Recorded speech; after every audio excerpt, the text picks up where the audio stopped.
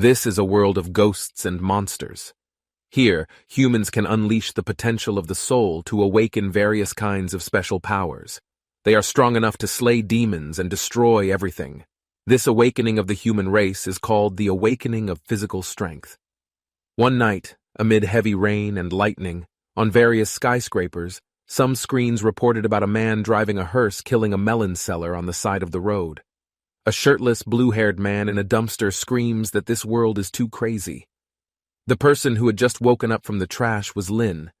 He admits his hair may be messy, but his head is not. Another person who crossed into another world was invincible at the start of the game. But he was different. He was just an ordinary person with no talent. Only trash will be killed and thrown here and there. But he had not expected to cross the world in such a disgraceful manner. He was determined that if he found the killer, he would make sure to kill him in the cruelest way possible. Suddenly, Lin Xiao heard something sound. He saw a man peeing on the wall. Noticing Lin's presence, the man cracked his neck and shot Lin Xiao a terrifying look. Lin Xiao was immediately frightened seeing his terrifying face. The man also lunged at Tang Ling Xiao and was about to pounce on him. The monster then opened its mouth and invited Lin Xiao to enter its mouth. Lin Xiaoyang was frightened and screamed for help. Immediately afterward, a large pair of scissors was thrown and cut the monster's neck. Lin Xiao was shocked to see what had just happened. The dead monster then turned into smoke. After taking back her scissors, a beautiful woman came and greeted Lin. Having been saved, Lin Xiao was grateful to him. The woman then approached Lin Xiao and asked if she was pretty. Without thinking twice, Tang Ling Xiao replied that he was the best. The woman then showed her monster figure and asked if she was still beautiful. Lin Xiaoshok saw that. He thought she was a beautiful hero who had come to save him. He even almost fell in love. The tear-mouthed woman then clung to Lin Xiao and asked him to quickly answer her, then licked Lin's cheek. Even though he felt that he was in danger, he who was being slapped by the slit-mouthed woman felt that this was amazing. But living in the moment, living is all that matters. If he said beautiful, then he would open his mouth. And if he said he wasn't attractive, he was sure this woman would kill him right away. He was so confused about how to choose it. As Lin Xiao didn't answer, the tear-mouthed woman called out her scissors again and intended to make Lin Xiao speak. Lin Xiao also thought that it was over and begged someone to save him. Not long after, a system appeared and detected that the host was in danger. The divine system has finally connected. Lin Xiao didn't understand what was happening because time stopped and he couldn't move his body. Then, in front of him appears 3 choices and he has a time limit of 5 seconds. The first choice, run away, but will be chased by the tear-mouthed woman. The mission reward is reinforcement pills. Option 2, kneel and beg for mercy. The tear-mouthed woman would make another wish. The mission reward is a cleansing pill. Option 3, if he was going to die under the lips of a beautiful woman, then he could simply kiss her. The mission reward is an SSS rank supernatural ability pack. Looking at the options before him, Lin Xiao thought that this might just be the legendary system. Seeing the third choice's reward, Lin Xiao thoughtlessly chose the third choice. He also grabbed the shoulder of the tear-mouthed woman and pulled her to kiss him. The tear-mouthed woman who was being kissed didn't understand why Lin Xiao was doing this to her. The kiss from Lin Xiao finally ended. The torn-mouthed woman also said that she was no longer pure. Seeing the tear-mouthed woman's expression, Lin Xiao thought that he didn't expect her to be this cute. He now convinced himself that when he met a female monster, he had to use his love to convince her. The tear-mouthed woman then separated herself from Lin Xiao and was about to leave. But before he left, the slit-mouthed woman introduced herself as Hong Ye and said that she would come back. Hong Ye finally left and disappeared from Lin's sight. A moment later, the system confirmed that Lin Xiao had completed the mission, and an SSS rank supernatural power would be randomly selected. So to receive the reward, the system asked Lin Xiao to chant a draw spell, hitting the darkness with lightning. Lin Xiao also asked who would shout such embarrassing dialogues, but he decided to forget about it because he had just kissed a stranger but was still afraid of embarrassment. With full confidence, Lin Xiao chanted his raffle spell. Soon after, a creature appeared in the sky and flashed lightning at Lin. Lin Xiaoyang was shocked by the lightning and screamed in pain. People who were not far from that place also witnessed the incident. One of them, wearing high heels, recognized that it was a heavenly thunderstorm. The woman did not expect that someone would awaken a special power of S rank or higher rank, because there was only one man in Changlan City who had surpassed S class. He wondered who this person was, but he suspected that it might be a descendant of that man. After the creature disappeared into the air, Lin Xiao finally stopped being struck by the lightning. The system congratulated Lin Xiao on obtaining the SSS class ability, Qi Yu. The system explains that the host's strength is very weak, so the SSS class ability, Qi Yu, can complement the host's strength, and can open other locked parts. Based on the memories from this body, Lin Xiao remembered that the general strength limit of this world was the S class, and he had succeeded in awakening the SSS class. Lin Xiao was excited because he was about to become invincible. Lin Xiao laughed because he was so excited. With the strength of this SSS rank, he was certain that in a short time he would become a big player and rise to the pinnacle of life. He can't wait to spend his life easily. However, the system suddenly reported that it detected a large horde of ghosts and monsters around the host, and requested Lin Xiao to evacuate as soon as possible. Feeling a bad breath, Lin Xiao started to run away because he didn't have the strength to fight against him. Lin Xiao drove for half an hour and finally found his way home. Seeing his house, he did not expect that his house was so luxurious. He felt a little nervous because it was the first time he entered a house this big. When he opened the door of his house, he saw his sister waiting for him. He asked why his sister came home so late. Lin Xiao was surprised because he almost forgot that he had a cute sister named Lin Shi. Seeing her brother covered in bruises, a worried Lin Shi asked what happened to him. Lin Xiao also reasoned that it was raining and the road was a little slippery, so he accidentally slipped. Lin Shi then said that she made ginger soup and asked him to drink it. Lin Xiao was happy because he had such a good little brother. As far as Lin Xiao remembered, he was adopted by the Lin family when he was young. After his foster parents died, he lived with his sisters, Lin Hua and Lin Shi. They are both very talented and blessed by God, and Lin Xiao is the only loser who is always insulted. 3 years ago, Lin Hua was selected to join the special division because of his perfect qualifications. Due to his busy schedule, he rarely came home, so Lin Xiao was the one who had to take care of their little brother. But the original owner of this body was very stubborn and couldn't even take care of his own body and was indifferent to his sister. While drinking the soup, Lin Xiao thought that the owner of this body didn't know how to be grateful. Not long after, someone shouted for Lin Xiao and told Lin Xiao to come out, making Lin Xiao spit out the soup. He was so annoyed that he almost choked to death. The one who screamed and broke in was a girl. According to his memories, that girl was Chu Junyao, his childhood friend, and she had also appeared in a women's magazine. He also asked what Chu Junyao was doing here. Chu Junyao then scolded Lin Xiao because this morning Lin Xiao confessed his love to her in front of the class with a loudspeaker. Because he felt tainted, Chu Junyao demanded that Lin Xiao give him an answer. Hearing that, Lin Xiao also remembered that after he confessed his love to Chu Junyao, he was killed around the school. He wondered if these two incidents might be related, but right now the most important thing is to take care of Chu Junyao. He then said that he was only joking because he didn't dare to like a ferocious tiger like him. He didn't even dare to accept it for fear that Chu Junyao might finish him off at any moment. Hearing that, Chu Junyao was annoyed and kicked at Lin Xiao. But Lin Xiao dodged his kick and peeked at Chu Junyao's underwear.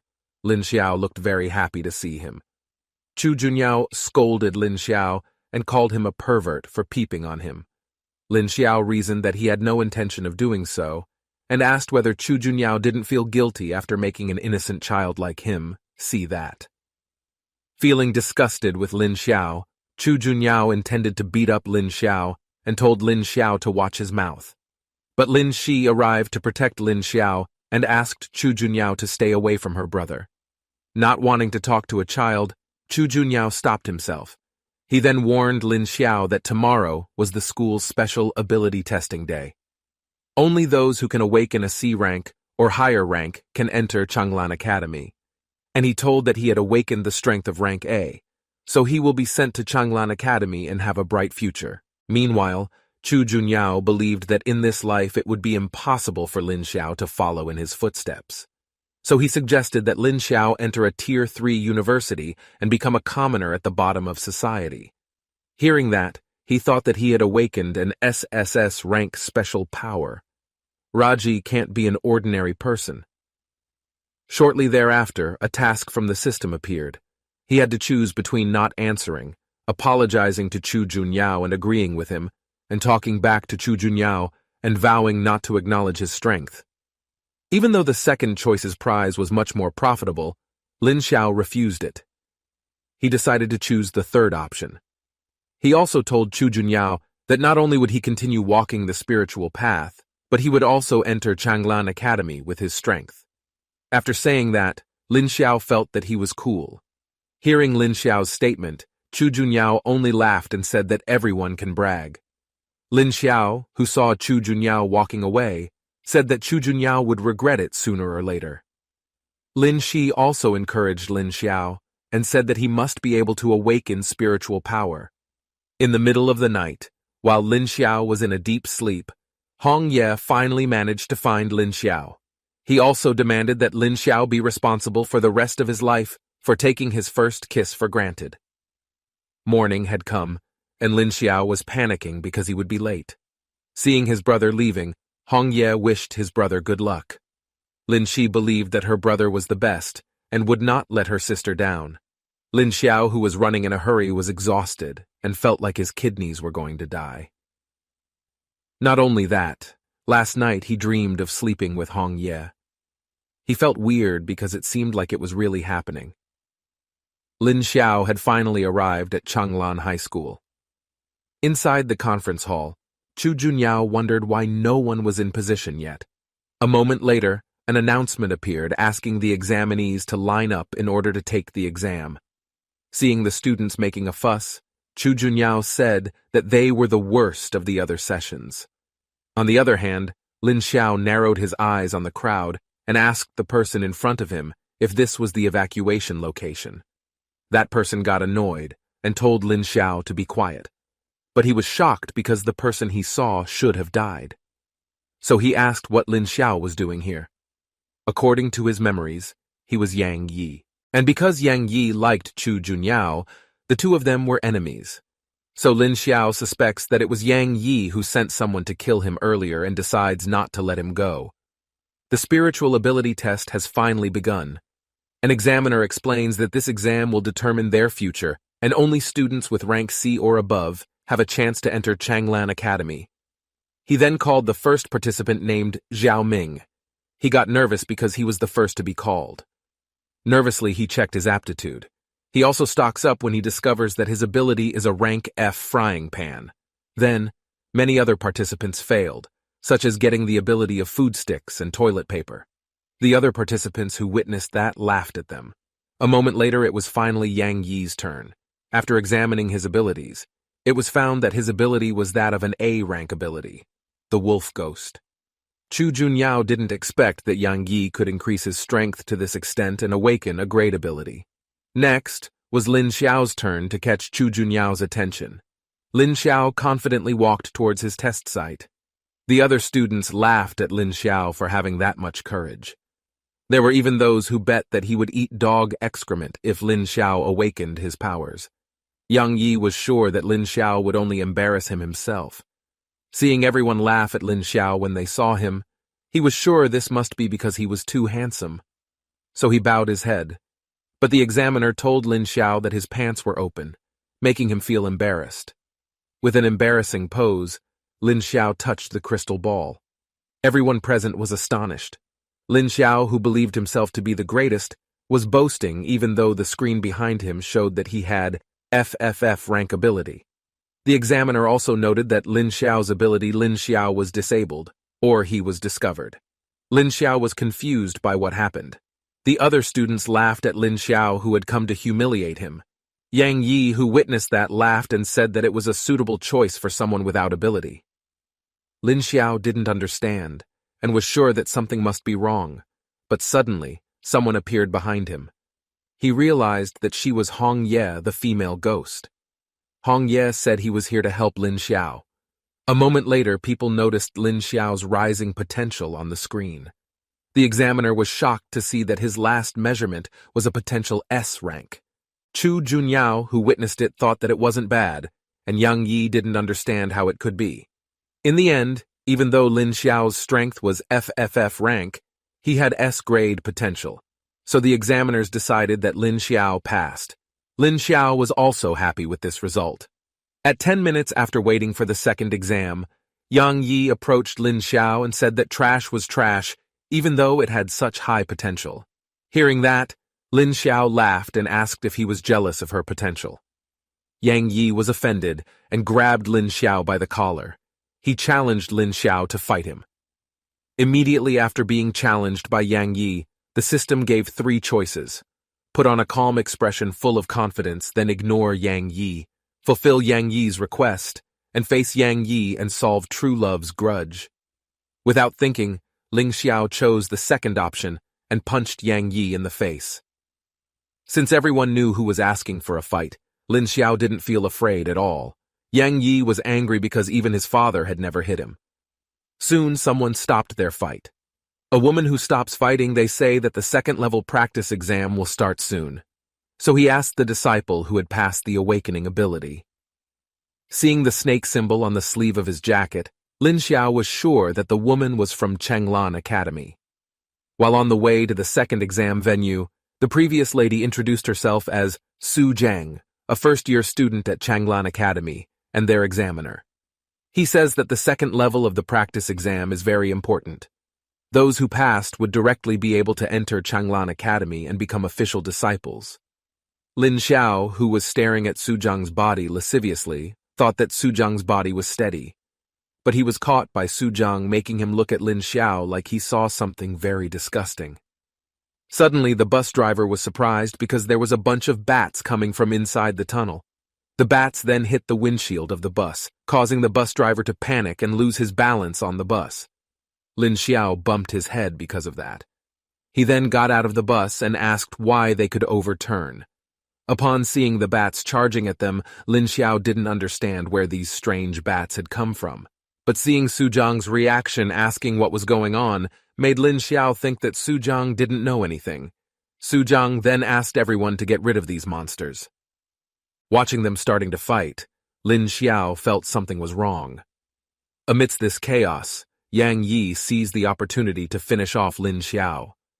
Not far from them, a single bat shot up to attack them. Yang Yi caught it and threw it to Lin Xiao, but Lin Xiao kicked the bat back. With his claws, Yang Yi tore the bat apart and said that he would not let go of Lin Xiao. Soon enough, Su Zhang finished off the rest of the bats, and they finally won. Yang Yi immediately changed his attitude and said that he had just warmed up. A moment later, there was an earthquake. Suddenly, chains appeared from the ground and tied everyone up. The female student who was caught screamed for help because she couldn't hold it in. It wasn't long before someone came riding a motorcycle. Lin Xiao could feel an extremely strong ghost scent from the man. The man then got off the motorbike and was happy because one of the prey looked good. He approached the girl and asked her to play a tongue game. Seeing his woman being touched by the man, one of the students shouted at him not to touch his woman. The man approached the student and intended to play with him, but Su Zhang broke the chains that bound him and told the man to stop.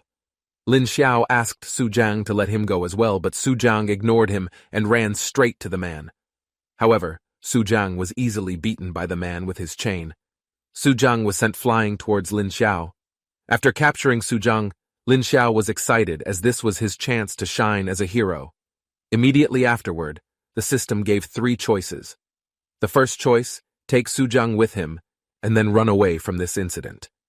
The second option, kneel and beg the demon Ling Qi to let go of the others. The third option, kill the demon Ling Qi and save everyone. Of course, Lin Xiao chose the third option.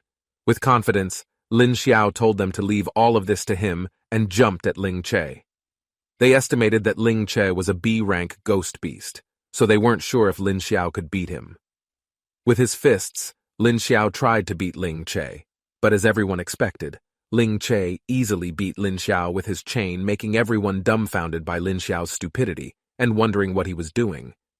As he was being blown away, Lin Xiao could see Hong Ye in front of him. Hong Ye, who realized the problem, told him that Lin Xiao needed to focus and gather the spiritual power in his body and directed it into his right arm. After understanding what he had to do, Lin Xiao felt fortunate that Hong Ye was here. Lin Xiao was too close to Lin Xiao, so Lin Xiao misunderstood and tried to kiss Hong Ye. But Hong Ye scolded him and changed his face to his monster form, then told Lin Xiao to hurry up and fight. Lin Xiao was very surprised that Hong Ye could change his face so quickly. Before long, Lin Xiao finally came to his senses. The other students shouted for Lin Xiao and told him to let them go. Lin Xiao stood up again and intended to be serious. But the other students didn't believe him at all. Ling Che became interested and attacked Lin Xiao with his chain. Su Jiang was worried about Lin Xiao, and Yang Yi was sure that Lin Xiao would die this time. But Lin Xiao was able to catch the chain easily. Ling Che was shocked by the aftermath. Lin Xiao then pulled on the chain. He intended to end all of this and swing Ling Che against a rock. Those who were watching wondered why Lin Xiao suddenly became strong. Ling Che got back to his feet and became even more excited because Lin Xiao could hurt him. He also got on his motorcycle and was about to crash into Lin Xiao. Lin Xiao barely managed to avoid the motorbike. Ling Che then threw the chain, but Su Jiang was able to overcome the chain. Yang Yi was getting irritated with Su Jiang, but he suddenly felt something behind him. Lin Xiao actually got on his motorbike and hugged him. Using the opportunity, Su Jiang slashed at Ling Che's motorbike and attacked him. As his body's spiritual power was nearly depleted, Ling Che, who felt cornered rather than fight to the death, he chose to die with them. Realizing what Ling Che was trying to do, Su Jiang pushed Lin Xiao to save him. Lin Xiao became worried about Su Jiang. Witnessing the huge explosion that occurred, the other students were worried because Lin Xiao and Su Jiang were still inside. A moment later, from within the smoke that was caused by the explosion, Lin Xiao walked out while carrying Su Jiang in his arms. Because Su Jiang's chest hurt, Lin Xiao volunteered to massage it. Of course, Su Jiang refused and called Lin Xiao a pervert. Not long after, the female students started to surround Lin Xiao and praise him for being so strong. Yang Yi didn't understand where Lin Xiao got all that power from. Amidst all this, the system notified that Lin Xiao had obtained a fragment of supernatural power as a task reward. Lin Xiao was happy because he could slowly unlock the power of his supernatural ability. But he thinks that he should stay humble because he wants to be a cool guy in the future. Immediately after that, the other disciples noticed something flying towards them. A drone announced that this was the end of the second-level practice exam. The others thought that the attack had been premeditated. The drone then informs that the second-level test is actually a practice exam with unexpected events, and their performance has all been recorded by a nearby camera. In this way, the students who showed their best abilities would become students of Changlan Academy. Su Jiang becomes angry with them because no one told him beforehand, even though he is their tester. They also reasoned that the academy was doing this for the sake of the authenticity of the exam. The drone then announced that the best candidate for this exam was Lin Xiao. Lin Xiao immediately acted arrogant because of it. The other students picked up Lin Xiao and threw him in the air to celebrate. Su Jiang, who witnessed this, thought that Lin Xiao had extraordinary potential hidden within his body. With Lin Xiao, Su Jiang believed that the future of Changlan Academy would undergo great changes. Lin Xiao finally returned home. Lin Shi greeted him and asked if Lin Xiao had passed the test. While stroking his younger brother's head, Lin Xiao told him that he had successfully passed his exam. Lin Shi was happy about it, but she felt a little sad that Lin Xiao had to leave home and stay at school. Believing that her brother was tired, Lin Shi told Lin Xiao to rest while she prepared dinner and reminded Lin Xiao to tell Lin Hua about this good news. Lin Xiao also thanked Lin Shi. As soon as he arrived at his room, Lin Xiao immediately contacted Lin Hua and told him that he had passed his exam. Lin Hua also praised him, but since he had things to finish, Lin Hua said that he should go first. Lin Xiao then lay down on his bed. He thought that Lin Hua was really mysterious, and he didn't know when he would be able to meet him in person. Soon, Lin Xiao felt that his head was very heavy and thought that Hong Ye had come again. And sure enough, Hong Ye arrived and asked if Lin Xiao had missed him. Hong Ye then said that he needed Lin Xiao. He could teach Lin Xiao to improve his strength, but he asked Lin Xiao to promise her one thing. When asked Lin Xiao what it was, with a seductive face, Hong Ye asked Lin Xiao to marry him in the underworld. Hong Ye asked Lin Xiao to marry him.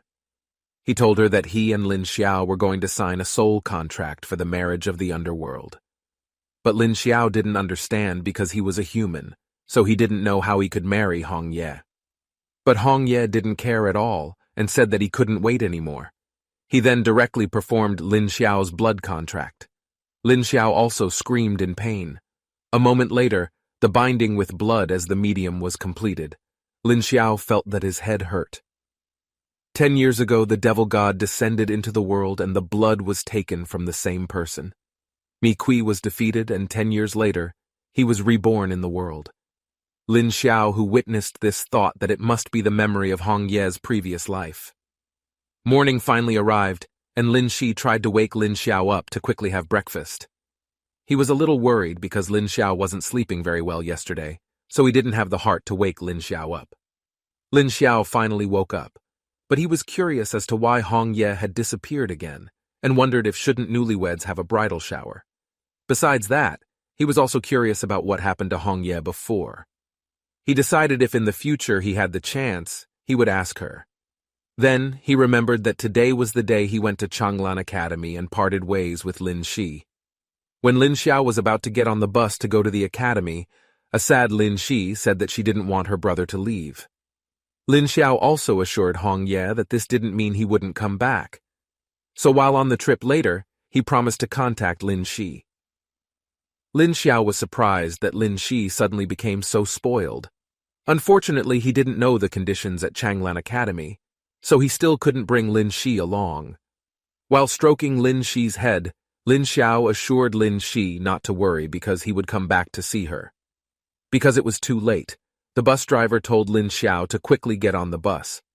Seeing her sister waving her hand while going to board the bus, Lin Shi also waved her hand. Hong Ye thought that Lin Xiao didn't need to visit him because he would go see him on his own. At Changlan Academy, Lin Xiao was impressed because this academy looked luxurious. And most importantly, in this place, there are a lot of beautiful women.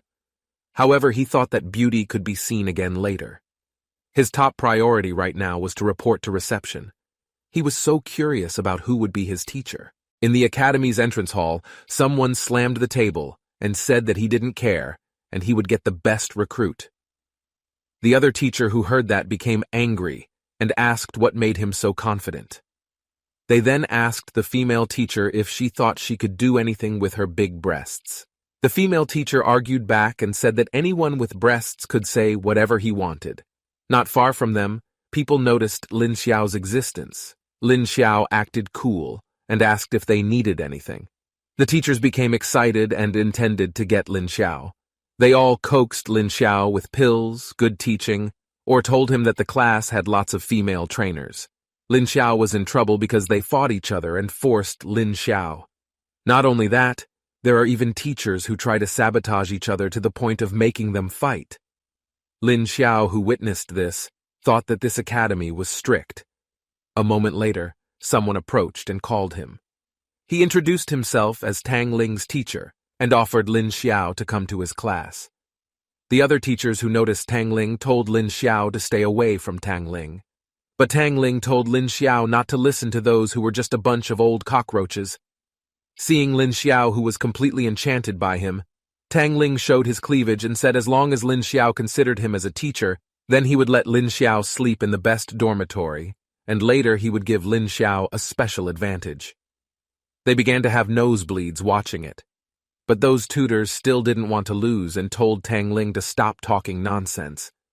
Yet Lin Xiao had already bowed his head and begged Tang Ling to become his disciple. Tang Ling then kissed Lin Xiao's forehead and told Lin Xiao not to disappoint him, because if Lin Xiao embarrassed him, Tang Ling threatened he would drain his entire life. Lin Xiao, who witnessed Tang Ling's fearsome side, trembled in fear. Seeing that Lin Xiao had gotten a teacher, Lin Xiao was annoyed. Lin Xiao finally arrived at his dormitory. The environment in that place was really good. He couldn't believe it. If you use a separate dorm here. Looking at the lawns and grass here, Lin Xiao thought that it would be really nice if there were beauties here. As he was relaxing, suddenly someone waved his hand and called out to Lin Xiao. He introduces himself as Xiang Qian and informs that he is the senior who will be in charge of teaching him. Lin Xiao came to Xiang Qian's courtyard to shake his hand and beg for guidance from him. But Xiang Qian laughed and said that Lin Xiao didn't need to be so formal and offered to call him fat instead. Xiang Qian then put his arm around Lin Xiao's shoulder and asked if Tang Lin's mentor had always been vicious. He also replied that it was very ferocious, like a weapon that killed the earth. He then asked if he was also promised special benefits in the future. Lin Xiao answered yes and asked if something was wrong.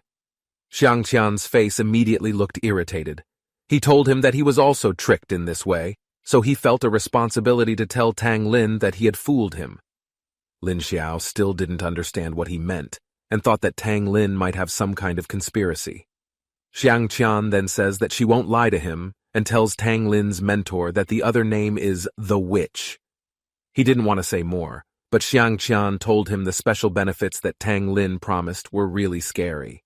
There is such a big chance Lin Xiao won't even get it. Because of that, Xiang Qian warned to be careful not to be toyed with by Tang Lin. Lin Xiao was also surprised to hear that, but in his heart, Lin Xiao was actually looking forward to it after listening to Xiang Qian's words. Lin Xiao confidently convinced Xiang Qian not to worry. Xiang Qian finally left and told Lin Xiao to take care of herself. Elsewhere, Yang Yi reported to his grandfather about Lin Xiao that Tang Lin had received today. He told that Lin Xiao had always been against him and also made him look ridiculous. Because of that, he asked his grandfather to help him. His grandfather also told Yang Yi not to worry, and promised Yang Yi that he would help him take care of Lin Xiao. At this time, Lin Xiao was relaxing in the bathtub. He didn't think every dorm had a special bathroom, but suddenly, someone tapped Lin Xiao on the shoulder from behind. Lin Xiao was surprised when he saw Hong Ye, who was suddenly behind him, and asked why he always sneaked out. Hong Ye also told that he actually lived in Lin Xiao's spiritual world. As Lin Xiao looked confused, Hong Ye explained the spiritual world was a soul-created space, which had a combat aura called spiritual power, and he also told that Lin Xiao's spiritual world is really vast and hides a lot of spiritual power. But it was a pity that Lin Xiao's average strength was too weak to make full use of it. Lin Xiao also realized that Hong Ye signed a marriage contract with him and stayed in his spiritual world was for his spiritual power. Hong Ye stroked Lin Xiao's chin and replied that it was true. His spiritual world was corrupted, and he couldn't store much spiritual power in the form of a soul by himself. So after many battles, he needed to replace his spiritual power, and Lin Xiao was his best choice. Hearing that, Lin Xiao also invited Hong Ye to do the bridal shower, and he would channel his spiritual power to Hong Ye. But suddenly, someone knocked on his door. Lin Xiao got annoyed and opened the door, but he saw no one and thought that someone was playing a prank on him. Suddenly, from the tree something jumped and passed Lin Xiao into the house. While chasing the intruder, Lin Xiao also found a yellow-skinned ferret. The yellow weasel didn't expect Lin Xiao to be able to dodge its attack. Besides, he also asked Lin Xiao if he looked like a human or a fairy. Lin Xiao thought that he might be a legendary fox asking for a seal, but this yellow weasel in front of him had already become a soul, so he wondered how he could find someone for a seal. Thinking that Lin Xiao was caught up in his questions, the yellow weasel pounced on Lin Xiao, but he was stopped by Hong Ye's scissors. Lin Xiao was getting annoyed that the yellow weasel was playing a foul game. Hong Ye was then about to kill the yellow weasel, but Lin Xiao called her Miss and stopped him. Hong Ye was so happy because she had been called by Miss and asked what was the matter. With a devilish face, Lin Xiao said that they should seal him as food. Hearing that, even the yellow weasel was taken aback. After the yellow weasel was tied up like a masochist, they asked whether this yellow weasel could be eaten. The yellow weasel shouted at them for trying to eat a fox as cute as him. Hearing the yellow weasel call itself cute, they felt sick to their stomach. Using his crook-like face, Lin Xiao threatened if he doesn't want to become food, then tell him why he attacked him. The yellow weasel refused to tell and would rather die than surrender. Lin Xiao also asked Hong Ye to cook roasted yellow weasel. Hearing that, the yellow weasel immediately panicked and told Yang Guang it was Yang Guang who had sent him to attack Lin Xiao. Hearing Yang Guang's name, Lin Xiao recognized him as the grandfather of Yang Yi, the senior elder of Changlan Academy. Since they intended to kill him, he thought that in the future he should be more careful. A moment later, 3 options appear as tasks from the system. First choice, free the yellow skin and tell the little beast the way out. The second option, kill the yellow skin, then give it to the opponent. And the third option, disguise yourself as a chef and cook yellow skin. Seeing the choices of these options, Lin Xiao thought that the reward for choice 1 was the best, but if he let the yellow weasel go, it would have consequences as well. However, he got an idea and thought that he might be able to do that. He also said that he was generous and started releasing the yellow weasel. He then told the yellow weasel to leave right now. Soon, the system notified that Lin Xiao had completed the mission and obtained a marrow cleansing pill as a reward, which had been stored in the system storage. Lin Xiao was satisfied and thought that he didn't need to be so kind anymore. The yellow weasel was currently feeling moved because he would soon be out of this devil's cave. But Lin Xiao suddenly asked where the yellow mongoose had gone behind him. The yellow weasel trembled in fear as he realized that Lin Xiao had not kept his promise. With an innocent-looking face, Lin Xiao said that he did say he would release the yellow weasel, but it made sense for him to bring him back. From outside the dormitory building, the yellow weasel's loud screams could be heard. The yellow weasel finally fainted from fright.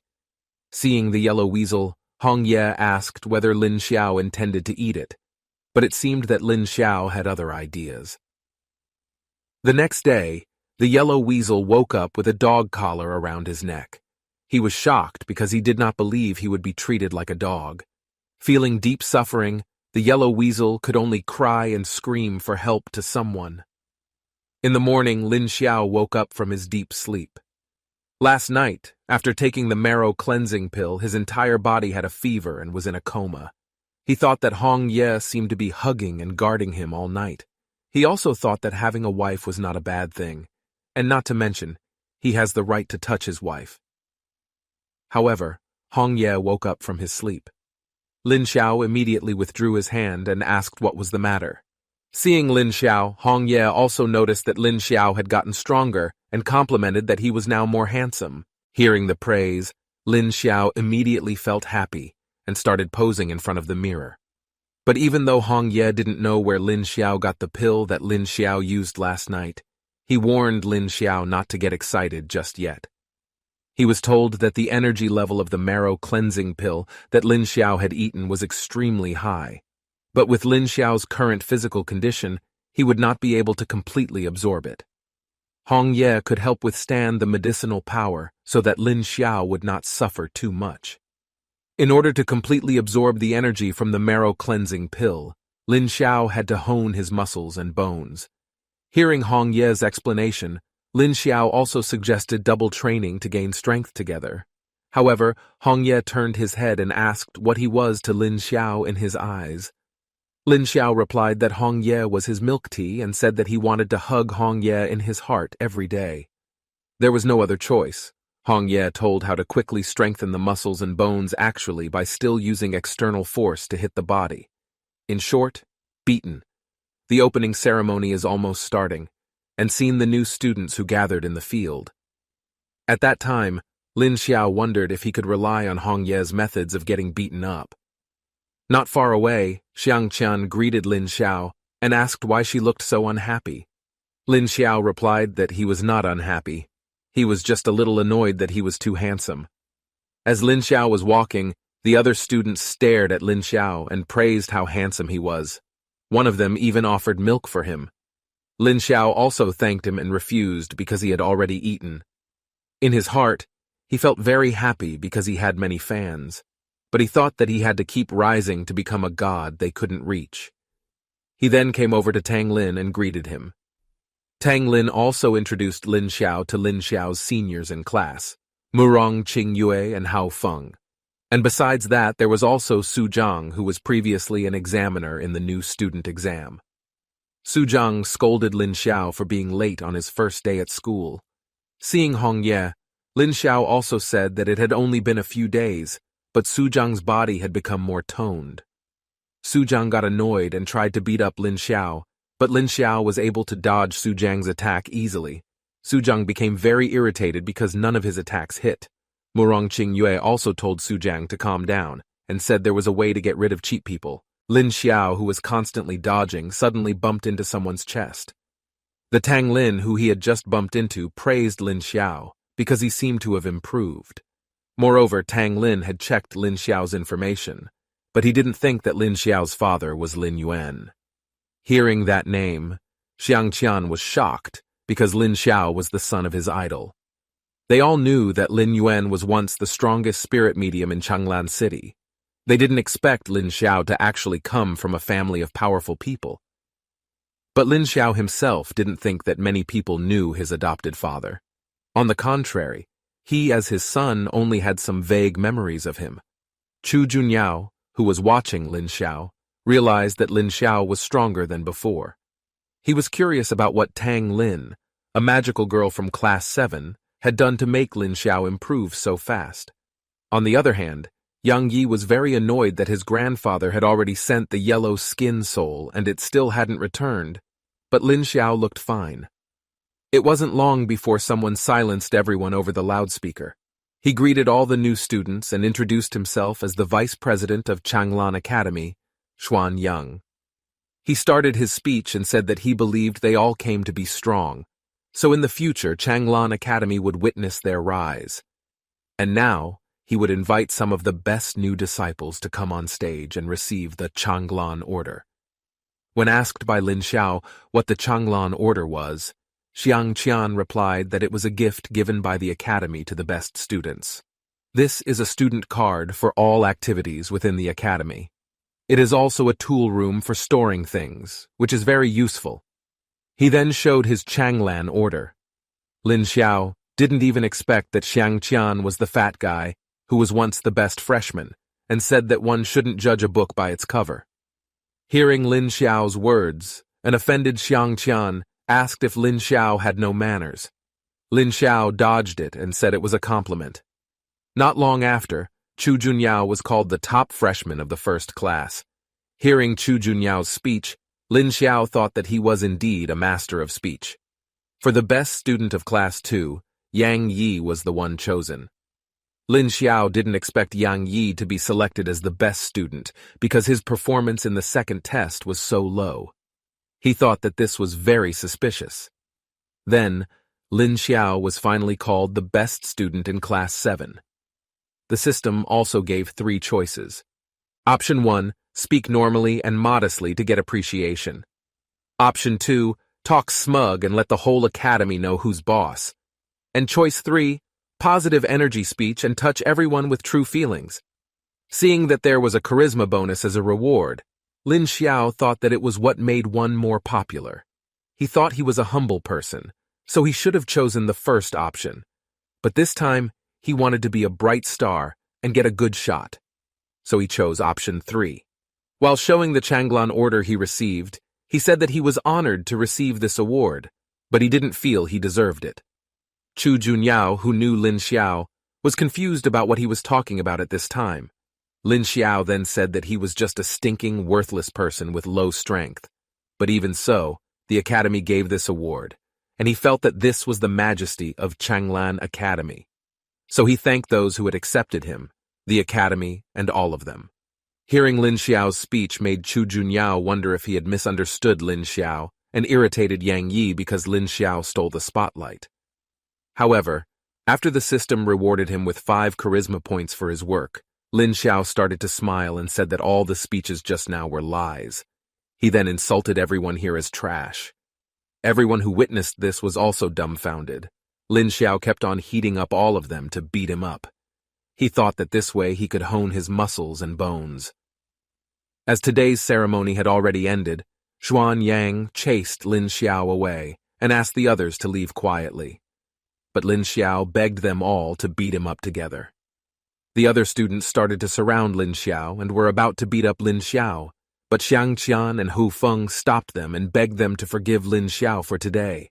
At the two of them stopping their aim, Lin Xiao called them useless fat and empty heads and told them to go home to take care of the pigs. They became very angry and started beating Lin Xiao along with the others. Yang Yi thought that he didn't need to beat up Lin Xiao at this time. Tang Lin, who witnessed this, thought that Lin Xiao was really crazy and was sure that he must be doing this for a reason. Lin Xiao was currently provoking people to beat him up. Hong Ye, who witnessed this, asked why they didn't just go home and continue again tomorrow. But Lin Xiao persisted and acted even more stupid. Passers-by really wanted to punch him, but they were sure that Lin Xiao was really crazy. Lin Xiao felt disappointed because lately it wasn't easy to get beaten up. One of the passers-by who heard Lin Xiao suggested trying to date one of the 4 most popular girls in school, Mo Ching Chung, if he was so brave. Hearing that made Lin Xiao excited again. Since she was the most popular girl, he was sure she would have a lot of male fans, so if he dated her, they would beat him up for sure. Hong Ye was stunned to hear of Lin Xiao's plan. First, Lin Xiao planned to stir up the campus group chat. Hong Ye also restrained himself because Lin Xiao was only acting.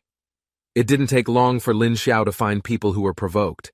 Many people messaged him and insulted him. Soon, a mob of people was seen running towards Lin Xiao. They really couldn't wait to kill Lin Xiao with his friends.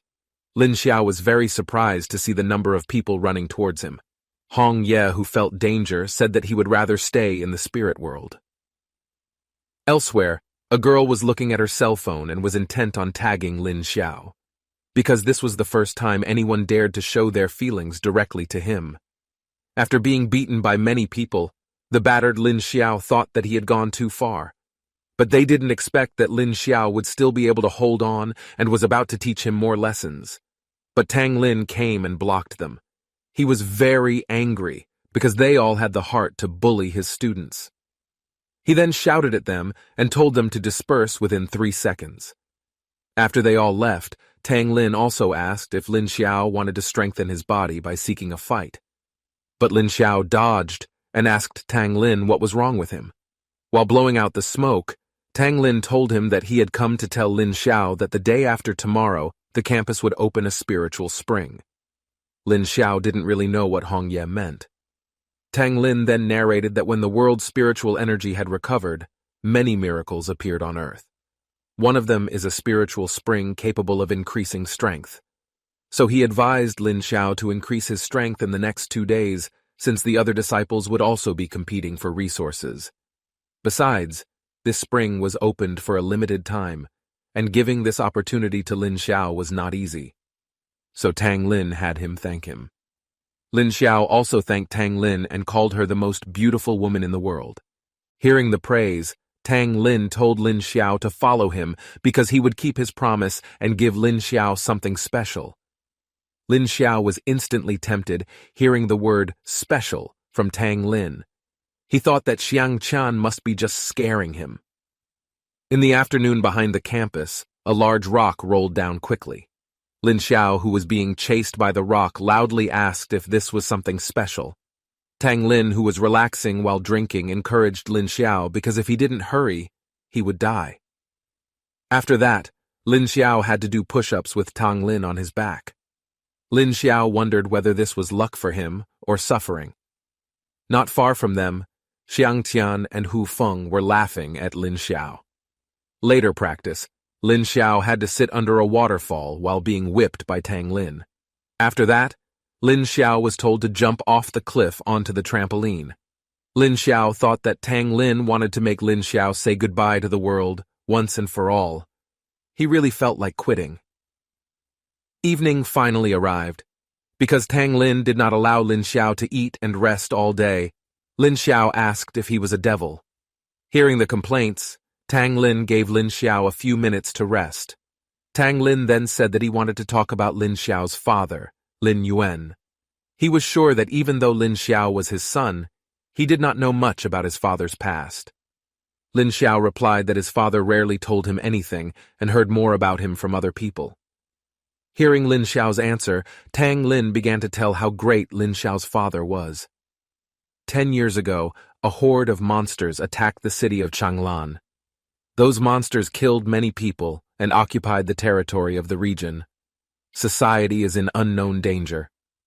Lin Xiao's father, Lin Yuan, steps up to lead his own team of edge hunters to protect the city of Changlan. As a member of the edge hunter team, Tang Lin fought alongside him. They protect the people and kill the monsters with their lives. They managed to save everyone. However, their number is very large. There were even S-rank enemies. After a fierce resistance, they finally managed to defeat them. But Lin Yuan and the rest of the team were seriously injured and died. Lin Xiao didn't expect his father to die saving others. Even though he is only a soul passer, he is still proud to have such a father. He came to this world and has lived quietly for some time. But he had almost forgotten that they didn't live in a peaceful society. But they are only born in a peaceful environment. This serenity was the result of the sweat and blood of his father and his predecessors. Her father dies, and her sisters continue their struggle after entering the psychic department. He saves the city and kills ghosts and monsters in secret. Fate allowed him to cross the world, so he feels indebted to himself. For the sake of those closest to him, for the sake of this world, Lin Xiao was determined to become stronger and do something useful. He wanted to protect this world. Thus, he asked Tang Lin to continue his training because he wanted to become strong. Hearing Lin Xiao's determination, Tang Lin ordered him to do another 1,000 push-ups. Somewhere, Yang Guang said that Lin Xiao should be removed. Mu He, an elite second-year batch student who received the assignment, said that he could kill an ordinary freshman in a few seconds. Yang Guang then ordered Mu He to pick up 1,000 spirit stones on the table to finish off Lin Xiao. Mu He also asked Yang Guang not to worry because he has a rank supernatural power, so he was sure he could finish Lin Xiao off. Without taking the 1,000 spirit stones, Mu He said that he would come back to get the 1,000 spirit stones. The next day, Lin Xiao bid farewell to Hong Ye and invited him to make out tonight. 2 days ago, with the help of his wife, Hong Ye, plus Tang Lin's rigorous training, the marrow-cleansing pill was almost completely absorbed. That way the S-level body will be completed. He then saw the yellow weasel, who looked lethargic. Lin Xiao approached him and asked if the bones were not good. The yellow weasel became angry at being treated as a dog and said that even though he was very hungry, he would not eat anything that Lin Xiao gave him. Lin Xiao took out the chicken thigh meat and asked how about it, but the yellow weasel still refused. But even though the yellow weasel refused him, his hands and mouth acted differently. Just as Lin Xiao was about to leave, the yellow weasel warned Lin Xiao to be alert, because he didn't come back. With Yang Guang's disposition, the yellow weasel was certain he would definitely not let this happen, and sent more people to kill him. Lin Xiao also took the warning and called him the Orange, making the yellow weasel irritated. The disciples have now arrived at their today's training ground, the spiritual spring. Lin Xiao didn't expect that there would be a building so close to nature. Tang Lin told everyone that they had 500 spiritual stones stored in their respective Changlan order, and all of them were given free by the college to activate the spring. So he warned them to take good care of him. He then explained that after entering the spiritual spring, throw a spiritual stone into the spring to expel the spiritual energy within. When asked by Lin Xiao what a spiritual stone is, Xiang Qian answered that a spiritual stone is a natural stone that contains spiritual energy, which can be used to recover energy or as currency. The spring door was finally opened. The students rushed to take their places. Su Zhang invites the others to enter. With a bit of teasing, Tang Lin told Lin Xiao to come back early because he would be waiting for him. The stunned Lin Xiao convinced Tang Lin that he would definitely come back. When he went inside, Lin Xiao felt impressed because the scenery was so beautiful. Seeing beautiful girls passing by, Xiang Qian goes to help them find a spring. Lin Xiao was getting irritated because Xiang Qian didn't even tell him which spring was the best. Moreover, he realized that Yang Yi was also here. But since it was not important at the moment, Lin Xiao decided to return to the main topic and tried to search using his instincts. After discovering an extremely large and thick door, Lin Xiao thought that behind this door was a rare spiritual spring. He smiled evilly and kicked the door open. But in this place, there are already 2 women who are bathing in the spring. Witnessing the scene before him, Lin Xiao could only enjoy it and gave a thumbs up. One of the girls noticed that the one who had just barged in was Lin Xiao.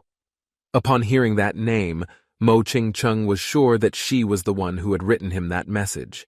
Lin Xiao didn't expect that he would meet the campus maiden Mo Ching-cheng. Soon the system gives 3 choices. Option 1, immediately run away. Option 2, jump straight into the pool. And option 3, apologize to both of them. Since it had come to this point, Lin Xiao thought it was useless to explain. So he chose the second option and jumped into the pool of spring water. Lin Xiao was beaten up and knocked out of the room and got 6 psychic fragments as a reward from the system. Witnessing the incident, Mu.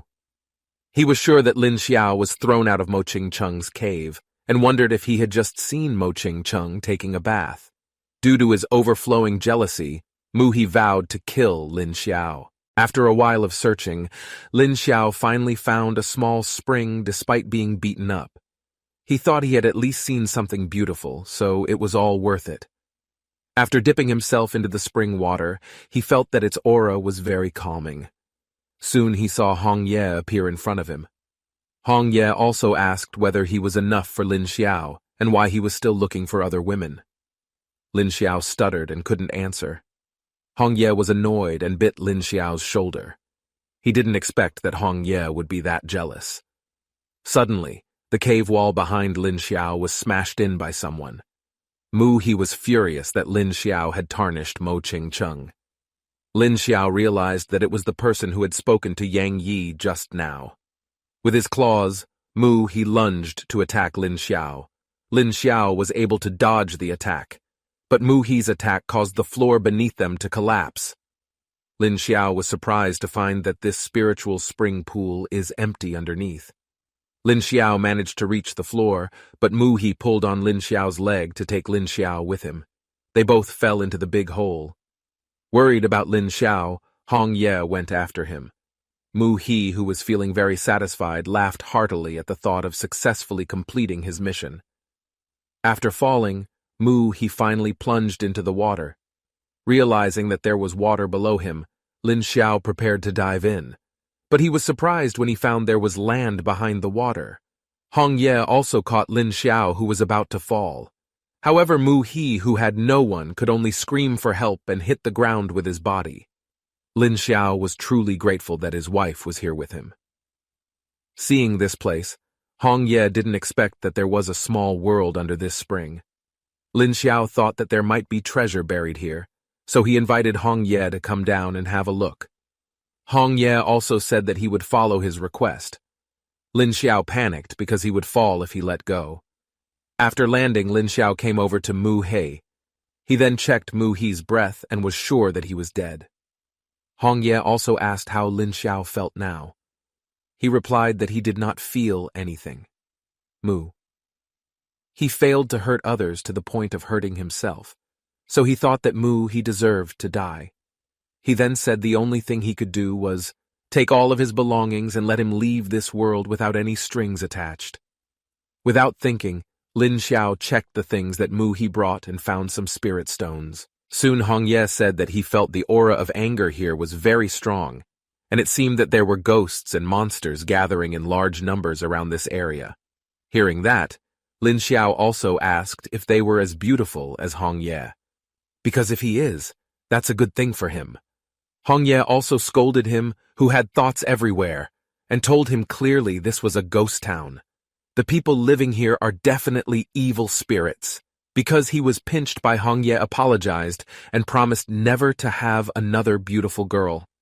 To change the subject, Lin Xiao asked what was the ghost town that Hong Ye had just said. Hong Ye explained the ghost town is a vicious and fatal place occupied by ghosts and monsters, which is a very dangerous place for the weak. Hearing Hong Ye's explanation, Lin Xiao thought that what Hong Ye meant by weaklings was probably him. Suddenly, they heard a voice from near them. Then a ball bounced towards them. A ball that looked like a pokeball rolled towards Lin Xiao's feet. Lin Xiao became curious as to where this ball had come from. Suddenly, two ghosts came to him and they asked Lin Xiao to teach them how to play ball if they don't want to kill them. Lin Xiao was very surprised because the two ghosts appeared suddenly. But a moment later, the system gives 3 choices. Kick the ball back and play well with them, find a way to kill them and go quietly, and provoke the ghosts to get angry and fight them head-on. Since they wanted to play ball, Lin Xiao thought that he would play well with them. He also accepted their invitation to play together. Lin Xiao then took the ball and kicked it so hard that it hit one of the ghosts. Hong Ye also cheered on Lin Xiao and praised his good kick. The only ghost who witnessed it started to cry. Someone got into the ghost town and killed his friend. Lin Xiao was delighted when he saw that the system was giving out rewards from his work. Because the ghost called for help, Hong Ye took Lin Xiao to escape. But Lin Xiao refused because this was what he wanted. Since he was just a little away from absorbing the full power of the marrow cleansing pill, he thought it would be good for him to be wiped out here. The ghost's help had finally arrived. They were very angry because someone was bullying their sister. With his strange pose, Lin Xiao ordered them to beat him up. The ghosts thought that Lin Xiao must be crazy. But because Lin Xiao had killed their younger brother, he invited the others to kill Lin Xiao and eat his meat together. They all ended up running towards Lin Xiao and started beating Lin Xiao. Seeing Hong Ye, they wondered if he had come with Lin Xiao. But because Hong Ye just kept silent, they thought that Hong Ye just wanted to enjoy the show. While being beaten by Lin Xiao, his attitude was very relaxed and provoked them to continue beating him. Since beating Lin Xiao had no effect, they also asked Lin Xiao to eat him alive because they realized that Lin Xiao was a psychic. Lin Xiao panicked because of that. Hong Ye, who was watching, was worried that if this continued, then Lin Xiao would die. So he intends to help. However, soon a light appeared where Lin Xiao was. Lin Xiao Lalu blow them away with her strength. Finally, the S-rank body has been resurrected. Lin Xiao also invited Hong Ye to fight and finish them all off. They then started running towards the ghosts. Hong Ye quickly slashed at the ghosts with his scissors. On the other hand, Lin Xiao was beating up the ghosts that were coming towards him. Hong Ye also congratulated Lin Xiao for successfully awakening his body to rank S. Lin Xiao was happy because he was not in vain killing him earlier. He felt that the S-level body was very good.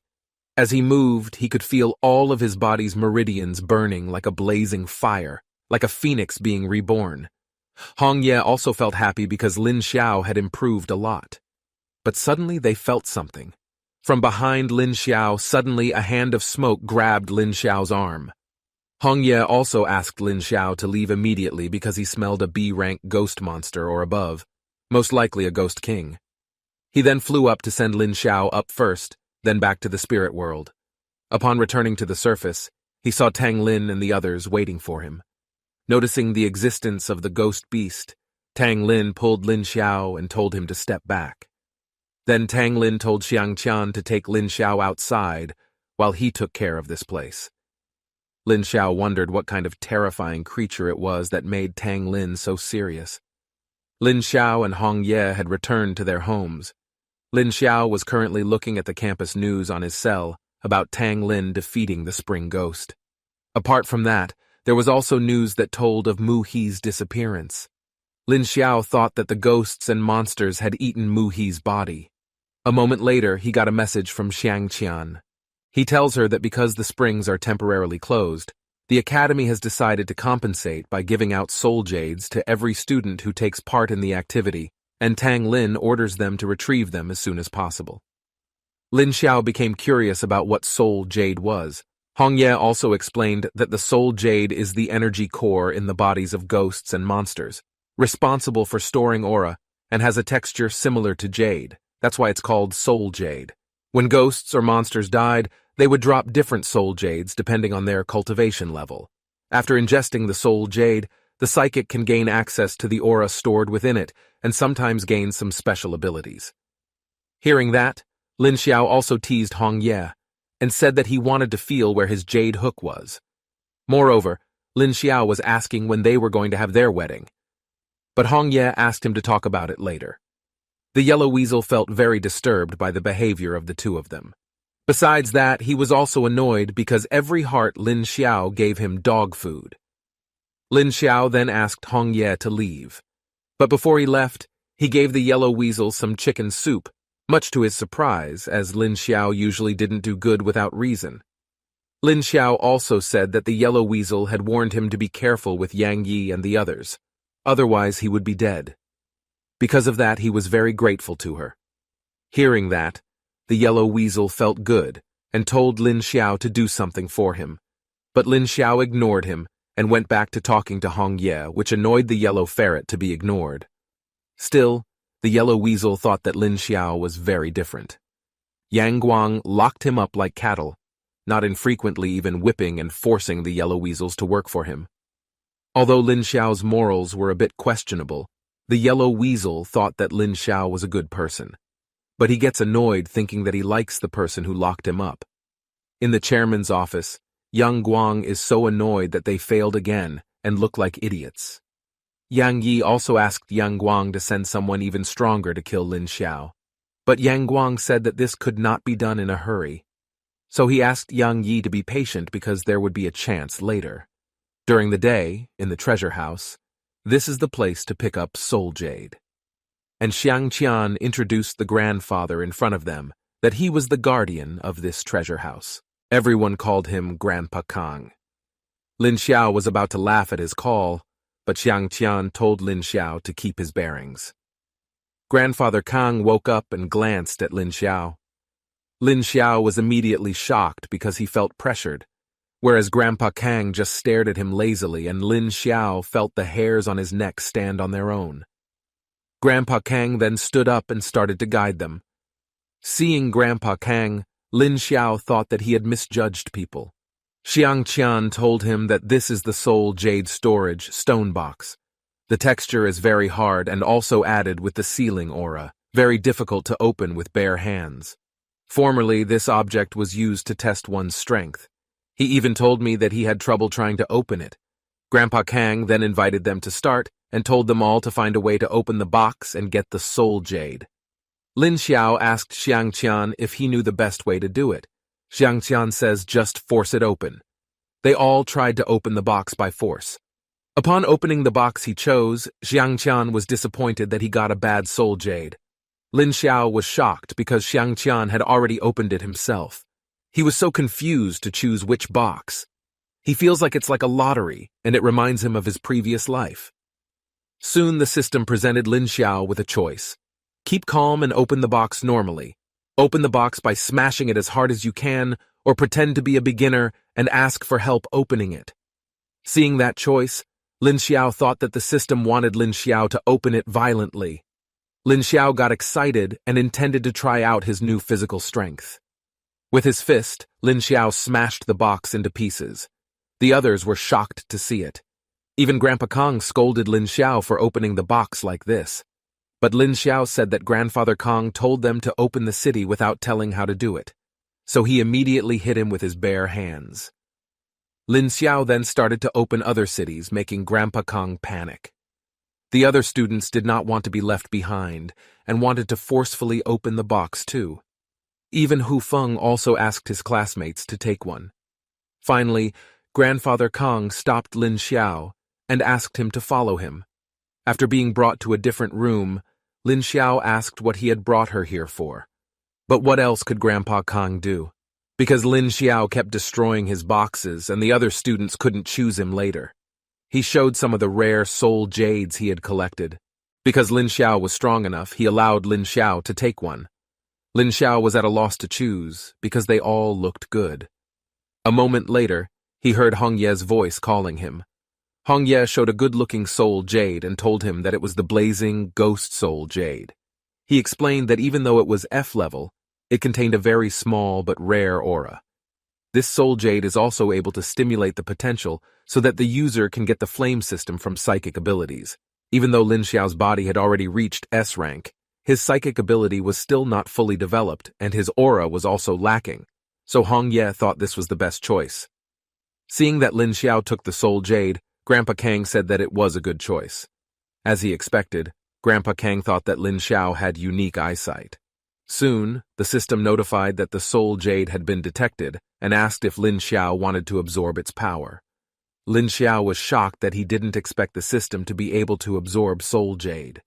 Since Hong Ye and Grandpa Kang agreed on this soul jade, he thought there was nothing to hesitate about and decided to absorb it. The absorption finally succeeded, and Psychic Chi got the fire attribute. Now the Inferno Fist skill has been unlocked.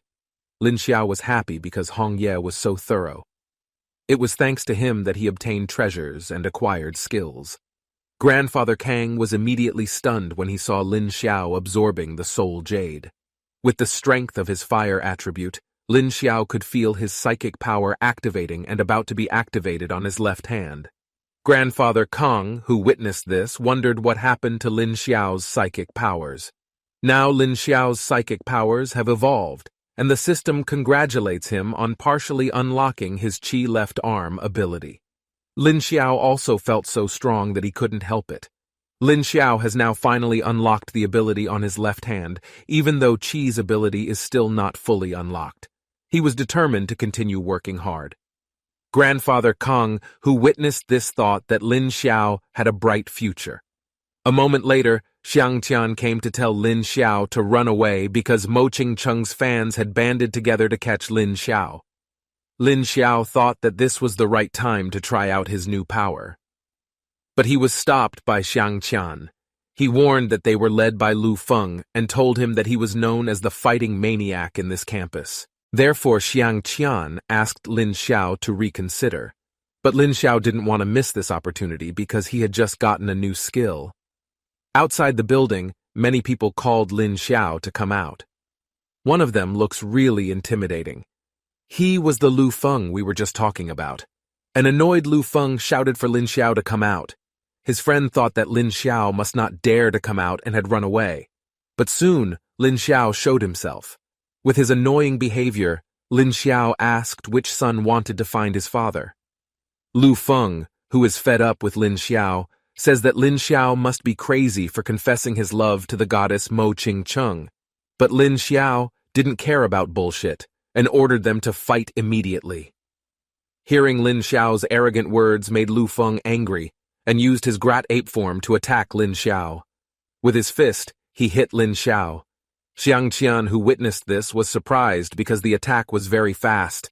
He couldn't even see his movements. He thought that Lin Xiao was in danger, but Lin Xiao was able to catch Lu Feng's fist with his hand. Lu Feng pulled his hand back. Lin Xiao then mocked Lu Feng for not being able to finish it in one fell swoop. Hearing that made Lu Feng even more irritated and called his friend over to bring his cannon. His friend also used his psychic ability, artillery summoning. He then asked Lu Feng to use himself. Lin Xiao and Xiang Qian, who were watching, were stunned and wondered if it was the Yun Long cannon or the Neo Armstrong Cyclone Jet Armstrong cannon. Lin Xiao also ran over to them to take care of them first.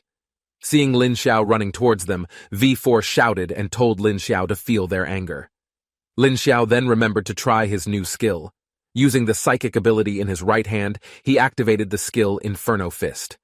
At that moment, Lu Feng fired his cannon. There was a big explosion. Even the disciples in the distance could feel it. When they arrived, they were shocked at the devastation it had caused. Lu Feng, who was defeated by Lin Xiao, did not understand how Lin Xiao could suddenly be this strong when he wanted to be beaten in the past. Moreover, Lu Feng noticed that Lin Xiao was deflecting his attack, and thought that Lin Xiao wanted to forgive them for not killing him. But Lin Xiao actually just missed his attack.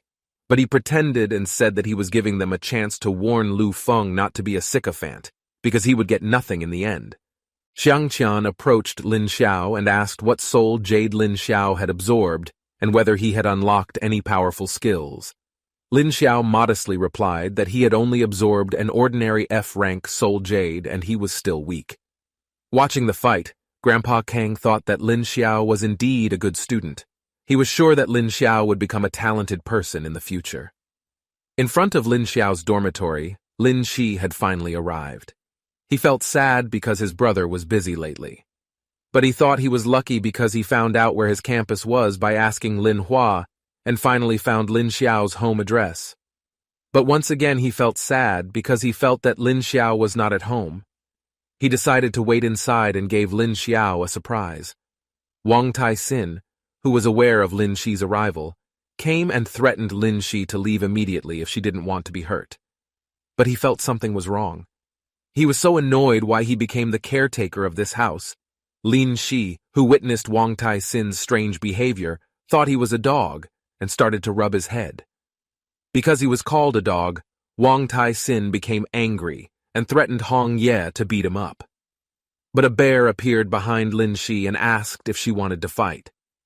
Wang Tai-sin became very scared. Feeling its very strong aura, Wang Tai-sin was sure that this bear was the Demon King. To protect himself, Wang Tai-sin immediately acted like a dog. Lin Shi, who thought that Wang Tai-sin was very cute, started stroking his belly. In his heart, Wang Tai-sin hoped someone would help him. In fact, it has arrived. Lin Xiao, who finally arrived home, felt very tired. But he saw that the door of his house was open, making him think a thief had entered. But Hong Ye warned Lin Xiao because he felt a strong, vicious aura.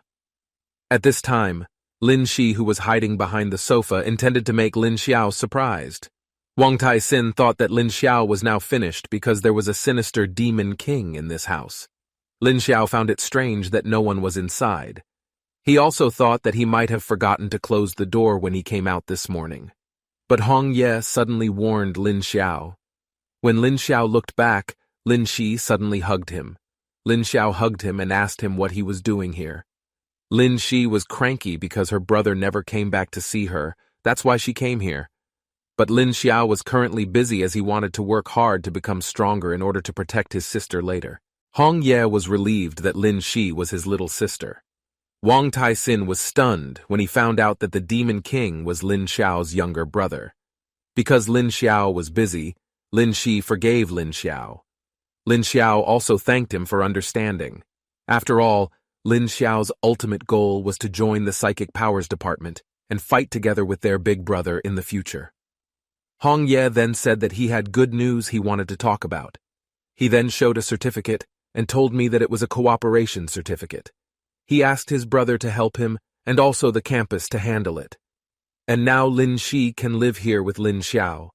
Lin Xiao said that it was very good and he was very happy, but inside he was panicking because this could be the end of his beautiful life with Hong Ye. Even Wang Tai-sin also thought it would be difficult for him in the future. Therefore he intends to escape. But Wang Tai-sin, who was running away, was caught by Lin Shi. Lin Shi, who looked happy, said that Wang Tai-sin was really fun. For some reason, seeing Wang Tai-sin being toyed with made Lin Xiao feel happy. When Wang Tai-sin was choking hard because he was hugged by Lin Shi so hard, Lin Shi asked Lin Xiao if he really lived alone.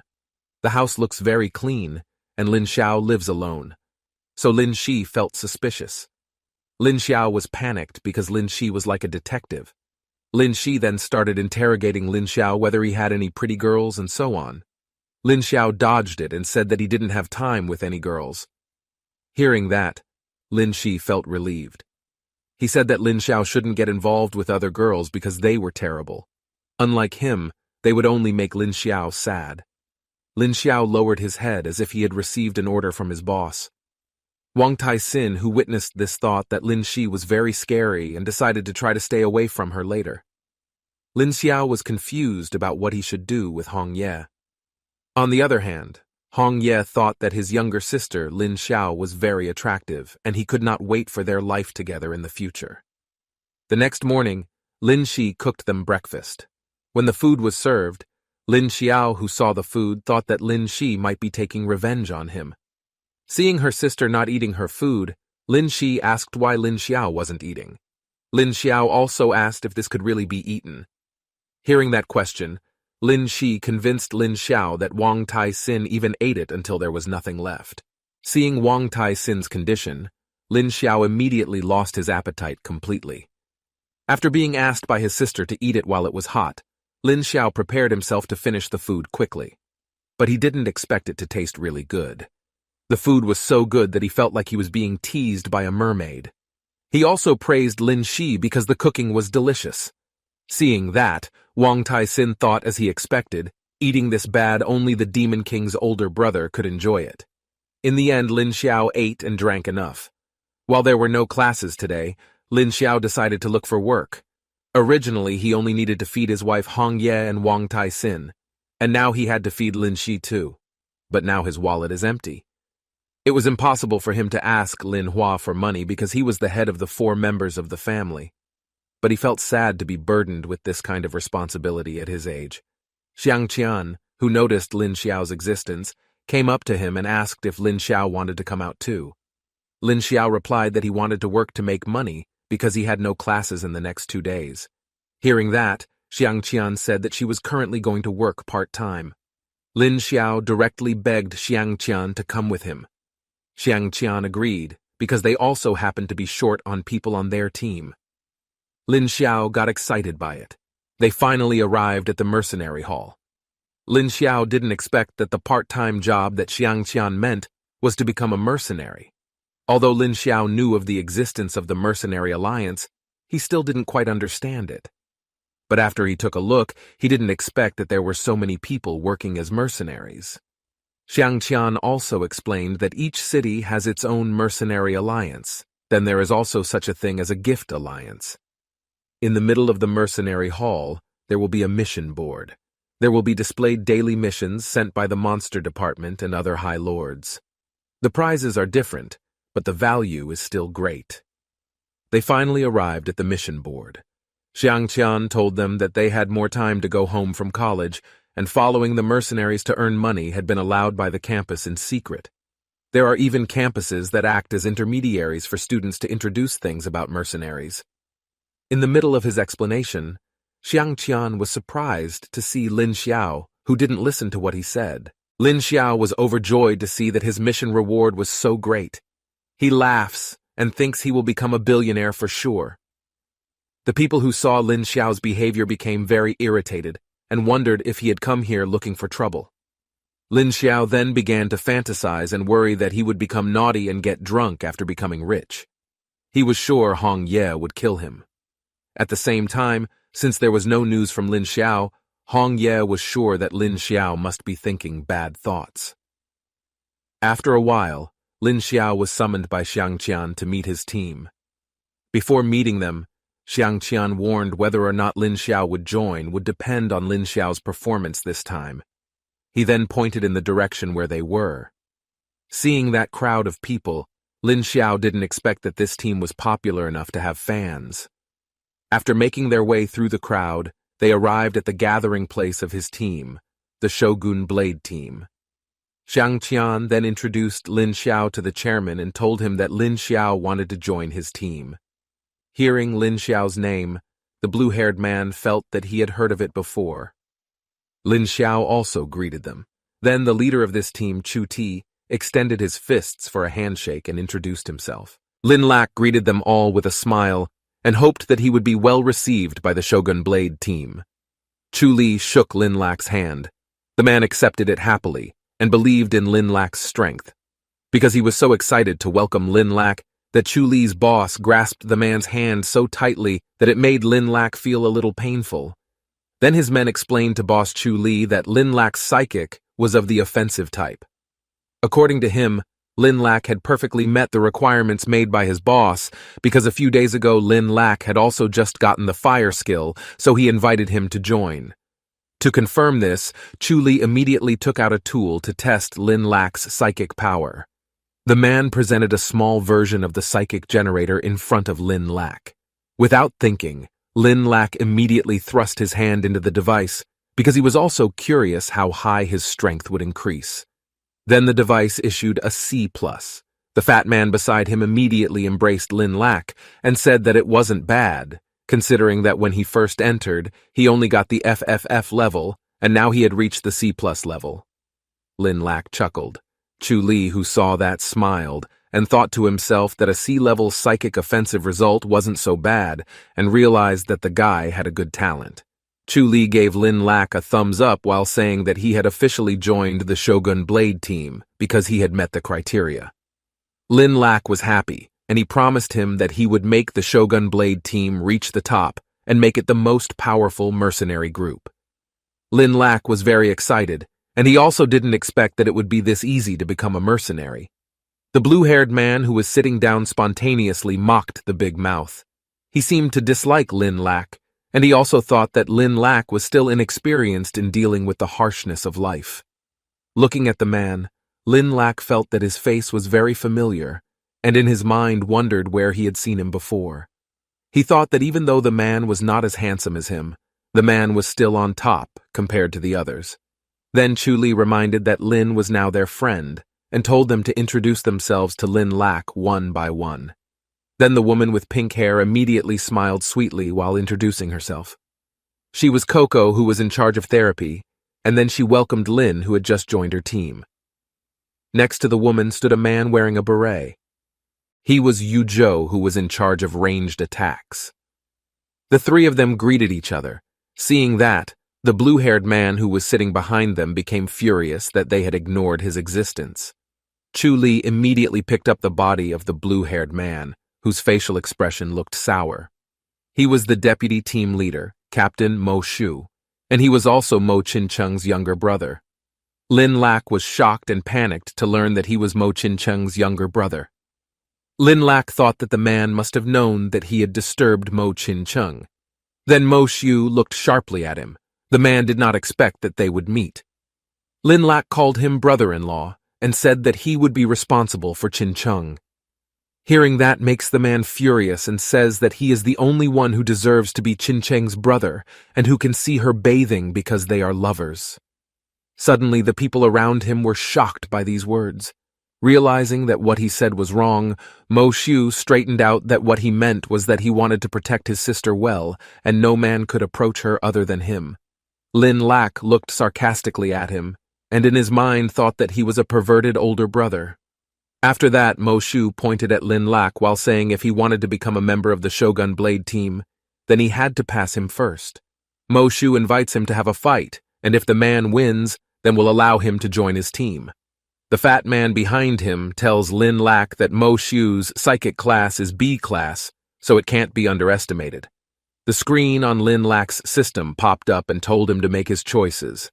The first choice was to make peace with him and apologize, which would reward 5 agility points. Then the second choice was to fight him violently and teach him a lesson with a reward of 5 strength points. And the last was to convince the man with some reasons that Lin Lak was nothing compared to the man with a reward of 5 spirit points. Lin Lak did not expect that it could activate the bonus mission. Since Lin Lak felt that his strength was sufficient for now, and also he didn't feel that he lacked spiritual power, then he would choose to get agility points.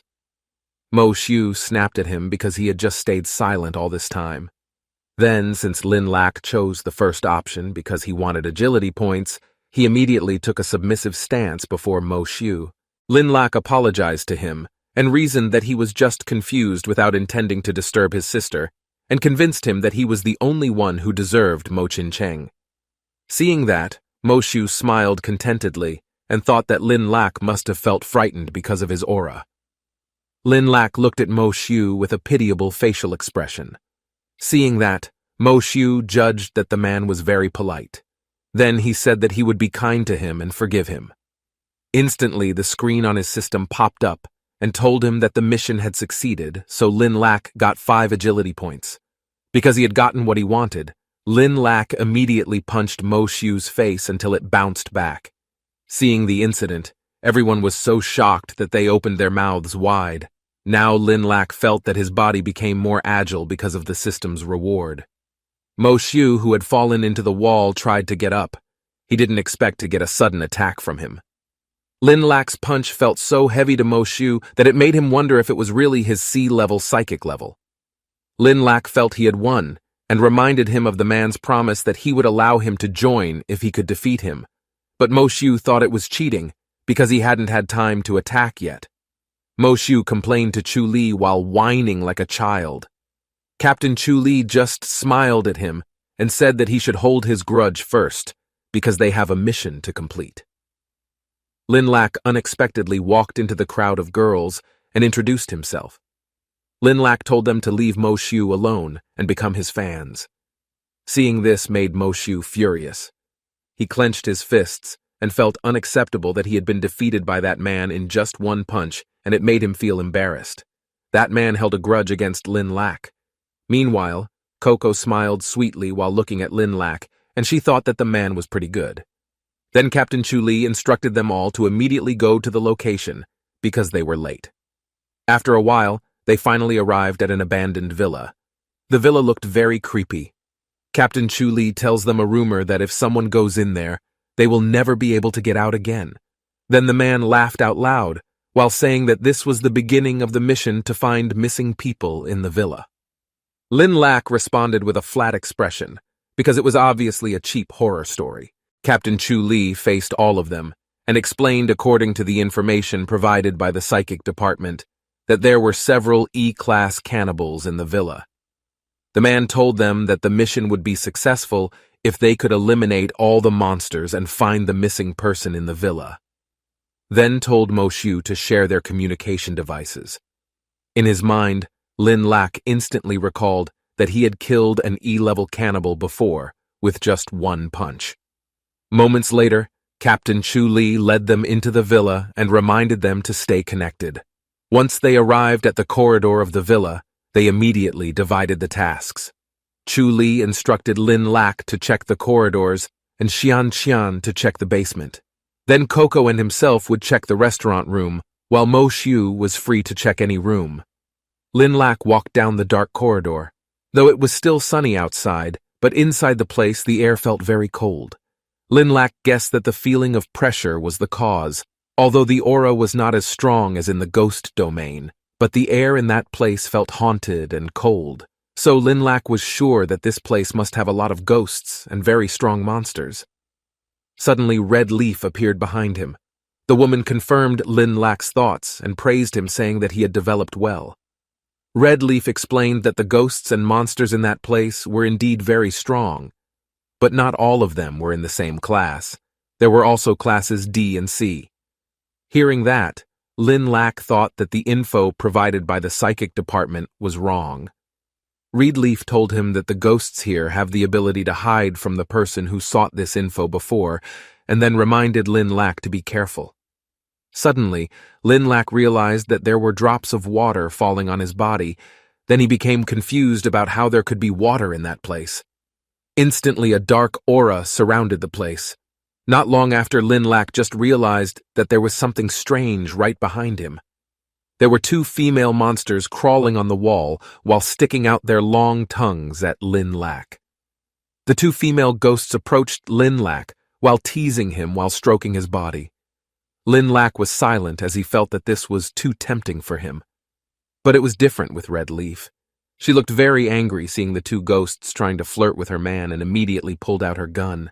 Lin Lak closed his eyes because he was enjoying the pleasurable torture too much, and told Red Leaf to hold her attack. One of the female ghosts told him to choose one of them. Instantly, the screen on Lin Lak's system popped up and told him to choose all three options available. The first option was to choose the woman on his left side with a reward of 5 charisma points. Then the second option was the woman on his right side with a reward of 5 strength points. And the last was to choose both with a reward of 10 agility points. The third option tempted him, and without thinking, Lin Lak immediately chose the third option. Then Lin Lak embraced the two women, which made the Red Leaf feel very emotional. But when the system rewarded him with 10 agility points, Lin Lak immediately attacked the two ghosts. Lin Lak hit the neck of the female ghost until it bounced away from its place and hit the wall very strongly. Lin Lak felt that he only loved his wife. Then he convinced the Red Lead that she was his only woman. The woman really didn't understand him. Unexpectedly, the two monsters got up and protested Lin Lak having a wife. Lin Lak looked at them and couldn't believe that both of them could still survive his deadly blow. Feeling cheated by him, the two ghosts immediately took revenge. They summoned the spirits that emerged from under the floor. Lin Lak looked panicked as they had summoned the spirits of ghosts and monsters from underground. Red Leaf advised Lin Lak to run away from them and told him that she could not appear to fight to help him because his teammates were also in that place. Not thinking long, they both immediately ran away from the pursuit of the spirits. Lin Lak and Red Leaf ran fast while looking at the back where the monsters were following them. Red Leaf guessed that they were men who had been mummified by the two female ghosts. Judging from the number, there were about more than 7 people reported missing, and they must be men who had been tricked by the two female ghosts. The rest of the team had gathered in the restaurant room. Then Captain Chu Li asked Mo Xiu if he had found anything. But Mo Xiu replied that there was nothing strange in the place and also didn't feel any signs of ghost presence. Yu Zhou then tells him that the temperature inside is very low, which suggests that there are indeed ghosts in this place that might be hiding somewhere. Captain Chu Li agreed with him, as he also felt the same way. Chu Li just realized that only Lin Lak was not present there. Then he wondered where the child had gone. Coco suddenly heard a noise from outside the door. At the same time, Lin Lak entered the room running. They were surprised to see him along with the monsters and ghosts that were chasing him. Lin Lak explained that he didn't mean to summon them, and then he immediately took cover behind his friends.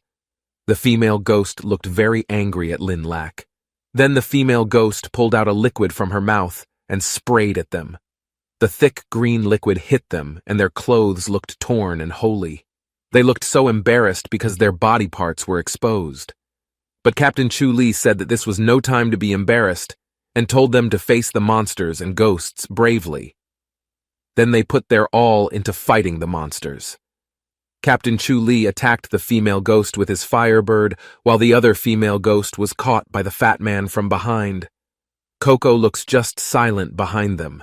She was busy trying to cover the area of her body that was exposed because her clothes were torn due to the liquid from the woman's ghost.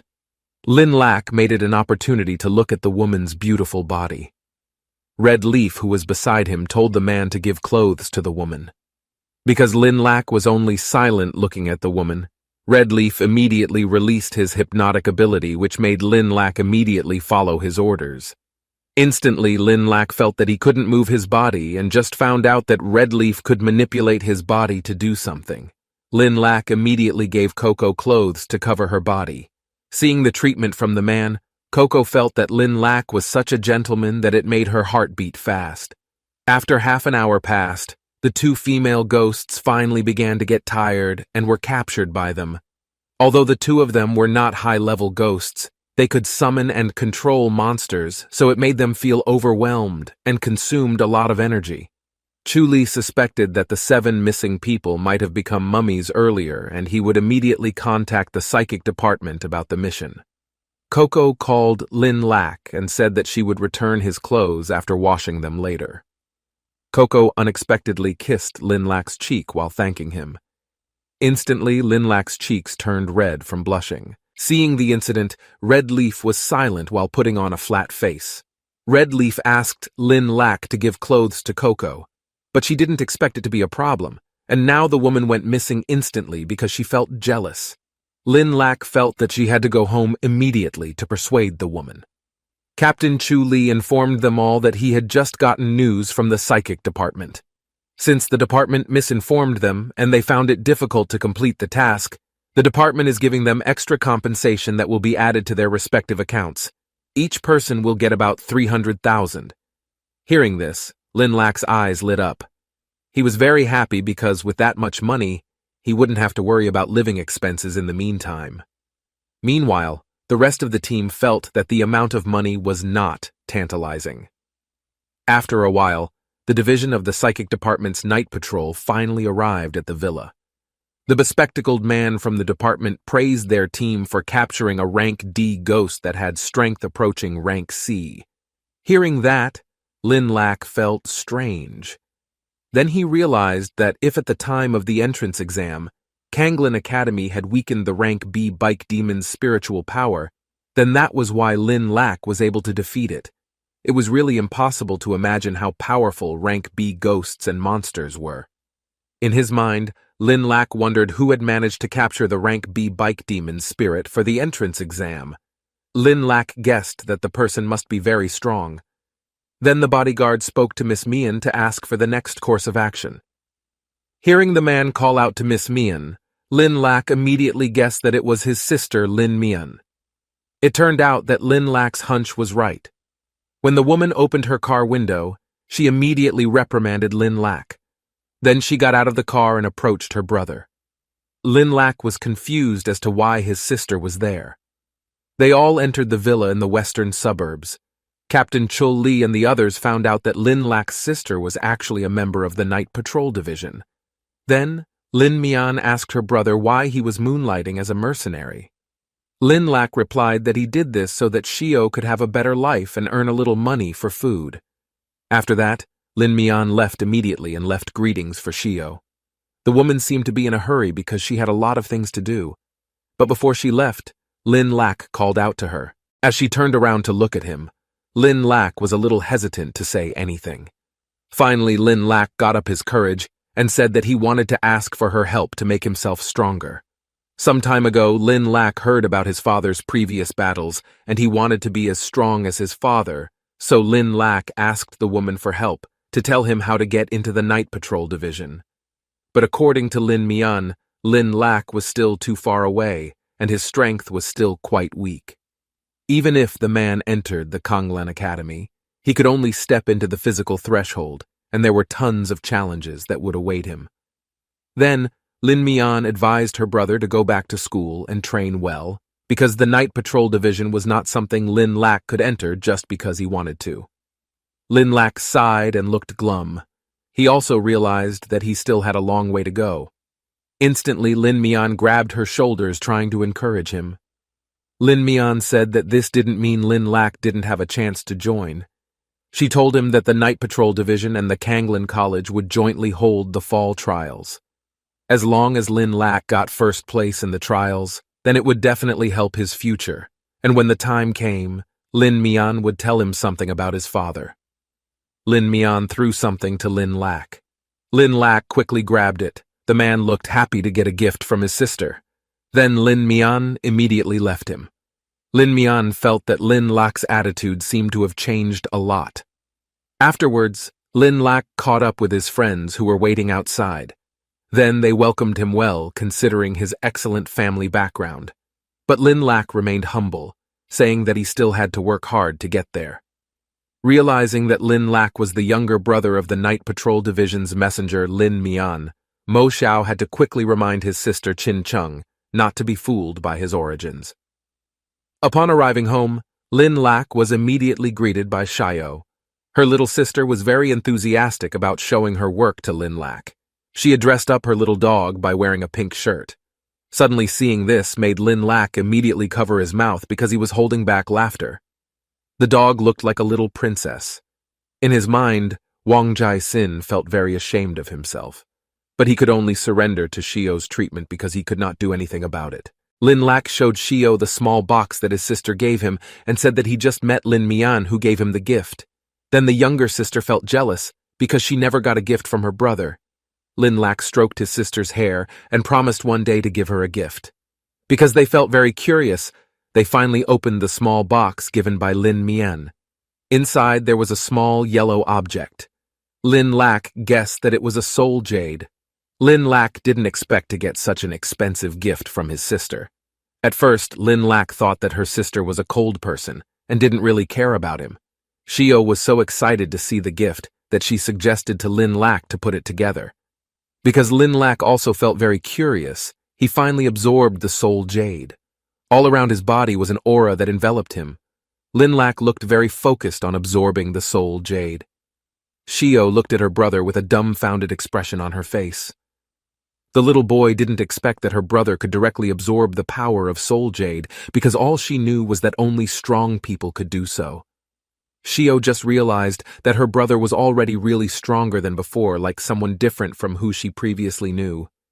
Meanwhile, Wang Jai-sin, who was behind the woman, seemed to widen his eyes.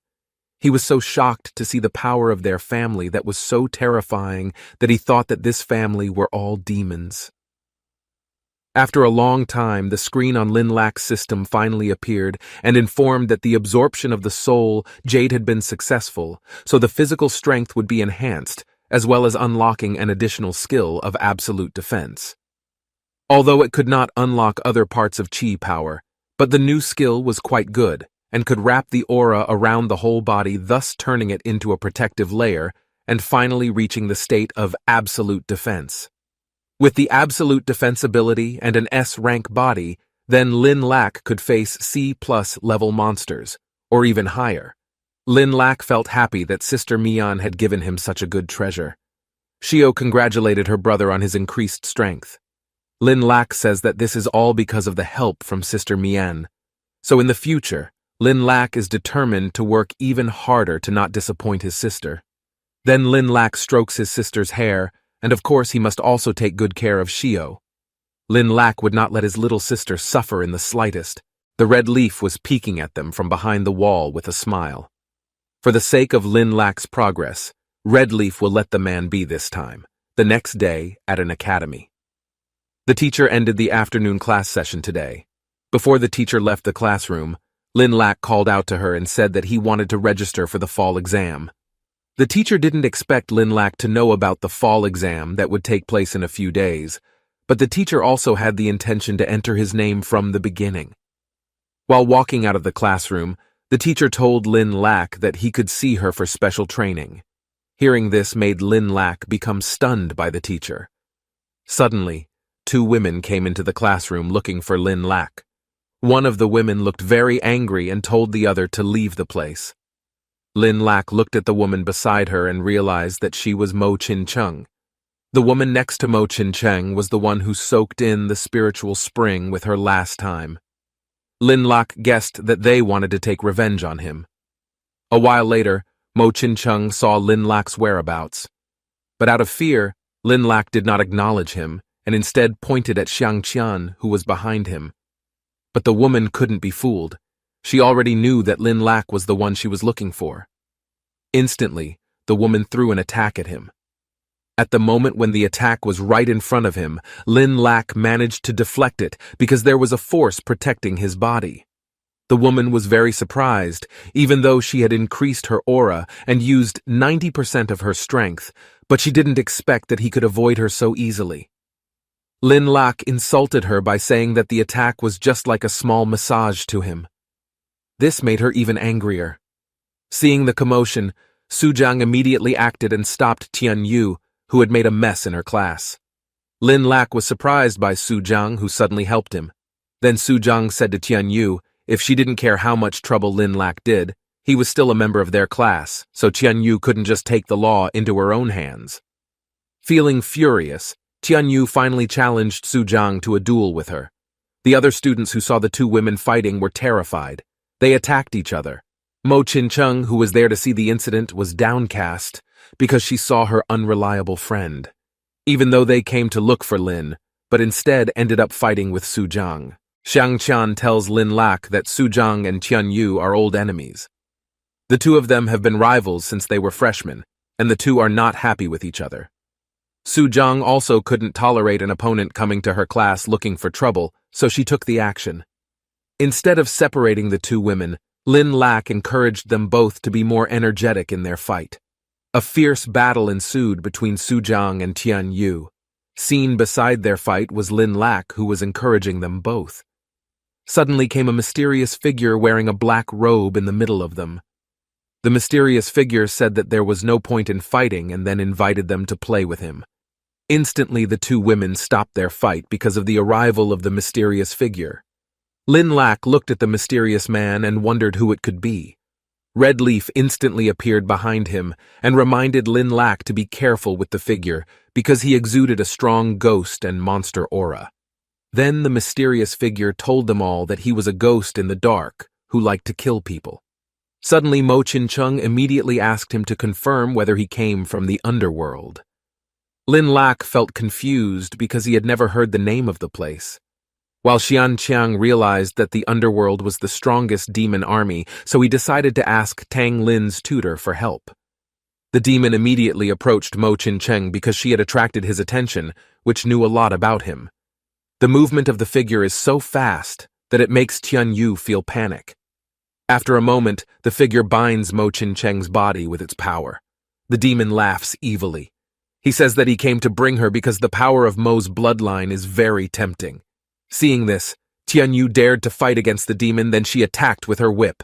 Instantly, Mo Qincheng's body was blown away as she was released from the demon's bonds. Tian Yu defends her friend and challenges the demon to step over her dead body first before taking her friend. The demon feels attracted to Tian Yu because she can make him hurt. Then he said that Tian Yu has a very beautiful face, so the demon invited her to come with him and become a servant from now on. Hearing that made Tian Yu feel disgusted and even more furious. Suddenly, Lin Lak broke the tense atmosphere between them with his question. The man asked about the underworld. Lin Lak thought it was something edible. Hearing that ridiculous question left the three women speechless and silent. The devil was also surprised, because this was the first time he heard someone who didn't know the underworld. Then Su Jiang explained to Lin Lak that the underworld was a large army of ghosts and monsters, and some of its members were also humans. Some humans are unable to awaken their supernatural powers then, in order to gain strength. They collaborate with ghosts to sell their souls and take revenge on this world. According to Su Jiang, the underworld is a gathering place for ghosts and human trash.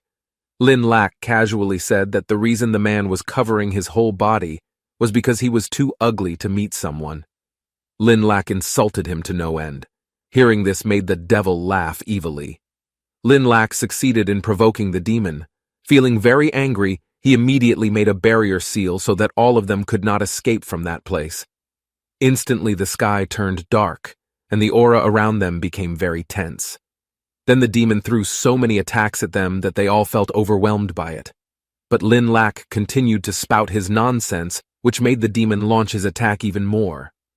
Lin Lak then grabbed his cell phone to try and contact the psychic department. Seeing that, the demon just laughed. Then he told them that the barrier he made not only trapped them, but also isolated the signal. Lin Lak did not run out of ideas to make the demon furious. Now Lin Lak pretended to record the man's actions like he was making a vlog. Lin Lak's attitude finally made the demon furious, then he shouted while releasing his strength. Lin Lak did this to absorb the power of the demon. Suddenly a screen on his system appeared that gave Lin Lak 3 options that he could choose from. Lin Lak felt a little annoyed why it was always multiple choices that appeared when he felt he could complete all the options at once, but unfortunately, there was only one he could choose. Lin Lak was seen thinking hard, and then a moment later she was intrigued by the prize of leg and gaze-stretching pills. The demon came close to Tian Yu and Mo Qincheng. Suddenly, Su Jiang repels the demon's power and protects them both. Seeing Su Jiang's action made Tian Yu feel moved. Then the demon immediately attacked Su Jiang. Instantly, Lin Lak came to the demon, who praised his greatness. Then Lin Lak also saluted the demon and apologized. The 3 women were very surprised to see Lin Lak's attitude, which instantly turned into submission to the demon. Lin Lak even insulted the Kanglan campus by calling it trash, and praised the underworld as the best place. Not only that, Lin Lak instantly bowed his body and promised to be loyal to him and ready to serve the underworld. The 3 women became very emotional seeing the betrayal committed by Lin Lak. Hearing that statement made the devil laugh with satisfaction. Then he embraced Lin Lak and said that he would become an underworld dog. At the same time, the screen on Lin Lak's system appeared telling him that he had successfully completed the mission and then got the prize he was after. After getting what he wanted, Lin Lak released the power from his hand and immediately attacked the demon. The demon's body bounced very far back. Seeing this incident made the 3 women realize that Lin Lak was only acting to find an opportunity to attack the demon. Lin Lak clarified to the 3 women that he was not part of the darkness, but he was a man who would join the night patrol division. Su Jiang was stunned to see Lin Lak standing proudly before them. But suddenly the demon got up. Then he flew quickly towards him. Instantly, Red Leaf appeared and shouted for Lin Lac to warn him of the attack coming from behind him. At the same time, the woman immediately ran towards Lin Lac, then finally managed to avoid the demon's attack. Fortunately, Red Leaf came at the right time because otherwise his body might have been seriously injured. But the demon didn't stay still. He immediately pulled out a black snake figure from his hand, and the snake opened its mouth wide as if it wanted to devour Lin Lac. Lin Lac instantly activated his visor, breaking the snake's teeth as it hit the visor. The demon was so shocked to see that his snake had been defeated by the man that even the snake's body could be crushed by him easily. One snake didn't work for Lin Lac, so he challenged the demon to bring out more snakes. Because he felt challenged, the devil finally took out his snake monster again. This time the snake looked bigger with eyes that glowed red and looked very scary. At the same time, Xiang Qian arrived with teacher Tang Lin and his entourage. They were delighted and realized that Xiang Qian had gone to bring reinforcements. Tang Lin's mentor immediately challenged the demon to a duel with her. The demon didn't expect all of them to be able to squeeze through his barrier. Tang Lin's mentor underestimated the barrier, which she found very easy to break through.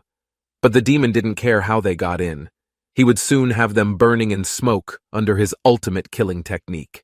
The demon's huge snake monster instantly came at Tang Lin while opening its mouth wide to reveal its entire oral cavity and canines. Now Lin's mentor was inside the snake monster's mouth. It made them all feel panicked and realized that the situation was very grave. The demon laughed with satisfaction because he had won. The demon underestimated their strength and insulted them as a bunch of trash, then forced them to submit to the underworld. But unexpectedly, the snake's body instantly exploded until its body shattered into pieces. Ahead, Tang Lin's mentor stood proudly. The demon immediately approached and lamented over his snake monster. He was furious at the woman and felt confused as to why his ultimate technique didn't work on her. After that, Tang Lin's mentor immediately retaliated by bringing out her monster. The woman summoned the physical power of Vermilion Loath, which was an animal that looked like a monkey. She immediately ordered her pet to attack the demon. Lin Lac's facial expression looked gaping when he found out that Tang Lin's mentor had that kind of power. The Vermilion Loath flew straight up to the demon, which then immediately released a fire aura from its mouth. The attack set the demon ablaze. Then he collapsed on the floor like a helpless man. Tang Lin immediately approached the demon's body. The woman folded her arms across her chest as she stomped on the demon's body and insulted him profusely. Out of curiosity, Lin Lac approached Tang Lin's mentor to see her physical strength, which looked like a monkey to him. But Tang Lin's presence made the monkey feel threatened until she slapped Lin Lac's face. This made Lin Lac convinced that she was a fierce female monkey. Xian Chang laughed at the incident. Then he explained that Tang's mentor ability was Vermilion Loath, which was an ancient beast that could use fire attacks. So it was possible to give Tang's mentor the power to gain the ability to release fire as well. After subduing the demon, they tied his body tightly. They all stood before the demon holding whips to threaten him to say something, but the demon still wouldn't say anything even if he died. Furious, Master Tang Lin and Lin Lac whipped the demon's body in turn. The other disciples were shocked to see the two of them brutally attacking. The demon cried loudly because he could not bear the pain from the whipping, and in the end, he was willing to tell their purpose. But at the time of wanting to admit it, the demon's chest was stabbed by a figure that suddenly appeared. Then they were all immediately shocked to see the figure of the horned woman who killed the demon. The female ghost deliberately killed the demon because she didn't want the secrets of their world to be revealed. Lin Lac felt a very strong and evil aura enveloping the female ghost. She was one of the powerhouses of the underworld called Oniji. Master Tang Lin wondered in her mind why the demoness could be in this place. Then Oniji laughed evilly and said that they didn't need to worry because her arrival was only to bring Lin Lac. Instantly, the demoness was behind him while holding his shoulders. Her movements were so fast that no one realized it. They all panicked and ran to catch Lin Lac, but because the demoness was so fast, she finally managed to carry Lin Lac's body. Tang Lin didn't stay silent either. She immediately chased after the demoness who took her student. The demoness took Lin Lac to a hilltop far away from civilization. Once there, she immediately threw Lin Lak's body to the ground. After that, Lin Lak screamed for help from the edge of the ravine and said that the woman wanted to harass her.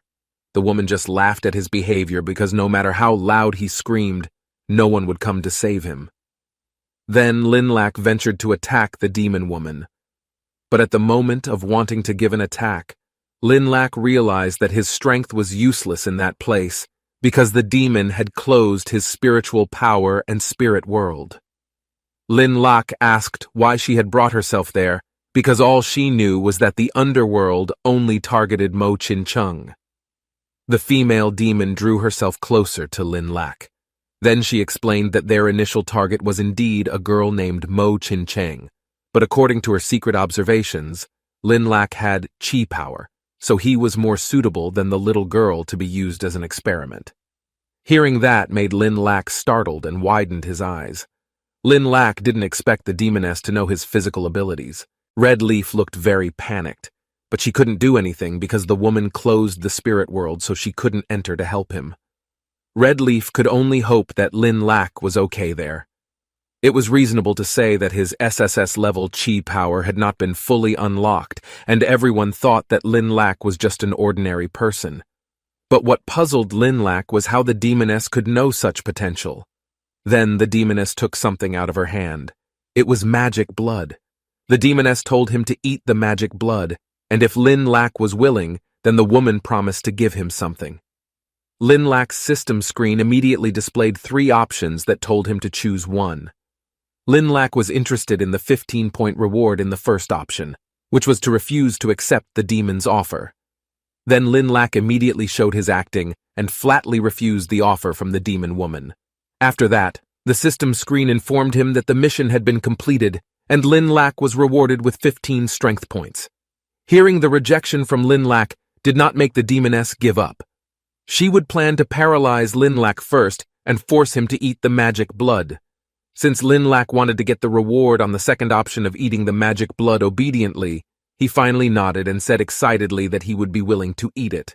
The man turned into an obedient good boy. The demoness put the magic blood into her mouth, then she brought her face close to Lin Lak's face. Unexpectedly, the woman kissed Lin Lak's lips to give him the magic blood from her mouth. Lin Lak felt strange because he didn't feel anything after eating the magic blood. At the same time, Tang Lin's mentor and the others came after Lin Lak. Seeing their arrival, the demoness immediately left and said goodbye to him, saying that she would see him again. Xiang Qian immediately checked on Lin Lak when he got there, worried that the demoness had done something to him. Then Tang Lin's mentor told Lin Lak to go back to rest. After that, Lin Lak immediately returned home. Once inside, Lin Lak immediately gave a parcel of gifts to his beloved sister. Lin Lak gave her a lot of chocolates and candies. Xiao immediately told him to eat together, but because he felt very tired, Lin Lak decided to go rest in his room. Lin Lak collapsed on the floor while clucking in annoyance because now his whole body was in pain, and it was so hot that it made him feel uncomfortable, even though he didn't feel anything when he was in the demon blood earlier. At the same time, Red Leaf came over to Lin Lak, who was in a bad condition. The woman immediately hugged Lin Lak from behind, while saying that he needed medicine. Red Leaf told him that the demoness gave him something to stimulate his potential, because she wanted to use Lin Lak's body as a furnace to grow physical strength and abilities. Red Leaf couldn't let that happen, because the consequences would be fatal, so she had to do something to cure him. It crossed Red Leaf's mind to do it that way. According to her, it was the only way to save Lin Lak. The woman immediately took off all her clothes. Seeing that, Lin Lak was confused about what the woman would do. Then Red Leaf explained that they would combine yin and yang so that Lin Lak would gain strength. After that, Lin Lak grabbed Red Leaf's body and hugged her. There were clothes scattered on the edge of the bed. Lin Lak, who just woke up from his sleep, immediately stretched his muscles while yawning widely. Then Lin Lak immediately put on his clothes while looking at the face of the Red Leaf who was still sleeping next to him. Lin Lak felt that last night's experience was like a dream to him, just a spiritual experience, but not the slightest feeling. Lin Lak felt that he and the Red Leaf were still different from each other. Lin Lak covered the red leaf and allowed her to sleep a little longer as he thought that she must be exhausted. Then, Lin Lak walked out of the room thinking of how to restore the red leaf's body. In the living room, there was already a Shio who had woken up in the morning. It turned out that she was preparing breakfast for her brother. Shio smiled sweetly at Lin Lak and said that she had made lean pork with skin and eggs to replenish her brother's nutrition.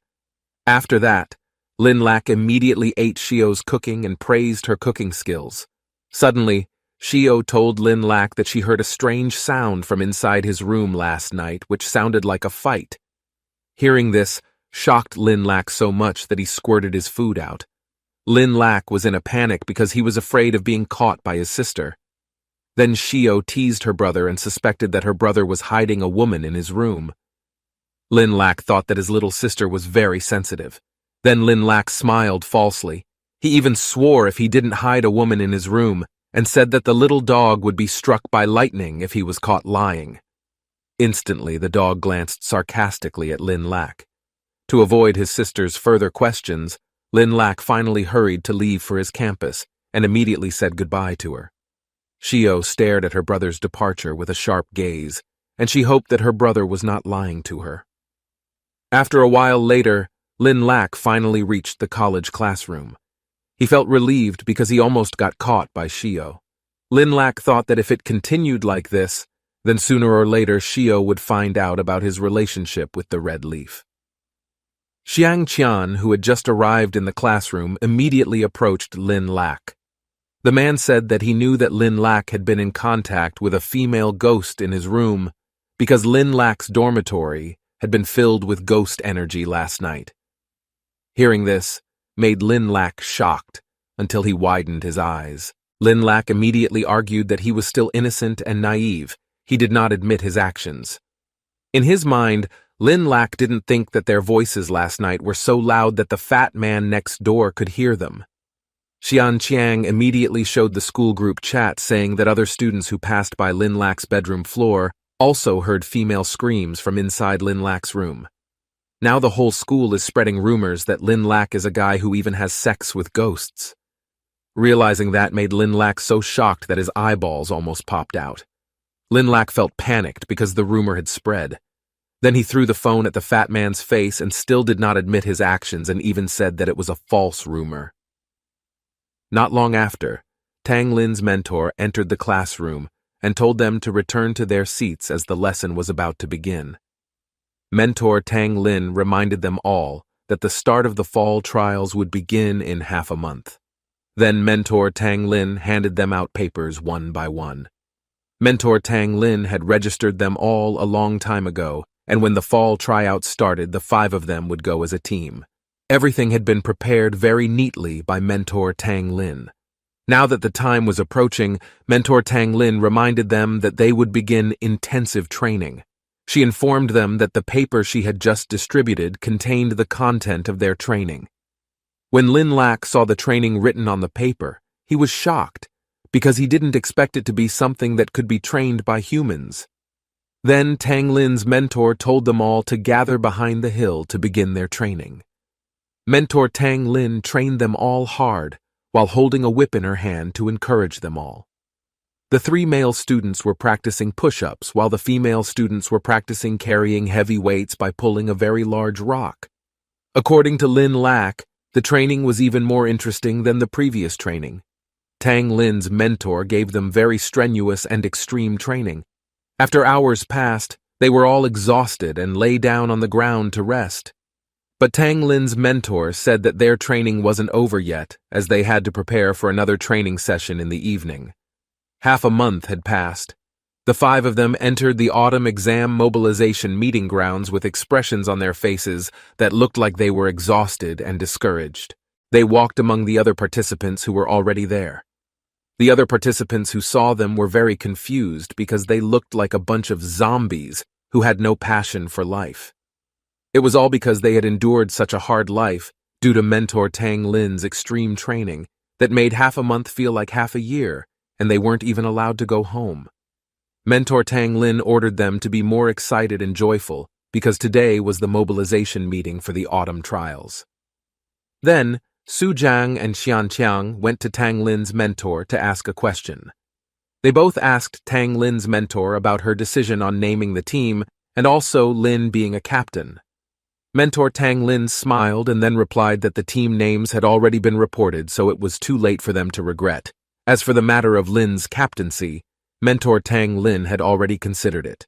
She thought that although Lin's flaws were strange, but when at a critical moment, he had the ability to understand the entire situation.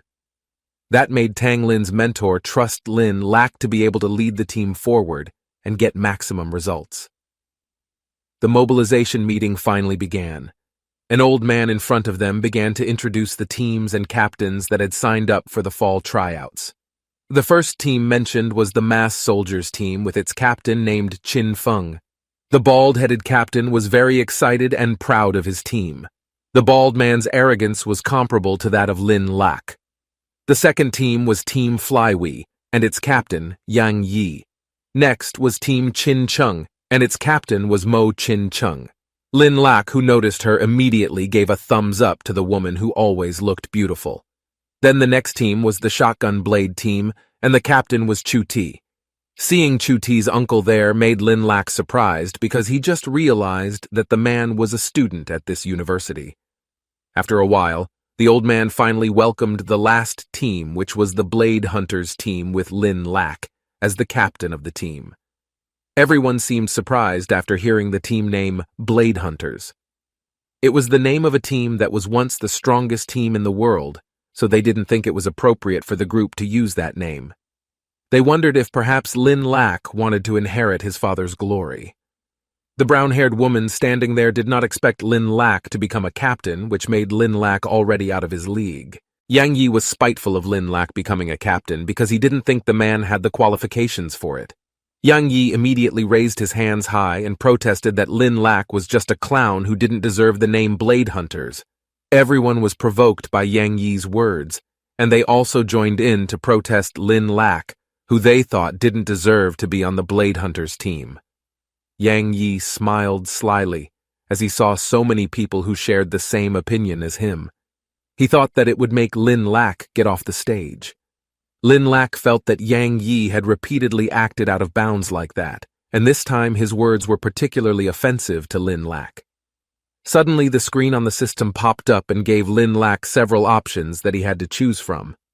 Lin Lak scrutinized all the options carefully, and finally he chose the first option, which would refute Yang Yi in a classy manner and prove his worth. Even if there was no such system, Lin Lak would still choose number 1. Then Lin Lak came forward to face them all. Confidently, Lin Lak said that his father Yin Yuan was the last captain of the Blade Hunters. Lin Lak said that his father was a figure who still fought ghosts and monsters until the end of his life to keep people safe. Lin Lak just wanted to tell them all that it was because of people like his father, who fought in silence, that there was a peaceful and beautiful world.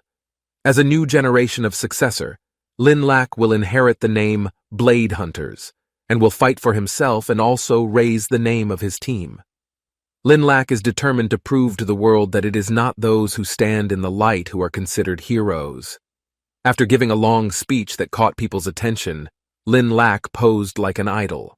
Lin Lak didn't think that he would say such cool words just now, and thought that everyone would be touched by his words and his good looks. It seemed that only Lu Feng and his team were cheering and supporting Lin Lak. Lu Feng worshipped his idol so much that he even scolded all of them who dared to insult his idol. In Lu Feng's eyes, only Lin's godly figure was worthy of the title of Blade Hunters. Lin Lak didn't expect that the first group of fans in his life would be that bunch of idiots. Tian Yu and also Mo Qin Cheng, who were looking at Lin Lak, also felt a little admiration for that man.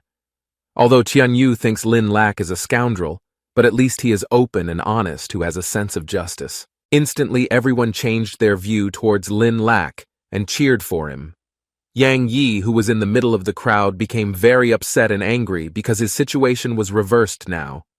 The women who saw Lin Lak's actions became fond of and admired him. Lin Lak, who was standing on the stage, blushed with embarrassment at the praise from all of them. People were shouting Lin Lak's name with excitement. The bald-headed man named Qin Feng was starting to like Lin Lak's personality. He hoped to be able to face him in the future if the opportunity arose. Tang Lin's mentor, standing in the corner of the field, felt that it was the right decision to give the Blade Hunters team to Lin Lak. The woman looked up at the sky with tears in her eyes. She hoped that the captain's spirit was happy in heaven, seeing his son doing well now. Seeing Lin Lak getting so many supporters made Yang Yi very jealous and spiteful of him.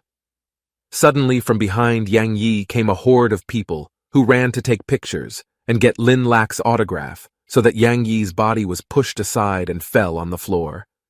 Lin Lak was now surrounded by women. His teammates felt that the world had gone crazy.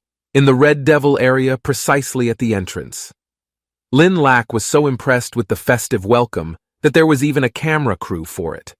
According to Lin Lak, this deserved to be a large-scale trial organized jointly by the Night Patrol Division and the Kanglan Academy. After all, it was a cooperation between two countries, so they had to pay extra attention. Lin Lak was puzzled when he saw the stalls selling on the roadside, so he asked Xianqiang about it. Xianqiang replied that people set up stalls utilizing trials to make quick money. It was a Kanglan tradition that the college allowed its students to trade with each other and sell anything that could make a profit, and some even sold ghost country maps. Lin Lak accidentally saw the figure of Captain Chu Ti, who was trading his sales. The man was selling a limited number of photos of Mo Xiu, the god of the Shogun blade. Lin Lak felt that the man was everywhere. Then they approached Chu Ti's uncle and greeted their former captain. Lin Lak also greeted Coco, who was behind him. Seeing Lin Lak instantly made Coco's cheeks red because she felt embarrassed, even though she really wanted to talk to that man. Lin Lak took one of the items sold by Captain Chu Ti that caught his attention. Feeling curious, Lin Lak finally asked the man about the item he was holding. Chu Ti replied that it was a map of the Red Evil territory that he had gotten by chance while doing a mercenary mission outside the campus. Lin Lak thought it was a very good item. It was rare to find such a detailed map with all the danger areas marked on it that had a good warning roll. Since Lin Lak was a former Shogun Blade team member and also knew each other, Chu Ti was kind enough to give him a 10% discount. Instantly, Lin Lak and Xianqiang looked at each other and smiled slyly like they were planning something. After that, they immediately ran away and ran as fast as they could from there. Lin Lak shouted to Captain Chu Ti that they were only borrowing and looking at the map for a while and promised to return it after they read it. Suddenly, Captain Chu Ti was angry and immediately shouted for them to return the map. Coco also approached the man and tried to calm him down. But after that, Captain Chu Ti smiled slightly because the map they took was only a pirated copy, and the original map was in Captain Chu Ti's pocket. The three men finally reached the area and met the rest of the team. They looked very satisfied that they had gotten the map from Captain Chu Ti. It was also considered teamwork by them. The two women who saw them became confused and wondered what they had done. Not long after, a male figure appeared and stood in front of all the students. He was the chief examiner for the fall exam, who was going to explain the audition rules to all of them. Lin Lak also watched him carefully. In front of them were many cameras that would record everyone's performance, which would be used as a comprehensive score assessment, with ghost and monster hunting, teamwork, and emergency skills. The organizers would rank them based on their scores. Hearing that explanation, Lin Lak felt that this audition was similar to an entrance exam, and she was determined to rank first. The testers were ready in their respective places. The chief examiner finally opened the Red Devil area and told the team leaders to lead their teams into the portal they would choose. Finally, they all immediately scattered away and entered the portal door, while Lin Lak was still thinking about which portal door to enter. Su Jiang, who was behind her, looked annoyed and told her to quickly choose one. With great confidence, Lin Lak pointed at the portal door beside him. Finally, they all arrived at a place that looked so scary, where all around them were smoldering lava flames. Seeing that, the two women at the back became very scared and panicked, but Lin Lak calmed them down because he felt very confident in his choice. Then Lin Lak opened his map to confirm the area they came to, but immediately Lin Lak and his team members were very surprised to realize that the place they came to was the most dangerous area of the Red Devil territory. All of his team members were desperate because Lin Lak had chosen the wrong area. Suddenly, Lin Lak thought of a brilliant idea that crossed his mind and immediately looked back to tell his friends. Suddenly, they all glanced at Lin Lak with unconvincing looks. Inside the meeting room, Kanglang Academy officials and people from the Night Patrol Division were looking at the monitor screen where students had started exploring the ghost world. Suddenly, a man walked into the room and told them that there was a group of students who hijacked an SUV and ran away. They were shocked and didn't expect a student to take such a reckless action. Tang Lin's mentor immediately looked at the monitor screen to find out who the real culprit was. Then she realized that it was the action of her student Lin Lak and also his team members. Hearing this made his sister Lin so shocked that she spilled the drink that was already in her mouth. They all stared at the monitor screen to watch Lin Lak's action and felt so dumbfounded that they were speechless. Lin immediately bowed her head and felt very embarrassed to recognize Lin Lak as her brother. Finally, the Blade Hunters team traveled to that place using the car they had stolen. Holding the map in his hand, Lin Lak directed Hao Feng to arrive at the center of the Red Devil territory. Then, Xian Qiang told Lin Lak that there was something suspicious ahead of them. Finally, they decided to stop in front of a housing complex that looked very old and creepy. The housing complex looked abandoned like a dead city. Lin Lak didn't expect there to be a town in that haunted area, and he suspected that there were ghosts and monsters living in it. Suddenly, the red leaf appeared behind him and reminded Lin Lak to be careful because they had entered ghost territory. Lin Lak smiled sweetly at the red leaf and calmed the woman down. Then Xian Qiang called Lin Lak to tell him what they had found in the house. Feeling curious, Lin Lak immediately followed his friend. How surprised Lin Lak was to find several people who had been bound and held inside one of the buildings in that place. Lin Lak suspected that they were people imprisoned by ghosts and monsters in the area. It made Suzhang feel emotional because the ghosts kept humans in cages like animals. Suzhang would not leave the ghosts and monsters alone.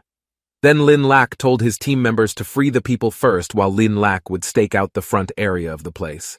Suzhang judged that Lin Lak was really taking the initiative to face danger, and she encouraged Higher Captain.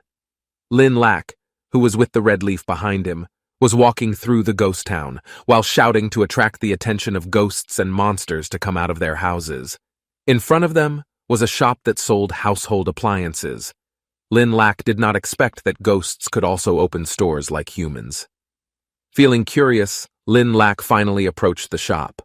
But the red leaf felt worried and reminded him not to act rashly and be careful not to attract the attention of powerful ghosts and monsters. Instantly, Lin Lak thought of an interesting idea, namely by pretending to be a ghost. Then Lin Lak asked the red leaf to give her ghost breath to him. Lin Lak broke down the shop door brutally and arrogantly and shouted that he was going to commit a robbery.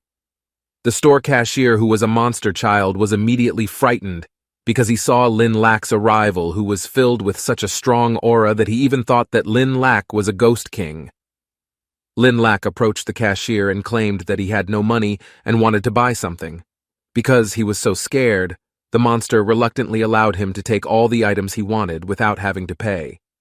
Lin Lak immediately took all the items there and put them in a very large black bag. Lin Lak recognized his wife's greatness for being able to make himself into a ghost instantly. At the same time came the monster figure of the shop owner. He was shocked to see the robbery taking place inside his shop. The store cashier immediately took refuge under the feet of Mr. Bai and complained about Lin Lak's actions. Suddenly, Lin Lak and the red leaf were shocked at the arrival of the monster. Lin Lak realized that he was a monster that had a very strong aura and suspected that he was a ghost monster at level C. Because of that, Lin Lak decided to look for safety. Lin Lak felt that he had to pretend to be weak first to test how much strength the monster had, then look for opportunities to attack him secretly. Instantly, the screen on the system popped up and gave Lin Lak several options to choose from. Then Lin Lak looked at the options carefully. Lin Lak thought that the risk of running away and counterattacking was too great. He felt that he could easily get 8 agility points by choosing one. Finally, Lin Lak decided to choose option 1 in the system. After that, Lin Lak approached the monster, and he returned all the items while apologizing. The monster was confused by Lin Lak's behavior. After the mission was accomplished and also getting 8 agility points, Lin Lak immediately took back the bag of goods, then ran as fast as he could to escape from that place. The two monsters looked very angry because they felt they had been deceived by him. Then they both immediately ran after Lin Lak. Unexpectedly, it turned out that Xian Qiang and Hu Feng had also stolen valuables belonging to ghosts and monsters in that place. While on the way, they both saw Lin Lak, who was running away while carrying a black bag on his back just like they did. Now they were all being chased by the ghosts and monsters in the city for stealing their belongings. Finally, Lin Lak told his friends to run fast so as not to be caught by them. Meanwhile, the two women from the Blade Hunters team were seen waiting by the car. They had just finished freeing their captives and were waiting for the rest of the team to arrive. Not long after, the two women saw that the 3 men were running from the pursuit of ghost residents. This made them both very surprised and confused.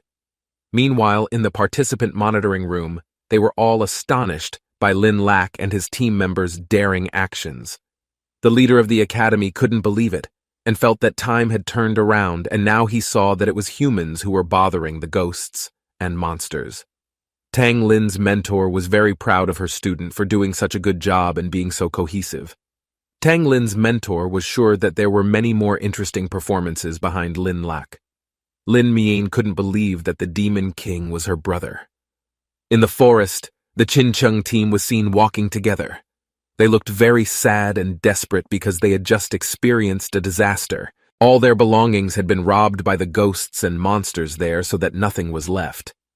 Suddenly a car was seen speeding towards them all. Inside the car was Lin Lak, who was making an announcement using a loudspeaker. Lin Lak told them all that the Blade Hunters team had opened the store they all needed, and there was a 10% discount on all products. Suddenly, they all immediately focused their attention on the man. Xiao Yu looked at Lin Lak with a hateful look and said that she was sure that the goods were robbery. Lin Lak replied curtly and said that this had nothing to do with her. Then Mo Qincheng immediately calmed Xiao Yu down. Lin Lak finally ignored the woman, and then he immediately unloaded his luggage from the car to make a small stall there. Mo Qincheng, who felt interested, approached Lin Lak's stall and asked about the goods Lin Lak was selling. Seeing Mo Qincheng visiting the stall made everyone interested in visiting it too. Lin Lak looked happy that his stall had many buyers, and also that they made a lot of money from the fall trial. Suddenly Lin Lak looked behind him and found Yang Yi, who was having a discussion while hiding behind a big tree. Feeling very curious, he decided to take a closer look at them. Then Lin Lak said goodbye to Xian Qiang and told him to look after the stall for a while. Yang Yi ordered his team members to get rid of Lin Lak perfectly and advised them to use a knife to kill the man. He grinned slyly and told them to find a suitable reason to kill Lin Lak. Suddenly, a black-robed man with a half-covered face came to Yang Yi's team. The mysterious figure claimed that his name was Xiao Yan, who was a scout for the Mad Soldiers team that was passing by. Seeing his arrival made Yang Yi and his team members very surprised and confused. Since Yang Yi knew that the man was from the Mad Soldiers team, Yang Yi decided to provoke him. Yang Yi said that Lin Lak was a very arrogant person. Lin Lak, who was in disguise, responded as if he agreed with Yang Yi's words. Then he said that his captain, Qin Feng, also hated him and couldn't wait to punch him to death. Hearing this, Yang Yi immediately smiled slyly. Yang Yi was very happy to know that Qin Feng also hated Lin Lak. Then Yang Yi gave an E-grade jade talisman to the figure as a gift, so that he would lead the way to meet Captain Qin Feng. Yang Yi had an idea to get Qin Feng on board to deal with Lin Lak. But Lin Lak refused, and said that the few jade stones were not enough to make the Mad Warriors team help him. Lin Lak then used the moment to get more money, until he asked Yang Yi to give him his money in exchange. Yang Yi was very annoyed with the man who was trying to blackmail him. If it wasn't for the fact that he was a member of Mad Warriors, Yang Yi would have beaten him from the start. Finally, Yang Yi reluctantly handed over 1,000 spirit stones to him. Seeing the gift, Lin Lak immediately grabbed it. Lin Lak then pointed to a direction beside him and told them that the rest of the Mad Warriors team was heading in that direction. In his mind, Lin Lak was laughing contentedly because he was going to take them all to the ghost's lair. Moments later, they had all made their way into the forest. The faces of Yang Yi's team members looked panicked as they had entered a dangerous area and didn't expect the Mad Warrior team to come to such a place. Lin Lak just smiled slyly under the cloak. He was going to teach Yang Yi's team a lesson for daring to plot against him. Lin Lak thought that his actions would benefit him greatly, as he would not only get the soul, jade, and spirit stones, but also solve his problem with Yang Yi. But they unexpectedly saw the arrival of the Mad Warriors led by Qin Feng. Suddenly, Lin Lak was shocked and immediately turned around to run away. Yang Yi immediately approached Qin Feng and greeted him as if they were close friends. But Qin Feng felt that he did not recognize the man. Then Yang Yi directly introduced himself, who was the grandson of the college elder. Yang Yi immediately tells her that he was introduced by one of his team members. When Yang Yi wanted to show the figure who claimed to be Xiao Yun, Yang Yi was immediately surprised because the figure was no longer in place. Suddenly, Lin Lak appeared in front of all of them while opening his robe that he was wearing earlier. Seeing this made Yang Yi very emotional and bloody because he realized that Lin Lak had deceived him, and he forced Lin Lak to return his soul, jade, and spirit stone. But Lin Lak responded with a very annoying face and said that he would not return the items to him. Feeling very annoyed, Yang Yi ordered his team members to win and beat the man up. That didn't scare Lin Lak because he thought that they were just 5 scum who were easy to defeat. Lin Lak took the strength out of his hands to start finishing them off one by one. But unexpectedly, all of a sudden, Qin Feng stood directly behind Lin Lak to defend him. He strongly disagreed with a group of people oppressing one person because he thought it was very unfair. Then Qin Feng raised his weapon and unleashed an enormous amount of power. Yang Yi was shocked to see Qin Feng trying to protect Lin Lak. Likewise, Lin Lak didn't expect the bald man to protect him when he was just about to fight them all. Suddenly, the system screen popped up 3 options for Lin Lak to choose from. Lin Lak watched it carefully, and judging by the rewards, it seemed as if the system was reminding Lin Lak to take the 3rd option, which was to leave the place. Lin Lak finally left, waving his hand to Qin Feng and saying that he was confident in him.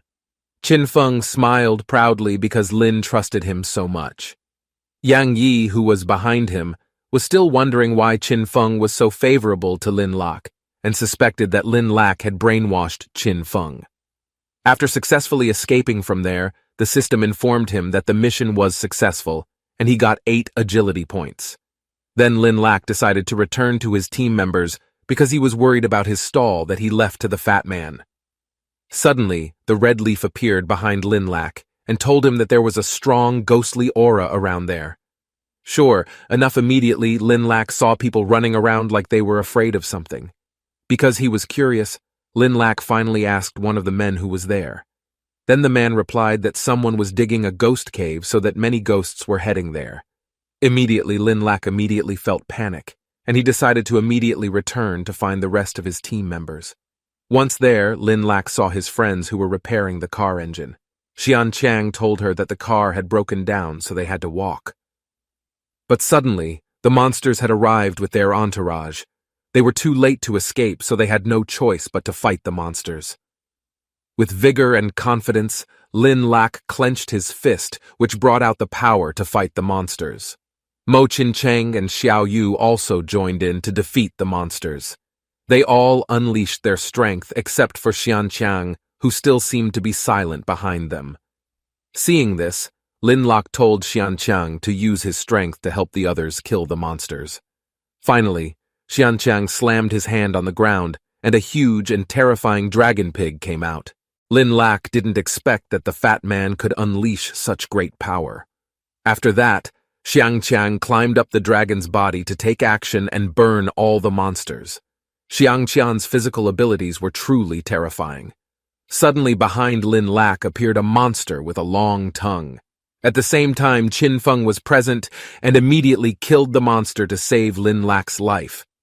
Qin Feng smiled broadly at Lin Lak and told him that they had come to help. Lin Lak felt that the bald man kept trying to steal attention from him. Behind him was also Yang Yi, who was forced by Qin Feng to help Lin Lak. Yang Yi seemed to be holding back his emotions, because if it wasn't for the rankings, then he wouldn't have wanted to be there. Then they all charged at the monsters together. But suddenly, Yang Yi attacked Lin Lak by clawing his arm. Yang Yi confessed that he accidentally did that to him because he wanted to help him. In his mind, Lin Lak realized that it was Yang Yi's trick to try to bully him. Then Lin Lak immediately retaliated by throwing him a vision-blocking powder so that Yang Yi could not see. Yang Yi's attack became off-target because his eyes were blocked by the powder Lin Lak gave him. Seeing that made Lin Lak laugh with satisfaction. But not only that, Lin Lak also took out a grenade and threw it to Yang Yi. Instantly, there was a very powerful explosion around there. Lin Lak felt that the items he had brought from the system room were very useful now. In front of them now was a huge monster with horns on its head that looked very scary. It was feeding on the corpses of the dead. Lin Lak raised his head to look at the monster carefully. Lin Lak guessed that it was a ghost monster that was at level A. When compared to the previous demon, the demon was much stronger. The Red Leaf told Lin Lak that this monster wasn't easy to deal with, so he advised him to run away from there.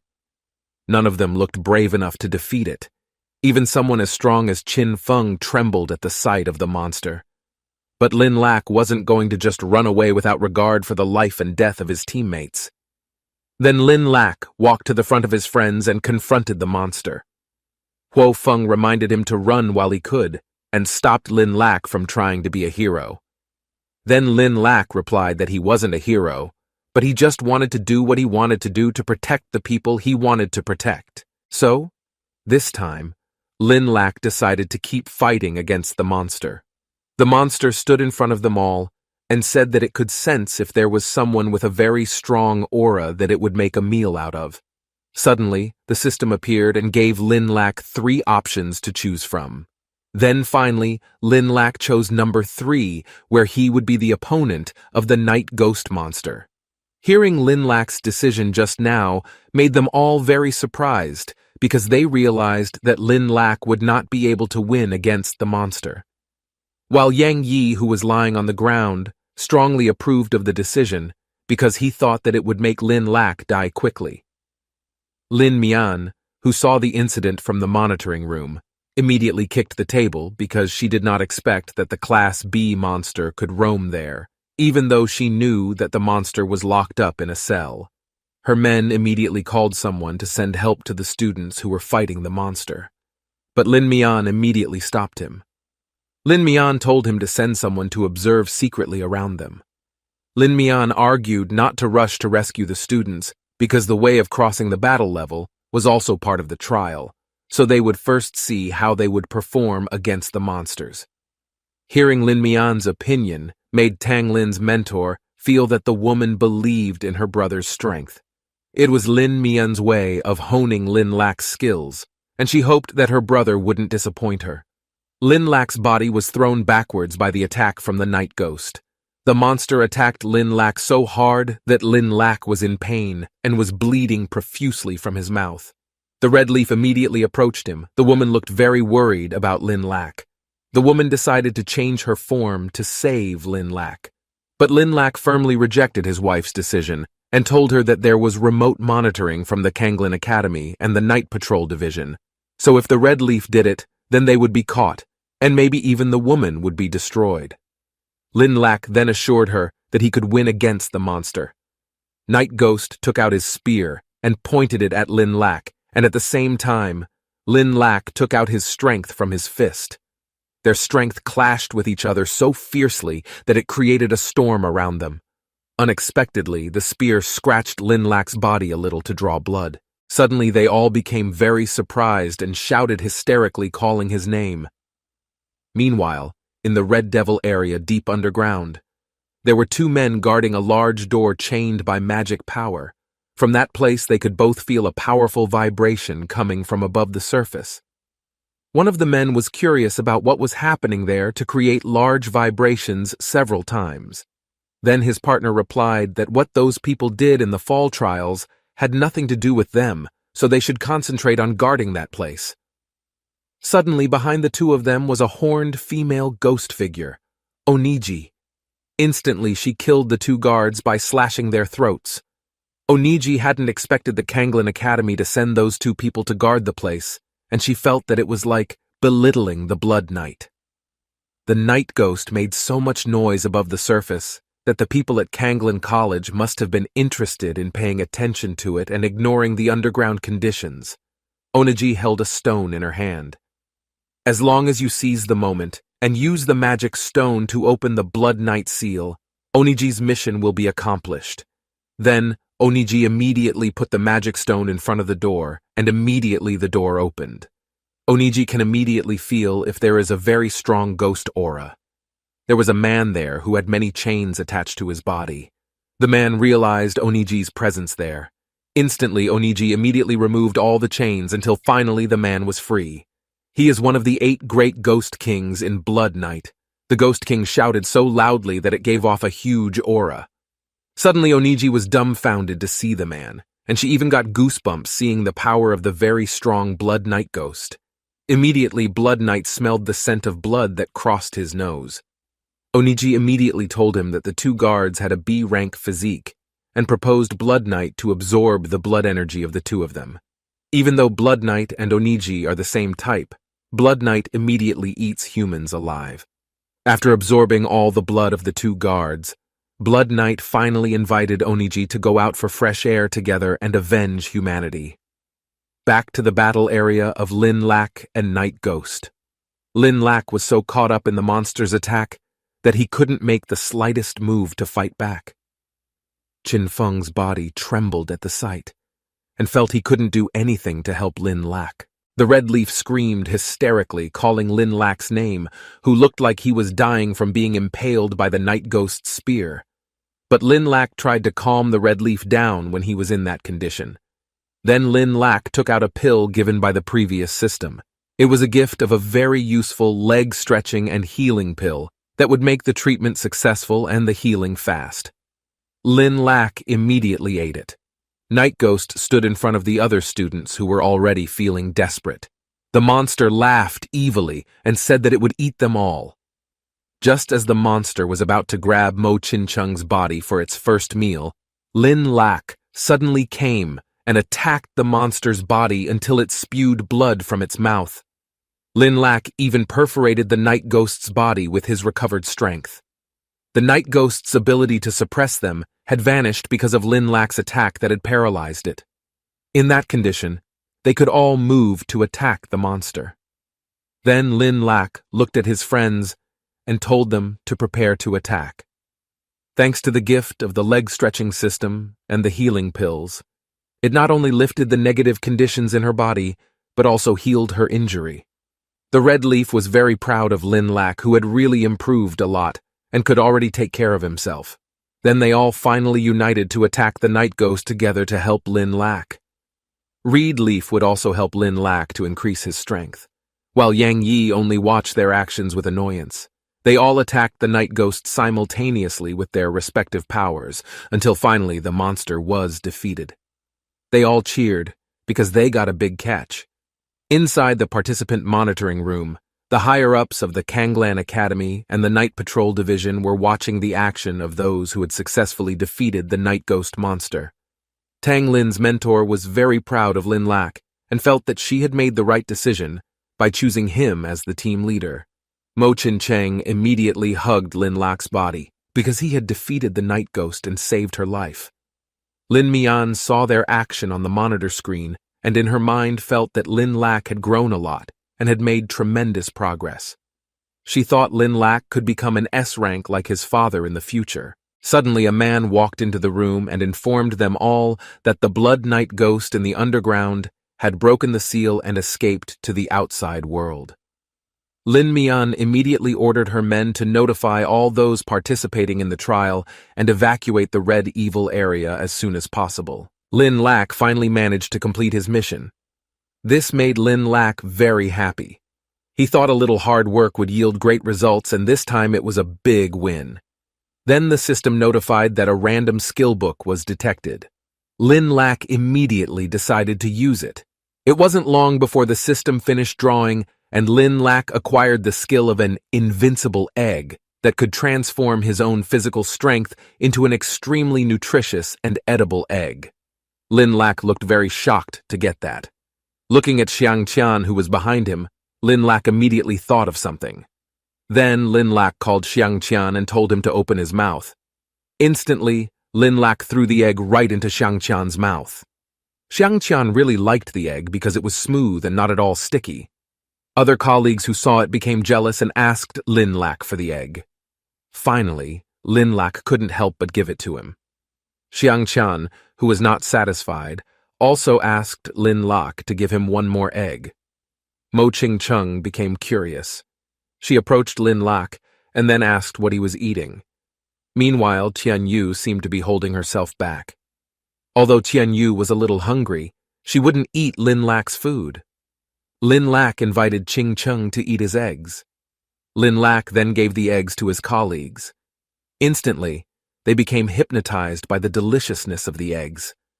It seemed that the eggs transformed by the aura were so delicious and could be consumed as nutrients that Lin Lak didn't have to worry about eating them. There were two women who were dumbfounded at the exaggerated expressions of all of them after eating the egg. Lin Lak also offered the egg to the two of them. However, the blue-haired woman rejected it as she was not interested in the egg. Unlike the blue-haired woman, Qing Yue wanted the egg and asked Lin Lak for it. Afterward, Xiang Qian asked about what they should do with the corpse of the night ghost. He thought it was too big. Lin Lak said that of course it would be dismantled and sold for money. Lin Lak just wants to take the jade and he will leave the rest to Xiang Qian. Mo Ching-chung thought that this was the right thing to do. Lin Lak's main responsibility was to kill the night ghost, and they didn't mind. Then Xiang Qian took the two horns from the ghost. He was going to take them home for decoration. Xiang Qian and Hao Feng fight each other for the horns.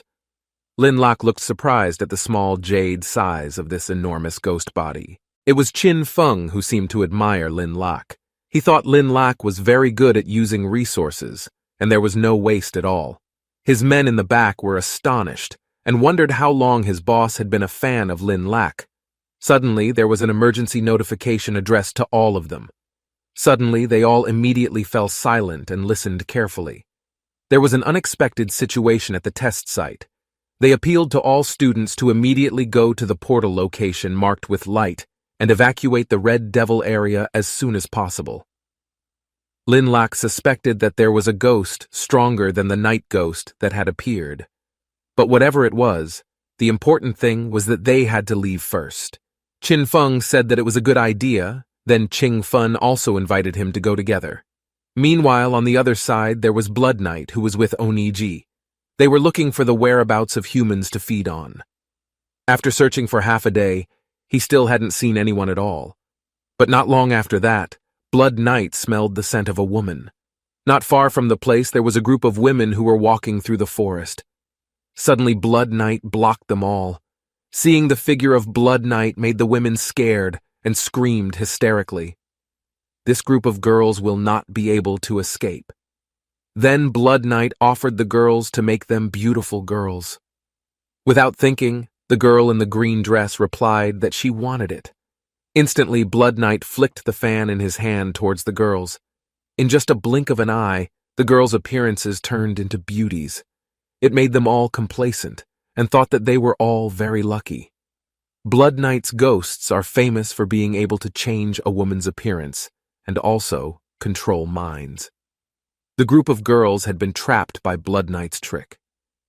Then the four girls thanked Blood Knight and asked what they could do to repay his kindness. Blood Knight grinned sinisterly as he said that all he wanted was their blood. Blood Knight bit the necks of the four girls in turn and sucked out the blood. But Blood Knight was still not satisfied. He needed to suck more human blood. Instantly, Oniji sensed that her experimental object was around there. Hearing that, Blood Knight immediately concluded that it was Chi Yu. Blood Knight thought about eating Chiyu. Oniji also became angry with Blood Knight. Oniji warned him not to play around with her. Chiyu was an experiment that the boss wanted to develop for a long time.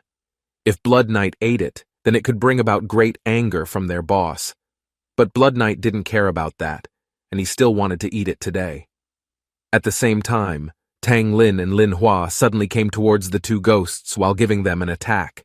Their arrival was to stop the two ghosts. Then they worked together to capture Blood Knight. Blood Knight jumped high to avoid the attacks. Meanwhile, Oniji moved behind Lin Hua to attack her secretly. But instantly, Oniji realized her existence and immediately attacked her. Oniji chuckled in annoyance. She realized that this fight was too difficult. Then Blood Knight pulled Oniji to leave that place immediately. Blood Knight flew while carrying Oniji's body. As expected of an A-ranked Ghost King, Blood Knight had flying skills. According to Blood Knight, there was no time to play with them because he had a date with Chiyu. Lin Hua felt like she had heard Chiyu somewhere. Then the two ghosts ran away quickly, leaving the two women behind. Lin Hua quickly boarded her beast and invited Tang Lin to get on as they were going after the two ghosts. They wouldn't allow the Nightblood ghosts to attack their disciples. The Red Devil territory was destined to trigger a great war. Tang Lin hoped that Lin Lak wouldn't be affected by the two ghosts. There was a crowded atmosphere at the exit of the Red Devil area. Everyone was queuing up to get out of there. Xiang Qian, who had arrived first, called Lin Lak and told him to come in line immediately. Lin Lak looked shocked to see so many people there. He thought it would take until the end of the year. It happened so suddenly that the college did not have time to release more portals. Not long after, Yang Yi appeared from behind. He looked very upset with Lin Lak and wasn't going to let him go. Lin Lak, who noticed Yang Yi's presence, immediately bullied him. This made Yang Yi furious and emotional. At the same time, a red-colored portal appeared above them. Suddenly, all eyes were directed upwards. It was Blood Knight and also Oniji. Blood Knight gave them a sharp look and considered them all annoying humans. Lin Lak remembered seeing Oniji. That was the ghost who gave him demon blood before being here. However, Lin Lak did not know who the ghost who came along with Oniji was. Instantly, Blood Knight unleashed his power to make them all kneel before him. Lin Lak looked shocked at the pressure Blood Knight was exerting. According to him, this pressure was stronger than the night ghost he had defeated earlier. Redleaf looked very panicked. Then Redleaf told Lin Lak that it was one of the Ghost Kings named Blood Knight. Redleaf reminded Lin Lak to immediately find a way to escape, while Redleaf would try to help him with everything she had. Knowing that made Lin Lak very surprised. Lin Lak thought that at least Blood Knight had A-level strength. The atmosphere there is getting tense. Blood Knight was going to eat them all. Lin Lak felt confused about what he should do.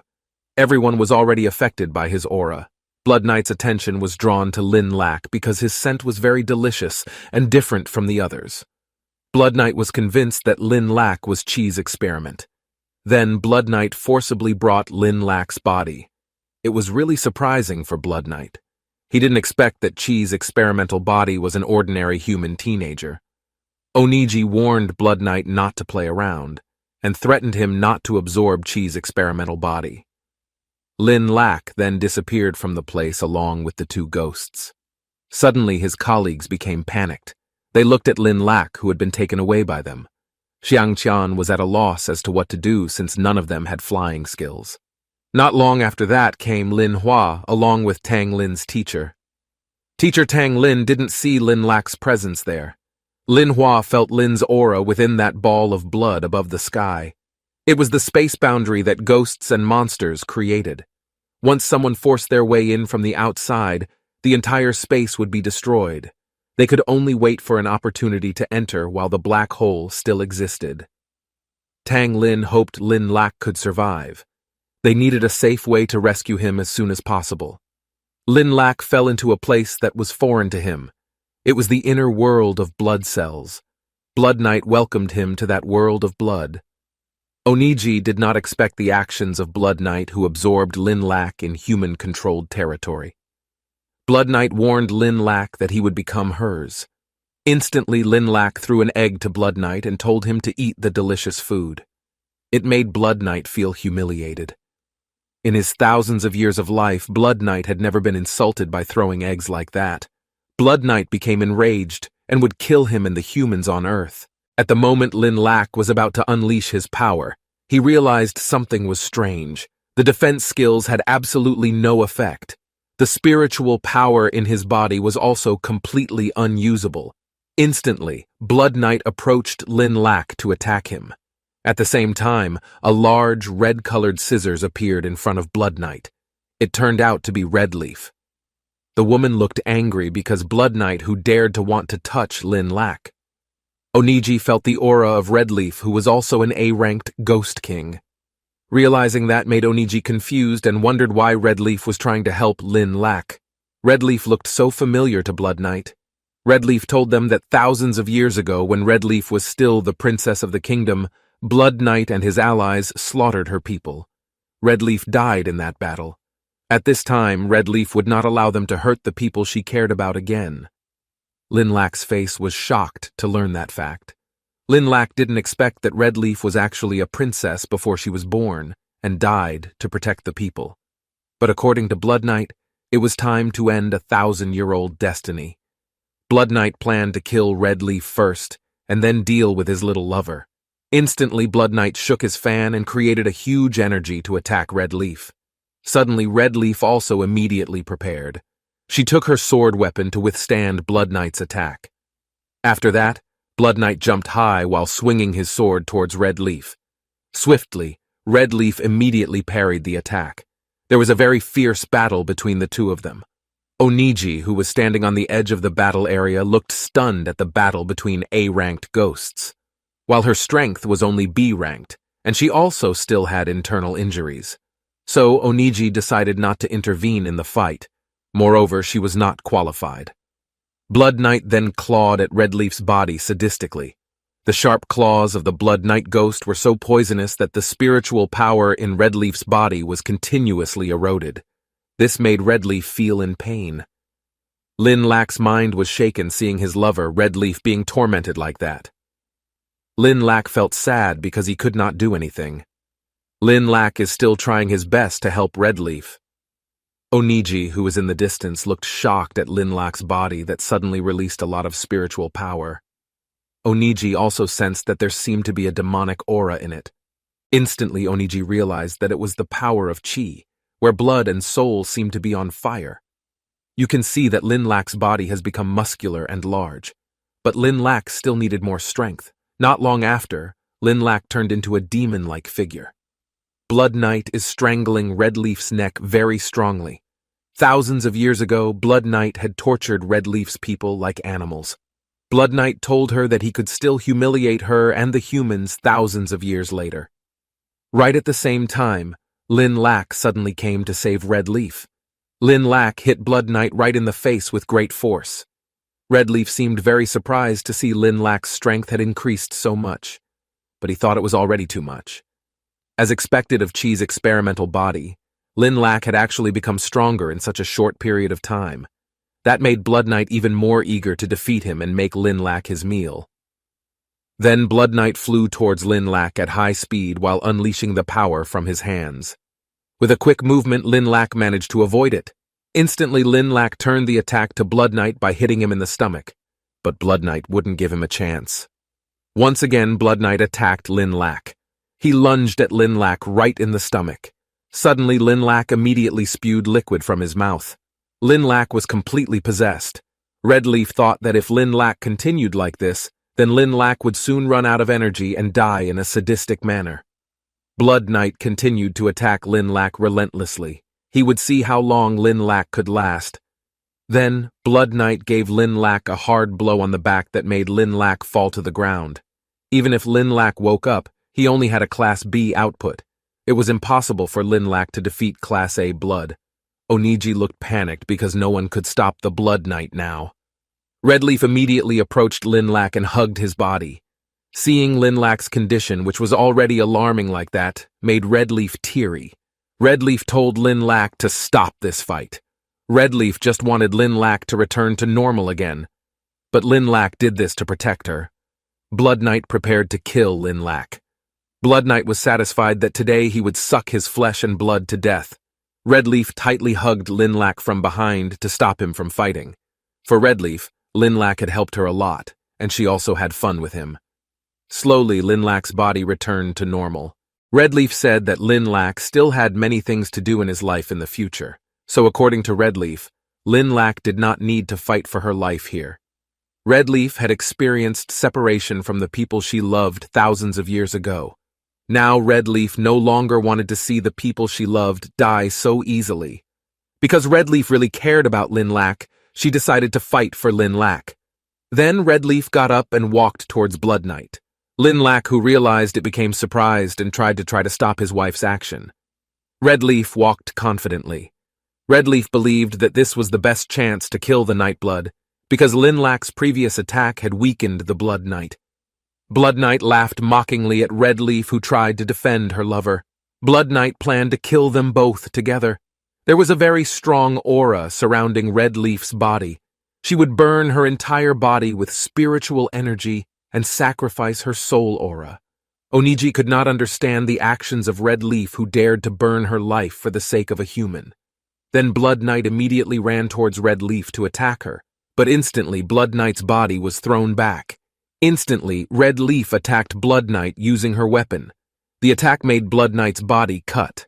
Redleaf looked at Lin Lak and said softly that they had won the fight. Redleaf conveyed her feelings to Lin Lak that she really liked him. But this time Redleaf had to leave him. Slowly, Redleaf's body disappeared into leaves. This made Lin Lak very sad. The atmosphere became very emotional. After that, a red ball appeared. It was the red leaf aura that was her soul body. There were still traces of life force in it. Lin Lak would keep Redleaf in the spirit world and would strive to find a way to help Redleaf come back to life later. Meanwhile, it was seen that the condition of Blood Knight already looked terrible. Oniji approached him and was going to take him back to the underground world for treatment. But according to Blood Knight, it was useless. Blood Knight will use Oniji directly as energy and help him to continue living. Then Blood Knight strangled Oniji's neck and then absorbed her body's energy. It can be seen Blood Knight's body reunited. He looked like he was reborn and didn't die. Although it escaped death, its injuries were too severe for Blood Knight to continue fighting at all. Lin Lak suddenly ran towards Blood Knight to kill it, but Blood Knight quickly flew up. Blood Knight said that he would let Lin Lak live a few more days. Sooner or later, Blood Knight will come back again to make Lin Lak his meal. Blood Knight left that place very quickly. Those outside saw Blood Knight's departure. It could be seen that the boundary space was damaged. Tang Lin ordered Lin Hua to save Lin Lak first, while Tang Lin would try to chase after the Blood Knight ghost. Without lingering, the two of them immediately carried out the action. The boundary space was cracking from within. Lin Lak had to leave that place as soon as possible. But he saw Oniji's figure lying there unconscious. After Oniji was absorbed by the Blood Knight, she changed into the form of a girl. Lin Lak thought that Oniji must know the existence of Blood Knight. It is also possible that Oniji knows how to help Redleaf come back to life. Lin Lak will spare his life first. Lin Lak will place her in his spirit world. The room was already cracked. Seeing this made them all very panicked. Instantly there was a violent explosion. Lin Lak's body was thrown down. His condition looked weak and helpless. Lin Hua swiftly caught Lin Lak's body. Lin Hua looked very panicked, seeing her brother's condition. Lin Hua would bring him back for medical treatment. Lin Lak felt very sad remembering the memories he had shared with Redleaf. Lin Lak was determined to find a way to revive his lover. 3 days later. It was a very sunny morning at Lin Lak's residence. In the backyard, Lin Lak was practicing boxing. Lin Shi stood at the door watching her brother. Lin Shi thought that her brother looked like a different person after returning from the fall trials and recovering from his injury. Lin Lak was training every day without stopping. It made Lin Shi wonder what the real problem was. Ben realized that he hadn't seen the ghost of the woman who was Lin's lover for several days. There was the sound of breaking glass from inside the kitchen. It was the female ghost who was now a servant in Lin's house. The female ghost apologized to Lin Shi. Lin Shi was annoyed that the female ghost was useless to her. Lin Shi didn't know why her brother brought the female ghost home. In a high tone, Lin Shi warned the female ghost to do her duties as a maid properly. Then the ghost girl went back into the kitchen to make breakfast for Mr. Lin. Lin Shi also told her to make breakfast for the two of them. There was a very annoyed look on the ghost girl's face. She only wanted to serve Lin Lak and repay him for accepting her. But the two brats annoyed her a lot because she had to take care of the two of them as well. Lin Lak is still thinking about his wife who hasn't woken up for days. Even though Lin Lak had used various existing methods, it still had no effect at all. Then Lin Shi and the ghost girl called Lin Lak to have breakfast immediately. Lin Lak thought that the ghost girl might know a way to restore the soul. Moments later, they had just finished breakfast together. The two looked very full. Then Lin Lak called the ghost girl who was doing her work to see him for a while. The ghost girl followed him into a room. The ghost girl was curious why Lin Lak wanted to meet her. Lin Lak immediately approached the ghost girl. Without further ado, Lin Lak immediately asked about how to revive the spiritual body and reshape the physical body. Since the ghost girl was from the underworld, Lin Lak was confident that she knew the way. But the ghost girl seemed hesitant to tell him. Lin Lak became angry and threatened the ghost girl. The ghost girl said that she was not sure of her judgment. Blood Night devoured a lot of her aura, causing her body to degenerate and her memory to diminish drastically. All the ghost girl remembered was that Blood Night had a very strong life force. If Lin Lak obtained the power of her soul jade, it was possible to help his wife come back to life. Lin Lak would trust the ghost girl for this time. Lin Lak warned the ghost girl not to play tricks on him, or Lin Lak would not hesitate to kill her. Lin Lak bore a grudge against the Blood Knight that had destroyed his wife's soul. Whatever the situation, Lin Lak would fight with the Blood Knight. The ghost girl didn't expect Lin Lak to be so fond of Red Leaf. A human really has deep feelings for ghosts. At noon in Kanglin Academy, Lin Lak walked together with Xiang Qian behind the academy grounds. Xiang Qian saw the expression on Lin Lak's face that looked sad. Then he asked him the reason that made him like that. But Lin Lak brushed it off and tried to conceal his feelings from Xiang Qian. Then Xiang Qian tried to cheer his friend up. Xiang Qian tells him that Lin Lak got a big prize for winning first place. Xiang Qian also said that Teacher Tang will give Lin Lak time for a vacation, but all that doesn't make Lin Lak feel happy because all he wants right now is to solve the problem with the Blood Knight ghost. Seeing Lin Lak's expression frightened Xiang Qian. As they were walking, they passed by the 4 students in uniform. Xiang Qian felt like he had never seen those students before, and also didn't know which class they were from. The 4 students were discussing the mission they got. They thought this mission was too easy for them to do. They thought that their boss was a very cautious person for sending them all together just to capture a little girl. They were 4 ghost soldiers from the underworld who were very useful for doing missions. To complete the mission, they had to capture Lin's sister and then kill the traitorous ghost girl. Moments later, they were in front of Lin Lak's residence. Meanwhile, inside the house, the ghost girl was busy doing housework, while Lin Shi was relaxing while enjoying a plate of delicious cake. The cake was originally for her brother, but since her brother was in a bad mood and had no appetite, Lin Shi took the initiative to help him finish his meal. Then the yellow weasel called the ghost girl and told her to give a massage. The ghost girl immediately obeyed his orders, but in the back of her mind, the ghost girl felt very annoyed at the yellow weasel for being so ignorant. The ghost girl would have eaten it if not for Lin. Suddenly there was a commotion from the direction of the outer door. Suddenly the 3 of them immediately looked over simultaneously. The 4 ghost soldiers immediately broke down the door. They immediately looked for Lin Shi to take her with them. The yellow weasel wondered where the 4 madmen came from.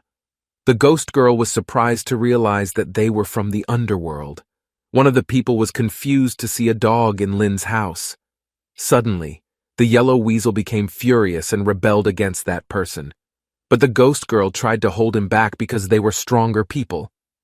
Then the 4 people showed their true form. The creepy monster forms of the 4 people were seen. They called them 4 beautiful and charming ghost soldiers who would destroy the peace of the world and carry out massacres. But they were very ugly to Lin Shi. They would eradicate the traitorous ghost girl first. They divided the tasks to capture Lin Shi and also kill the ghost girl.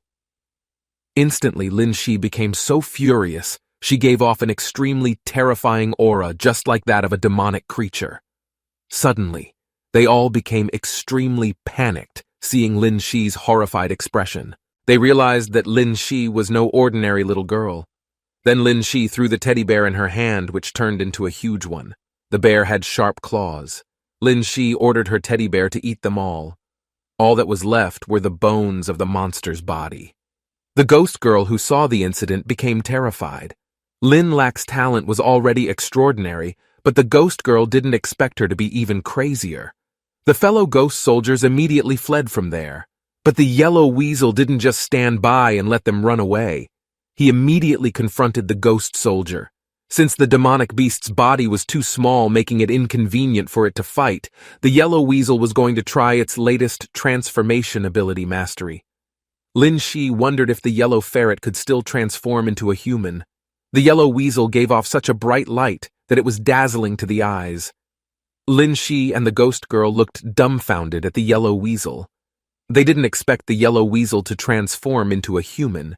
Instantly, the yellow weasel had transformed into a human figure. A little girl with long yellow hair, she thought the transformation was quite amazing.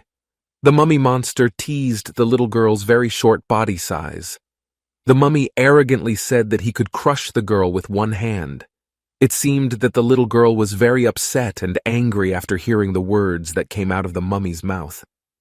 Instantly, the little girl lunged at the mummy until its body fell into the wall. Lin Shi and the ghost girl looked dumbfounded at the incident. Lin Shi went straight to the little girl who was the same height as her. The little girl looked happy. She thought that the human form was very light and comfortable for her. The girl said that she had just learned to transform not long ago. The transformation impressed Lin Shi. Lin Shi was seen wanting to hold the girl's ear. Lin Shi seemed unable to believe that the girl's ear was still preserved. Then, Lin Shi said that she wanted to pinch the girl's ear. The little girl was not very happy when Lin Shi touched her ear. She felt that Lin Shi was very bad, because Lin Shi had touched her sensitive area. Hearing the girl's explanation made Lin Shi understand something. Lin Shi guessed that the little girl's ear was her weakest point. Lin Shi looked so happy she wanted to touch the girl's ear again. There was a chase between Lin Shi and the little girl. Lin Shi asked the little girl not to run away. Lin Shi said that she wanted to touch the little girl's ear. With a little joke, Lin Shi wanted to check the little girl's body area again to make sure what her gender was. The little girl looks so scared, she says that Lin Shi doesn't need to check her anymore. On the other hand, the ghost girl looks a little shocked. She thought Lin was already evil enough, but now there were 2 monsters who were even more evil. In another place was a huge palace. It was the central palace of the underworld. Inside the palace hall was Blood Knight, who came to see the demon god. Blood Knight told the demon god that his subordinates had sent someone to kill the ghost girl and capture Lin's sister, who became a hostage. The demon god praised Blood Knight's good work, but the demon god's real main target was not Lin and the others, but the entire city of Kanglan. Blood Knight looked surprised. He thought that the demon god was preparing to attack Kanglan City. Then the demon god explained that the increasing number of supernatural forces in Kanglan City had become a threat to the main ghost territory in the underworld. This greatly disturbed their plans to dominate humanity. The demon god added that a big war was inevitable. The demon god told them a story from 10 years ago. He said that Lin Yuan defended Kanglan City to avoid disaster. Now Lin Yuan was dead, so the Rat Pack in Kanglan City had nothing to fear. After hearing the demon god's story, Blood Knight wanted the demon god to give him orders to lead the army. Then the demon god said that a mediocre man who was almost killed by humans was not qualified to lead the army. Then Blood Knight tried to convince the demon god. Blood Knight said if the demon god didn't need to worry, he had recovered and returned to his peak strength. Blood Knight added that he would lead all the troops to destroy Kanglan City and create a new ghost city. The demon god seemed to approve of Blood Knight. The demon god says that if Blood Knight can defeat Kanglin City, then experimental Chi's body can be a reward for Blood Knight. The demon god said that the gate to Kanglin City will be opened soon, and the advancing party will launch a surprise attack. The remaining ghost army will be led by Blood Knight. Blood Knight seemed very confident. When he had cleared Kanglin City, he would kill Lin and would break his body into pieces. Blood Knight seemed to be very vengeful towards Lin Lac. He promised to destroy Lin Lac. Elsewhere, Tang Lin was gathering her members. Tang Lin told the members that although they took first place in the fall trials, this wasn't a great victory, and there were still many challenges ahead of them. Tang Lin added that the Blood Knight ghosts that hadn't been caught would definitely launch retaliatory actions, so they needed to strengthen their training to increase their strength. In the next few weeks, Tang Lin would give the members high-level demon training to strengthen the physique and body. The members were so shocked, they seemed to want to avoid the training anymore. One member said that she couldn't do it anymore, as she was only a priest nurse in charge of healing. On the other hand, Lin Lac was still practicing meditation and cultivation. The aura of spiritual power around Lin Lac was very strong. His spiritual strength has increased greatly, and physical abilities are gradually becoming stronger. One step away from reaching the B level. For the sake of Redleaf, no matter what happens, Lin Lac must become stronger. It looked like Lin Lac was about to combine the power of Chi. Lin Lac unleashed such a powerful force. Tang Lin and the other members who witnessed it didn't know what happened to Lin Lac. Finally, Lin Lac managed to achieve true B-rank physical strength. Instantly, Lin Lac had obtained an S-class artifact that was a 1,000-bladed magic sword. As Lin Lac grasped the sword, he guessed that it was an S-ranked divine weapon. Tang Lin said that it wasn't bad. Lin Lac actually advanced with B-rank strength. Lin Lac was indeed very talented. Perhaps in the future he would reach S-class. There was a sudden attack from the enemy. They looked very panicked and didn't know what was going on in Kanglin City. Tang Lin told everyone to be careful. Tang Lin didn't expect the underworld to counterattack this quickly. Kanglan townspeople were terrified. Ghosts had attacked their town. Then the policeman tried to calm the citizens. He said that the Night Patrol Division would save everyone.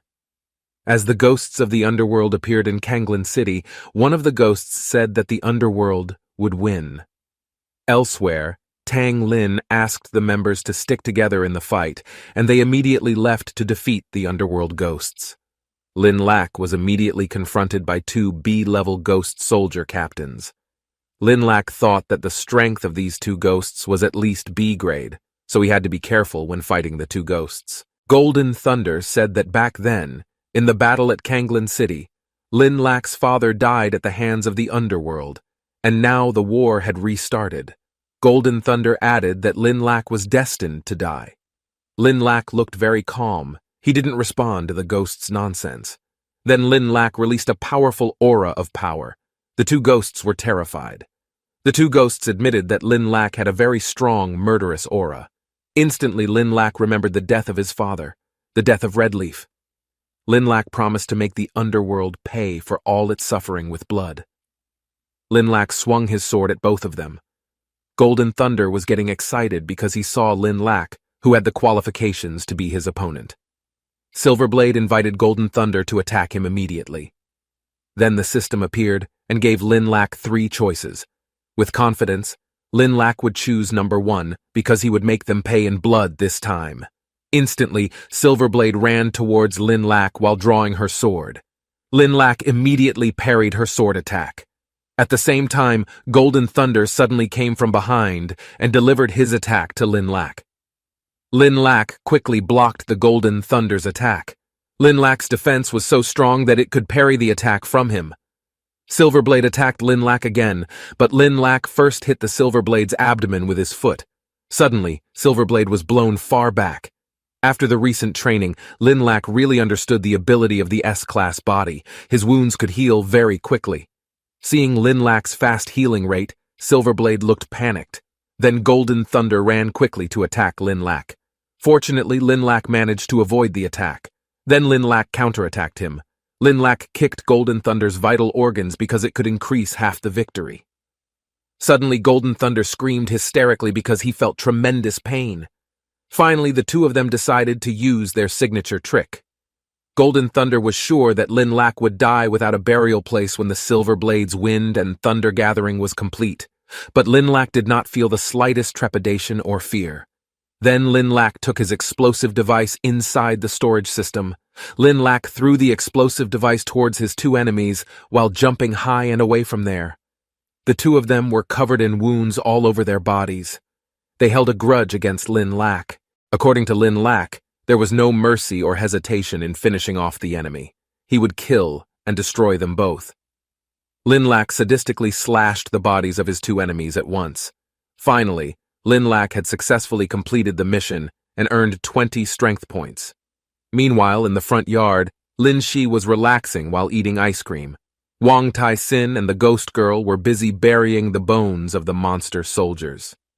Lin Shi orders them to finish their work before her brother comes home. Wang Tai-sin thought that she would be free from slavery when she grew up. But now that dream was gone and her heart was broken. Suddenly, more monsters attacked them. It looked like they would have to dig an even bigger hole. Seeing that made Wang Tai-sin and the ghost girl annoyed because they only added to their workload. In the sky above were two old men riding dragon beasts. They are Elder Kong and also Xuan Yang. They work together to kill the monsters. After successfully eradicating the monsters, they immediately rush to another place to look for other targets. The two old men seemed to be having fun and enjoying it. There was a chaotic atmosphere, as if there had been a big war. Even the deans of Xuan Yang and Kang Lao had come out. It seemed that the big war had really started. Su Tang searched around for Lin, who wasn't there. The panicked Xiang Qian immediately ordered them to look for Lin Lak. Then, not long after, Lin Lak appeared and approached them while holding two jades in his hands. Then Lin Lak told them that the ghosts had been killed. Tang Lin didn't expect Lin Lak to be able to kill those two B-ranked ghosts. Then she praised her disciples' prowess. Since the surrounding ghosts and monsters had been eradicated, Tang Lin invited them to return first. Now, the situation was critical, so they would prepare to fight again later. Then they all immediately followed the orders from teacher Tang Lin. Late in the afternoon, Lin Lak arrived at his house. Lin Lak was surprised to find them burying bones in the front yard. Lin Shi immediately warmly welcomed her brother and hugged him tightly. Lin Shi mentioned that there was a bit of trash that came while he was away. Lin Lak was surprised that his sister thought the ghosts and monsters were just trash. But Lin Shi claimed to have taken good care of all the ghosts and monsters. Lin Lak was so confident that his sister was such a strong person that he didn't need to protect her. Then the little girl told Lin Lak to help them bury the bones. But Lin Lak didn't recognize her and asked who she was. The little girl got angry and then kicked Lin Lak's leg while telling him that she was Wang Tai-sin. Hearing this made Lin Lak very surprised. Lin Lak couldn't believe that a dog could become a blonde, animal-eared little girl. Lin Lak wondered what exactly had happened while he was away. An angry look appeared on Lin Lak's face as he girded his loins. Lin Lak sternly asked to tell the truth. Lin Lak asked to confirm if the girl was really Wang Tai-sin, but the girl gave an annoying response by showing her ugly expression. Shio, who was sitting next to her, felt sick at the sight of the disgusting Wang Tai-sin. Suddenly, Lin Lak became furious at her attitude and told her to stop doing disgusting things with her cute face. Then Lin Lak immediately walked over to the girl who was relaxing on the sofa to see her gender. Suddenly, Wang Xin-tai panicked. She was so embarrassed that her face looked red. The girl asked what Lin Lak was going to do. Wang Xin-tai immediately rebelled by flailing her arms at Lin Lak.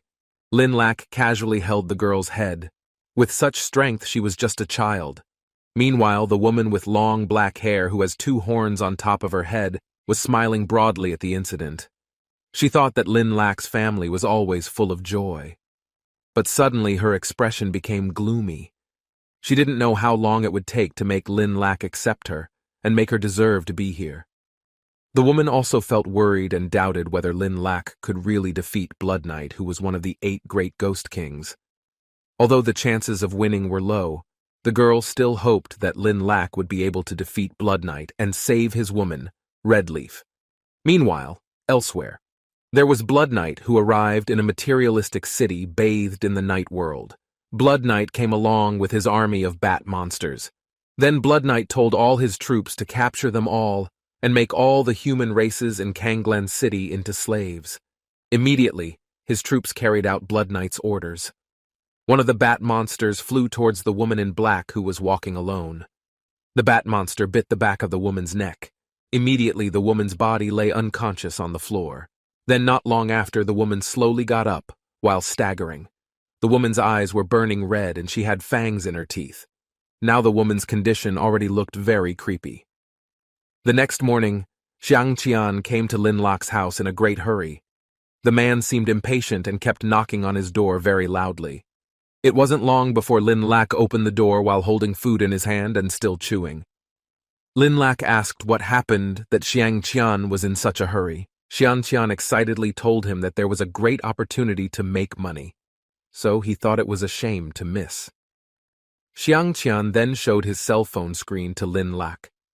In the Academy's group chat, there was news that last night a wave of ghosts invaded Kanglen City. Therefore, the Night Patrol Division asked for help from the Kanglen Academy and would also give a huge reward. Lin Lac took the man's cell phone and read it carefully. Lin Lac thought it looked like the underworld was really going to start a big war. After that, Xiang Qian rushed back to his house to pack his things. Xiang Qian also told Lin Lac to prepare to leave and informed him that Mentor Zhang had an important task, so everyone had to leave early. Lin Lac turned around with a sigh. It seemed that Lin Lac felt a little heavy-hearted because it was time to say goodbye to Xiao again. The ghost girl was seen busy cleaning the house, and Wang Tai-sin was seen eating meat on the floor like a dog.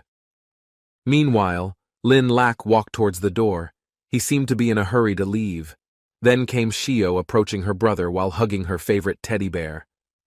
Xiao asked her brother when he would be back home. Then Lin Lac strokes Xiao's head as he tells her that it won't be long. Lin Lac said that he only went to visit Kanglen City. Xiao smiled sweetly at her brother and reminded him to be careful on the road. Xiao promised to be a good girl at home and would not go out without permission. Lin Lac felt that his sister had grown up and already knew more than before. Then, Lin Lac said goodbye and waved goodbye to the three of them at the door. Not long after Lin Lac left, Xiao told Wang to pack up quickly as they were going to the city as well. Wang didn't think it was a bad idea. Xiao had already made plans to go fight the ghost wave, wander around a bit and eat some specialty food or something similar to that. Hearing that made Wang very excited. Wang was tired of being at home, so she was excited to go out. The two girls smiled broadly, while the ghost girl standing back there looked completely overwhelmed by their attitude. The ghost girl felt that the two little girls were not easy to deal with. She thought the ghosts in Kanglen City would soon suffer. It was a very sunny afternoon in Kanglen City. The streets were very quiet. There were 2 white buses that had just arrived.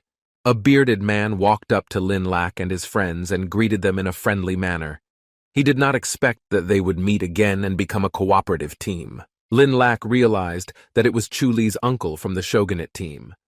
Then Coco smiled sweetly to greet Lin Lac, while Mo Xiu, who was beside her, looked cynical. The man did not like meeting Lin Lac, who was very annoying to him. Lin Lac approached Coco as he greeted the woman back, but suddenly Coco became nervous and her face looked red.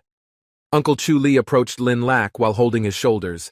He mentioned about the last time where Lin Lac took the map of his ghost territory. Uncle Chu Li asked if Lin Lac still didn't want to pay him.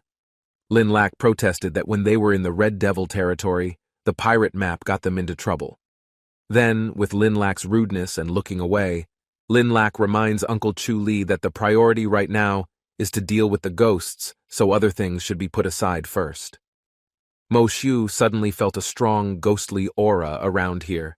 Hysterically, Xiang Qian pointed in that direction ahead, telling them to take a look. There was a horde of people walking towards them like zombies. The ghostly creations that look like zombies are the target of their mission this time. Uncle Chu Li explains that those people are cursed humans, not actual ghosts, so they can't kill those people. They can only suppress and bind those people and send them to the Night Patrol Division simultaneously. The zombies then immediately ran quickly towards them. Mo Shu reminded them all to be careful and not to get bitten, or they would become zombies like those people. At the same time, Lin Lak prepared with his strength. Lin Lak guessed that their weakness lay in their teeth, as they were ghosts that liked to bite. Jiang Qian's clothes were torn apart by the aggressive female zombies. He screamed hysterically while covering his body with both hands. Jiang Qian wondered why they all came to him. He guessed it was because he had more meat. But Hu Feng thought that Jiang Qian seemed to be very happy at the moment. Suddenly came Uncle Chu Li, who jumped into their midst very coolly. Then he took off his robe to reveal his huge muscles. With a serious look on his face, Uncle Chu Li told them not to bully little brother, and to fight him if they dare. But it seems that the zombies are not interested in Uncle Chu Li. They just pass him by. Uncle Chu Li wondered what the cause was and why they all went to that fatso. Jiang Qian, who kept running, was seen crying hysterically. He didn't know what caused them to keep following him. Not long after, there was a noise from back there, which was a horde of ghosts. Realizing that, Uncle Chu Li thought that it was also a female ghost. But when he looked back, it turned out to be a swarm of male ghosts. They all seemed interested in Chu Li's uncle and chased after him. Suddenly, Chu Li uncle immediately ran away from them. He thought it was really unfair that all those who came to him were male ghosts. The atmosphere was very chaotic. They all worked together to conquer the ghosts. The zombies looked very tough. But none of the zombies dared to approach Lin Lak. Maybe it was because Lin Lak had a red leaf aura on him that the low-level ghosts were afraid to approach him. Meanwhile, Jiang Qian had been caught by a female ghost who was about to bite him. He tried his best to restrain the female ghost. Fortunately, at the same time came Lin Lak, who saved Jiang Qian.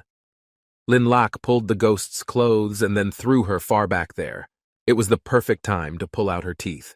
Then, Lin Lak walked over to the woman and pulled out one of her canines.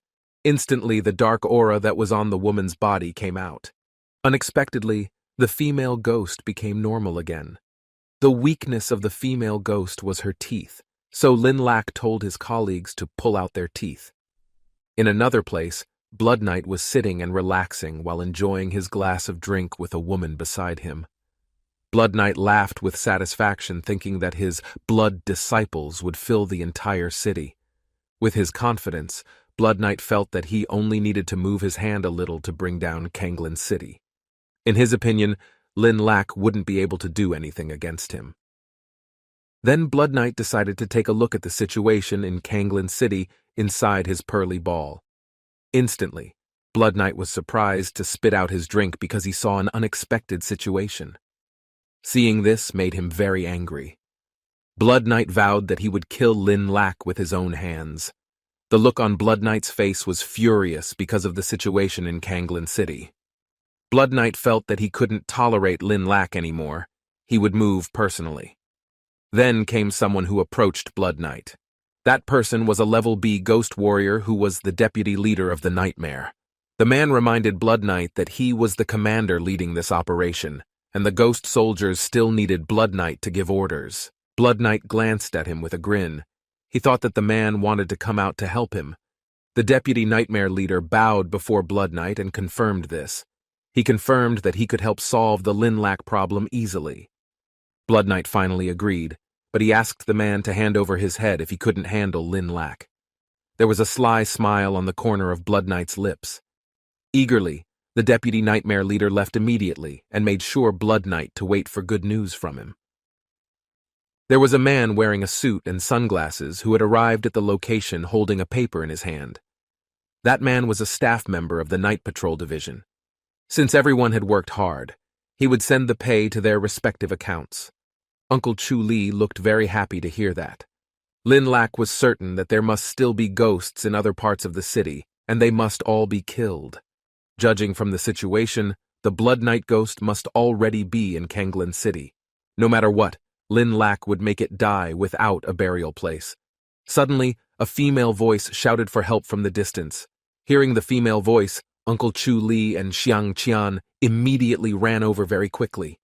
They both looked very excited. Suddenly, they were all dumbfounded at the attitude of the two men. There were 4 beautiful women hanging from a height. They were screaming for help. Seeing that drew Su Tang's ire, she cursed the ghostly deeds that had hung living people up there. Meanwhile, Uncle Chu Li and Xiang Qian were eager to save the 4 women. Instantly, Lin Lak realized that the 4 women had the smell of ghosts on them. Then Lin Lak asked them all to stay away because there was something strange here, but they were too late to leave. Suddenly, there was a very powerful vibration in that place. A formation appeared on the asphalt that surrounded them all. They were shocked to see it and thought they had been ambushed. Moments later, the bodies of the 4 women hanging above turned into dolls. Then in front of them appeared a long-robed figure who was the deputy leader of the nightmare. He laughed in satisfaction at the sight of stupid humans like them who were successfully tricked by him. Then the man opened a portal to the dream world. Those who entered his dream world would fall asleep until they ran out of mental energy and lost their consciousness completely. According to him, Lin Lak and the others would have no chance to fight back, so they would certainly die. They were all lost in their own dreams. Xiang Qian is now at a dining table with delicious food in front of him, accompanied by 4 beautiful waiters next to him. Xiang Qian was served so well by all of them that his stomach grew so big that it wanted to burst. Meanwhile, Uncle Chu Li, Coco, and Yu Zhou dreamed of becoming a mercenary army with Uncle Chu Li as the king. Many people begged Uncle Chu Li for help with their country's mission. However, Uncle Chu Li would not take on any mission for less than 50 million. As the world's #1 mercenary, he wouldn't do without money. Then Mo Xiu had a dream about Qing Cheng's very beautiful sister. In his dream, he was getting married to Qing Cheng and living happily with her, while Lin Lak's other 3 friends were dreaming of a happy moment where they were playing exciting rides together. Seeing that made the deputy nightmare leader feel satisfied, as all those people had been blown away into the dream world. Now only Lin Lak remained. He was about to scratch the most painful wound in his heart. In his dream, Lin Lak woke up from his sleep. He looked confused and wondered why he was at home. Then, not long after, the red leaf beside him woke up. Seeing the red leaf beside him made Lin Lak surprised, and his eyes became teary. Lin Lak immediately hugged the woman tightly while crying. He felt that he missed her very much. Then, Red Leaf rushed over to make Lin Lak some food. But as soon as Lin Lak hugged the woman back from behind, he felt like hugging her forever. Even though Lin Lak knew this was just a dream, he still felt happy. Lin Lak's tears were seen flowing down his cheeks. Red Leaf said that she was very lonely. She asked Lin Lak to stay with her. A quest appeared that gave 3 choices on the system screen. Lin Lak closed his eyes and cried while thinking about the decision he would make. Lin Lak was so happy to see the revived Red Leaf, but unfortunately all of this was just a dream. So Lin Lak would choose number 3. Lin Lak's trembling hands were seen hugging Red Leaf. Slowly the woman's body disappeared from Lin Lak's presence. With a vengeful look on his face, Lin Lak was determined to defeat Blood Knight with his own hands, and he would resurrect Red Leaf. Meanwhile, the deputy nightmare leader appeared to be injured and was spewing blood from his mouth. The man clucked in annoyance that Lin Lak had destroyed his dream world. The man's dream world had been shattered, so that he also suffered serious injuries due to the side effects of the backlash. Those who were having a beautiful dream became sad and cried hysterically as the dream was instantly shattered. Lin Lak saw an opening for them to escape from there. Then Lin Lak told all his colleagues to wake up and got them out of that place as quickly as possible. Finally, not long after, they all made it out of the dream world and returned to Kanglan City. They looked surprised to see a black-robed figure standing in front of them. Lin Lak could feel the man's extremely strong aura. According to Lin Lak, the man was at least a rank B ghost monster. Hence, Lin Lak had to be careful when fighting with him. Unable to use subtle means, the deputy nightmare leader would use violent means. Instantly, he attacked them all with the power that emerged from his palm. With a very fast movement, Lin Lak immediately dodged him and then counterattacked him by lunging at his body. Suddenly, his enemy was bleeding profusely from his mouth. The man's body was thrown far, far back. In his mind, he chuckled that his injury had worsened so much that he couldn't continue fighting anymore. There was only one more thing he could do. Suddenly, the man threw something in front of Lin Lak. Lin Lak immediately panicked and told all his colleagues to spread out. There was a huge explosion there that created a thick, black smoke that enveloped the entire place. Lin Lak tried to look around for his enemy. He wouldn't allow him to escape. Everyone covered their noses because it was toxic smoke. Then Lin Lak immediately unleashed his power to disperse the smoke by using the Inferno Fist skill. Now the thick black smoke had slowly dissipated from there, but unfortunately the deputy nightmare leader had managed to escape. It's too late to chase after him, Lin Lak thought. But Lin Lak realized that the real enemy was Blood Knight. Only by defeating Blood Knight and retrieving his soul, Jade would Lin Lak have a chance to resurrect the Red Leaf. The deputy nightmare leader was seen hiding behind a wall. The man smiled sarcastically. He thought Lin Lak would never be able to kill him. Now he would rush back and report this situation to Blood Knight so that Blood Knight could send a ghost warrior to help him. After he repairs his dream world and fully recovers his strength, he will go and settle his affairs with Lin Lak. There was a purple car traveling in the middle of the Kanglin City street. The car was traveling at a high speed. It turned out to be Shio and the others. Wang Tai-sin, who was driving the car, seemed to be having a hard time, because it was unlike any toy car she had ever driven. The ghost girl sitting in the front was panicked and scared, while Shio, who sat at the back, seemed to enjoy it. The ghost girl felt like she was going to die soon. She never imagined that a weasel would drive a car. Moreover, she was driving without a license. Meanwhile, there was the deputy nightmare leader who was about to cross the road.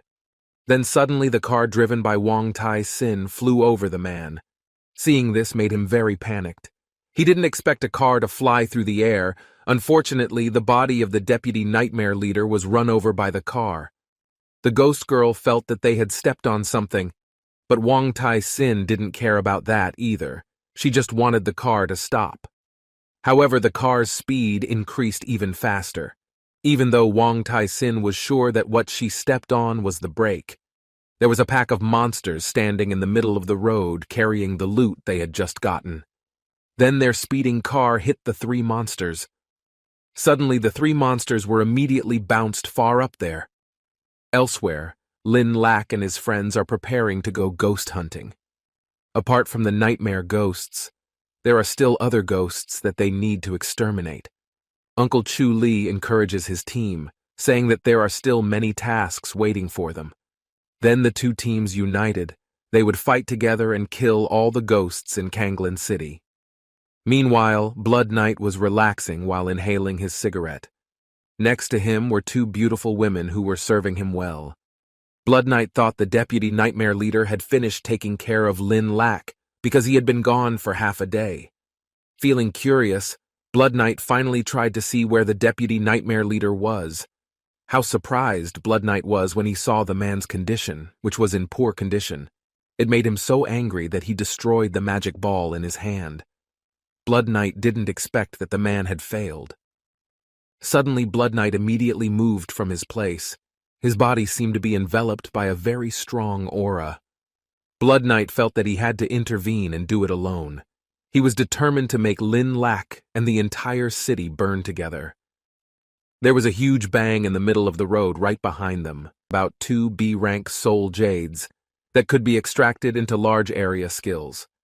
Finally, the soul jades from the Golden Thunder and Silver Blade ghosts were useful too. Without thinking, Lin Lak immediately absorbed them now. Lin Lak gained 2 skill attributes at a time. That was simply amazing. The two women looked amazed at Lin Lak defeating the ghosts with his own strength. They thought that Lin Lak truly had the strength to be their captain. Su Tang admitted that Lin Lak's strength had truly surpassed her. Xiang Qian shouted out, telling them all that the ghost army had arrived. Seeing this made them all very panicked and frightened. There were thousands of ghosts flocking towards them. Meanwhile, Lin Lak stood there in front while holding a sword in his hand. Lin Lak could feel a very strong, ghostly aura. It seemed that Lin Lak was about to face off against those monsters. If Lin Lak couldn't defeat that army of ghosts, then Lin Lak wouldn't possibly have the ability to kill Blood Knight. His colleagues were preparing to escape from there. They invited Lin Lak to leave immediately and return first. Shio and the others had also climbed onto Black Wind's body to escape from that place. Shio invited his brother to leave immediately. Then a quest appeared that gave Lin Lak 3 choices. Without thinking, Lin Lak would choose the third option. Even if the reward was not good, Lin Lak still chose to fight. Lin Lak told them that retreating would only increase the power of the ghosts. If they retreated, then the city would fall to the attacks of the ghosts. In addition, those who were still standing would die one by one if they retreated. Therefore, Lin Lak would kill all the ghosts and destroy the darkness with lightning. Suddenly, the expressions of all of them looked completely dumbfounded. Lin Lak jumped on top of the ghosts while raising his weapon. From the weapon came a powerful bolt of lightning. The lightning struck the entire ghost army until no one was missed. The situation there looked very chaotic. The sky was pitch black and flames were burning in every corner of the city. A huge explosion occurred in the middle of the street. Lin Lak's friends even fell down due to the effects of his attack. Meanwhile, Wind Black was holding the 3 boys to protect them. The 3 of them were dumbfounded at the scene in front of them. Not long after, Lin Lak emerged from behind the thick black smoke, standing proudly with a sword in his hand. All the ghost troops had been successfully killed by Lin Lak. Now it was time for Lin Lak to finish his business with Blood Knight. Lin Lak couldn't wait to bank Red Leaf soon. Blood Knight seemed to grit his teeth as if he was very upset, then ordered the Blood Dragon to attack the 2 women. Instantly, the Blood Dragon spouted hot flames from within its mouth. With quick movements, Master Jiang and Lin Hua instantly dodged the attack. The great ape then parried the Blood Dragon's attack with its staff. At the same time, Master Jiang prepares to attack because she thinks this is a good opportunity. Then Master Jiang quickly attacked Blood Knight with her fist technique. Master Jiang's punch hit Blood Knight hard in the stomach, causing Blood Knight to bounce far back and bleeding from his mouth. But Blood Dragon swiftly caught Blood Knight's body to keep him from falling. In another corner, Lin Hua could be seen preparing to attack Blood Knight. The woman raised her sword up high. There was a blue aura enveloping Lin Hua's sword. Lin Hua summoned the power of the Thunderwing Shadow Tiger. Then Lin Hua delivered the attack right at Blood Knight. The attack rendered Blood Knight helpless. The attack from Lin Hua just now was a combined attack from the Thunderwing Shadow Tiger and Lin Hua's strongest attack. Seeing Blood Knight's state, Lin Hua thought that Blood Knight should have died after receiving that attack. It seemed that Blood Knight could still get up. It seemed that the man was not easy to defeat. But his condition was already very poor. Blood Knight felt very angry at them. Blood Knight thought that they were just a tiger and a female monkey, but they could make him seriously injured. It was truly unforgivable to Blood Knight. Lin Hua was very surprised and didn't expect to see Blood Knight still able to get up and move. Then Blood Knight exerted all his strength. There was a red-colored aura that enveloped around his body. Instantly, Blood Knight transformed into a very scary figure. Master Jiang and Lin Hua felt a very strong aura from Blood Knight. How surprised the 2 women were to see the change in Blood Knight's figure, to the point of widening their eyes wide. Blood Knight grinned sinisterly as he stared at the 2 of them. Blood Knight said that if Teacher Jiang and Lin Hua must not have expected it, he still had a backup move. Then Blood Knight attacks the 2 of them, but can still be dodged. Teacher Jiang and Lin Hua moved behind Blood Knight, both of them preparing to attack him. Blood Knight realized he was about to be attacked from behind. He considered Teacher Jiang and Lin Hua to be 2 weak beasts, both of whom had dared to sneak up on him and were about to attack him. Then Blood Knight turned his body and prepared to attack them both with his punches. Blood Knight seemed to be so upset, he was going to send Master Jiang and Lin Hua to hell. Blood Knight continued to attack Teacher Jiang and Lin Hua. They were both very depressed because of Blood Knight's relentless attacks. Blood Knight promised that he would make them both crumble to pulp. Lin Hua and Master Jiang were caught off guard. They seemed to be getting tired. Blood Knight saw that they were both cornered. He immediately attacked them with his powerful punches. Seeing Teacher Jiang and Lin Hua under pressure, Lin Lak quickly came and saved them both from Blood Knight's attack. Lin Lak managed to save Teacher Jiang and Lin Hua. They both looked at Lin Lak with admiring gazes. They both looked very happy that Lin Lak and the others came here. Lin Lak asked everyone to calm down. Lin Lak says that he and his mentor will take care of the enemy. Lin Hua didn't expect Lin Lak and the others to come here. Then Qing Yue would help to cure Teacher Jiang and Lin Lak. In another corner, Blood Knight saw the ghost girl. Blood Knight seemed to be very upset. He regarded the ghost girl as a traitor. Blood Knight said that Lin Lak and the ghost girl wouldn't leave alive. Blood Knight tried to attack the ghost girl. Lin Lak, who knew it, quickly blocked the attack. Lin Lak emphasized to Blood Knight that he was his opponent. It can be seen that Lin Lak resisted Blood Knight's attack and knocked him out. Blood Knight was very surprised and did not expect Lin Lak to be much stronger than before. Then the system confirmed Lin Lak was asked to make a choice. Then Lin Lak chose the second choice for the sake of his wife and Kanglin City. Blood Knight said that he would destroy Lin Lak. Likewise, Lin Lak, he promised to avenge Blood Knight for his wife's death. It can be seen Lin Lak transforming into demon form.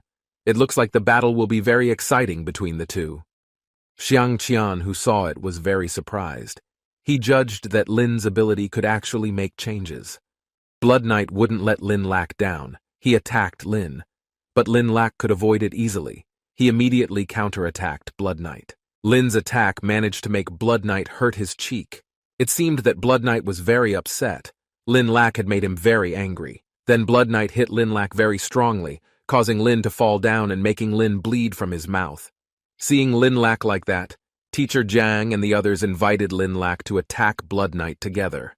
They all looked very excited to defeat Blood Knight. Lin Lak got up. He attacked Blood Knight. From the other side, all of Lin Lak's colleagues attacked Blood Knight simultaneously. Blood Knight was so overwhelmed by all of them, his body would fall to the ground. Then Lin Lak quickly flew up and was about to attack Blood Knight. Blood Knight looked very cornered. He didn't think he would be in a position like this. The ghost girl and the others attacked Blood Knight together. Blood Knight's eyes reflected his anger. He would not spare the insects that had dared to attack him. Blood Knight emphasized that he would kill them all. By sacrificing his blood, Blood Knight would open the blood prison formation. As Teacher Jiang and the others panicked, she said that the Blood Knight formation had suppressed them. Lin Lak also felt Blood Knight's formation. Blood Knight looked very happy, sacrificing 2 to 3 drops of his blood as payment for the formation. Blood Knight thought this was enough to suppress them all. Blood Knight said that he would eat them all alive. Then Lin Lak would take the decision. He could only use brute force to forcibly crush his pressure. Lin Lak could still stand up. He continued to fight against that pressure. Blood Knight was very surprised and didn't expect to see Lin Lak still able to move. Blood Knight wondered if Chai power could be free from the formation. Blood Knight felt that this would be very detrimental to him. Blood Knight had already used too much energy. He was afraid that he wouldn't be able to withstand this. It seemed that Lin Lak gave off an extremely terrifying aura. Lin Lak didn't think that everyone would fall to their knees and beg for mercy from Blood Knight. Lin Lak emphasized that he would never do that. Teacher Yang and the others were shocked to see Lin Lak. Lin Lak gripped his sword, saying that he would rather die standing than having to live on his knees to Blood Knight. Lin Lak emphasized that he would never be someone's slave. Lin Lak will fight Blood Knight to the bitter end. Then Lin Lak attacked Blood Knight. Blood Knight thought that Lin Lak's attack also contained the lightning attribute. Lin Lak's attack succeeded in knocking away Blood Knight's body. Lin Lak raised his sword and prepared to attack Blood Knight for the sake of his family and friends and also to protect his home. For the sake of his lover, Red Leaf, Blood Knight must die. With passionate emotions, Lin Lak immediately gave his final attack to Blood Knight. A system notification popped up saying that the mission had been completed. Everyone looked very happy. The formation was also now released. Then the Blood Knight ghost soul, Jade, fell into Lin Lak's hands. Lin Lak was finally able to save his favorite wife. Shio and Lin Hua immediately came over to Lin Lak and hugged him. They were very proud of him. His friends also approached Lin Lak and praised him. Lin Lak was their outstanding blade hunter captain. Su Tang told them that the sky was clear again. The sun was shining brightly on Kanglan City. Meanwhile, Master Jiang lit her lighter and lit the cigarette on her lips. Master Yang remembered that 10 years ago, Lin Wen had saved Kanglan City. Little did she know that 10 years later, Lin Lak, Lin Yuan's son, would return to save Kanglan City once again. The woman stood back there looking at Lin Lak. In her mind, she wondered if all of this was fate. Lin Lak looked extremely happy. Clutching the Blood Knight ghost soul Jade, Lin Lak was determined to resurrect his wife.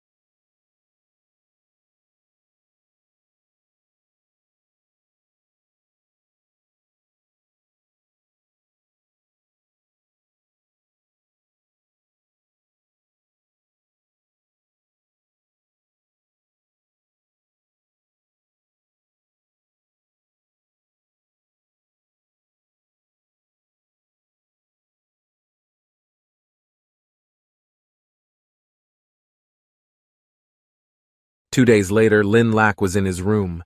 The wind blew so hard from the window that the curtains moved. After 2 days and 2 nights of Lin Lak trying to purify the power of the Blood Knight Soul Jade, it was finally transferred to Red Leaf. While Red Leaf was still completely unconscious, her body lay naked. Lin Lak's efforts are not in vain and can work well. Suddenly, Lin Lak's face becomes happy and calls out to Red Leaf.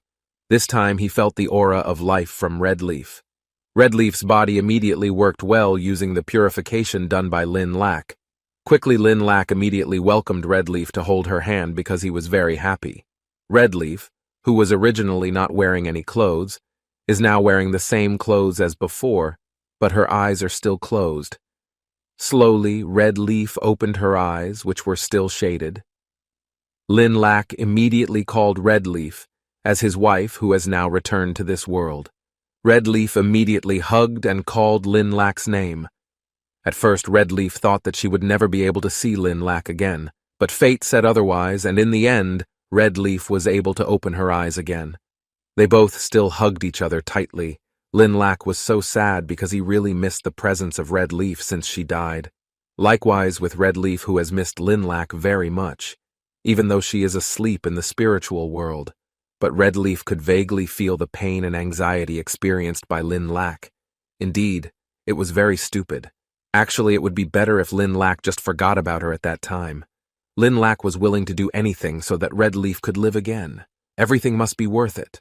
From now on, Lin Lak will never let Red Leaf go again forever. After that, they both kissed each other with sincerity.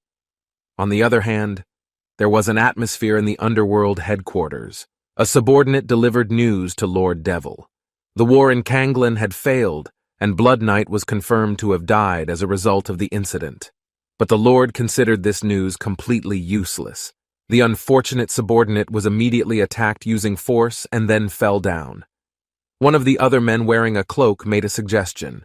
It seemed that in this action, the number of troops should be increased and the attack on Kanglin City should not be stopped. Hearing that suggestion, Lord Devil didn't want to rush things for now, although the operation at Kanglin failed. But in most areas, the war had been won. Then it will allow the Devil Lord and his army to expand the territory quite a lot. Kanglin is a small spot on this land. The Lord first asked to stabilize the blood that had been drawn. Then there was the matter that it was still not too late to make a follow-up attack. His men said the Lord Devil God was indeed very wise. Later, the underworld will rule the great Jia. Mr. Devil immediately laughed loudly when he got praise from his men. The birds around the underworld headquarters immediately flew here and there. Then you can see the atmosphere of Lin Lak's house. His sister named Shio is sitting cool after eating. Shio was very anxious because it had been 2 days since her brother had come out of the room. Then, Lin Lak also ignored everything in the house. The ghost girl carrying a tray said she would bring food for Lin Lak. Shio wondered why it had to be the ghost girl who brought the food. Shio declared that she had to bring this food. Shio forcibly grabbed the food tray and snatched it. After that, Shio came to her brother's room. Shio happily said that it was time for her brother to eat. The ghost girl and the orange hair followed Shio from behind. They were both very curious about what Lin Lak was doing in the room. Shio immediately opened the door to her brother's room. Suddenly, the food that was carried on a tray immediately fell scattered to the floor. This is because his own sister was surprised that her brother was with a woman intimately. Lin Lak was immediately shocked to see his sister suddenly come to this room. Red Leaf also saw directly that Lin Lak's sister came here. Lin Lak felt unlucky because the Shio saw Red Leaf's presence in the room.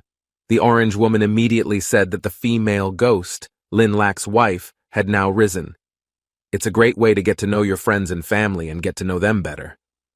Orange woman was just surprised that she forgot that the Demon King still didn't know about Lin Lak's wife. Shio immediately walked in and pointed towards Red Leaf. Shio wants her brother to answer who this female ghost is that can be in the room. Whatever it is, Shio doesn't care and wants her brother to give a proper explanation. Today, Lin Lak felt very unlucky because there was no way to escape. Everyone went straight into Lin Lak's room, while Red Leaf sat on the bed. With a smiling face, Lin Lak will give an explanation to the younger sister who is very curious about his wife. Shio feels like she can't, and will faint in this place. First of all, Lin Lak will tell his sister that Red Leaf has given many things to her brother's life. Lin Lak already considers Red Leaf as his own wife. Red Leaf is a human or a ghost, though. Lin Lak will still love her and has accepted her for who she is. So Lin Lak really hopes that his sister Shio can understand and not question this constantly. In her heart, Red Leaf is very happy. Today, precisely on her awakening, she did not expect to be introduced to his own sister, even though Red Leaf is very good in his own sister's view, plus it is very beautiful. But still in Shio's eyes, Red Leaf is a foreign outsider. Shio would not care about anything. Shio felt that only she and his sister would take care of him wholeheartedly in this world. Hearing that, Lin Lak was very happy and smiled sweetly at his sister. Lin Lak knows his sister loves him more than anything. Lin Lak understands Shio's thoughts and feeling very well, so Shio doesn't need to feel anxious. But Red Leaf is a different figure in Lin Lak's own eyes. Shio immediately grimaced because according to her there is nothing different. All women are the same. Red Leaf could only chuckle because she saw the behavior of Lin Lak's sister feeling jealousy. Red Leaf immediately held Shio's head and told her she was a sweet little girl. So Shio doesn't need to think that Red Leaf will steal her brother. Red Leaf understands that Shio is very anxious about this, but Red Leaf herself hopes that Shio can trust her and believe in her brother's choice. Shio could only contemplate, even though Red Leaf was a ghostly figure and not so real. When touched by Red Leaf directly, it turned out to be very soft. Suddenly, Shio immediately ran out of the room door. Shio said for the sake of his sister she would be forced to accept Red Leaf in this life. But one thing must be remembered well. His sister will still belong to Shio and not to Red Leaf. Lin Lak can only be silently seeing his sister's behavior very jealous, while Red Leaf can only laugh because Shio is very funny. Meanwhile, the Orange Woman said that the Demon King also has a tsundere side. Lin Lak and Red Leaf hugged each other happily. Lin Lak is very happy and then praises Red Leaf as his wife is indeed very great. From now on, Lin Lak stated that the two of them will become a family. Red Leaf was also so happy then thanked Lin Lak. While hugging, Red Leaf's happy expression instantly changed. The Ghost Girl and the Orange Woman were immediately shocked to see Red Leaf's reaction. Lin Lak also realized and immediately panicked and asked what happened to his wife. Red Leaf's face looked weak, but she said it was fine. Red Leaf is currently only feeling tired. The Ghost Girl said that Red Leaf's soul had been severely injured before. Even if Red Leaf is resurrected, she will still be weak and helpless. Ghost Girl asks Lin Lak to bring Red Leaf back to her spiritual world right now so that nothing bad happens. Lin Lak said that Red Leaf should rest immediately. Now Lin Lak will immediately find the best solution for his wife. There happened to be a Ghost Girl in the room. Lin Lak asked for a solution if he had a way to make Red Leaf return to normal as before. Even Lin Lak wanted the Ghost Girl to help shape the physical body of Red Leaf like before. The Ghost Girl also thought the previous battle had consumed too much power on her soul, even now after absorbing the Blood Knight's soul jade. Then it only barely stabilized her soul. Lin Lak had heard Red Leaf say about the spiritual world being damaged. Then Red Leaf only relied on her soul. Red Leaf was also unable to recover much spiritual energy. Now, Red Leaf's soul was hurting. Lin Lak believed the current Red Leaf must be in a more serious condition. The Ghost Girl also gave an explanation that Red Leaf did not have a physical body right now. Even with 10 more Blood Knight soul jades, Red Leaf would not be able to recover his soul. So, to solve the problem from the root, help must be given. The Ghost Girl will provide assistance to reshape Red Leaf's physical body. Lin Lak had long since decided that, no matter what the cost, he would help Red Leaf reshape her body. The Ghost Girl has also remembered that there is something in this world that can reshape the physical body in an instant.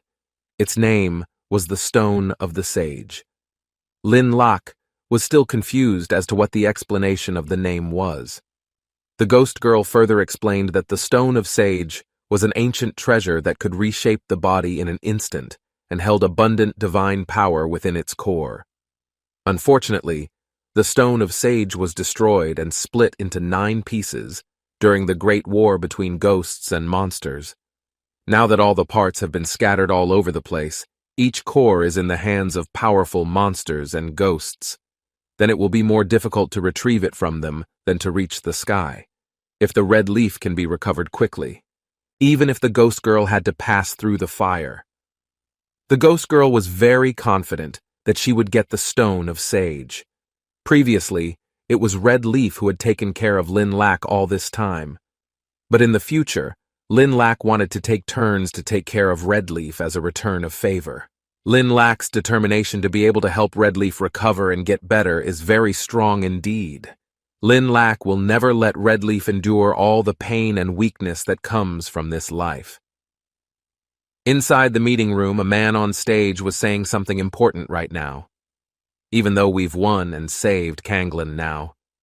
But what you need to know is that most of the cities and regions have become ghost towns. The people there are in a terrible state. The refugees came here after going through hell. Then there was someone who was abused, murdered, and they all live with their honor trampled on worthlessly. This kind of situation is indeed very sad and concerning. Kanglin, as a city that can still be occupied, will try to provide help to people from other areas and fight against ghosts. The Academy and the Night Patrol Division have organized abundant rewards and awards. This is done as a form of reward and appreciation when missions go out and fight. Later on, interested students can participate as volunteers. The man further talked about the recent battle against the underworld abyss. The Hunting Blade squad led by Lin Lac had performed exceptionally well. Lin Lac and his team immediately stood up and came to the front. Team Captain Lin Lac has done a good thing and deserves an award. So with this, the Lin Lac team will be awarded 3 million cash.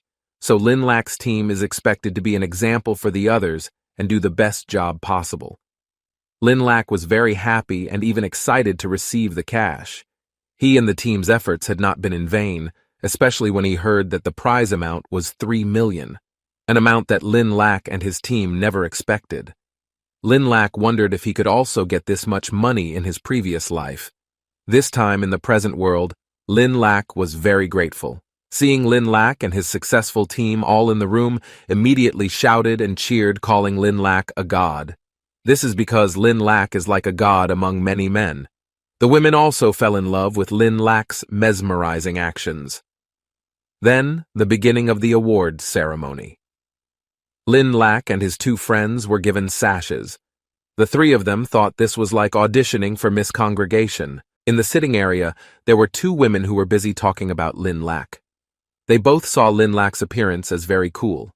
Even Ching Chung admitted that Lin Lac was such a handsome man that it was natural that many women liked him. In addition, there is a bald man who has an ambition to increase his training to rival Lin Lac. Then he will follow in Lin Lac's footsteps to become a strong man. For the abilities possessed by Lin Lac, and received a lot of praise. It is possible that there are people who also hate him. There is one man who wants Lin Lac to die when facing a ghost wave attack. If he gets this opportunity, he will not hesitate to get rid of Lin Lac quickly. While being alone came a red-haired woman smoking a cigarette holding Lin Lac's shoulder. She asked Lin Lac if she wanted to participate in the mission out to fight this time. Lin Lac would gladly follow her. The underworld is the enemy of Kanglin and even the enemy of the entire Jia. They must be destroyed as soon as possible. Then the red-haired woman and Lin Lac laughed simultaneously. For her, it is not bad for a Kanglin star. Therefore, she wants to see Lin Lac to continue to grow stronger. In Lin Lac's mind, while outside the battlefield, he can help his wife, Red Leaf, to find the Sage Stone. This mission is indeed very important to Lin Lac. Then Lin Lac decided to return home. Unbeknownst to Lin Lac, his younger sister Shio will give her brother a surprise. In a paper, Shio immediately informed that his sister had passed the junior class today. Seeing his sister who graduated, Lin Lac was really very proud and did not expect it. Lin Lac stroked his sister's head as a sign of affection. Shio can stay here for a long time. The junior class is a training with few people. Shio was such a talented little sister. Lin Lac was sure Shio would be very popular with the instructors. The ghost girl suddenly wanted to go to school too.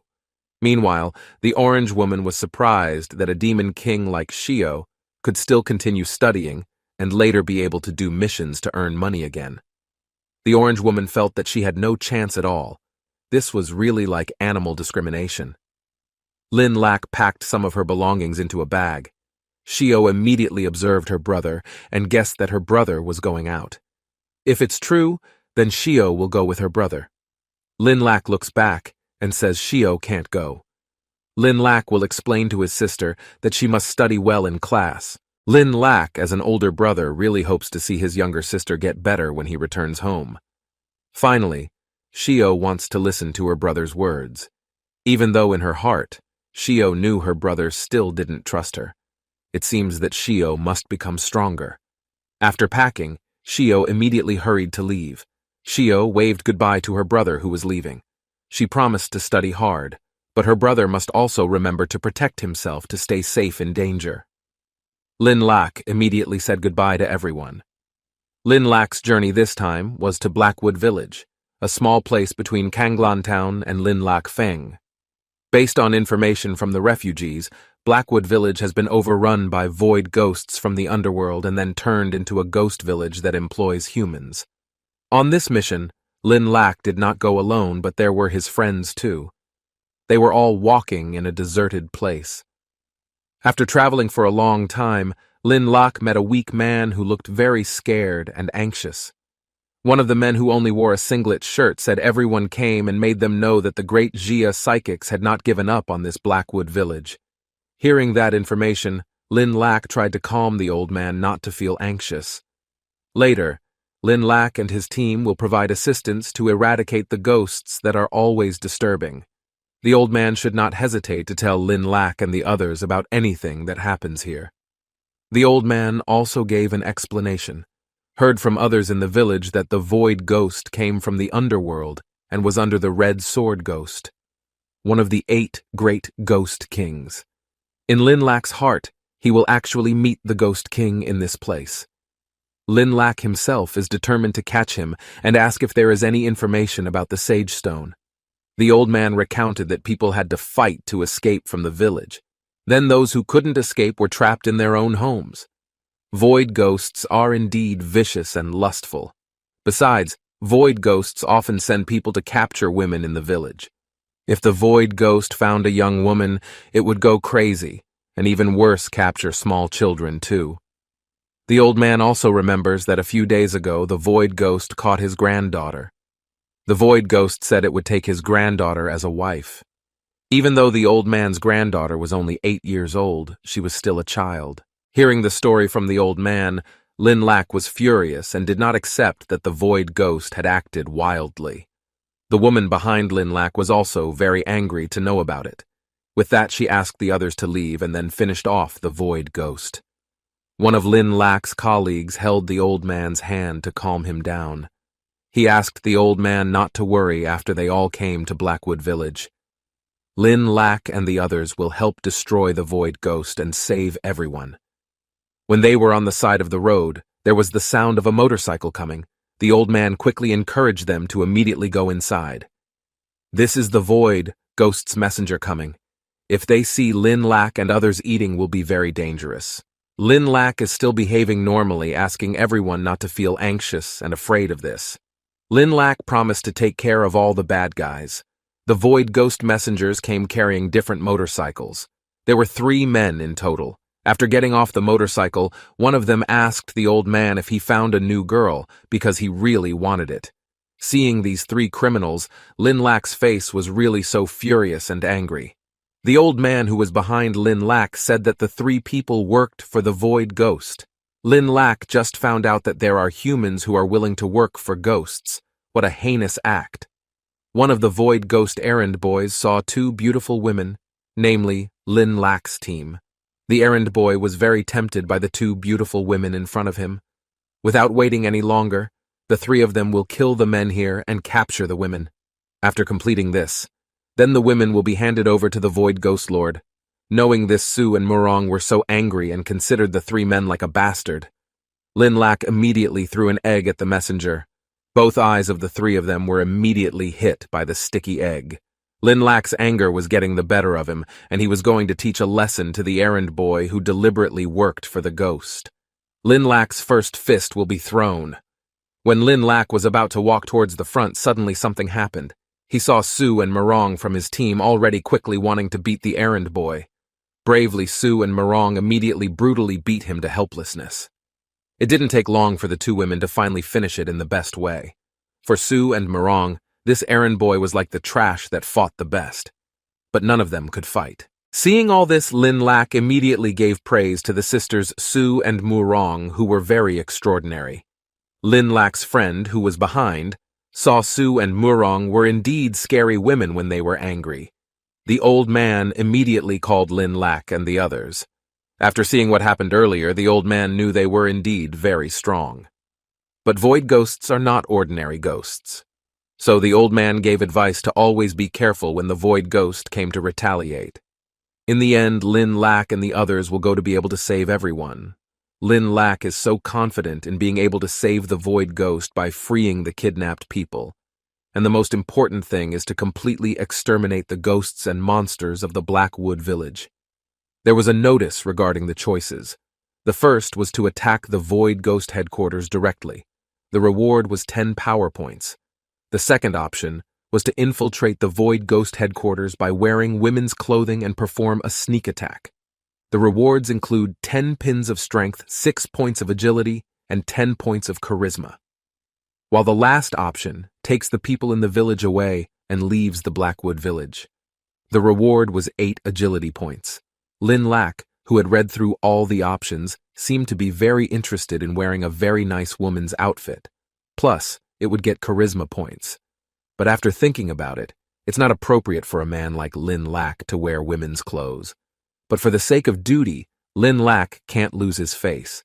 Even if it is indeed women's clothing, Lin Lak can attract others to do it together. Lin Lak immediately embraces Suzhong and Qing Yue and tells them that they will protect the villagers. Meanwhile, Lin Lak would go for a little trip. Then the men of Lin Lak's team immediately changed their appearance into women. The people who are around them are very unexpected and don't know where they come from at this time. People here think that the three of them are demon people. They even wanted to vomit. One of Lin Lak's friends immediately complained and said this was a bad idea.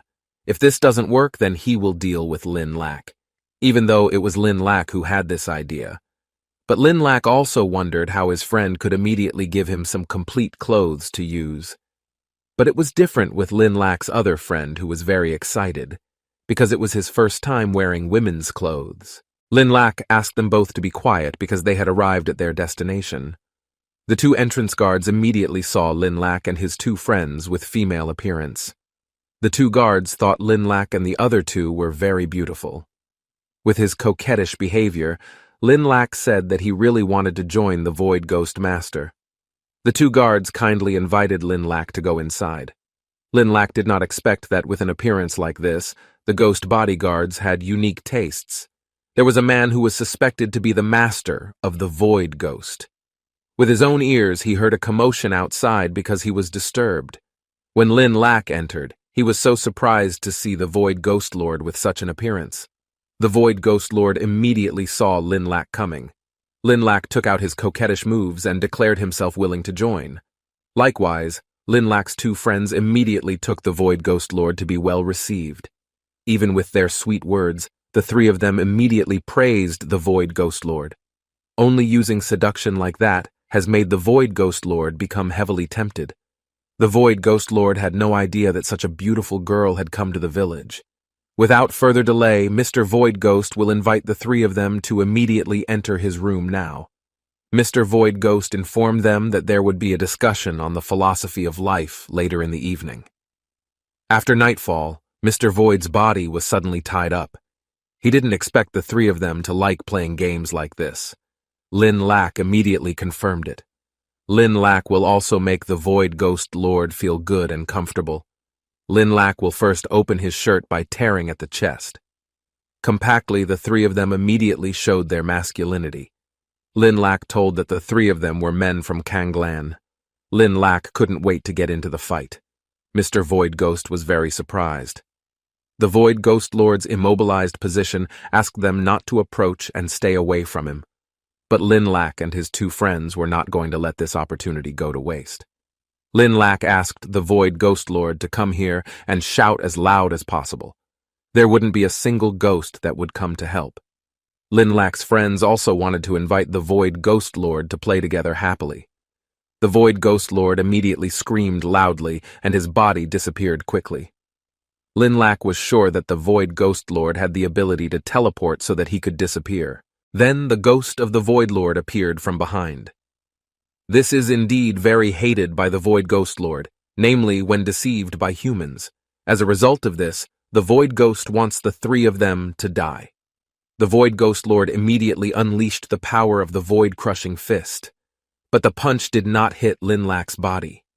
Seeing the Void Ghost, Lin Lak laughed continuously because it was very suitable to be a ghost because it looked empty. The Void Ghost was very angry to hear Lin Lak's words that mocked him in this way. Lin Lak would kick the Void Ghost to teach him a lesson not to be arbitrary. Lin Lak's friend was happy to see the Void Ghost rolling like a ball. Lin Lak wanted to show the Void Ghost that this was the great Jia National Football League. His friend also kicked, so that the Ghost Void's body bounced in pain. One of his friends was happy to get the ball that is the body of the Void Ghost. He held on strongly because of his large body and very burly. Lin Lak will release another egg to the Void Ghost, which is done repeatedly. The Void Ghost screamed loudly again because his eyes had been exposed to the fishy, sticky, and disgusting eggs. One of Lin Lak's friends regretted that eggs in large quantities should be wasted just like that. It would be better if the egg was eaten by himself. The Void Ghost that was in the embrace immediately disappeared again. As a result, the egg hit him. He immediately screamed because Lin Lak had attacked his own friend using an egg. The Void Ghost reappeared and was ready to receive another kick. Lin Lak's friends wouldn't let the Void Ghost escape. Now it was time to receive 18 of their friends' stained palms. The Void Ghost's face was instantly swollen and bruised. Humans are indeed despicable in the eyes of Void Ghosts. Only using strange movements can create things like this. The Void Ghost felt unsafe to stay in this place, and he decided to leave this place. The Void Ghost walked straight to the portal and was about to open it. Lin Lak saw that the Void Ghost who wanted to escape would not allow it to leave so easily. The game at this night was by no means over. Finally, the Void Ghost sat in the corner very frightened. The Void Ghost could not move anymore and apologized because he was wrong. The Void Ghost begged the three of them to be released and not subject to any more punishment. Realizing that he had lost, the Void Ghost was willing to do anything. After that, a notification appeared about the choices that Lin Lak had to make. First, make the Void Ghost leave and treat others with compassion. Second, kill the Void Ghost and eliminate the evil to everyone. Third, capture the Void Ghost and use it as you wish. In this option, Lin Lak will use the Void Ghost, which is number 3. Lin Lak will ask something if the Void Ghost knows about the Sage Stone information. If the Void Ghost tells Lin Lak, then he will release it. The Void Ghost immediately knows where the Sage Stone is. The boss himself, Red Sword, has a fragment of the Sage Stone that was probably obtained during the War of the Ghosts. The Red Sword's boss regarded the fragment as a precious treasure and placed it on his beloved sword. Lin Lak smiled and thanked him for sharing such great intel. As a reward, Lin Lak would make an easy one for him. The Void Ghost was immediately confused as to what Lin Lak meant. The Void Ghost's body was immediately split into 2 using only the sword. A notice appeared saying that the mission had been saved and was entitled to receive a reward of 10 fragments of psychic power. Molesting women and oppressing villagers. The Void Ghost has committed many crimes against humans. If Lin Lak forgave the Void Ghost, it would not be possible for him to do so. That's why the Void Ghost was immediately killed using his sword. His 2 friends are impatient to kill the remaining ghosts, then save the imprisoned women. Finally, this battle has ended. The old man and the villagers of Blackwood immediately gathered in the middle of a quiet street. They met with the Lin Lak team. He said goodbye to all the ghosts and human traders in Blackwood Village. So the old man and others no longer need to worry about this. The old man immediately considers Lin Lak and his team to be a great savior. The old man was touched because he did not expect to be able to provide safety to the Blackwood village. It seemed that the old man no longer knew how he had to pay Lin Lak and the others. Lin Lak just laughed because those words were indeed hard to say. The old man's grandson had also been rescued and immediately hugged his favorite grandfather. Lin Lak told him that he and the others were on a mission. So, if the old man really wants to thank Great Xia.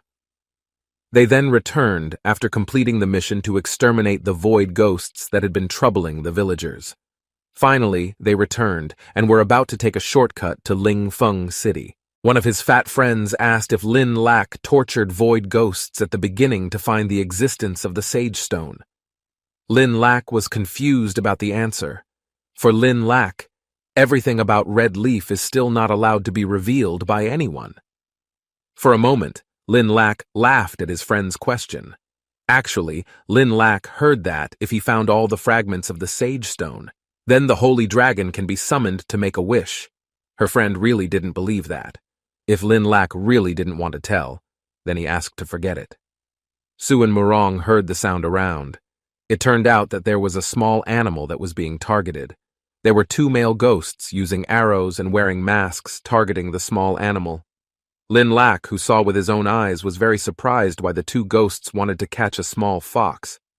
Seeing this event, another notice appeared, which was about a choice. First, save the little fox with a reward of 8 psychic energy fragments. The second choice is to be prepared and do nothing, and the reward is 6 poisons of strength. While the third option is to beg the ghosts to let the fox live, with a reward of 6 power points. Lin Lak became indecisive about what he should do. The fox was cute, but his fate now was very sad. Lin Lak recalled Redleaf once said that the fox had a demonic aura similar to a little yellow. The fox is probably an animal that has become a spirit, so Redleaf in Lin Lak's mind asked to be given help. Lin Lak really agrees to anything if it's about his wife. Lin Lak has made a decision that he will help the fox. The fox said it was very confused as to why a ghost would want to eat an animal like this. Lin Lak immediately took out the power of the Moonblade and Inferno Fist. The fox is confused about what is really going on right now. The 2 male ghosts fell down and were completely helpless. A notification appeared that the mission had been completed and Lin Lak was rewarded with 8 psychic energy fragment points. Su and Murong really liked the fox's presence. Lin Lak had a suggestion to bring this fox into the team. Maybe the fox would be a sign of luck given by God to his team. The little fox now feels safe from the ghosts that are evil to him. At night, they who are in the forest will build tents to do lodging. 2 tents have been built and they light a fire. Wild chicken has also been caught to be used as dinner. The little fox enjoyed the chicken. Lin Lak asked the fox to rest after dinner. Later, the fox will sleep with Aunt Murong. But the fox jumped towards Lin Lak and wanted to sleep with her. Lin Lak didn't expect that the fox just wanted to be with her. Seeing this, Murong immediately pouted. Murong felt herself less cute because the fox didn't want to sleep with her. Her friend immediately saw that this fox really liked Lin Lak. There is a possibility that this fox is a girl and will become a girl who pays Lin Lak using his body. Plus, the possibility of ghosts hunting this little fox before seemed unusual. Judging from the look of the costume, they were like ghost hunters that were often seen in online recordings.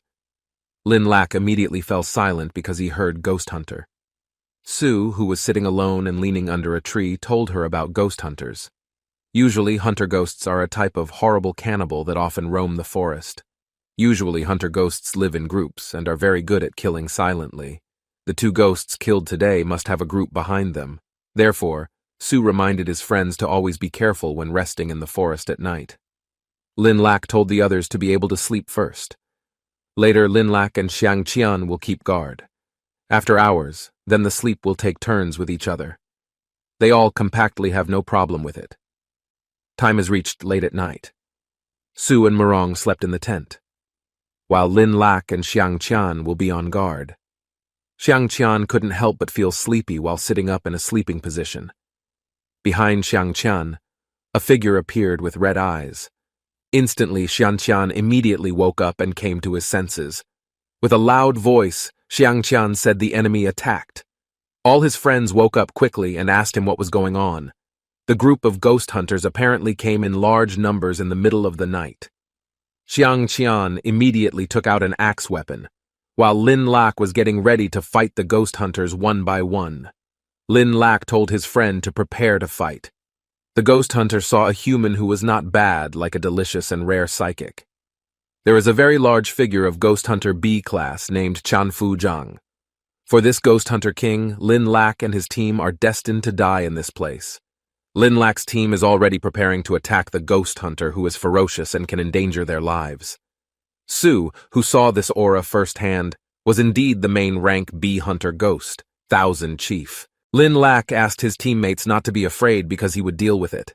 His team's job was to take care of the rest of the Ghost Hunters. Xiang Qian was already very excited and brandished his axe weapon. He can't wait to defeat this Ghost Hunter. Xiang Qian will first absorb their soul jade to increase their strength.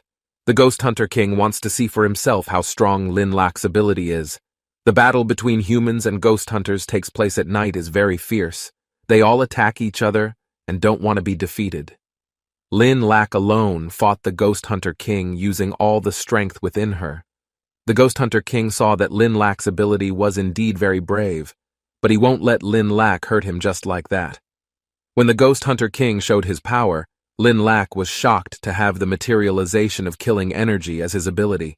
Lin Lak was a young man who wasn't stupid. He already knew that the Hunter King wanted to extract the ability of the Ghost Nightstick Spiritual Pressure Soul Jade to counter the opponent's skill. Lin Lak admitted that it was indeed a great skill. Lin Lak would analyze the tactics based on the situation of the enemy, so he immediately chose to extract it. A notification came back saying that the extraction had been successfully performed and obtained the spiritual pressure skill. The Ghost Hunter King saw for himself that a human like Lin Lak being able to resist the skills possessed by him was impossible. Now the Ghost Hunter King returned to attack using his weapon. Lin Lak tried to dodge the attack well. Lin Lak saw the Ghost Hunter King throw his sister's spear with his own eyes. Lin Lak didn't like that the Ghost Hunter King was Ma Kao and Spear of Vengeance. The Ghost Hunter King felt overwhelmed in the face of a strong human like Lin Lak. The attacks between the two of them were getting fiercer with each other. Now it became easier for Lin Lak to face the main B-rank enemy. Even so, every ghost does have different abilities from one another. So no matter what, Lin Lak must be able to remain vigilant and careful when fighting in the future. Xiang Qian praised Lin Lak, who was indeed recognized as very great for killing the Ghost Hunter King in just seconds. It was like Lin Lak was cutting a cake. Lin Lak scratched his head. He couldn't say this was a bit fun. It seems a little crazy, but defeating the Ghost Hunter King is indeed quite a feat. The weak Ghost Hunter is helpless while saying, "How about the harvest of everyone?" Su said that all the ghosts had been taken care of and the team from Lin Lak had gotten a lot of soul jade. Xiang Qian is very excited to have gotten this soul jade. Some of their team will be closer to becoming level B in the future. Later they can gradually become stronger and become a true B-level psychic. Hearing Xiang Qian's words is indeed good. Lin Lak's mind has started to calm down because everyone is starting to grow stronger in the midst of every battle. In Xiang Qian's view, the Ghost Hunter is a figure who is suke in groups. The Ghost Hunters usually have leaders such as 1,000 chiefs who are believed to have a tribe living around here. That tribe must be uprooted to its roots. Lin Lak confirmed about this area. According to Lin Lak, places like this are complicated. Until now, Lin Lak is still confused about how to find them. The small fox on Lin Lak's shoulder immediately spoke, saying to look at him. The fox immediately told him that they came from there before. The smell also came from that direction. The fox asked Lin Lak and his team to follow until pulling clothes. Lin Lak saw the behavior of the little fox, seemed to want to tell the road about the tribe. Xiang Qian is no longer impatient to follow him immediately. It turned out that after being followed, the little fox was right about its location. In the morning, Xiang Qian, who had woken up immediately excited because he got a prize. Lin was surprised and asked why Qin Feng was in that place, then whether he knew the woman called Konya. A bald man held Konya's head and said that she was his disciple from Spirit Seal Academy, a temporary psychic team builder. So they met during the battle to eradicate ghosts and monsters. Lin laughed and scratched her head because it was a misunderstanding. A fat man wearing a purple shirt angrily asked Chin not to touch his goddess's head, but the white-haired man asked him to calm down, because it was the first day he met his goddess, in the area outside Lin Feng's temporary camp. Konya was eating chicken and was about to tell him the condition of Ling Feng City.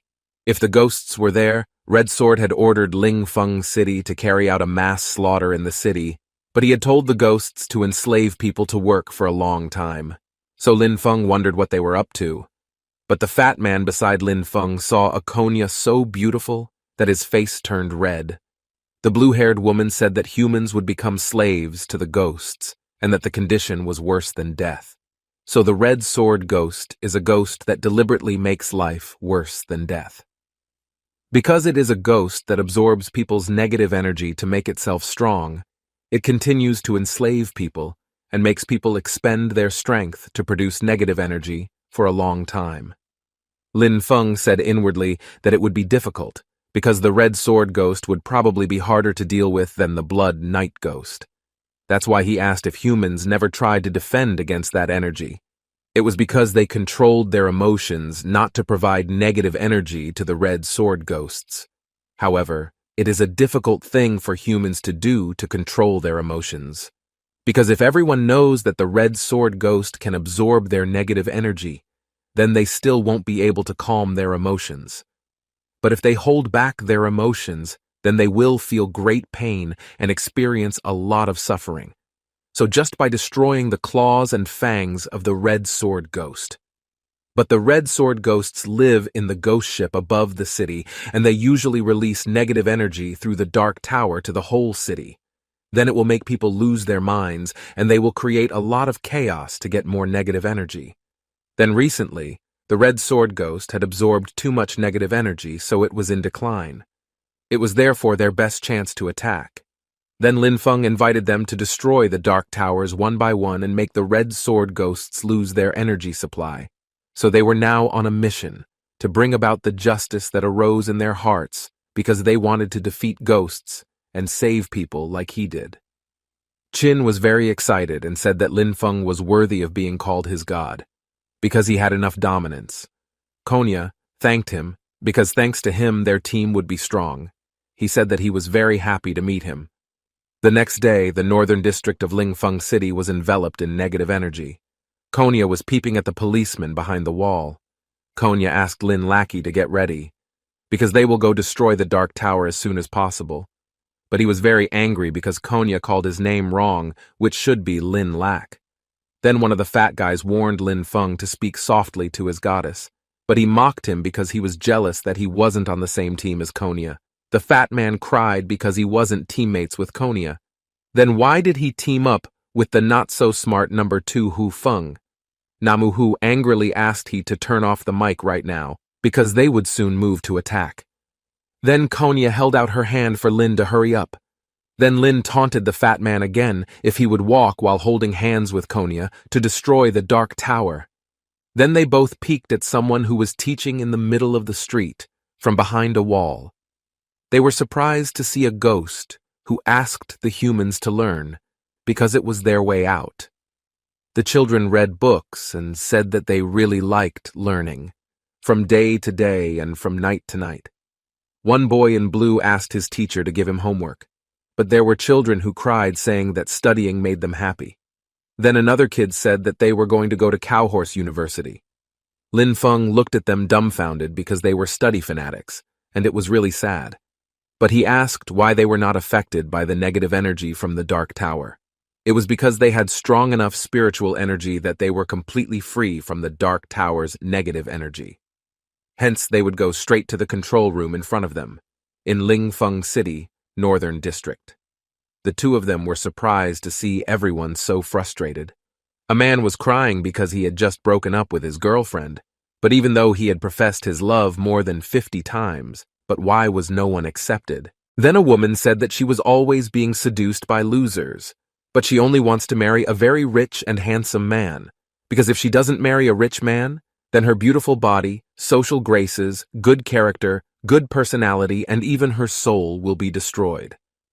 But a mother is pressuring her son with questions about why he is still not married, because he is old enough, He doesn't even have a girlfriend yet. So the mother asked him to look at other people's children who had been married for a long time. They all panicked as everyone became sentimental and emotional. In the southern district of Lingfeng City, the three of them were walking together. Qin asked if they were in the wrong place, because the place looked like an office. There was a man wearing a hat, telling them all to work hard, because if they didn't work hard, then they wouldn't get a bigger house. So next month he will give a gift of their paid wages, which is work. A man with a red headband said that he would soon buy a house to get married in. Therefore, he will continue to struggle. The bald man broke the keyboard because he wasn't going to do any more programming. Qin saw that their work was not easy, and fortunately they were not laborers. In the western district of Feng City, there was a ghost who was scared and said how dare he attack the Dark Tower. Therefore, the master of Red Sword will not spare him. But Lin Feng mocked him if he was afraid of his fist. But suddenly he hit the ghost until his stomach was hollow. Konya was scared to see Lin Feng, who was really strong, but the fox was happy to see his very handsome master. Then the status window asked him to make a wish list, with the first choice of destroying the Dark Tower with a skill item reward, powerful spinach. The second choice, surrender to the Dark Tower with the item skill reward sweet lemon. The third option, controlling the Dark Tower with a skill item reward, life happy water. After thinking about it, he said that the life happy water item prize was the best, and he could control the Dark Tower more. Konya asked if he wanted to control the Dark Tower. Therefore, she could do that for him. She eagerly got in front of the computer, because she was very good at operating electronic devices. So it was possible that she could control the Dark Tower and adjust its negative energy to a frequency that suited the ghosts, because she would make them feel mental anguish.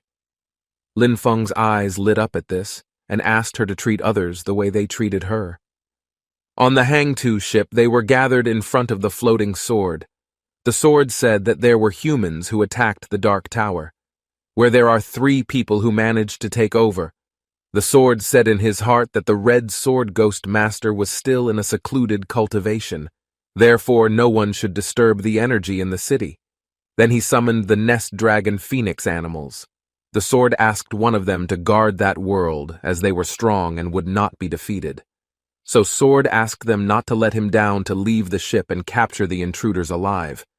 Then they jumped off the ship, and it was time for them to show their skills. In Lingdefeng City, Western District, Konya was very happy because she had succeeded in converting her negative energy into frequency that would chase the ghosts. She has also remotely controlled another Dark Tower. The status window appears because she successfully controls the Dark Tower and gets the Happy Water of Life skill item reward. He was very happy because he got an extraordinary item. He also didn't know if he would get such a good skill. So with the help of Konya, he managed to get it with Mdua. Suddenly, a blue light shone at the top of the tower. Suddenly, all the children who were studying threw all their books. They were very upset why they did the PR, and also they were scared to see the teacher who turned into a ghost. But suddenly, the ghost was in pain holding his head. Then everyone was confused about what they had done.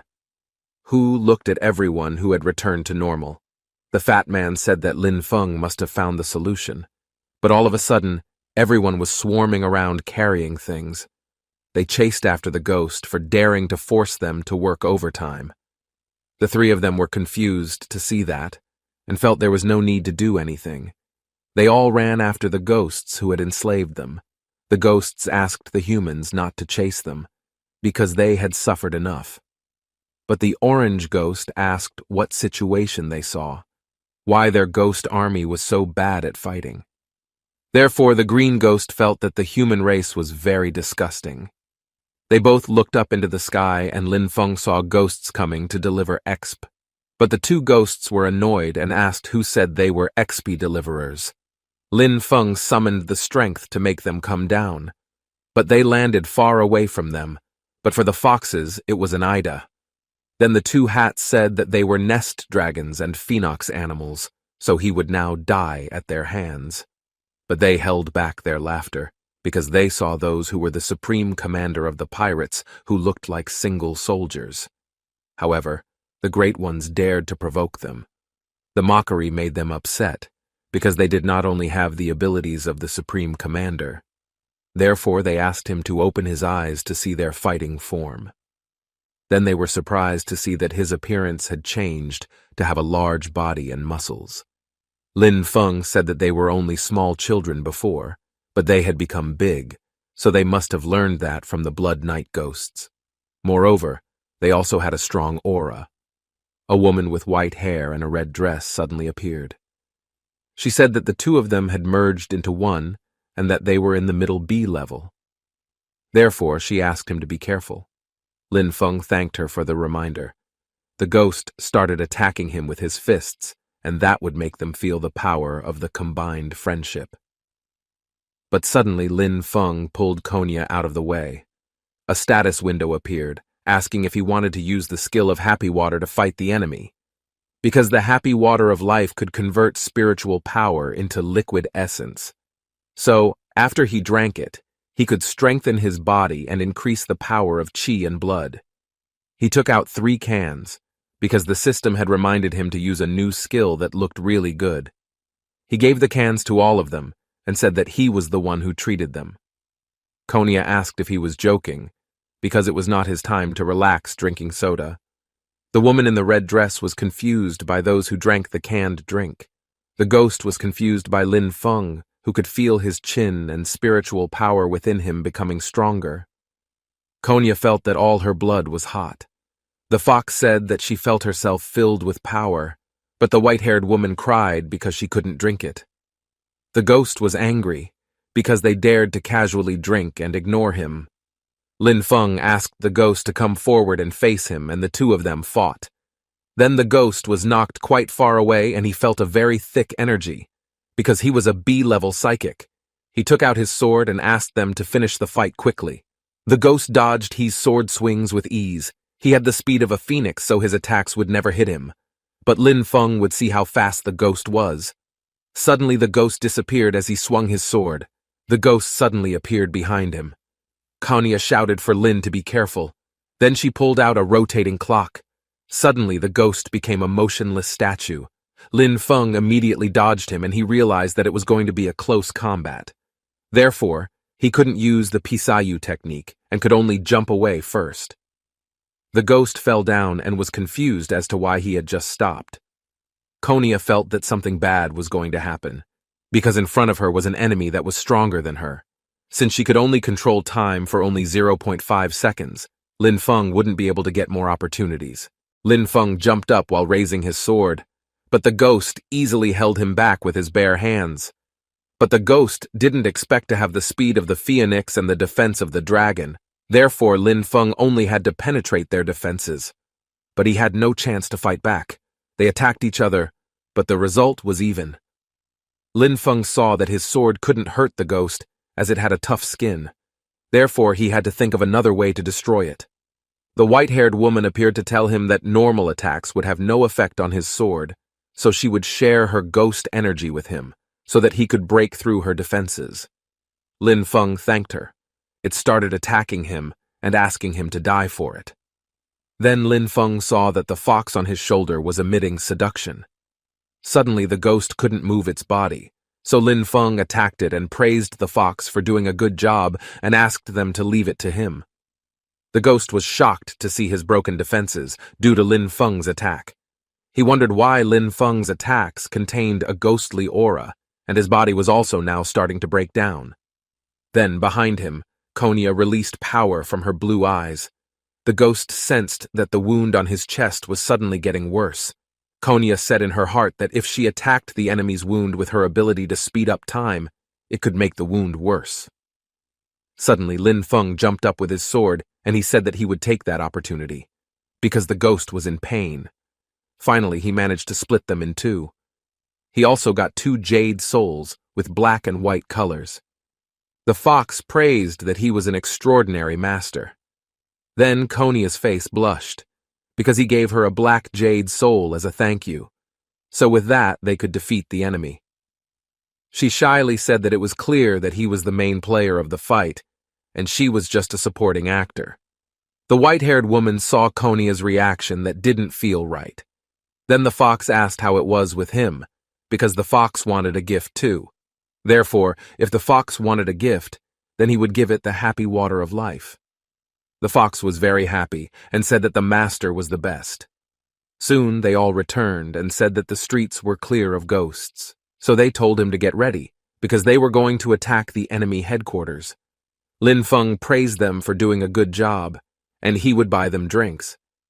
They were confused by the canned drink, but after they drank it, they felt refreshed, and the strength of their blood and qi continued to increase.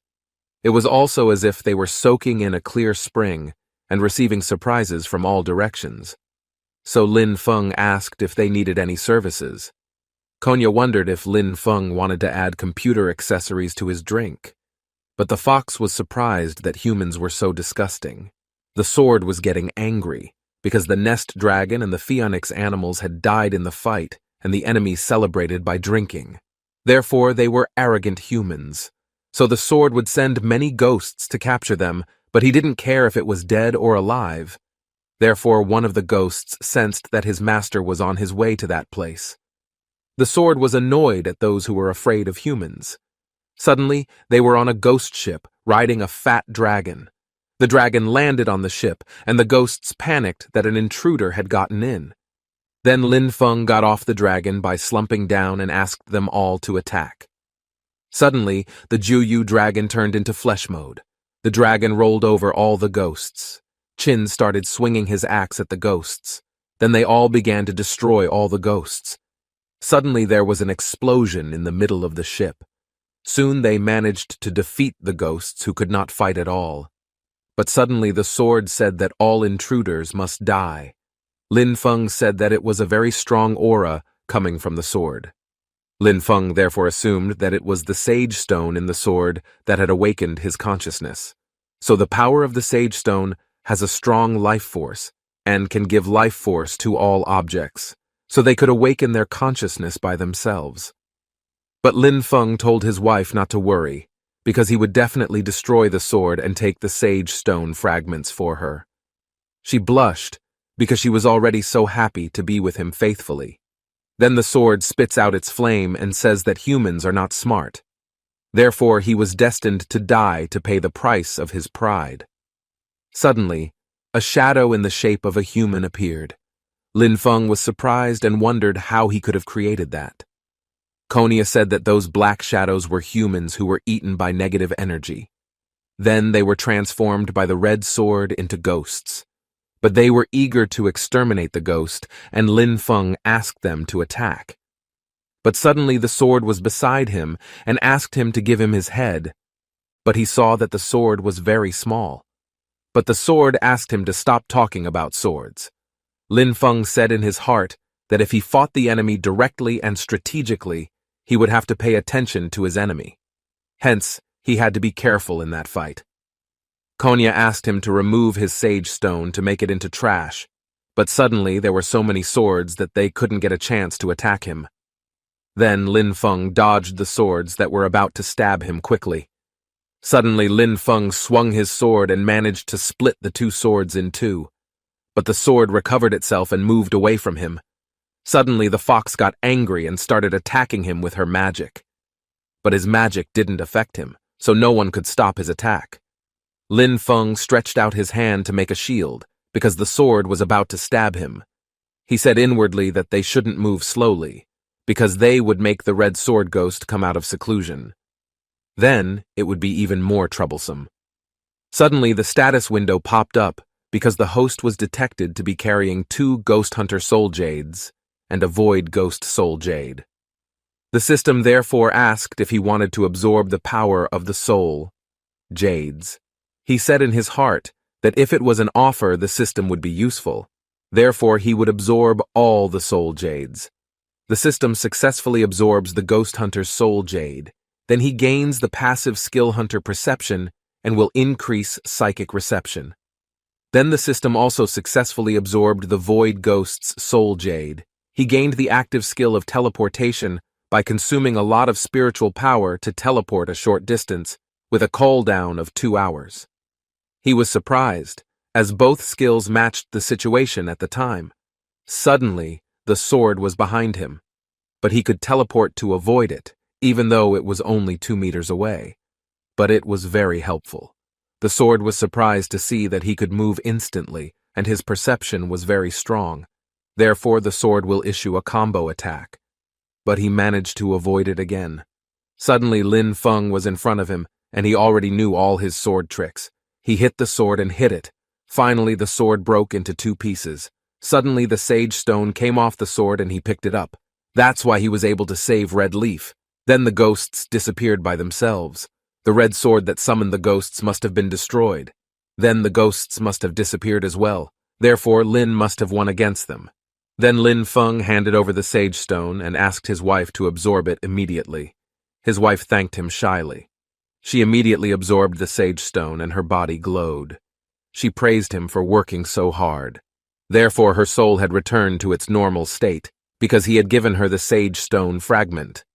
Lin Feng hugged her and said that as long as he could still collect sage stone fragments, then he would be able to return her to her human form.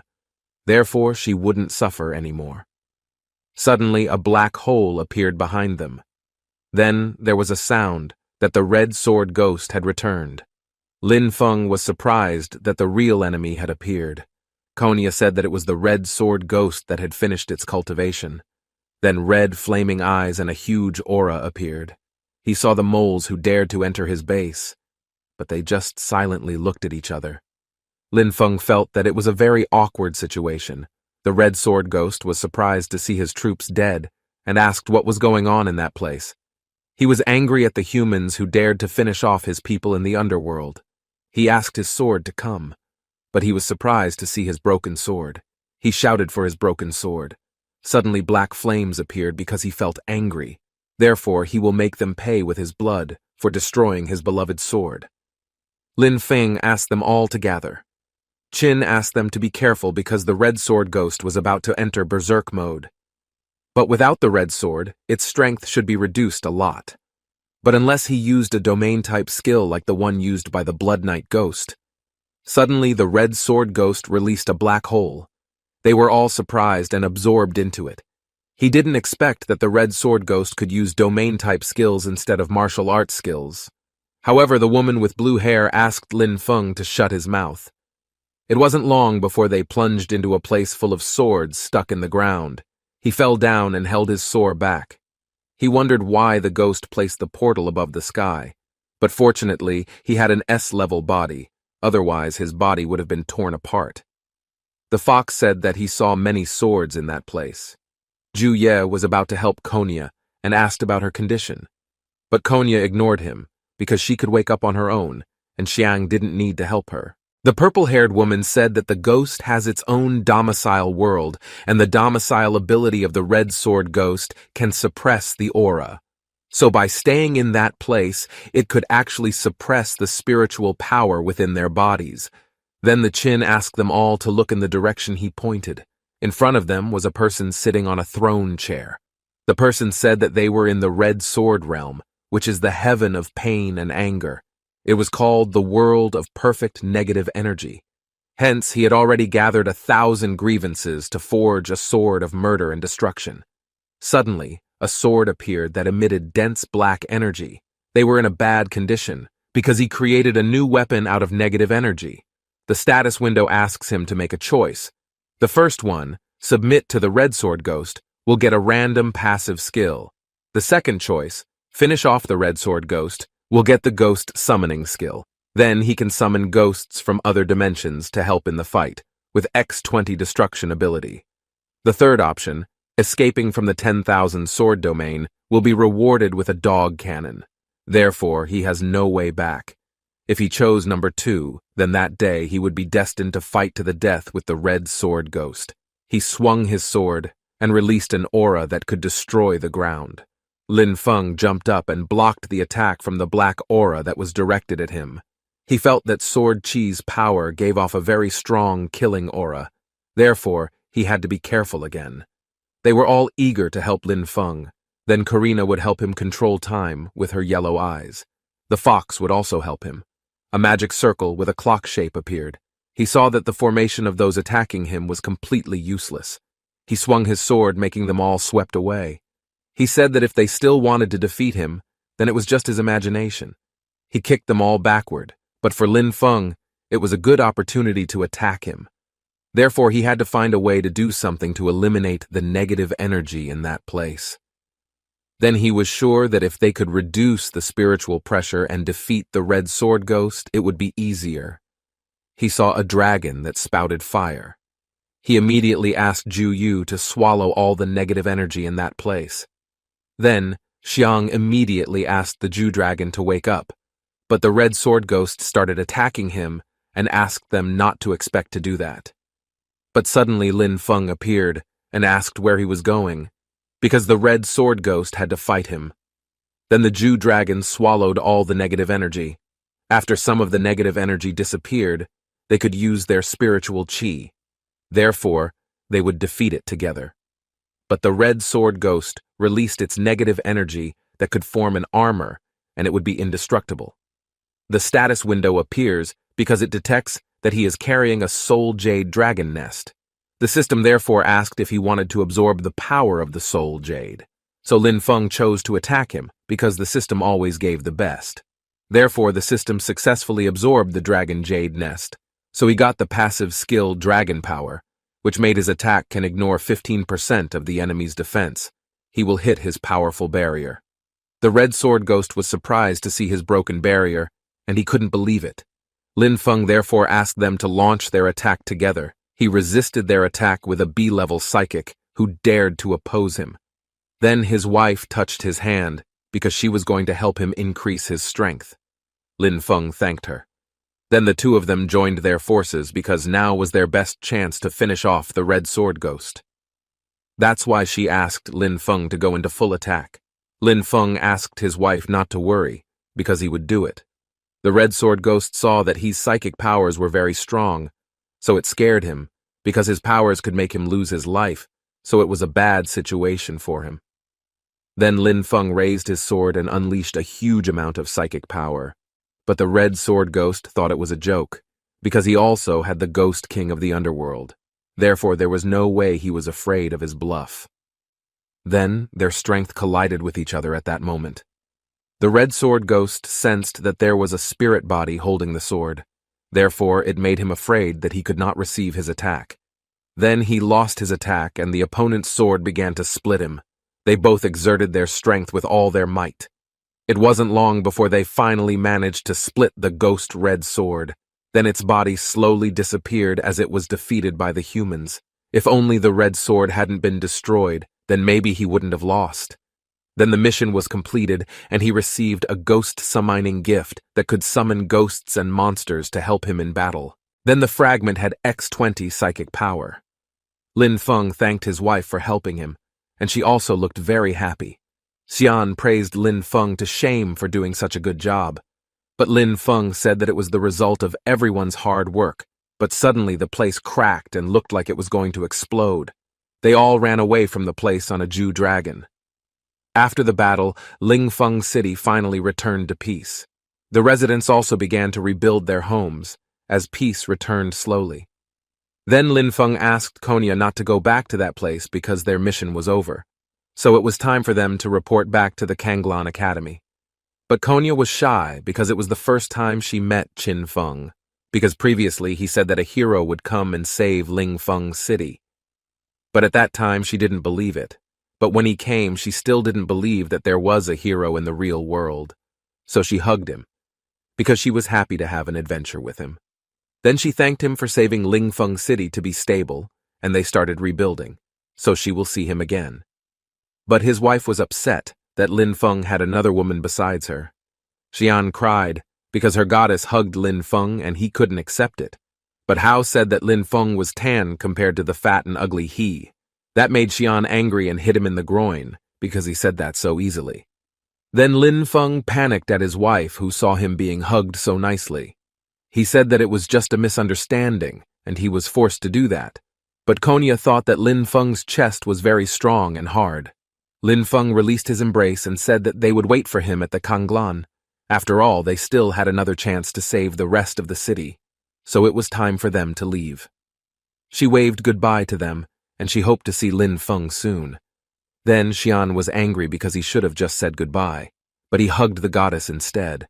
But if you look clearly, if she hugs him first, he teases her who is jealous, and if Xian likes him, then he asks her to go see him. But Hao mocked her because Konya didn't like him at all. That made Xian cry.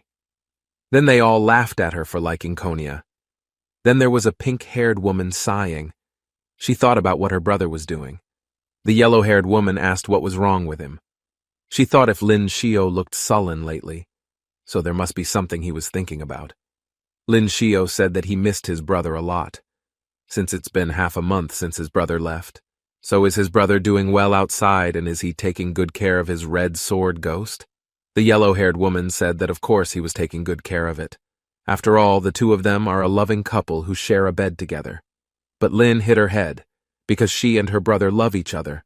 But she cried why Lin hit her, because she was just telling the truth. Then a male waiter delivered their order. Lin asked him to put the cake down. Then another student saw them bullying. That's why bullying in school is now rampant. But the man in white asked her to keep her voice down, because she was not someone they could bully. But suddenly a red-haired man along with his two men kicked in the door. The man with red hair asked her to come out, because he was going to teach her to behave properly. The man wearing glasses said that it was their seniors who came looking for a bully at school, because yesterday the school bully beat the seniors, so maybe they came to take revenge for someone. But the yellow-haired woman asked what they were shouting about. One of the red-haired man's men asked why there was a human-shaped beast demon in the school. Moreover, what could the little beast demon do to them? Therefore, he asked to call Lin Shio. But suddenly she kicked him in the face. She said that none of them could run, yet they both bent down to ask her for forgiveness, and they too had gone blind. Lin Shio said that he wouldn't let them forget their mistakes, so she asked them both to leave all their valuables behind and then left. They all took off their clothes and put down their cell phones. She was counting the extra money to do business with Lin Feng. It wasn't long before they saw Lin Fengyi returning. Everyone gathered in front of the school because he had returned. Because the Blade Hunter had won, and all the girls in the school bowed to their hero who had saved Lin Feng City. They said welcome back from their mission. They were confused as to what was going on, and there were so many people. But the women crowded around Lin Feng and asked how the surgery was going. Then some took him out with them. They had made soup for Xian and had brought a hair growth device for Qin. But he had to use it every day. But Lin Feng panicked, seeing his angry wife watching him from behind. But Xian asked if he touched her.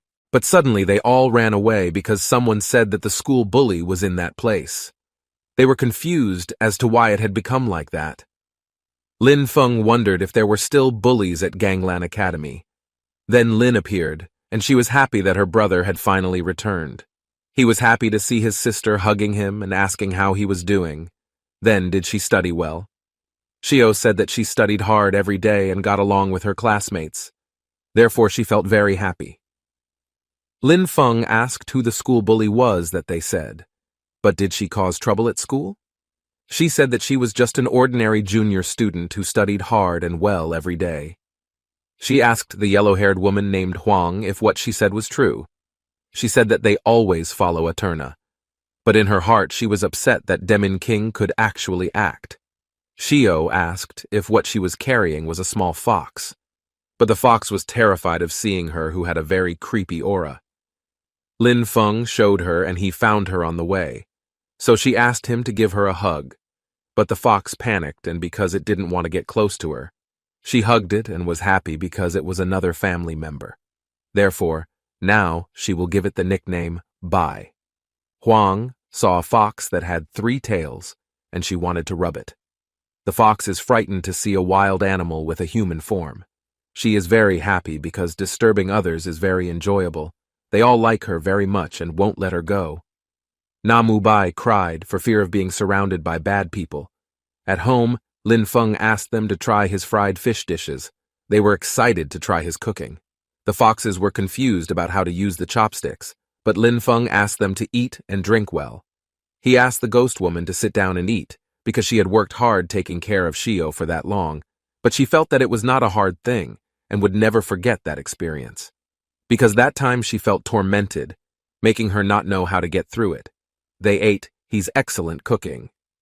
Heng was impressed with his cooking, having previously underestimated it. The ghost girl thought it was very good, but it was a pity that the woman Lin liked was Red Leaf. His wife praised his delicious cooking, making him embarrassed. Then Lin wanted to feed him meat, but she only saw him every day and was happy for him. So Lin Feng praised his wife for being so kind. That made Shio angry because Red Leaf was always bothering her brother. She broke them up and said that she couldn't eat it. Therefore, she would eat it. She was very happy that her brother fed her. Heng also asked Lin to feed her too, but he felt something was wrong with her when she asked him to feed her. Heng was happy because the food that Lin fed tasted better. That made she go up to heaven. Then they all also asked Lin Feng to bribe him. He asked them not to rush and fed him. They all felt heavenly pleasure. Heng asked him to feed him again, but Shio kicked him, because his brother could only feed him. They all fought over what to feed Lin Feng. Lin Feng was confused about whether his food was that good, but his wife laughed because she found them so funny. Then Mentor Jiang texted him to come to his office. He wondered if he wanted to give him special training. Then he went to the office and asked if Mentor Jiang was looking for him. She put her foot on the desk and said that it had been a semester since she attended the Kanglan Academy. Then her performance was extraordinary, and the school administration had realized her strength. So at the new student intake, she would invite him, Qin Feng, Yang Yi, and Mo Ching Chung to be her instructors. She originally thought that Lin Feng would be interested in participating in the military training for the new students this year, because Qin Feng is very positive and good to be emulated by everyone who is struggling. Chang Chung has top-grade organized skills and is the right evil person for the job. But what qualifications made Yang Yi selected? Because Yi's grandfather was an academy elder and the Black family used the back door. So she hoped that he would participate and beat them up with his strength. Lin Feng told her not to worry, because he knew what to do since he was going to be an instructor at the military training. There were many people gathered on the field. They all greeted the new students and gave them words of encouragement. Lin Feng introduced himself as a senior who would be guiding them from that day on. The foxby asked them to listen to his master. A green-haired man said that Lin was a new student, but why was he guiding them? But the brown-haired man asked him not to look down on him, because he might not be very qualified. But he has participated in many battles and has eliminated many enemies. The green-haired woman blushed because he looked quite handsome. Lin Feng said in his heart that that group of students wasn't easy to deal with. Suddenly, a brown-haired student said that he was about the same age as them. Surely he wasn't as strong as the rumors said. He asked him to convince them to be worthy of their orders. He thought that they didn't believe him. Then the status window appears with 3 more options. The first is to resign and leave the field, earning 8 agility points. Second, show strength and punch the student in the face, rewarding 8 strength points. Third, convince them with virtue and discipline the disciple, rewarding 10 psychic energy fragments. He will convince people with virtue number 3. But he gave her the middle finger because he was arrogant. But it wasn't his problem, and he said that they were all big-mouthed, useless losers. If they feel that they stand out from other schools and that their pride is from the sky, and that it will give them great strength when they fight, but in his eyes they are just arrogant and ignorant frogs. So in that way can they become a great psychic? With a stable cultivation and a like-minded psychic, they would be able to build a career to fight for the glory of the great Jia. They all felt that it didn't make sense, because they had just entered the Herbang of psychics. So they couldn't be arrogant. They were all eager to fight for the greatness of the Kanglan. He asked them all to shout, and finally he successfully completed the mission. Then we'll get 10 psychic fragments. He took off his jacket and asked them to run 10 kilometers. The white-haired man asks if Lin Feng will take good care of his team. Jiang said that Lin was a little cynical, but it would make things mysterious. They were surprised to see Lin leading them running shirtless while singing. They were all dumbfounded that Lin's training methods were so strange. Then Ching Chung asked if they were all still able to survive. But if they were not able to, she asked them to rest first. But all the new students asked her not to worry because they were still able. Later in Qin Feng's training, the new students carried a staff and said that Great Jia Academy will always be victorious. Therefore, Qin Feng asked them all to use their hearts to fight until death do them part. Then they should strengthen their bodies and protect their country. Then in the training, Yang Yi said that he did not know that in the battle there is, when running a business, it must be done in a fast, accurate, and sure way. Therefore, he asked them all to do just that, as long as it could energize them. Then Lin Lak was relaxing on a beach chair, and two students were fanning him with feathers. He was very happy with it, because it felt very comfortable and good. Then he asked how the push-ups felt. It must be very tiring. But they said that it wasn't tiring and they could still do it 1,000 more times. Yang Yi was very upset to see how the Lin team could be so excited, so he couldn't be left behind. Afterward, Lin Lak would take them for a time of weight training, running 100 laps around the field and pulling a stone tied to his stomach. After that, they would do balance training back and forth across the steel ropes that were in the air and that he had tied from building to building. Then, one male student started to cross the steel ropes with a shudder, but he felt like going home, because it wasn't military training at all that they were doing. Everyone under the building was surprised, but the way Lin Lak was practicing was unique. But is it okay for them to do that kind of training? Then, at the Kanglan Academy at the entrance to the building behind the mountain, Mentor Zhang asked them all to listen to her for the sake of all the examiners. So, she will invite them to practice.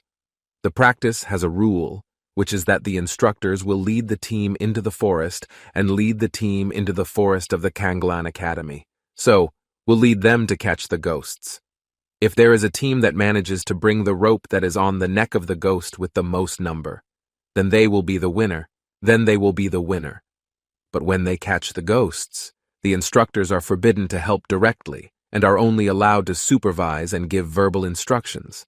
After they understood Mentor Zhang's explanation, Qin Feng said that everyone was not born a king, but the blood that refuses to bow down flows in their bones. So he asked them to fight hard and prove themselves with strength. Then Qing Cheng said that they should be together, and safety is the most important thing, so they should believe that unity is the real power. They were all very excited because she was so gentle with them.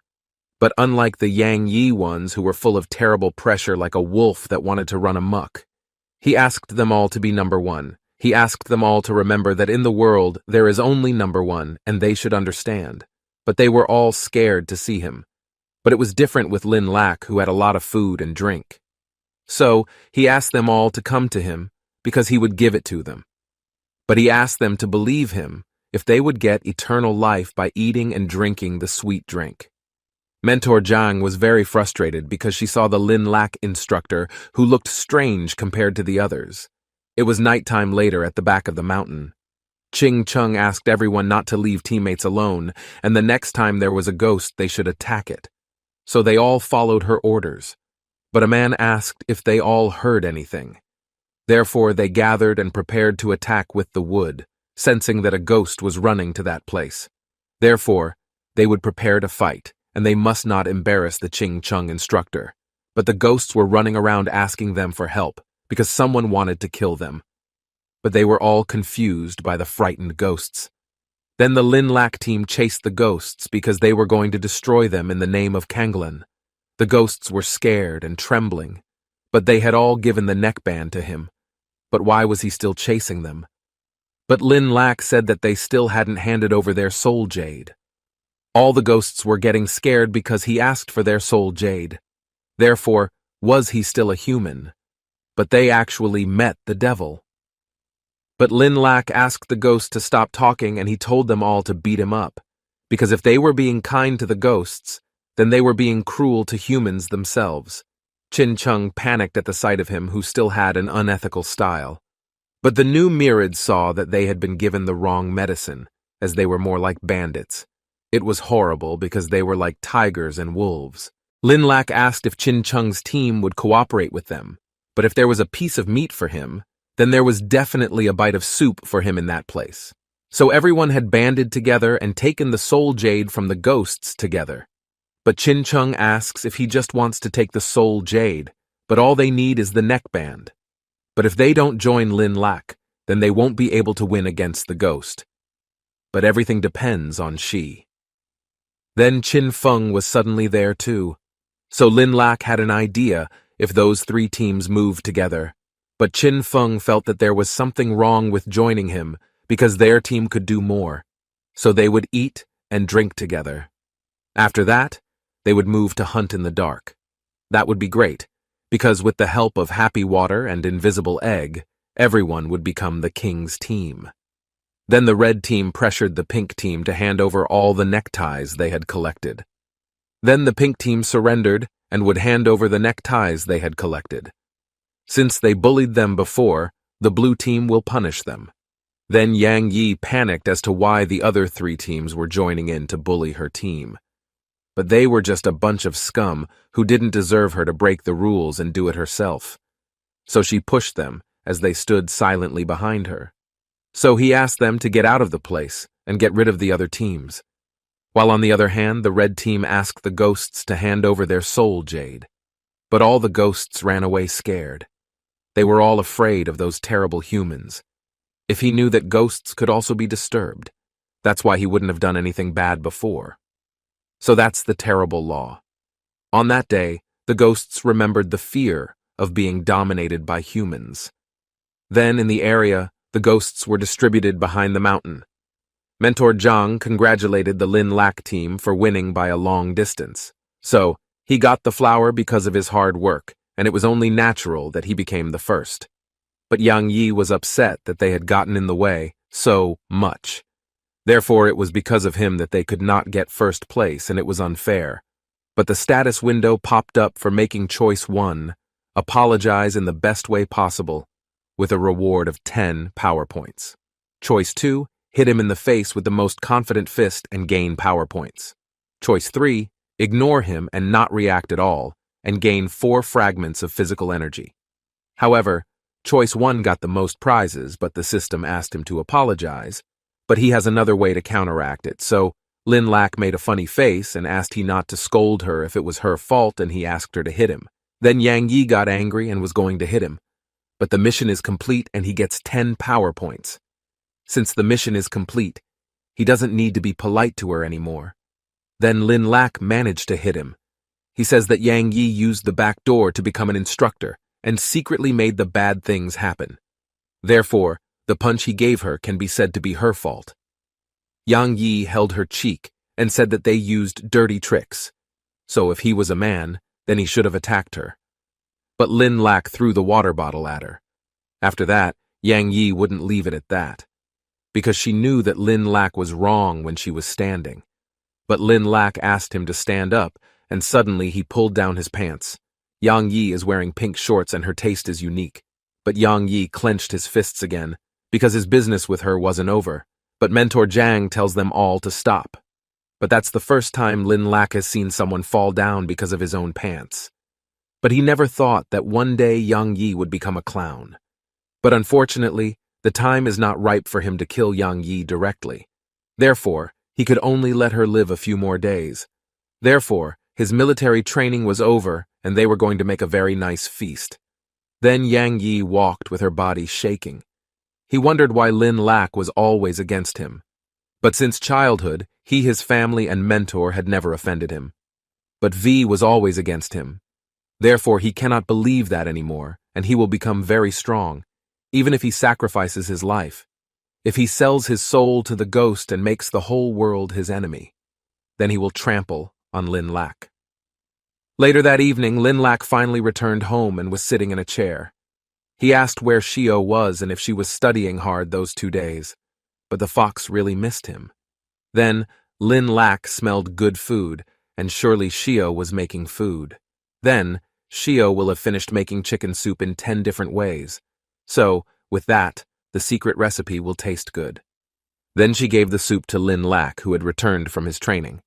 Therefore, he must have been very tired, and she had made the soup to refresh him. Lin Lak asked if she still loved him. and he joined the military training that day, making him look like a skinny monkey. Redleaf was annoyed with him for eating and drinking enough that day. But when did he lose weight? When Lin Lak ate the soup. It felt good, and his cooking skills improved a little more, so it still tasted a little strange. If it tasted strange, it was possible that Shio had put too much sauce on the ingredients. But the internet says that drinking such a soup is good for men's health and good for their strength. Therefore, Lin Lak thanked her for the meal. But he had a strange feeling if Shio put something strange in it. That night they all went to bed. However, Lin Lak felt something hot inside his chest. He also suspected that there was something wrong with the Shio's soup. Then Redleaf came and asked if there was anything wrong with him, but Lin Lak said that he needed her help, although humans and ghosts are different and nothing remains the same. But Redleaf knows the same feelings as him. 48 hours later, Lin Lak woke up. During those 2 days, he felt that it was comfortable. But his sister and the others thought that he had isolated himself practicing. So, they all left him alone, and that was good. Then Leaf Red woke up and asked how the feeling was. But Lin Lak saw she was more embarrassed than usual. But at that time the feeling was good, but the experience felt hallucinatory and dreamlike.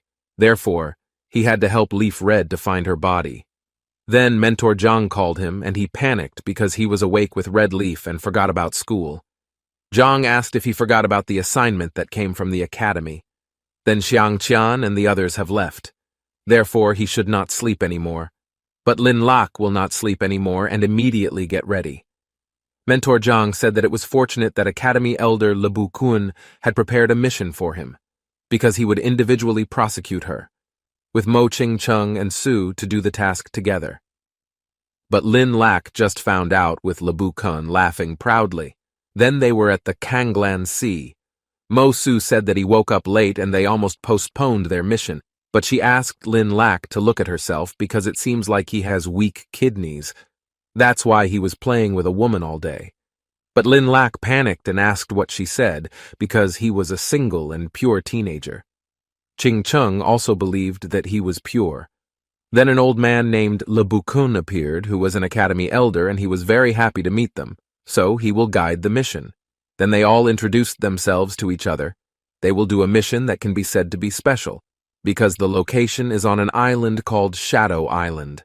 But before the ghosts of the underworld attacked Shadow Island, the residents were infected and assimilated with the ghosts. They became dehumanized and became low-level slaves. Therefore, they needed to defeat the ghosts and save the residents. However, their real goal at that time was to explore the island first and find information about the enemy. But suddenly their enemy had already appeared from under the water. They all boarded the ship and were about to tie them up and fight. The pirate asked them to hand over all the spirit stones, treasure money, and everything. But the scared Lebu Kun asked the 3 of them to come forward to defeat him. Lin Lak thinks that the Lebu Kun from the academy is a sick person. Then on the boat they robbed was a woman. Then the 3 of them would start attacking the B-class ghosts. Tao Su attacked them with his ice with ease. However, more and more of the monster that climbed onto the boat emerged from the water. Therefore, it was time they would use their newly unlocked ghost summoning technique by killing all the ghosts. Then Lin Lak cast a magic circle on the ship and absorbed all the ghosts.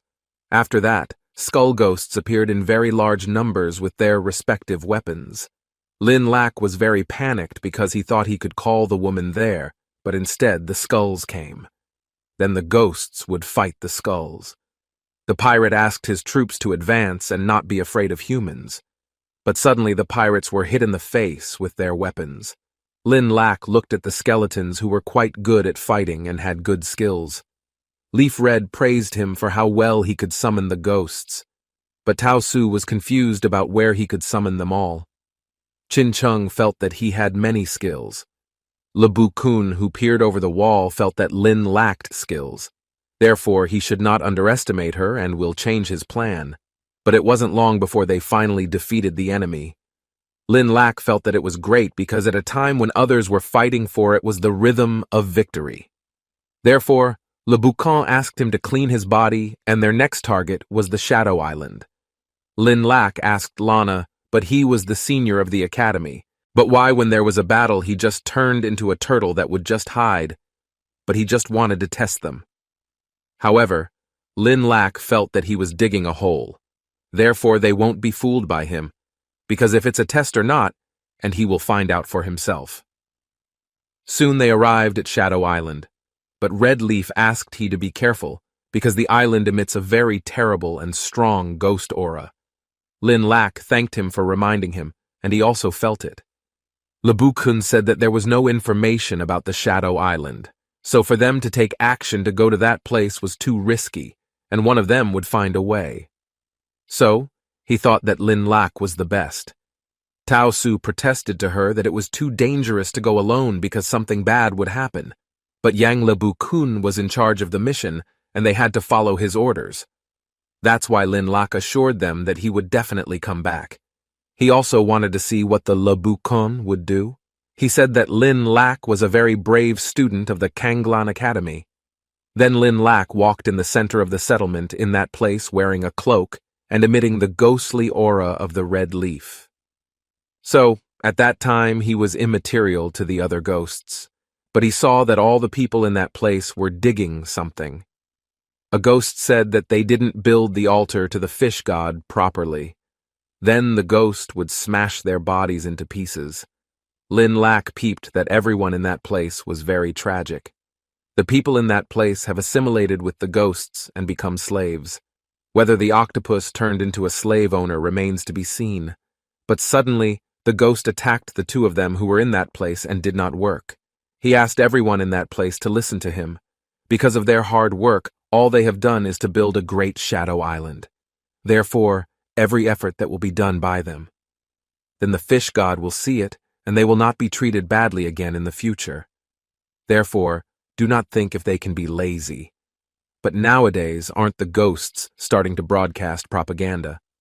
The status window appears with a choice of 1, bypassing the counter, and joining the Shadow Island with a reward of 1 class SSS Magic Sword Enhancement card.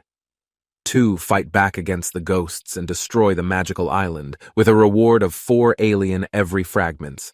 3, sneak away and leave Shadow Island. Reward 2 random C-rank soul jade. Red Leaf saw us smiling him while holding his chin who was going to vote for number 1. So, she felt that Lin Lac had a bad idea. Therefore, he strongly agreed with what the octopus said. So, he went to show his loyalty, who was willing to go through the fire for the sake of the Shadow Island. Therefore, the mission was completed and he got the Magic Sword Enhancement SS level gift card. Therefore, once again, he would cheat the reward system. Then he wouldn't need to rely on his acting anymore and he could possibly show off. So he brought food and drink to invite them to his hometown. They all went down and ate the food that they didn't know where it came from. But if he dared to poison them, then he would smash them into pieces. Lin Lac asked them to enjoy food infused with spiritual power that would have hurt them. They all ate the food very well. So was it power food? Because each he did his career without any regrets. By remembering the day when running at sunset was his lost youth. But suddenly their bodies burned, and they didn't know what was happening. There was a lot of power flowing inside their bodies. The power was like a black hole that ate them and felt hit for 98 days. Therefore, Lin Lac had put something strange into the food. Lin Lac took off his robe and said that he only added the special seasonings. But if their bodies can't handle it, Lin Lac asked them not to blame it on him. So, the 4 ghosts will have rank B power. Even if they are injured, he must fight vigorously. All the people in that place all believed that he was a human and seemed to be a psychic. Therefore, they were all finally saved, and someone finally came. All the octopuses were upset and asked if he was really a human. Therefore, they will prepare to attack him. But Lin Lac used the SSS Magic Sword Enhancement class card that he placed on his sword. He got it from using the latest item bonus. Therefore, his reinforcement had succeeded, and the quality of his magical blade would be promoted to the SSS level. Finally, the sword was able to speak after a long slumber. They were both surprised that a magical sword of SSS level could speak. hence, whether the sword was a spirit. The sword said that he was very slow in responding and his enemy would come to attack him. But easily Lin Lak cut all their spears at once. The SSS-level sword was very strong and it was a great weapon. Since their weapons were already broken he would kill the enemy. He would win with a single attack to destroy a group and wouldn't let them fight back. Not long after, he finally defeated them all, and the world belonged to humans again. Lin Lak invited them to destroy the island together. They will all also kill all the tyrannical ghosts, and the world belongs to humans. Tao Su asked why Lin Lak still hasn't returned. So they are spending the night in the forest, so just in case Qin Chen will go in and look for Lin Lak. But Le Bukun asked them not to worry, because Shadow Island is full of crisis and he is afraid that Lin Lak will never come back. They are all upset with he for talking like that. But Le Bukun did that because he was happy to see them angry. He released his aura and would draw his sword. So one of them was an immortal descendant of the Mo family, and the other was a descendant of the moon god. He would therefore capture them all and bring them to the underworld abyss to study them thoroughly.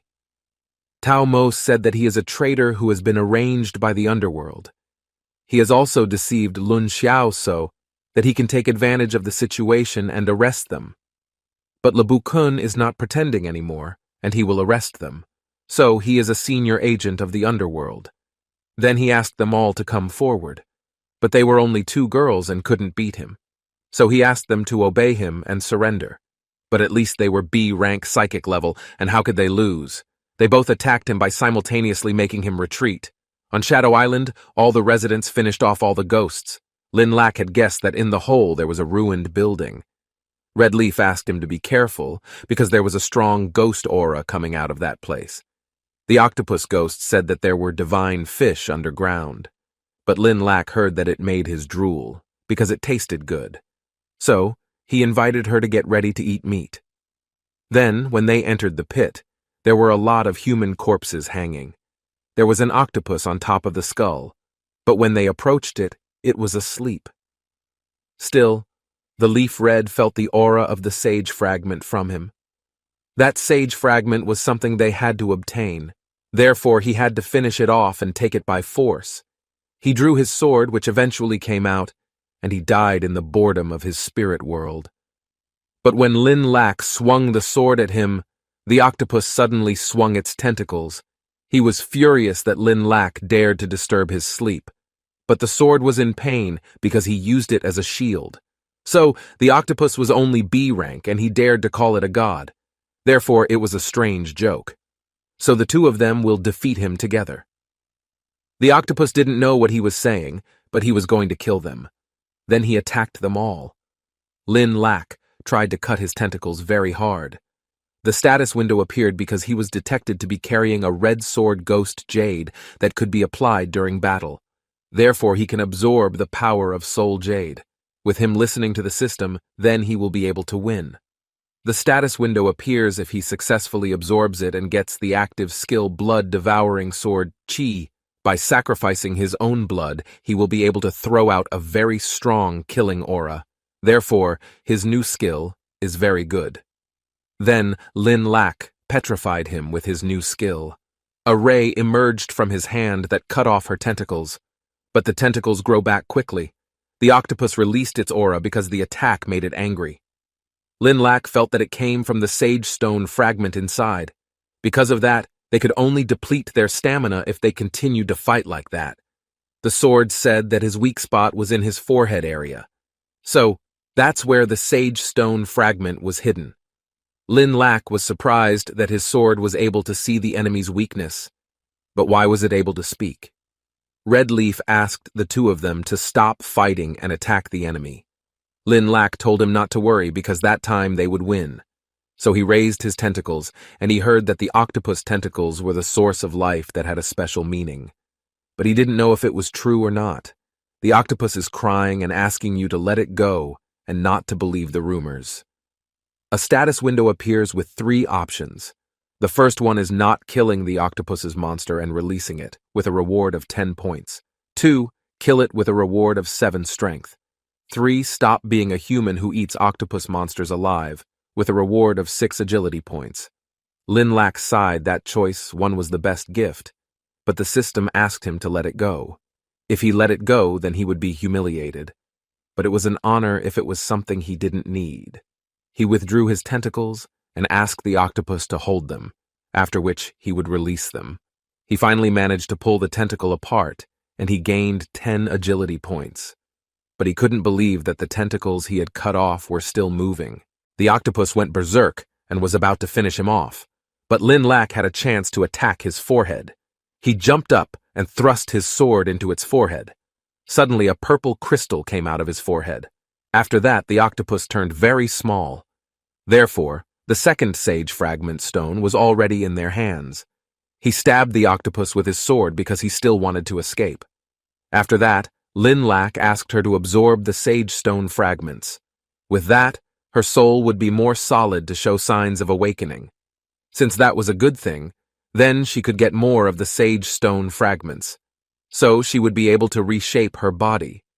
Then Le Boucon attacked them with his sword and said that they were not worthy of being his opponents, but they both made shields to defend. Tao Su had already sent a signal to the young mentor, but they couldn't do that, because they were no match for him. But suddenly, Le Boucon attacked them and told them to shut up and give up. It was therefore no good for those who were already exhausted. But suddenly, Lin Lak came to help them escape. So, as long as he was in that place, they would not lose. But Red Leaf was jealous and angry because Lin Lak hugged them both pretty good. Lin Lak put them all down and asked she not to blame him because he was only worried about their safety. But she didn't listen to him and turned her face away. Le Boucon asked why he was in that place, because he was supposed to be in that place being a slave to the ghosts of the island. However, Lin Lak already knew his plan, and he just wanted to see what show he was going to do. Le Boucon was angry and pulled out a magic circle. He said that Lin Lak was just an experiment, but he dared to sabotage the plans of the underworld organization. So he will summon the octopus god and see if they can defeat him. But Lin Lak showed that the octopus he was going to summon had lost and died. Therefore he turned into a monster with horns and sharp teeth to finish them all off that day. But as the head of the Kanglin Academy, he had actually just sold his soul to the underworld, and he deserved to be killed. Le Boucon swung his sword and a knife flew towards him, but Lin Lak managed to block the attack with just one swing. But suddenly, he gave the same counterattack as him. Le Boucon didn't know when he learned the sword art, and there was no information that said so. Then Red Leaf would help him with his ghost energy. So, if he got that help, then he felt like a tiger with wings. Le Boucon panicked, and he couldn't believe that Lin Lak would be so deceitful. Therefore, he had to be more serious. He raised his sword that emitted an aura and asked Lin Lak to die. After that they clashed swords, and Lin Lak asked why the two swords became one, but he was going to finish off a traitor. But Le Boucon felt that the underworld would win. Then they both thought that they should help him. But Le Boucon thought why he couldn't beat a rank B junior student. Therefore, it was the only thing he could do. Then he would capture them both with his aura. Because if they were in the range of that skill, then they would not be able to move. But Lin Lak's face turned red when they were caught. But Red Leaf was angry because it was time to save him. But on the other hand, Le Boucon was confused why he was not affected by his P transformation. Therefore, is he holding back his power? The status window appears as the choice task is triggered. With choice 1, kneel to beg for mercy and submit to the other side. And the reward is a random C rank Soul Jade. Option 2, defeat and kill the traitor, rewarding 15 points of power. Option 3, escape from the battle with a reward of 14 energy points. So, just by running away, he can get 15 agility points. So, he should choose number 3. Then he invited Red Leaf to leave because there were things he had to finish first. They both panicked and asked if he really didn't go. But when he just wanted to take a step, suddenly the status window appeared if the mission was completed, and he got 15 agility points. It wasn't long before Mentor Janglin finally came to help them. They were both very happy that she came so quickly after getting a chant signal from Tao Su's cell phone. Mentor Jiang pulls out his fist and says that he's already registered as a fugitive from justice at the academy. So, she asked him to surrender. But Le Bucon is also going to attack him because she interfered with his work. Then, Lin Lac swung his sword to help them from the sword transformation. Le Bucon was hit by she and it upset him. But normally in the academy he was the weakest elder and only did ordinary things. But after joining the underworld he still couldn't change much, and that made him angry.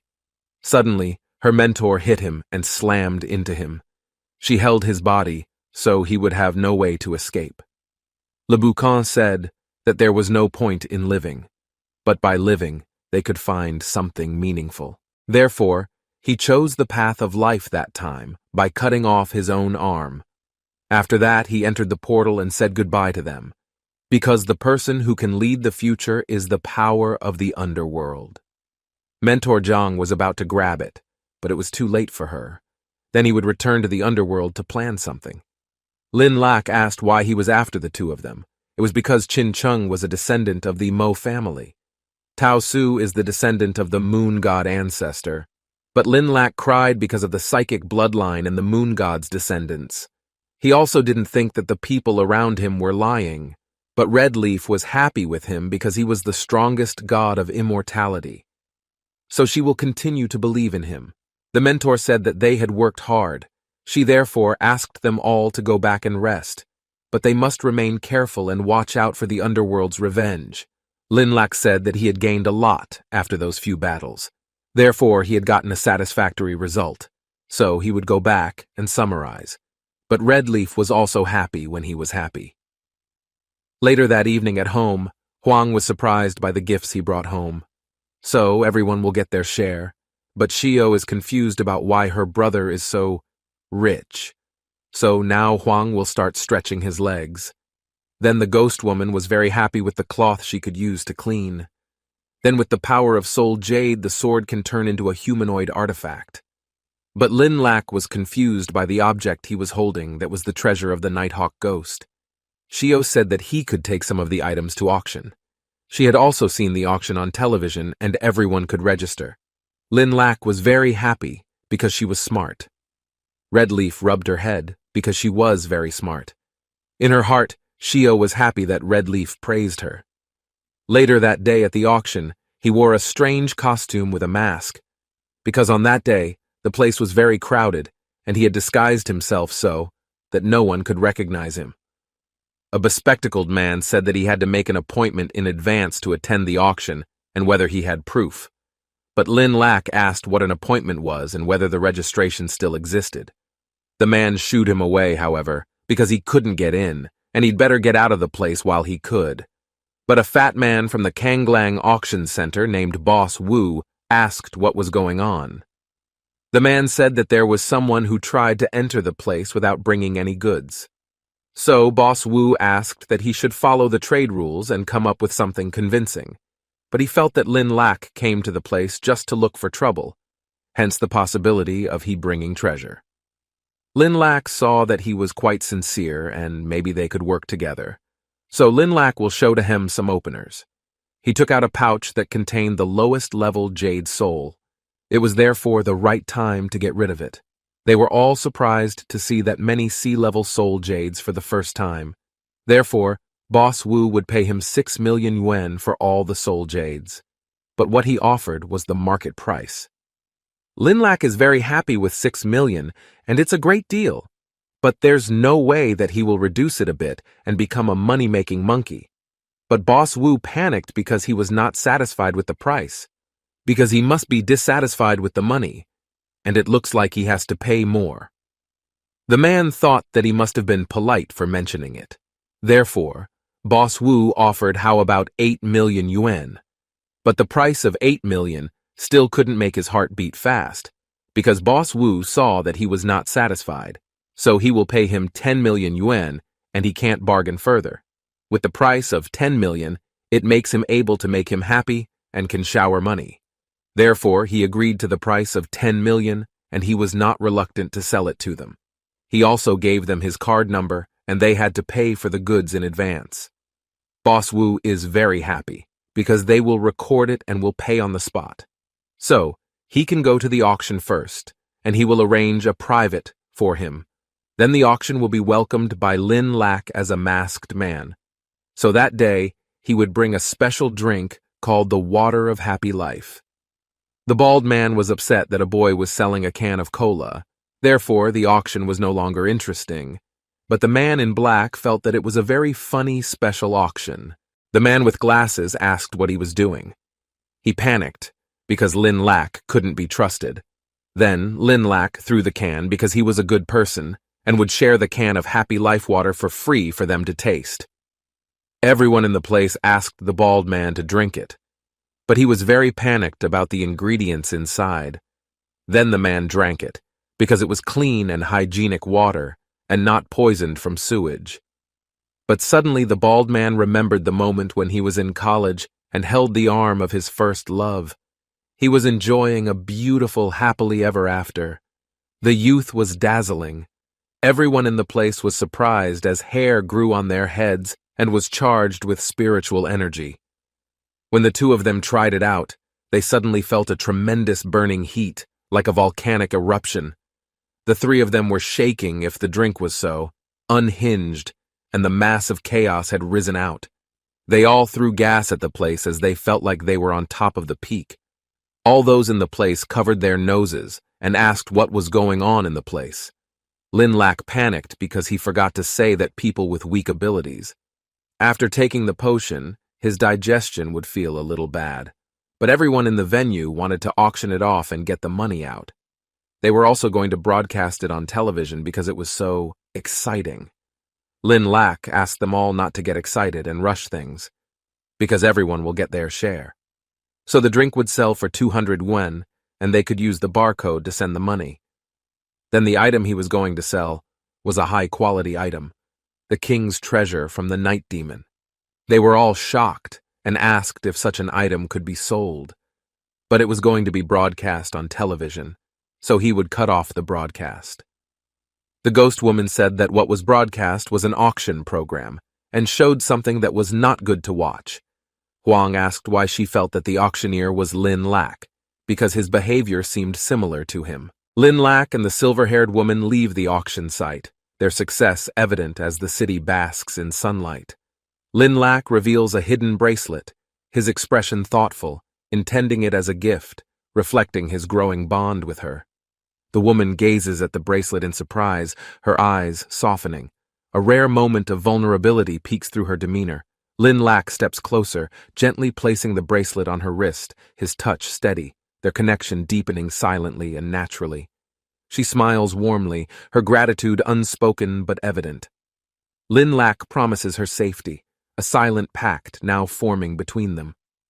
Under the crimson sky, a dark castle looms, its ominous aura hinting at schemes that could shatter the fragile peace. A cloaked figure kneels, confessing failure, their trembling voice betraying the fear of a master who tolerates no mistakes. Red energy crackles ominously as the master glares, disdain evident. The air thickens with tension, power radiating from the throne. With a cruel smile, the master strikes, punishing disobedience, a reminder that weakness is not tolerated within the dark court. The servant pleads desperately, vowing loyalty anew. The master contemplates granting another chance, darkness clouding intentions and promises unspoken. The servant, now groveling, swears fealty and outlines an ambitious plan to reclaim favor, desperation lacing every determined word. Red eyes narrow. The master evaluates the plan, granting permission with a cold smile, warning of consequences should it fail.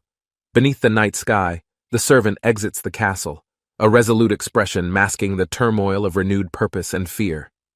Meanwhile, at a bustling gym, a determined man trains, each rep forging strength, unaware of the approaching chaos.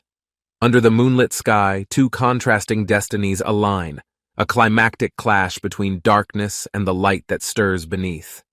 Yang collapses after lifting weights, frustration evident. Despite his efforts, he feels weak compared to Lin Lak's surprising progress. Thoughts plague Yang as he reflects on Lin's sudden rise, his determination intensifying, driven by envy and unanswered questions. A shadowy figure emerges, greeting Yang with a sinister smile, offering him an opportunity to gain power beyond imagination. Yang recognizes the intruder, fear clashing with curiosity. The mysterious visitor promises strength, but shrouds intentions in darkness and manipulation. Yang hesitates, but listens intently as the figure unveils a power-imbuing artifact, its allure too tempting to resist. The cloaked figure explains the artifact's origins, its ominous energy radiating as Yang contemplates the cost of gaining such power. Yang demands proof of the figure's sincerity, his competitive spirit pushing him to seek any means to outdo Lin Lak. The artifact glows brighter as the figure hands it to Yang, warning of its destructive nature if misused or abused. Yang, now desperate, agrees to the terms, his envy and desire to surpass Lin outweighing his lingering doubts about the deal. With newfound resolve, Yang prepares to wield the artifact, unaware of the sacrifices and chaos his choice will unleash. Under the night sky, Yang ponders his decision, the weight of the artifact pulling him deeper into the shadowy alliance. The scene shifts to Yang's home, his elderly grandfather ill and bedridden, his presence anchoring Yang amidst his growing internal conflict. Yang clenches his fists, torn between familial duty and the lure of power. The artifact hums, urging him toward darkness. He kneels before his grandfather, masking his turmoil with resolve. Shadows swirl around him, marking the start of a perilous journey. Yang raises the artifact high, its energy coursing through him. A new chapter begins, his fate intertwined with ambition and regret. Yang's grandfather's gaze fills with shock and fear as Yang, consumed by power, begins to lose himself to the artifact's will. In a surge of dark energy, Yang unwittingly attacks, the room trembling with his overwhelming power, leaving devastation in its wake. The sinister figure laughs maniacally, praising Yang's untapped potential. The artifact pulses, bonding with Yang's very soul, sealing their fateful connection. Yang trembles as the power surges, his body transforming. He now possesses strength beyond human limits, but at what cost? Standing amidst destruction, Yang's newfound form radiates menace, his shadowed eyes hinting at the internal battle between ambition and morality. The figure declares Yang ready, urging him to join the underworld abyss. Yang hesitates, questioning his loyalty and destiny. Yang leaps into the night, testing his enhanced strength. The sky darkens as his movements ripple through the air. A familiar mansion comes into view. Yang's focus sharpens, realizing Lin Lak resides within, unaware of Yang's growing animosity. Inside, Lin Lak celebrates with friends, gifting tokens of appreciation. Unaware of the impending threat, the atmosphere remains warm and joyful. Laughter fills the room as Lin's companions admire his generosity. Shadows linger outside, a silent prelude to the chaos ahead. Yang lands silently, his presence concealed. He observes Lin Lak through the window, jealousy fueling the storm brewing within him. Lin Lak, smiling, senses a faint disturbance but dismisses it, his focus remaining on his companions and their shared joy. Yang tightens his grip on the artifact, conflicted. The desire to confront Lin battles with memories of their shared history. The artifact whispers promises of revenge, urging Yang forward. He steps closer, darkness swirling around him, masking his inner turmoil. The scene pauses, the moon casting light on the mansion.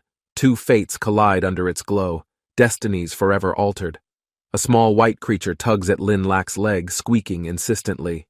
Its innocent eyes glint with a strange urgency and need. Lin Lak chuckles and hands the creature canned beef. The silver-haired woman watches, amused by the odd bond between them. The creature squeaks joyfully, proclaiming its love for Lin. Meanwhile, the room darkens as eerie smoke creeps under the door. Lin and the woman sense danger immediately. Lin's aura flares as he prepares to face the ghostly threat outside. A small, mischievous fox tugs on Lin Lak's pants, seeking attention. Lin crouches with a laugh, offering it something shiny. Lin hands a can of food to the fox, its excited squeaks filling the room, showing pure delight in its master. The silver-haired woman watches with amusement as Lin interacts with the fox. Their bond grows stronger through small moments of care. Suddenly, the door trembles violently. Shadows seep through the cracks, and an ominous aura fills the space with tension. Lin and the woman exchange a knowing glance, both sensing the danger. Lin's hand glows with energy, ready for action. The door bursts open. Yang appears, now unrecognizable with his overwhelming power. His laugh echoes ominously, fueling the chaotic scene. Yang declares his intention to destroy Lin. The air trembles with his rage as his power spirals out of control. Lin steps forward, unimpressed by Yang's threats. With a swift move, he sends Yang flying out the window with ease. Everyone in the room cheers as Yang disappears. Lin's confidence reassures them, but shadows still loom outside the house. Lin stares into the distance, sensing Yang's presence still lingering. He prepares for a battle he knows is far from over. Yang, furious and desperate, unleashes the artifact's full power. Dark energy erupts, his form consumed by the artifact's malevolent influence. Lin watches calmly, analyzing Yang's energy. He steps forward with determination, prepared to neutralize the destructive force before it's too late. The silver-haired woman assists Lin, amplifying his strength. Together they confront Yang, each move precise and calculated to contain the chaos. Yang attacks wildly, but Lin counters effortlessly. His calm demeanor infuriates Yang, who struggles to maintain control over the artifact's immense power. The battle reaches a climax as Lin strikes decisively, overpowering Yang. The artifact shatters, leaving Yang defeated and powerless. A monstrous bear roars, charging toward Lin Lak. Its intimidating presence fills the battlefield, forcing Lin to dodge skillfully. Lin avoids the bear's strike but feels its sheer strength. He realizes defeating it will require more than brute force. Observing the struggle, Lin analyzes the bear's movements, preparing a strategic counterattack to overcome the beast's overwhelming power. The bear grabs Lin mid-action, pinning him. Its raw strength threatens to overpower Lin's skills and endurance. Lin smirks, taunting the bear. He challenges it to a one-on-one fight, ready to prove his resilience and wit. Lin humorously declares himself a maid, carrying a trash can. His playful antics confuse the situation amidst the ongoing chaos. A brawl ensues. Lin jokingly uses the trash can as a weapon, adding a comedic twist to the tense atmosphere. The silver-haired woman steps in, rebuking Lin's playful behavior, ensuring the focus remains on defeating the enemies at hand.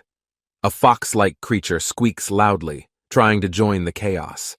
Its energetic antics lighten the mood during the heated confrontation. Watching the bizarre scene unfold, an observer mutters how eccentric Lin's companions are, amazed at their unusual teamwork and humor. Yang notices a strange smell in the air, his senses overwhelmed. It distracts him from the battle, leaving him vulnerable. The peculiar aroma brings an odd sense of nostalgia to Yang. He hesitates, caught between memories and the present conflict. Lin teases Yang, presenting the aroma as his secret technique, while his companions cheerfully support his lighthearted banter. Yang tries to retreat, but Lin grabs him, preventing his escape. Lin's playful tone contrasts with the intense situation. Despite the comedic air, Lin's seriousness emerges as he resolves to finish the task, maintaining control over the chaotic encounter. A sinister figure observes the battlefield, grinning triumphantly, believing Yang's enhanced power will finally secure victory over Lin Lak. Lin's companions cheer for him, their energy fueling his determination. Lin steps forward, ready to face Yang's challenge head-on. The sinister figure peers nervously from the shadows, startled by Lin's unwavering resolve and the chaotic events unfolding. Lin successfully completes a mission, his progress evident as energy fragments surround him, symbolizing his growth and steady triumph. Suddenly, the sinister figure appears, dragging Yang away. Lin's focus sharpens, knowing another clash is inevitable. Lin encounters the sinister figure and Yang again, their combined presence ominous. Lin steadies himself, preparing for the inevitable confrontation. Yang, consumed by rage, vows to destroy Lin completely, the malevolent power within him growing uncontrollably, darkening his heart further. The sinister figure reveals a plan, smirking at the chaos he orchestrates. Lin and his companion brace for an attack. Lin raises his weapon, the silver-haired woman at his side. Together, they emit a powerful aura, ready to strike back. As darkness looms, Lin smirks and taunts, his confidence unwavering. He promises to protect everyone despite the growing challenges. Yang charges forward, consumed by fury, his power radiating wildly. His singular focus is to destroy Lin Lak at any cost. Lin intercepts Yang's attack, holding him off with ease. His calm demeanor contrasts Yang's desperation and uncontrollable rage. With a decisive move, Lin counters Yang's assault, striking him down. Yang crashes to the ground, defeated but still defiant. Lin watches as Yang escapes, vowing to end their next encounter. Determined, Lin prepares for the inevitable confrontation ahead. Early morning, Lin Lak and his companions gather around, sharing breakfast. A mischievous accusation arises about someone stealing a snack. Lin reads a news report. The academy issues an alert. Yang Yi's betrayal has shaken the balance, leaving destruction behind. Reflecting on Yang's betrayal, Lin realizes the lengths he'll go for power, even sacrificing his own family for strength. Determined, Lin vows to grow stronger, preparing for the next confrontation with Yang and the underworld's growing influence. Lin's weapon begins glowing, signaling an evolution. The energy radiates intensely, revealing new potential hidden within its mysterious nature. Lin's weapon evolves into a human-like spirit, her vibrant appearance surprising everyone. She declares her new form with playful enthusiasm. The weapon spirit, now in human form, floats around the room. Lin and his companions stare in awe and amazement. Lin's group reacts with a mix of humor and curiosity. The spirit cheerfully claims her place as part of their family. Lin contemplates the growing number of unique individuals around him, feeling the responsibility of uniting their diverse abilities for future challenges. News of an upcoming tournament reaches Lin. He begins strategizing how to utilize his group's strengths in the battles ahead. The weapon spirit playfully announces her intention to help the family. Her cheerful energy lightens the mood amidst lingering tensions. Lin observes the spirit's adaptability, impressed by how quickly she integrates herself into their unusual family dynamic. A call interrupts Lin's thoughts, delivering urgent information about a team tournament involving representatives from rival colleges and academies. Lin focuses, realizing the tournament will serve as a test of strength and strategy against powerful competitors. He ponders his teammates, preparing for the challenges ahead. With a smile, he accepts the responsibility of leading them to victory. Lin Lak prepares for the tournament, determination in his eyes. A teammate's call reminds him of the importance of this battle. The grand arena buzzes with excitement as the tournament begins. Participants from all academies assemble, ready to showcase their abilities. The announcer introduces the tournament, emphasizing its significance in uniting the strongest. The crowd cheers, anticipation filling the air. Teams from various academies, including Red Square and Radiance Academy, step forward. Their intimidating presence sets the tone for fierce competition. Lin's team gears up, understanding the stakes. They glance at their opponents, ready to face the challenges with unwavering resolve. Lin's teammates bicker over trivial matters, drawing laughter from the crowd. Despite the tension, their bond strengthens through lighthearted banter. An opponent observes the chaos, smirking. He signals his team to take advantage of Lin's team's infighting and launch an attack. The opposing team charges forward, their coordinated attack aiming to secure the first victory in the tournament. Lin's team counters with an unexpected move, turning their disorganized appearance into a clever strategy to outwit their opponents. The crowd erupts in applause as Lin's team outmaneuvers their rivals. Their creative teamwork proves their strength and ingenuity. Lin's team celebrates their victory, their camaraderie evident. Their playful yet effective tactics highlight their unique strengths as a united group. The announcer praises Lin's team's performance, labeling it as a brilliant opening move in the tournament's competitive atmosphere. Other teams observe Lin's group with a mix of admiration and caution, realizing they underestimated their creative approach. Lin's confidence grows as he prepares for the next round. His resolve to lead his team to victory solidifies further. The stage is set for the next challenge. Lin steps forward, radiating determination, ready to face the formidable opponents ahead. The weapon spirit, full of energy, steps forward. She challenges the opponents confidently, ready to demonstrate her unique abilities. Opponents mock Lin's reliance on the weapon spirit, calling it dishonorable. Lin shrugs off their insults, unfazed by their taunts. The weapon spirit, angered, declares her strength. She radiates determination, vowing to defeat the mockers and prove her worth. The opponents charge toward the weapon spirit. Undeterred, she prepares herself for battle, showcasing her loyalty and resilience in protecting Lin.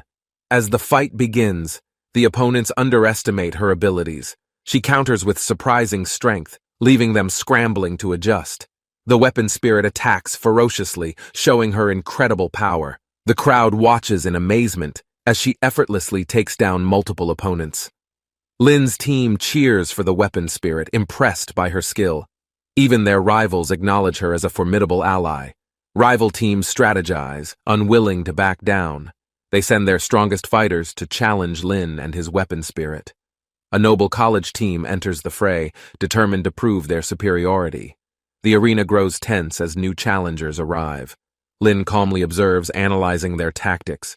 He silently prepares for the next round, his team ready to face the new threat.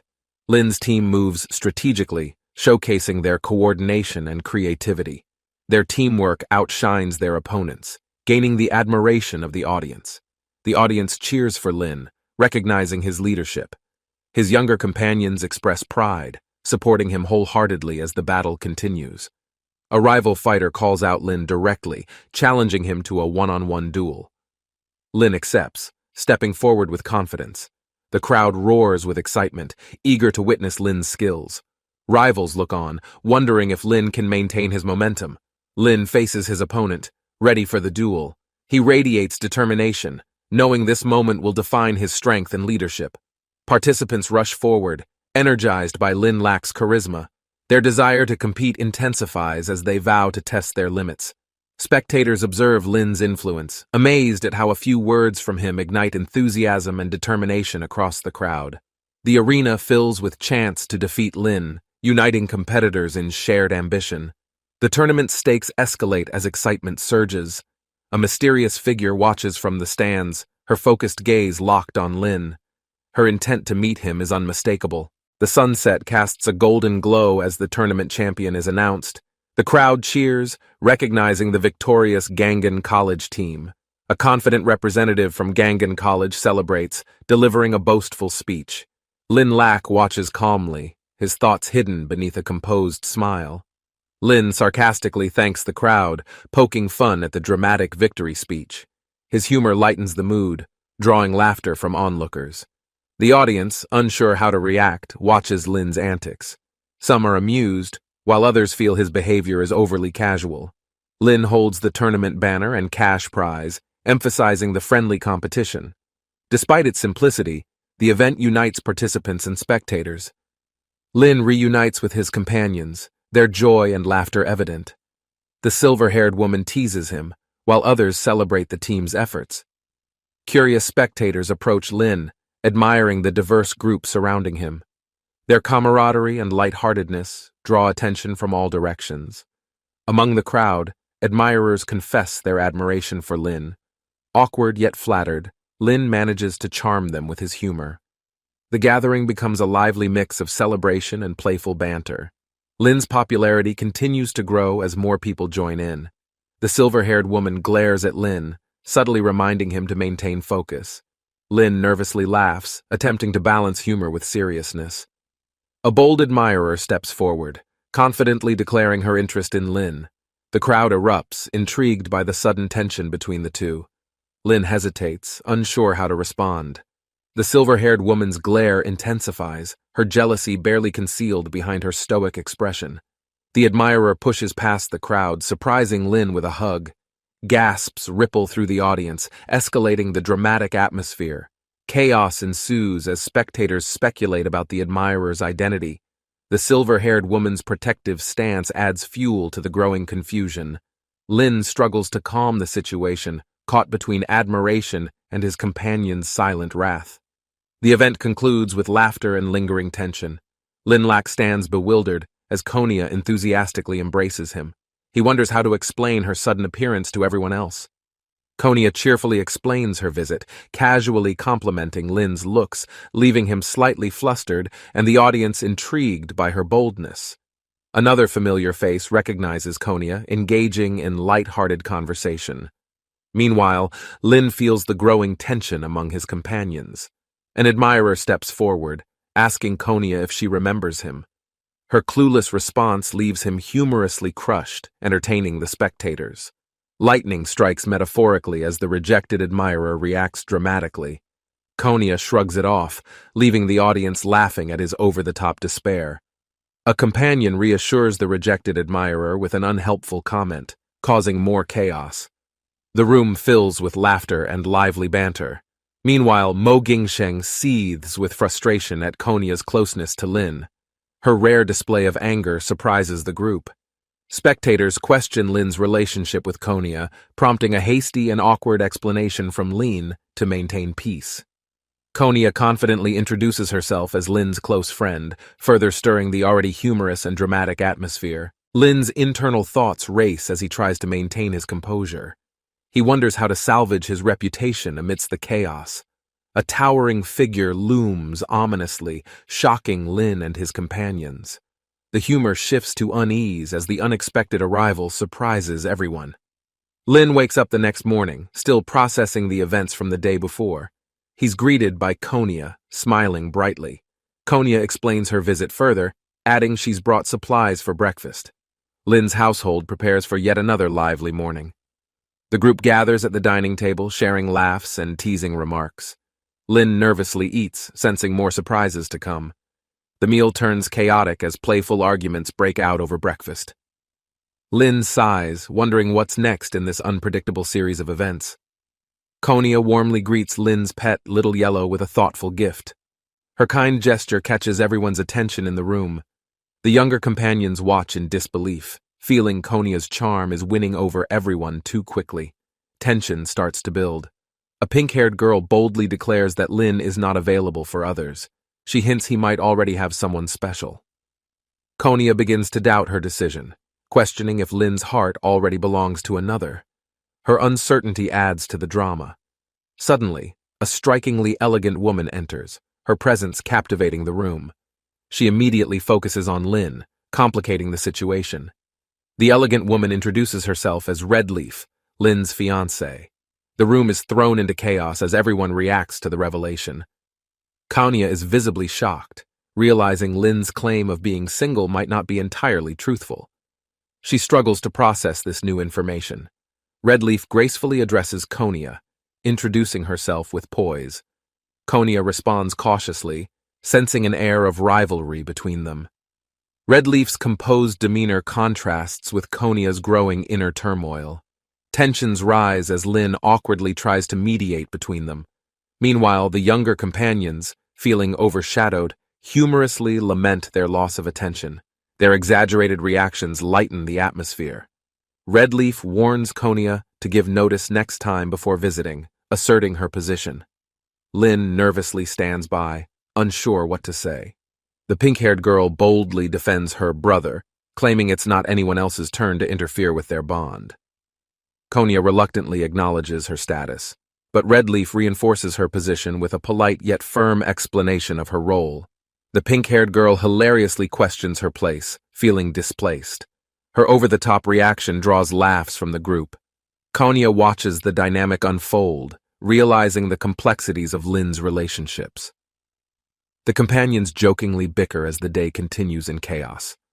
The pink-haired girl angrily chastises the others, accusing them of being outsiders unworthy of Linlack's attention, raising tension. The companions retaliate, humorously misinterpreting her words as a challenge to fight, adding chaos to the heated exchange. Lin intervenes with a reflective thought, recalling how he once stood as the center of the family but has mellowed over time. The group's antics continue, each showcasing their unique personalities. Lin watches, amused yet resigned to the lively chaos around him. The silver-haired woman and Konya observe the bickering group from a distance, sighing at the harmonious yet chaotic family dynamic. Lin receives a surprising message from Sister Mian, urgently asking to meet. Concerned, he wonders about the importance of her request. Lin stands confidently, his radiant smile concealing the complexity of his past as he greets the peaceful morning. Memories flood his mind, scenes of childhood warmth, his parents and sisters laughing, creating cherished moments in their small town. Lin reminisces about carefree days when their family shared every meal together, their bonds unbroken by life's challenges. As Lin watches the younger siblings chase butterflies, he feels protective, ensuring their innocence remains intact for as long as possible.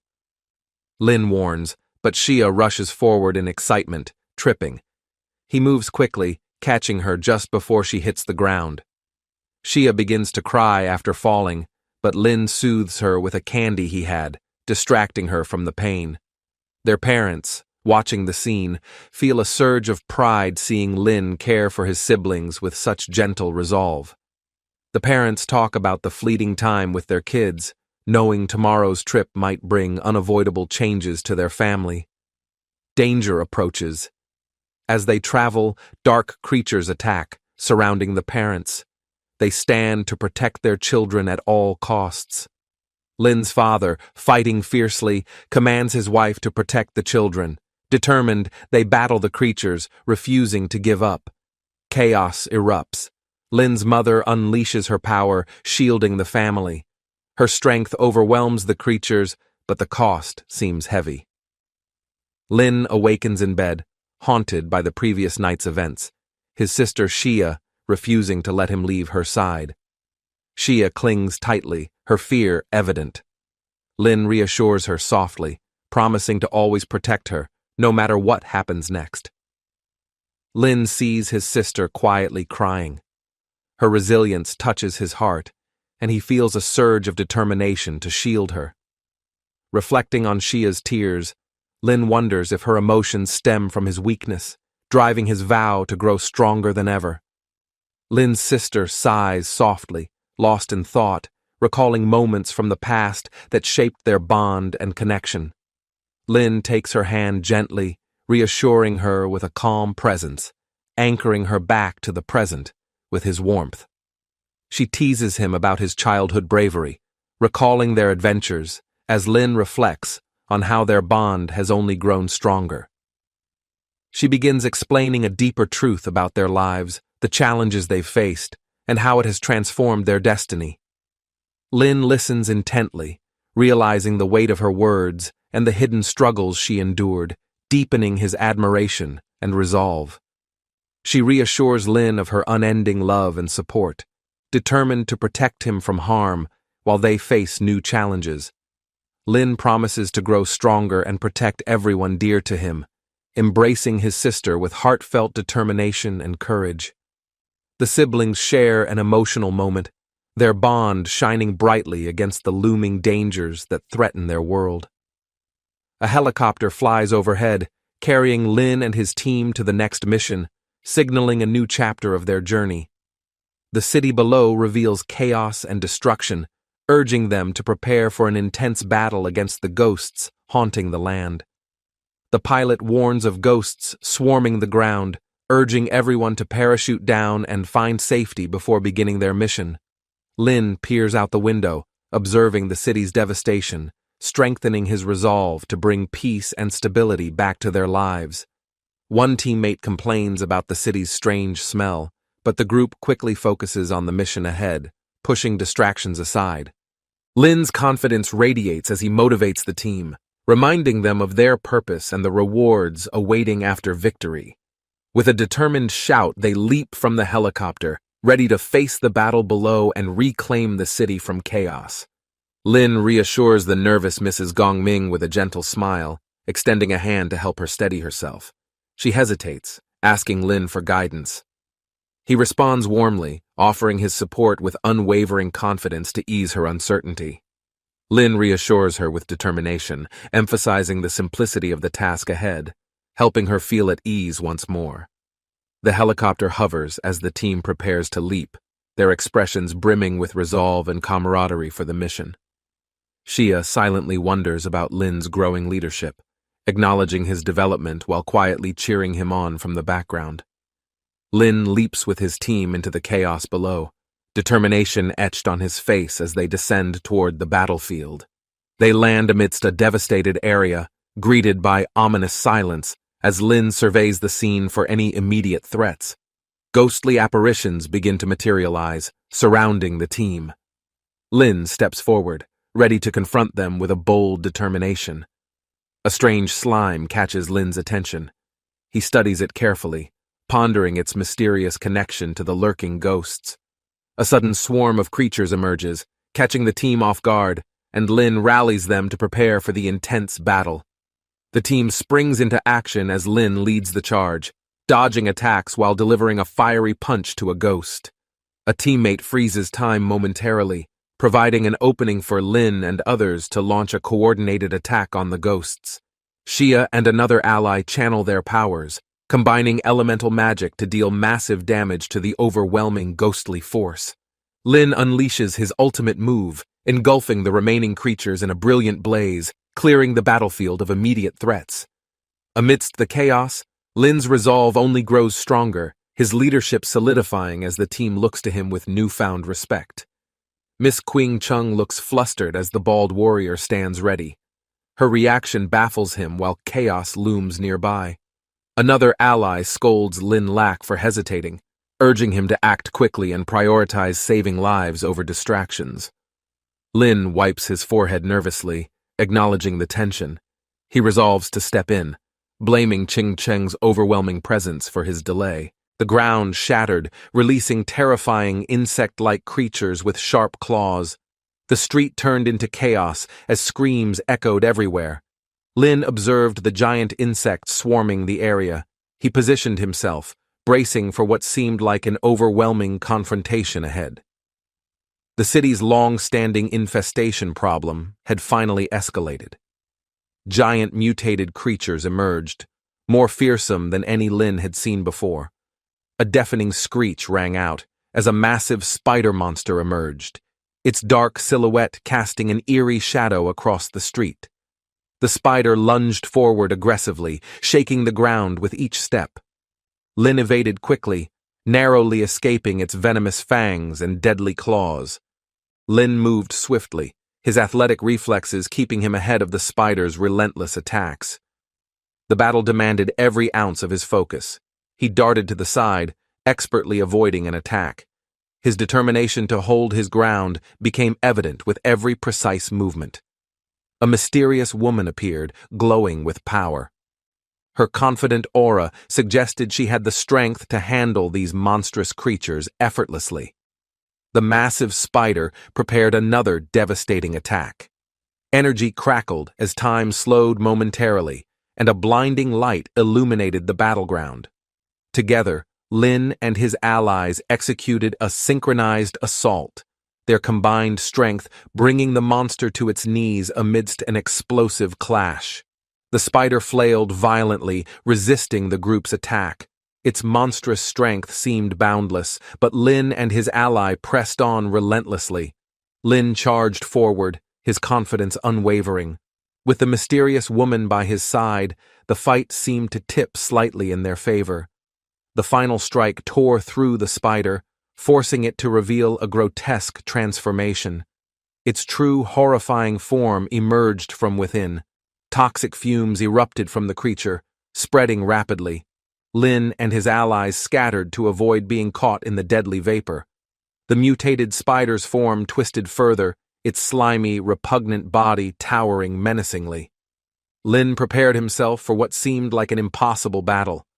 A swarm of parasitic flies filled the sky, buzzing menacingly as their sharp wings gleamed ominously under the afternoon sun. The woman quickly explained the danger these flies posed, their ability to infect hosts and cause horrifying mutations, making them even deadlier. With every second, more flies gathered. The group's situation grew desperate as they realized the infestation was spreading uncontrollably fast. Lin clenched his fists, watching the sky darken with the swarm. Their combined strength would be critical to fighting this plague. In the midst of chaos, the flies evolved, revealing a terrifying new entity, their leader, descending ominously to challenge the group. The mysterious woman recognized the dark aura of the Fly King, her gaze steely as she prepared for the inevitable battle. Lin felt the intensity of the situation, but stood firm, knowing they had to fight if they wanted to survive. The Fly King unleashed its minions, swarming the area. Lin and his allies retaliated, each strike aimed to protect the city. Explosions erupted across the battlefield as their attacks met the Fly's relentless counterstrikes, each side struggling to gain the upper hand. Amid the chaos, Lin saw an opportunity. He signaled his team to focus their attacks on the Fly King's core. As the dust settled, an elderly man emerged, wielding a makeshift weapon.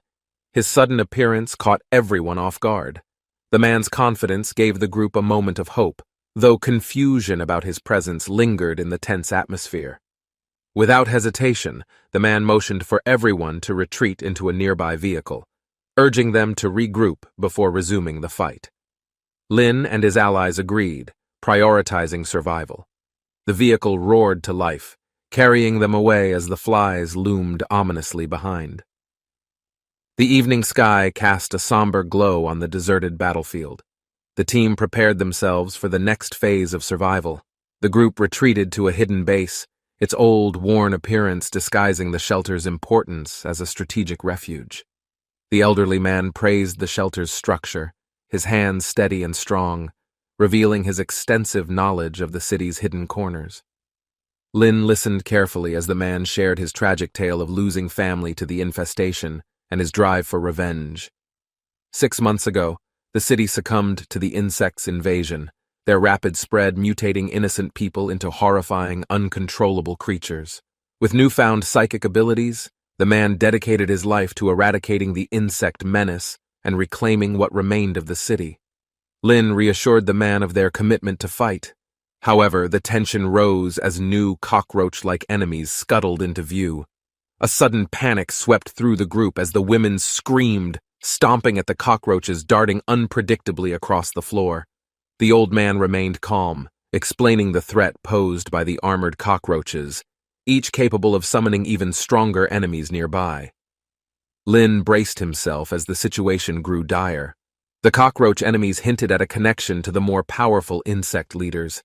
The mysterious woman confirmed these creatures' ties to the greater ghost kings, solidifying the growing danger within the heart of the city.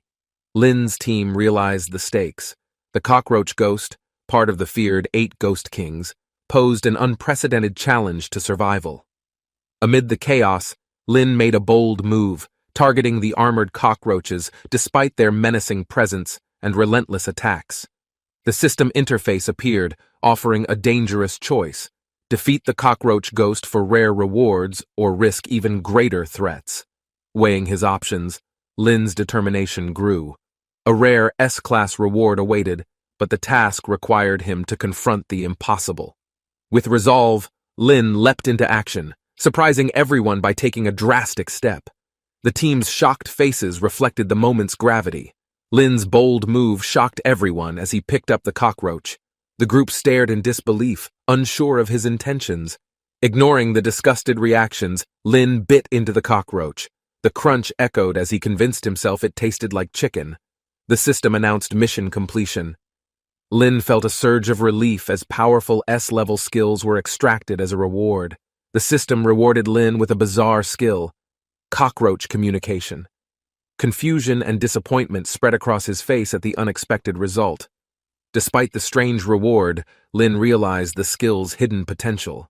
Determined, he accepted his fate, hoping it would aid their fight.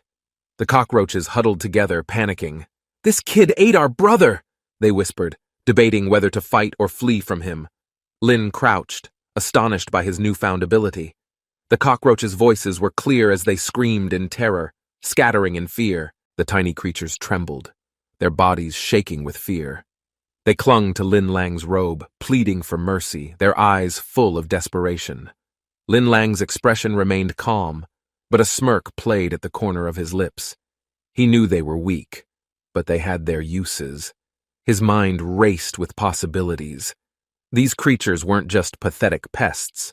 They could serve a greater purpose. He only needed to use them wisely. Yao Yao stood close, her gaze sharp. She reminded him that their boss had problems with the demon faction, an interesting piece of information. A realization settled in.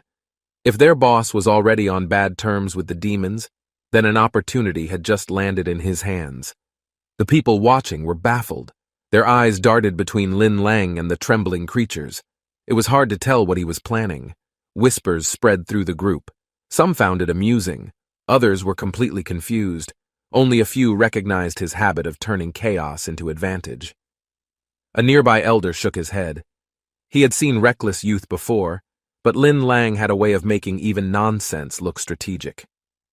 With his mind made up, Lin Lang lifted the creatures, a confident glint in his eyes. He was determined to put them to good use. Some still doubted him. Even without consuming the creatures, his actions seemed bizarre. To them, he had already become something far beyond ordinary. As he stepped forward, a shocking sight greeted him. Before him stood an entire cockroach kingdom, a bizarre yet organized society thriving in filth. The creatures were more than just pests. They had structure, weapons, and leaders. He could sense the authority they held in this strange place. Guards spotted him immediately. Their aggressive stance showed that outsiders were not welcome. The two creatures he carried had put him in a dangerous position. Tension crackled in the air. The cockroach warriors showed no hesitation, brandishing weapons as they prepared to attack. They saw him as a serious threat. The army charged forward without mercy, their determination absolute. Yet Lin Lang stood firm, unaffected. If they wanted a fight, he was ready to respond. A loud voice echoed through the air, filled with irritation. Something in the pile of trash stirred, reacting to the commotion outside. Lin Lang's eyes narrowed as he heard it. The voice sounded human, yet it came from the depths of the cockroach domain. The cockroach army froze in terror. Their tiny bodies trembled as they realized that their boss had woken up from a deep sleep. A powerful presence shot up from the depths, breaking through layers of debris. The force alone was enough to shake the ground. From the wreckage, a small figure flew into the air, flailing wildly. With a surprised expression, she plummeted straight to the ground. The tiny figure crashed headfirst into the dirt, her body twitching.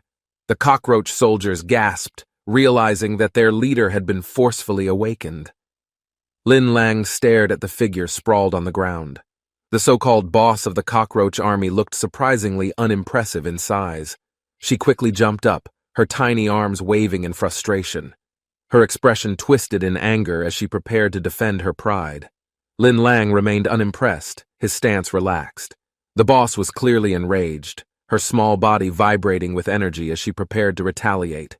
A sudden glow surrounded her. The tiny figure's power surged, her form shifting as an intense energy wave burst outward. Her transformation was instant. The glowing aura wrapped around her, shifting her size and form. The cockroach army stared in awe at her true appearance. Lin Lang smirked slightly. He had seen this kind of dramatic transformation before, but this one seemed more bark than bite. His relaxed posture irritated the newly transformed boss. Her expression darkened, taking his amusement as mockery, pushing her fury even higher. Yao Yao called out from the side, warning him. The power surging from the boss wasn't just for show. She was genuinely dangerous. Without hesitation, she launched herself forward, a burst of energy propelling her toward Lin Lang. The battle had officially begun. Lin is caught in a strange situation, while a mysterious girl eagerly watches. He wonders how he ended up here. As Lin looks up, he's dazed and confused, realizing something isn't quite right, but the girl seems nonchalant. The girl continues sipping her drink, while Lin notices her unusual calmness. He's starting to feel like a fool. Lin's confusion grows as he notices his own strange reactions. He wonders what's happening to his body right now. The girl's amused expression confuses him further. Lin can't help but wonder if something supernatural is happening in this moment. Suddenly, strange wings appear, and Lin is even more confused. The girl starts laughing, clearly enjoying his perplexed state. Lin feels an eerie presence, and a swarm of bugs begins flying around. The girl seems unaffected, staying calm. He wonders if the girl is playing some sort of prank, but the situation feels too real to be fake. The insect's buzzing grows louder, and Lin feels an unexplainable pressure. The girl seems to sense something he doesn't. The girl turns to Lin, her expression intense. She's warning him, but Lin isn't sure what exactly he's supposed to do. Suddenly, a flurry of cans appears, and Lin finds himself caught in the chaos. It's all happening so fast. The girl laughs joyfully as the cans whirl around. Lin can't believe what's happening. This isn't ordinary at all. More bugs swarm the area, and Lin realizes he's completely surrounded. The girl's cheerful demeanor doesn't help his panic. A new figure enters the scene wielding a weapon. Lin can't make sense of what's happening, but the situation escalates. A battle erupts around Lin, but he's too stunned to react. The girl's crazed excitement only adds to his confusion. Lin charges forward with unrelenting determination, surrounded by chaos, as a swarm of cockroach warriors marches fiercely alongside him. The crowd stares in shock, unable to process the bizarre scene. Lin's unexpected allies cause a mix of fear and disbelief. Lin confidently adjusts his hair, smiling as he reassures the group that teamwork will overcome any challenge in their path. The villagers cheer for Lin, their admiration clear as they acknowledge his bravery and leadership in defending their community. Lin rallies his allies, shouting a determined command to charge ahead, fully prepared to take on the invading threat. The team unleashes their attacks in unison, each member displaying unique abilities, combining strength to obliterate the relentless swarm of monsters. A warrior stands victorious, surrounded by fallen enemies. The team regroups, exchanging a determined glance, ready for the next battle. Lin and his team approach a massive, pulsating monster hive. The air grows tense as danger looms from within. A giant insect emerges, glimmering with an otherworldly glow. Lin takes a step forward, his determination unwavering in the face of fear. Inside the hive, Lin confronts the hive queen. Her sinister smirk challenges his resolve, but he knows his team has his back. The queen summons her elite guards, their glowing forms radiating power. Lin braces himself, fully aware of the battle to come. The queen charges with her guards, declaring the fight. Lin and his team prepare their counterattack, each moment thick with intensity. The queen's guard lunges fiercely, aiming for Lin. He dodges narrowly, countering with precision as his allies protect the rear. A swift attack slices through the guard, leaving Lin barely catching his breath. His confidence solidifies, knowing there's no room for mistakes. Lin leads a counterattack, striking at the heart of the hive. The team's synchronization devastates the enemy, breaking their formation. The hive crumbles as the battle ends. Lin stands beside his closest ally, the duo exchanging smiles of mutual respect and relief. With peace restored, Lin's humor returns. The villagers laugh as he jokes, masking exhaustion while inspiring hope for the battles ahead. Strange insect-like monsters march forward, their eerie clicking sounds echoing through the streets as Lin and his team prepare for battle. The sight of the grotesque creatures causes unease. Lin steps in, shielding others, while his teammate nervously tries to regain composure. A massive wave of glowing, ghostly rats appears, summoned with intense power. Lin's team braces themselves, realizing the true scale of danger. The rats descend upon the battlefield, each displaying extraordinary speed and ferocity. Lin steadies his weapon, ready to meet the assault. Chaos erupts as the summoned rats clash with the team.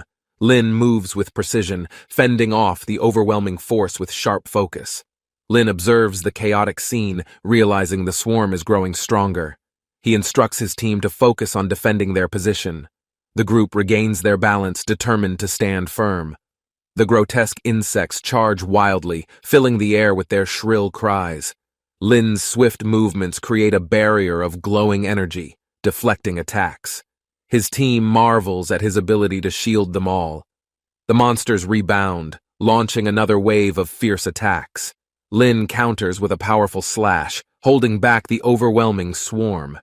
A mysterious ally appears, her aura calm but deadly. She gracefully enters the fray, assisting Lin in turning the tide. A fierce, flying rat tackles a teammate, dragging them into the air. Lin swiftly reacts, aiming his weapon to rescue them. The flying rat sneers as Lin approaches, displaying a wicked intelligence. The tension builds as Lin analyzes its behavior carefully. Lin taunts the flying rat, attempting to distract it. Meanwhile, the team devises a plan to exploit the creature's arrogance. The creature grins menacingly, summoning reinforcements from the shadows. Lin's confidence doesn't waver, signaling his team to prepare for the real fight. A glowing tactical interface appears before Lin, outlining the enemy's weaknesses. He smirks, ready to exploit every detail in the next attack. A mischievous fairy descends, twirling above Lin as he readies his blade. Her chaotic energy hints at an unpredictable encounter ahead. The fairy gleefully taunts Lin, offering an unexpected alliance. Her sly grin suggests mischief, though Lin cautiously accepts her curious assistance. With a swift flick of her magic, the fairy propels Lin into the sky. He clings on, startled but determined. Lin maneuvers mid-air as the fairy flits around him, her magic helping him balance, though he struggles against her reckless pace. As they dive into battle together, Lin activates a glowing aura, channeling power through his blade to face the incoming threat. A glowing tactical interface appears, analyzing the battlefield. Lin braces himself, realizing the odds against him demand calculated precision. The fairy unleashes chaotic energy, her antics causing Lin to fumble. She laughs wildly, treating the battle as her personal playground. Lin sighs, dodging her erratic magic bursts while focusing on his targets. He's grateful, though frustrated, by her untamed assistance. The battlefield shifts as Lin regains control. He strategically combines their powers, pushing forward with the fairy reluctantly following his lead. With one final leap, Lin reaches a vantage point. Below, the fairy cackles as enemies scramble to recover from her chaos. Lin steadies himself as the fairy perches on his shoulder, smugly teasing him. He remains focused, scanning for the next move. A radiant red aura illuminates the battlefield as Lin identifies an ancient power nearby. His determination surges, sensing a critical opportunity. Lin channels energy into his weapon, activating its full potential. The fairy cheers, sensing the battlefield tipping in their favor at last. A fierce opponent emerges, its hulking form glistening with dark energy. Lin charges, unleashing a powerful strike that shatters the surrounding area. The opponent vanishes in a flash, retreating with a final glare. Lin exhales, ready for the next challenge alongside his chaotic ally. Lin confronts the flying rat, channeling energy through his blade. The creature snarls, sensing the immense power Lin is unleashing. A burst of radiant purple light erupts from Lin's strike, tearing through the air as the rat attempts to evade futilely. The attack crashes down, obliterating part of the battlefield. Lin's teammates look on in awe, realizing his strength has reached new heights. Amidst the dust, a calm figure emerges, descending gracefully. Her aura radiates authority, making everyone pause as the tension intensifies. A massive, grotesque beast appears, its form crackling with red energy. It grins menacingly, signaling the beginning of an epic showdown. Lin charges at the towering beast, his blade crackling with energy. The enemy's claws lash out, tearing through the air ferociously. A radiant barrier shields Lin's allies, buying precious time. Cora steps forward, her eyes glowing as she summons a powerful spell. The beast roars, deflecting Cora's attack. Her determination intensifies as she draws on ancient magic, unleashing a dazzling burst of light. Lin signals Cora, combining their strengths. Her spell amplifies his blade, creating a vortex of energy aimed directly at the beast's core. The beast retreats, snarling in defiance. Lin and Cora regroup, their shared victory solidifying the unbreakable bond of their partnership. Lin steadies his grip as the ground quakes. A colossal demon dragon emerges, its fiery gaze locking onto the group below. The team braces as the dragon unleashes a storm of flames. Lin's instincts sharpen, searching for an opening in its defense. Cora raises her hand, weaving a barrier against the inferno. Lin seizes the chance, leaping toward the dragon with fiery resolve. The dragon's tail swings, creating a shockwave. Lin counters mid-air, his sword glowing as he channels his energy into a decisive strike. The dragon falters, green mist escaping its wounds. The battlefield grows silent as Lin and his allies prepare for the final blow. The beast absorbs the green mist, swelling with energy. Lin watches closely, sensing its power surge, but refuses to back down. Lin combines swordsmanship with spirit energy, creating a luminous force. His allies cheer as he delivers a blow that shakes the earth. The dragon howls, unleashing one final attack. Lin and Korra unite their powers, their combined force splitting the attack and overwhelming the beast. The battle concludes with Lin standing tall, his glowing blade a testament to their victory. Korra smiles, relieved their efforts paid off. With the beast defeated, Lin gazes at the horizon. "Onward," he whispers, knowing more trials await their unwavering team. The beast flexes its claws, summoning a dark red aura. Lin tightens his grip, bracing for the oncoming assault. Lin channels his energy, his blade glowing with purple flames. He counters the beast's move, causing a massive explosion of force. A fiery dragon emerges behind the beast, roaring with intensity. Lin's allies gasp, realizing the battle has taken a dangerous turn. The bald warrior steps forward, his staff spinning with energy. He joins Lin, combining efforts to weaken the towering beast. The beast strikes with blinding speed, forcing Lin to retreat. Its raw power shakes the ground, a test of Lin's resolve. Lin steadies himself, eyes locked on the beast. Korra steps beside him, her presence a reassuring force against chaos. The battle intensifies as blood-red energy swirls around. Lin and Korra strategize, realizing the beast is weakening but still dangerous. A crimson shard drops from the beast, pulsating ominously. Lin recognizes it as the source of its power, targeting it immediately. Lin's blade strikes true, shattering the shard. The beast howls in pain as its power visibly diminishes, weakening its terrifying form. The battlefield shifts as reinforcements arrive. Lin smirks, ready for round 2, as the remaining monsters regroup to continue their attack. The beast summons reinforcements, dozens of shadowy creatures emerging from the void.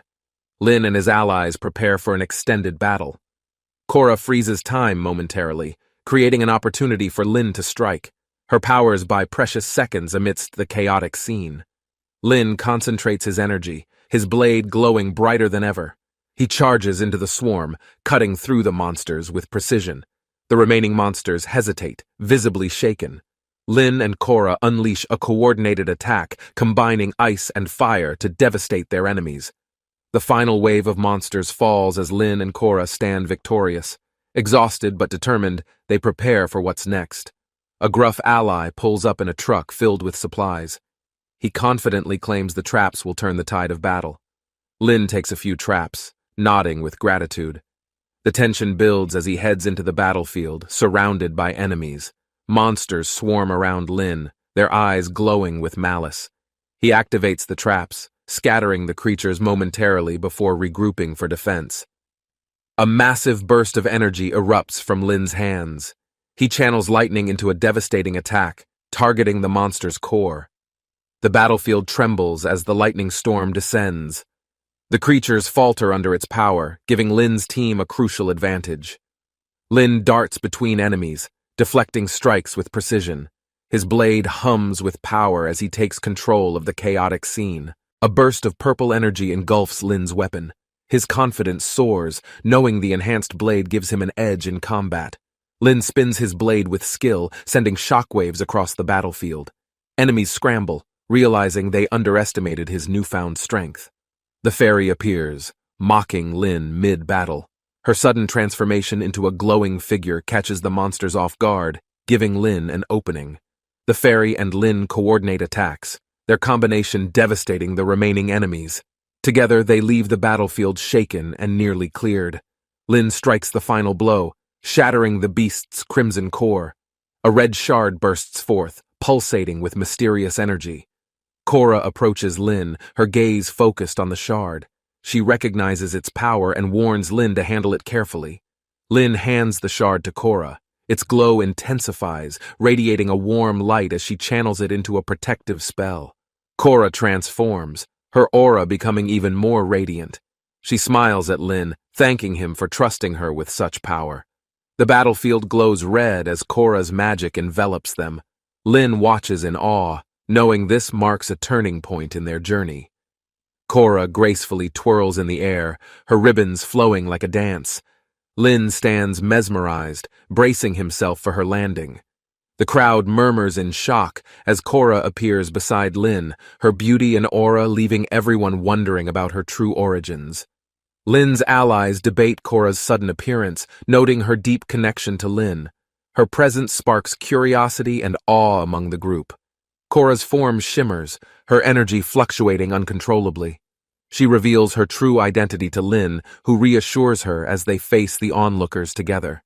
Lin finds himself surrounded by curious allies as they tease him about his connection to Korra, their disbelief masking their curiosity. Korra's sudden presence sparks confusion among the group. Lin remains silent, unsure how to explain her connection to his strange fate. The crowd grows tense as Lin struggles to address their questions. He contemplates revealing Korra's true role but hesitates under pressure. Facing the group, Lin sighs, explaining Korra's identity as his summoned guardian. The revelation leaves everyone awestruck, but satisfied with the truth.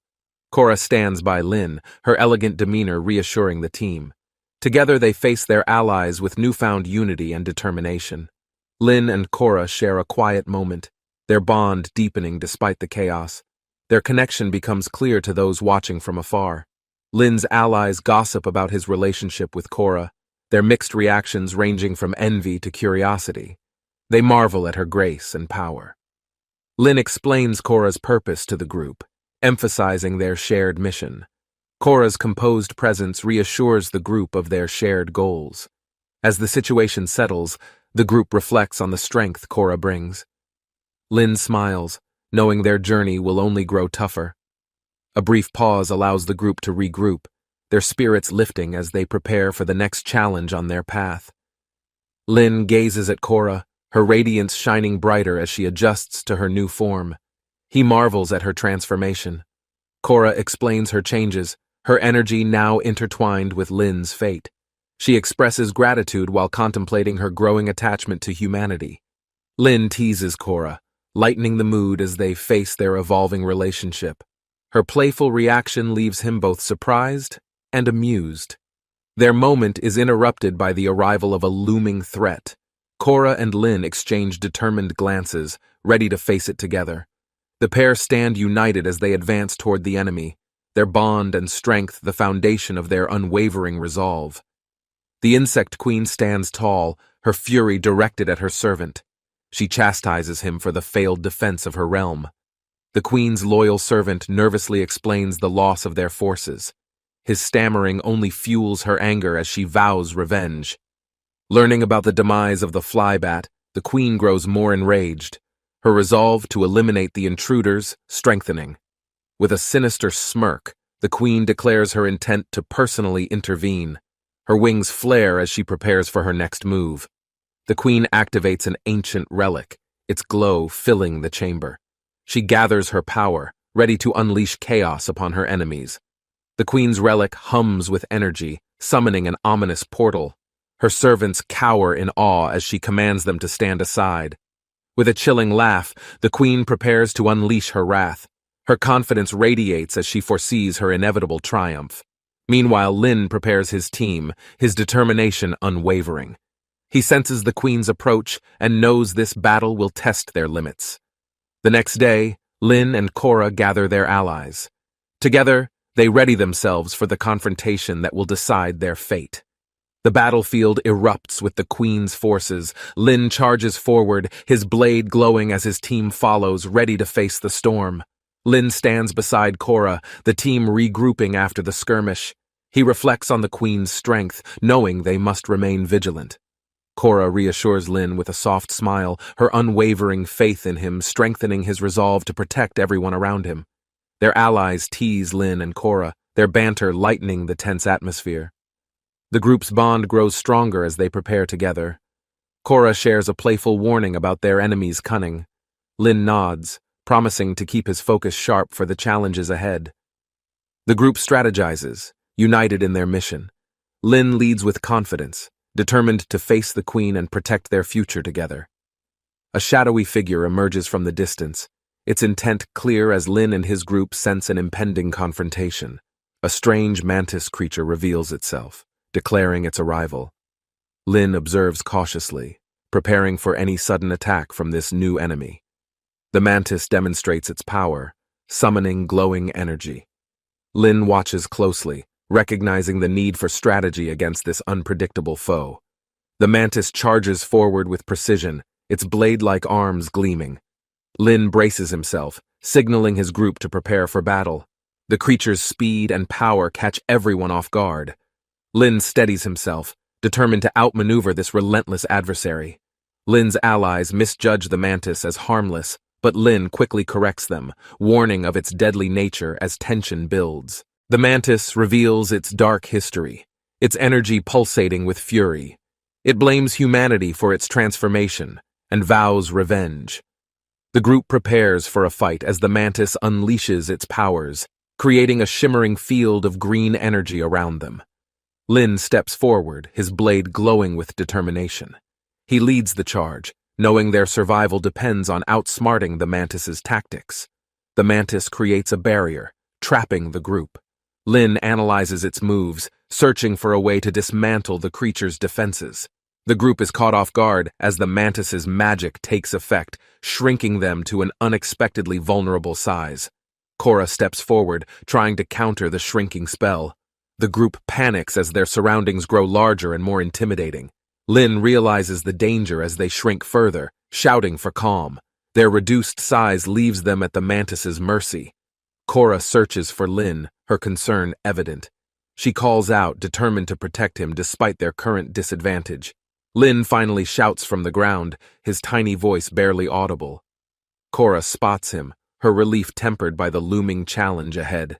The mantis grows larger, its menacing form towering over Lin and his allies. Its power seems limitless as fear spreads through the group.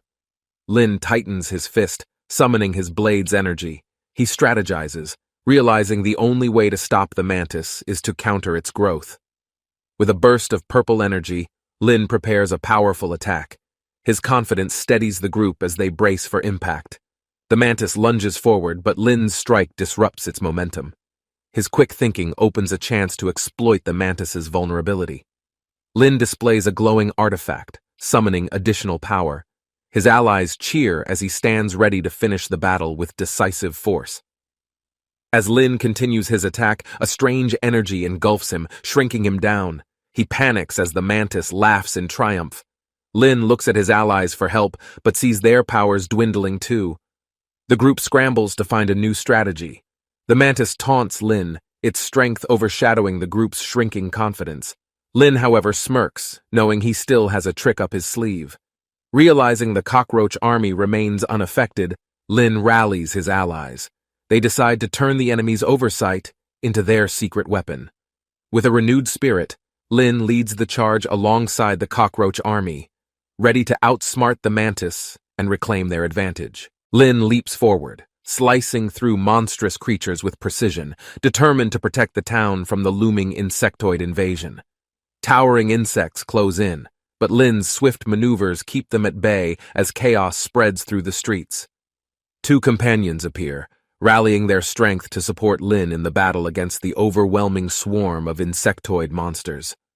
Lin turns his focus to the largest creature, slashing fiercely, his blade glowing with power as it pierces its armor. The swarm retaliates, encircling Lin and his companions, their screeches echoing as they prepare for an all-out assault. Lin charges into the fray, dodging venomous attacks, his agility unmatched as he targets the swarm leader's weak point. The creature shrieks in anger, sending spines flying, but Lin deflects them, counterattacking with a calculated strike to its core. His companions unleash their abilities, freezing and blasting the smaller creatures, clearing a path toward victory against the relentless swarm. Lin hurls a glowing spear, piercing through the swarm leader's defenses, its screech filling the battlefield as it begins to falter. The leader retaliates with one last desperate attack, but Lin's teamwork and quick reflexes overpower it, turning the tide of battle.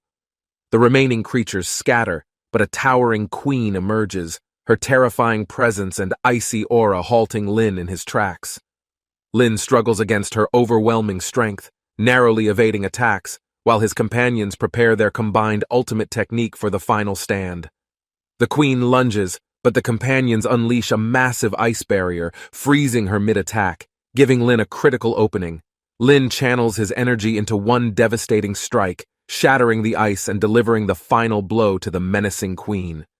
With the queen defeated, the battlefield falls silent and the trio stands victorious, ready for whatever challenges may come next.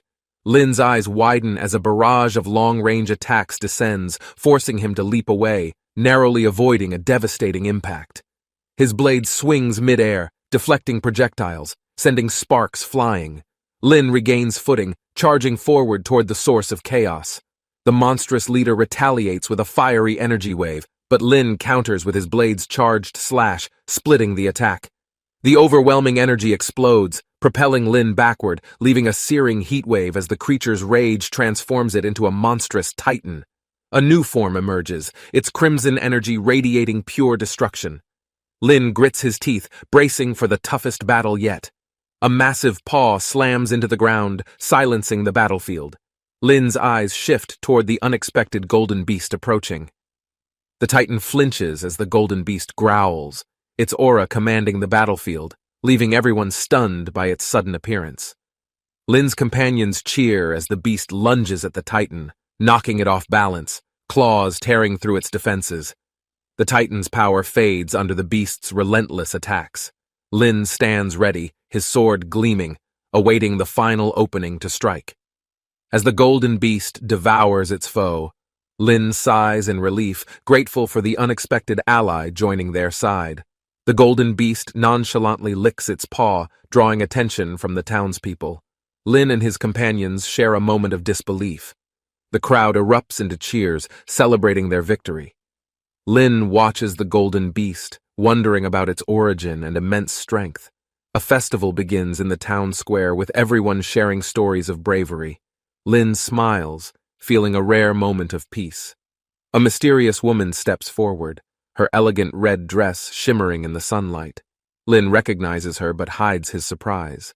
She smirks, playfully teasing Lin as she walks away, leaving him curious and uneasy about her intentions in their victory.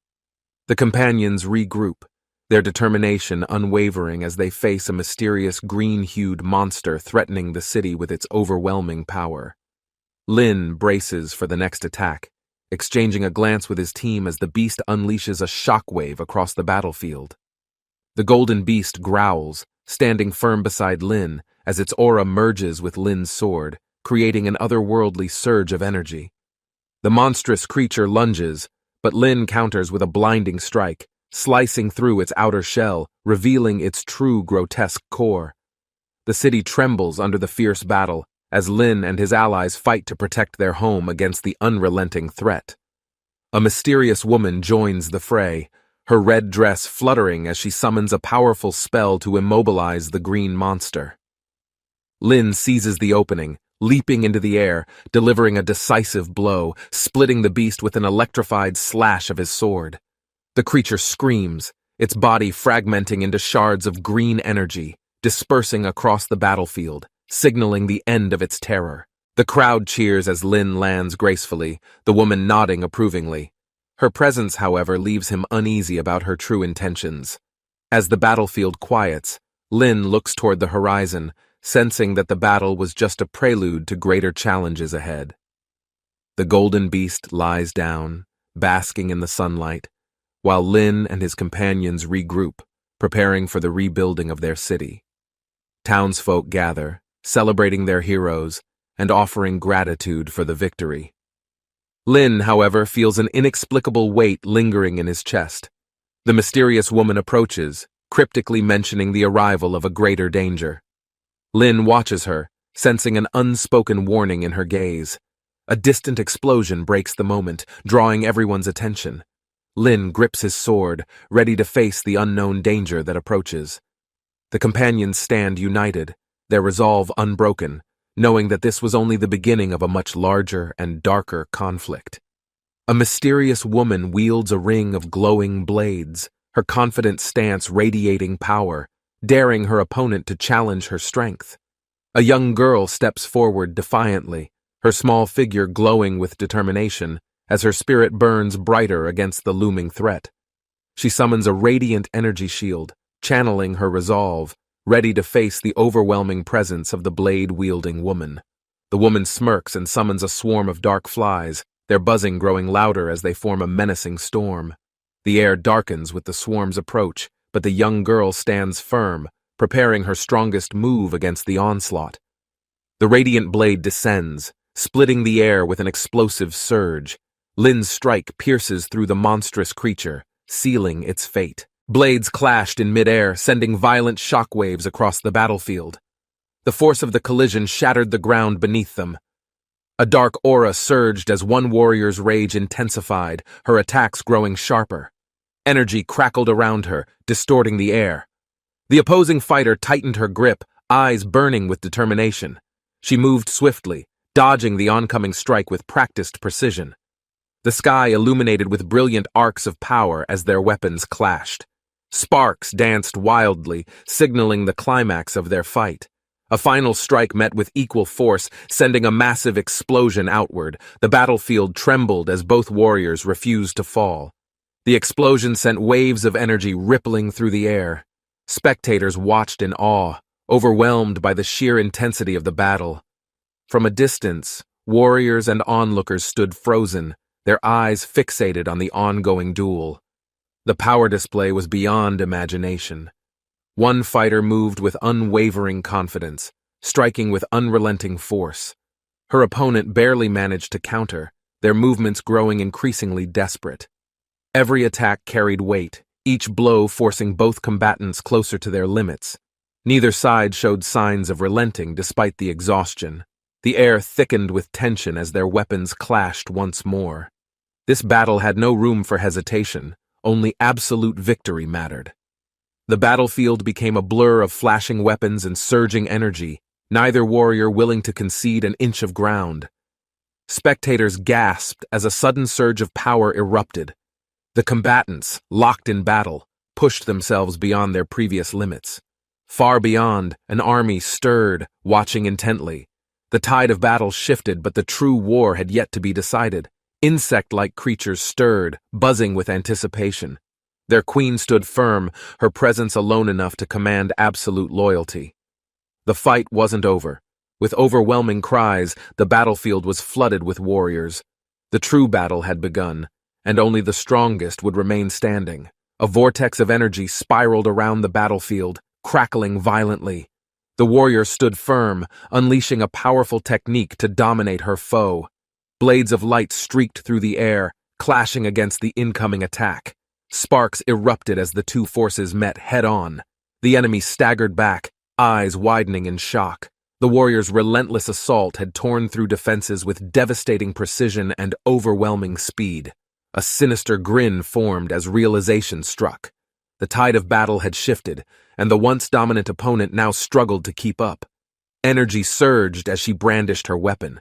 Confidence surged through her veins. Victory felt within reach, no longer a distant possibility. The enemy lunged forward, unleashing a desperate counterattack.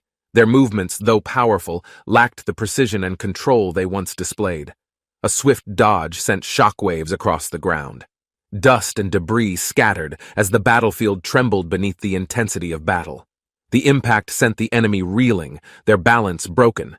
Desperation flickered in their eyes as the fight pushed them toward defeat. An enraged ally, monstrous in form, charged into the fray. The creature's sheer size and power shifted the battlefield's dynamics completely. The warrior tensed, preparing for the next challenge. With more enemies closing in, this battle was far from over. A sudden realization dawned. This opponent was no ordinary fighter. The energy radiating from them held power far beyond initial expectations. A clawed strike tore through the air, barely missing. Poisonous liquid dripped from the monstrous enemy's hands, sizzling upon contact. A searing pain spread across her skin as the unknown substance clung to her, draining her strength at an alarming rate. The battlefield descended into chaos. Allies and enemies alike were caught in the strange liquid spread, weakening as its effects intensified. A grim determination filled her as she fought against the draining force. This battle demanded more than just strength. It required resilience. The battlefield trembled as a powerful figure emerged, leading an army of insect warriors. Their combined strength threatened to overwhelm the opposition. With unwavering confidence, the queen strode forward, eyes gleaming with anticipation. She relished the chaos, feeding off the fear around her. A massive surge of energy erupted from her hands, forming deadly projectiles. The air crackled as they launched toward their target. The attack struck with devastating force, shattering the ground. Dust and debris filled the air, obscuring the battlefield from view. Emerging from the destruction, a military vehicle sped into the scene. Reinforcements had arrived, their presence shifting the tide of battle. The vehicle screeched to a halt and warriors leaped into action. Their weapons glowed with power as they prepared for battle. A familiar face emerged, eyes burning with determination. He wasted no time, charging forward to rescue his fallen comrade. Struggling to move, she felt her body weaken. The effects of the enemy's attack lingered, draining her strength little by little. A new presence watched from afar, amusement dancing in her eyes. She reveled in the unfolding chaos, savoring the unfolding drama. A sinister plan formed as she studied the battlefield. Capturing her opponent alive would be far more entertaining than a quick defeat.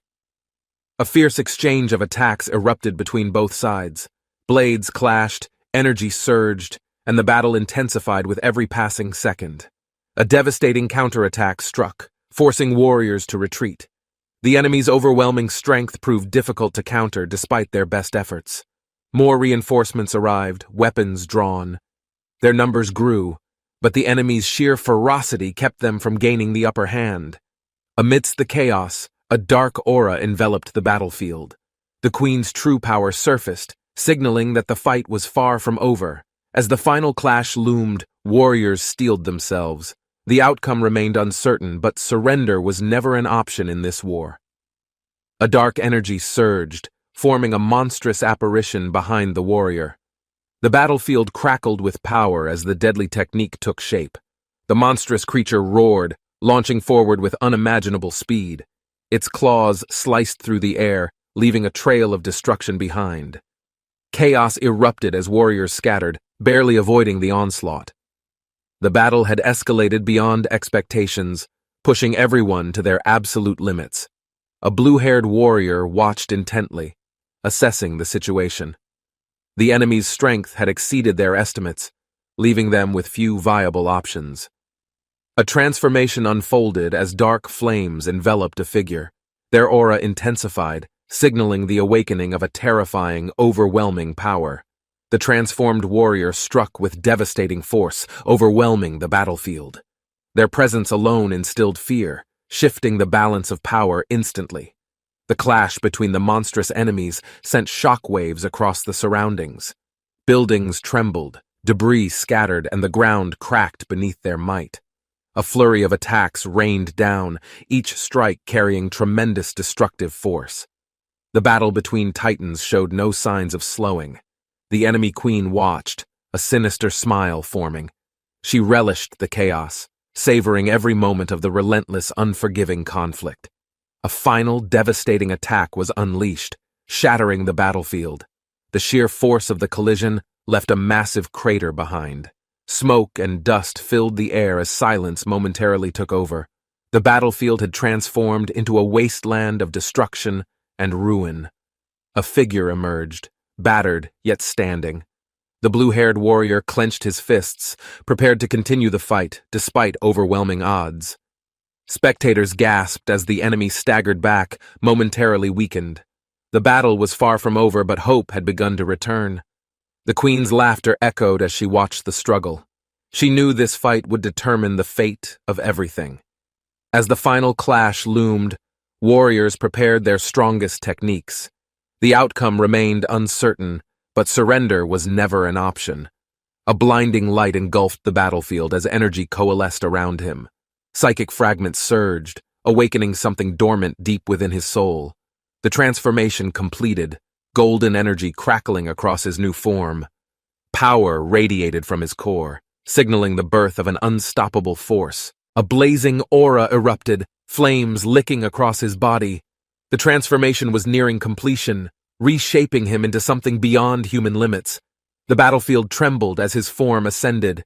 Energy radiated outward, sending shockwaves that forced allies and enemies alike to step back. Spectators watched in awe as golden flames spiraled around him. This power, vast and limitless, promised to change the course of battle. His eyes burned with renewed strength.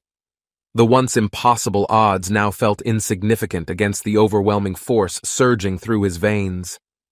As his transformation finalized, a divine weapon materialized in his grasp. The weight of destiny now rested solely on his shoulders. A colossal figure manifested behind him, golden energy flowing like a raging storm. This was no longer an ordinary battle, it was war. The opposing warriors hesitated, their confidence shaken. The power displayed before them exceeded everything they had prepared for, rendering their strategies meaningless. A distant observer smirked, her mind racing.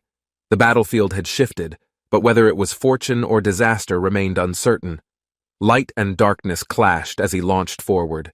Each step left embers in his wake, carving a path of sheer destruction. The enemy queen, once composed, braced herself. For the first time, fear crept into her eyes as battle truly began. A monstrous warrior lunged toward him, muscles tensed with rage. Their battle cry shattered the silence, signaling the start of chaos. Without hesitation, he countered, his weapon cutting through the air. Sparks erupted as their attacks met, the force sending tremors outward. The battlefield roared with cries of war. Blades clashed, fists flew, and energy blasts carved through structures, leaving ruin behind. The once cocky enemy faltered, struggling against his unrelenting attacks. The tide had turned, but victory was still far from guaranteed. As the dust settled momentarily, he stood tall, flames still burning. This was no longer just a fight, it was destiny. The insect queen spun her chained weapon, energy crackling around her. Her sharp grin revealed confidence, knowing this battle was far from over. The massive shuriken clashed against an incoming strike, sending sparks flying. The force of the impact cracked the ground beneath them. The two warriors, standing firm, launched a coordinated assault. Their combined strength sent a powerful shockwave, cutting through the battlefield. The queen's smirk widened. Despite being outnumbered, she welcomed the challenge, ready to prove her dominance against overwhelming opposition. Spectators watched in shock, the intensity of the fight growing beyond their expectations. The city trembled under the force of battle. Chaos spread as tiny insect-like creatures swarmed the battlefield. Confused warriors struggled to fight back against the unpredictable buzzing attackers. A massive warrior flailed in panic, the small creatures latching onto him. Their relentless movements disrupted his balance, leaving him vulnerable. The battlefield turned bizarre as fighters swatted at the relentless swarm. Amidst the confusion, a mischievous presence watched, enjoying the chaos. A streak of purple energy shot forward, cutting through the battlefield. With precise movements, a new warrior entered, turning the tide.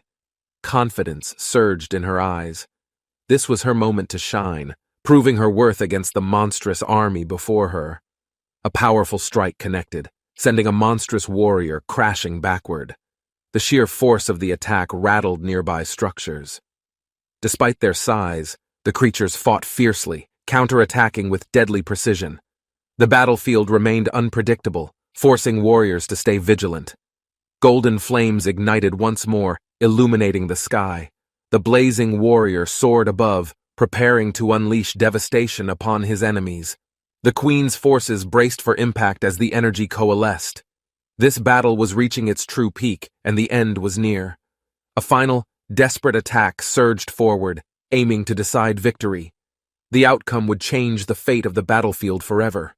A golden blade clashed against the insect's sharp limbs. Sparks exploded as their fierce battle raged, shaking the battlefield with intensity. The warrior's fiery aura flared as he dodged a lethal strike. His movements grew sharper, adapting to the enemy's unpredictable attacks. With a burst of speed, he leaped forward. His flaming fists met his opponent's hardened exoskeleton, sending shockwaves through the air. The insect queen's eyes narrowed as she observed. She refused to let this battle slip from her control, preparing a dark spell. A chilling energy spread across the battlefield, twisting the air. Her power intensified, casting an ominous shadow over the remaining warriors. A wave of dark flames erupted from the queen's fingertips, swallowing everything in its path. The air crackled with destructive energy. The two warriors watching from afar tensed. They knew this battle had escalated beyond anything they had expected. Time was running out. A sinister smile spread across the queen's lips. She reveled in the chaos, relishing the struggle of those beneath her. A golden aura flared again, defying the queen's oppressive darkness. The warriors on the ground stared in awe at the growing energy. The final clash was inevitable.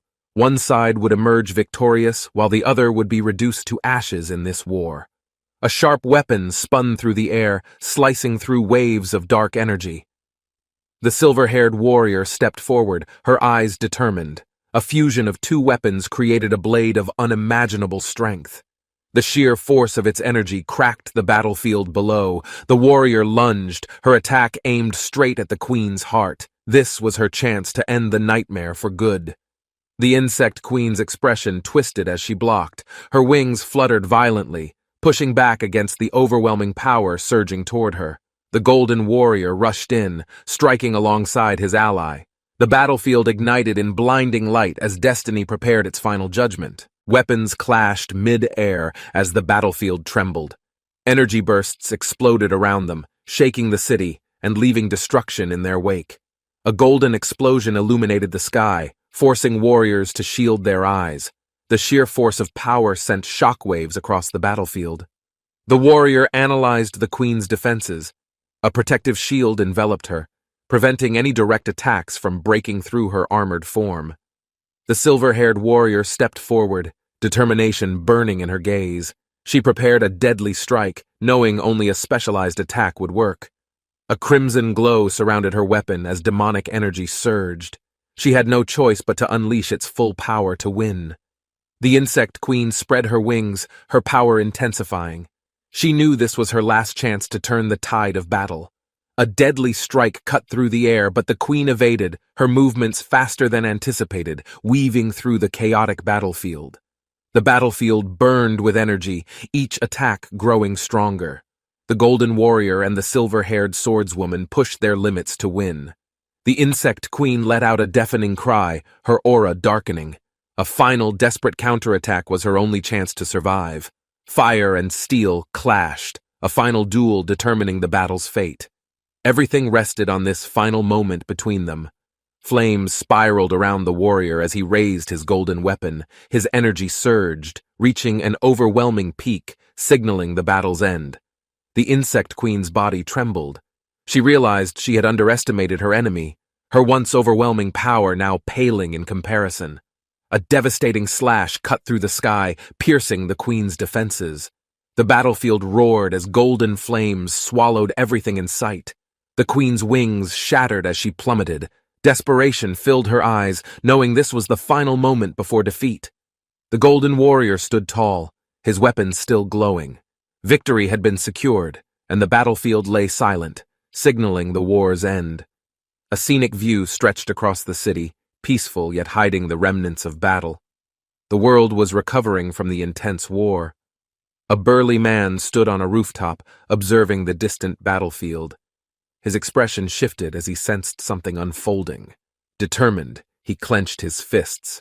This was no time for hesitation. Every remaining enemy stronghold had to be eliminated without delay.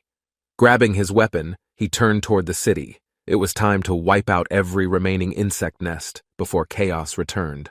With confidence, he activated a live broadcast announcing his plan. The world would witness the grand destruction of the enemy's lair.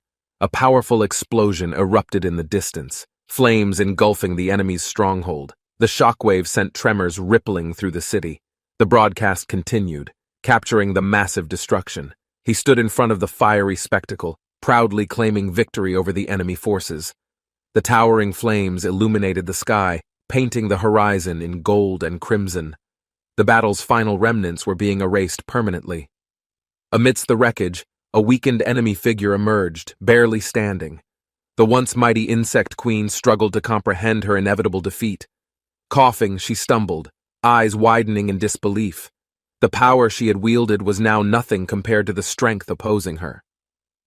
Lin stood over the fallen queen, his golden flames still flickering. His eyes burned with a power that surpassed all expectations. The queen trembled, struggling to accept reality. Lin had once been ordinary, yet his evolution had turned him into something unstoppable.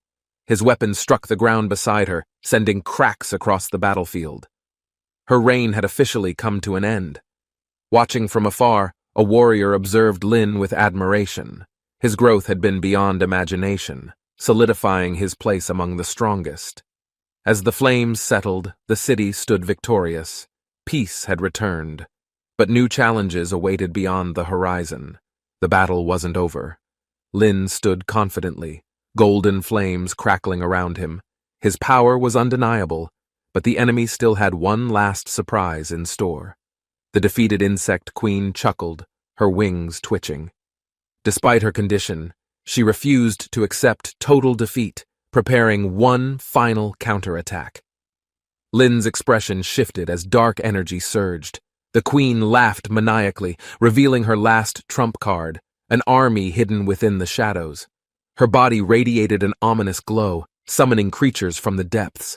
A massive swarm of insects emerged, darkening the sky. Lin clenched his weapon tighter. If this was her final move, then he would end this battle with everything he had left. Warriors from the city arrived, their weapons drawn. Reinforcements had come, and they would not let Lin face this alone. Lin smirked, flames rising. The queen's plan had failed. She underestimated humanity's will to fight, and now she had no escape. The battle's final strike was imminent. Lin raised his weapon, golden energy surging, preparing the attack that would decide everything. A massive burst of energy erupted from his blade, cutting through the dark creatures, leaving only destruction in its wake. The insect queen's laughter faded as reality set in.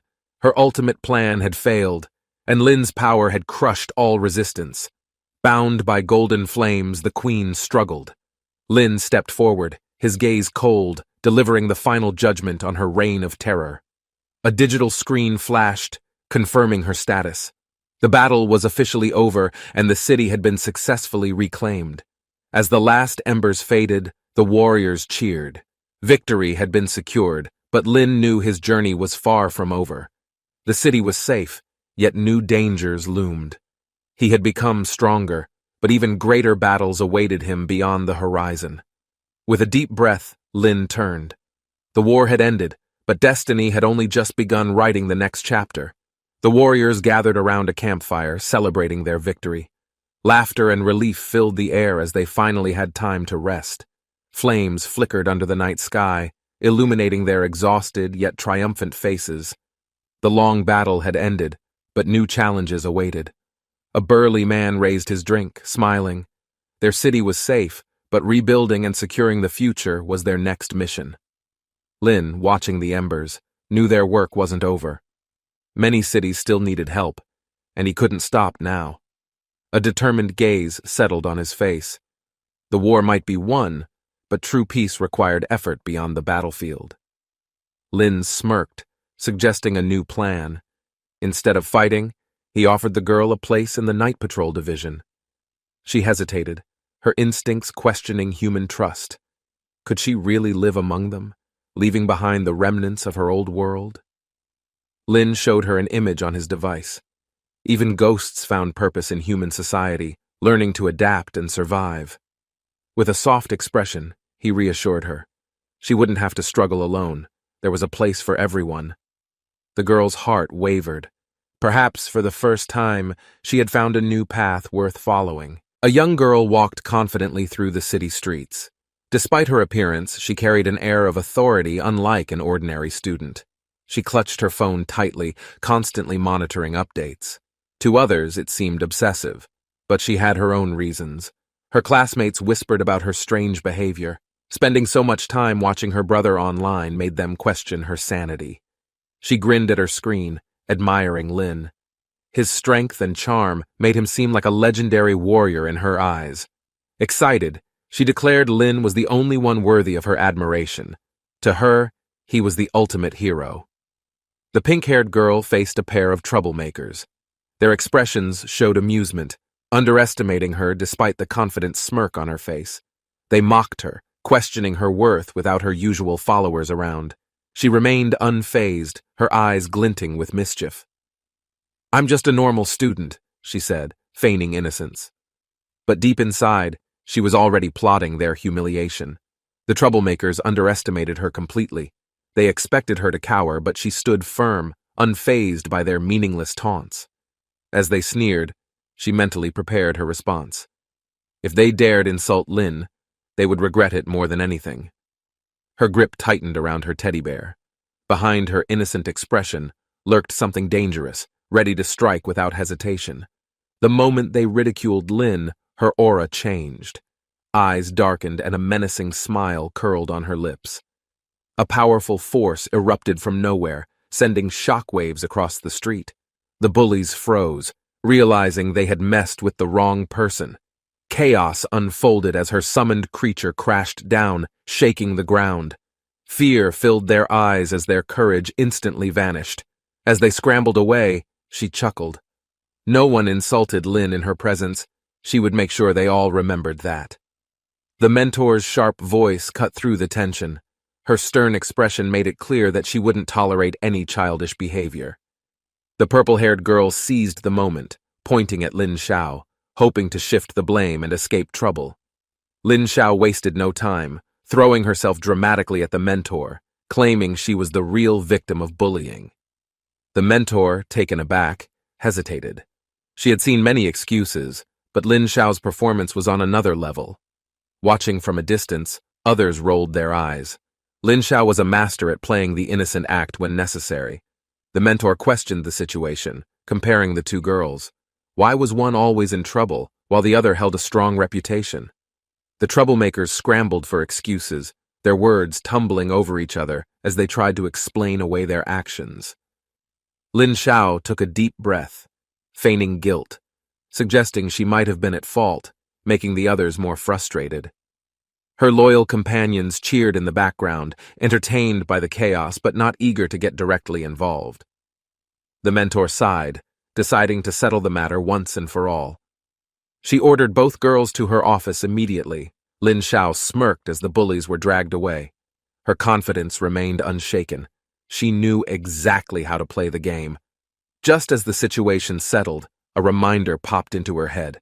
The school fellowship event was happening today. Panic flashed across her face. How could she forget such an important day? She rushed to prepare herself. The event had already begun, students gathering in excitement. It was a day meant for unity and friendly competition. As the ceremony commenced, Lin Xiao and her companions secretly plotted. This was just the beginning of their next scheme. A lavish feast is spread across the table as hungry children eagerly dig in, stuffing their mouths with food. A strict school official watches in disbelief, questioning whether they are treating the hall as a cafeteria. A confident boy steps forward, introducing himself as Fat Tiger, declaring his intent to dominate both schools as their ultimate leader. The pink-haired girl remains unfazed, dismissing his challenge, uninterested in his ambitions, and solely focused on her meal. Furious at her indifference, Fat Tiger smacks the sandwich from her hands, challenging her to prove her strength through battle. The pink-haired girl freezes, staring at her fallen sandwich, rage building as silence fills the air. She clenches her fists, eyes glowing with anger, declaring the sandwich took immense effort to make and must be avenged. Fat Tiger smirks, mocking her as his gang stands behind him, confident in their power over the schoolyard. Without hesitation, the pink-haired girl unleashes a monstrous summon, sending shockwaves through the crowd. The monstrous summon smashes the ground, sending Fat Tiger's gang flying into the air, causing chaos among the students. A masked fighter leaps forward, challenging the chaos with a confident smirk, fists raised for battle. She delivers a powerful flying kick, knocking Fat Tiger off his feet and sending him crashing backward. The pink-haired girl cheers, calling her attack the Black Wind Kick, a legendary strike feared across the school. A teacher suddenly appears, witnessing the fight and questioning why there is disorder in the school grounds. With incredible speed, the masked fighter delivers a final spinning strike, shocking the teacher and stunning the crowd. A small creature gasps in shock as an unexpected force crashes down upon it, leaving it struggling for air beneath the weight. The creature flails its tiny limbs, desperate to escape, but the overwhelming pressure keeps it pinned, barely able to squeak. A man, filled with regret, clenches his fists, realizing his past victories were meaningless. He longs for the strength he once had. With a fierce battle cry, students from Kanslin College rally together, raising weapons and chairs, ready to fight for their honor. The sun sets behind the college, casting a golden glow over the battlefield, signaling the beginning of a chaotic school-wide war. The stage erupts into chaos as chairs and debris fly. The peaceful event between colleges turns into an unexpected battlefield of destruction. A pink-haired girl calmly writes in her notebook, reflecting on the day. She dreams of adventure beyond the mundane school gatherings. Suddenly she stops, her heart racing. A realization dawns upon her. Something is coming, something exciting and dangerous beyond her imagination. Lin arrived at Kanglin City, stretching his arms as he stepped off the plane. The familiar air filled him with excitement. Walking through the terminal, he carried his backpack confidently. Behind him, his friends followed, enjoying the atmosphere of their long-awaited return. One of his friends crouched down, pressing his face against the ground. He claimed the scent of the city felt nostalgic. Suddenly, a loud cheer erupted. A group of excited fans spotted Lin, waving signs and screaming as they rushed toward him. Surrounded by enthusiastic admirers, Lin felt overwhelmed.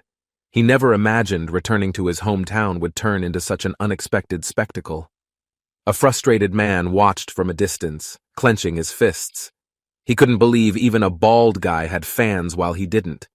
Ching Chung sighed, crossing her arms. She had been looking forward to a quiet return, but the chaos completely disrupted her plans. Luo Yao smiled mischievously, whispering something to Ching Chung. She had an idea to get out of this mess without causing too much trouble. Lin noticed the two whispering behind his back. He glanced over, raising an eyebrow, wondering what kind of scheme they were planning. Before he could react, his friend suddenly grabbed him and threw him forward.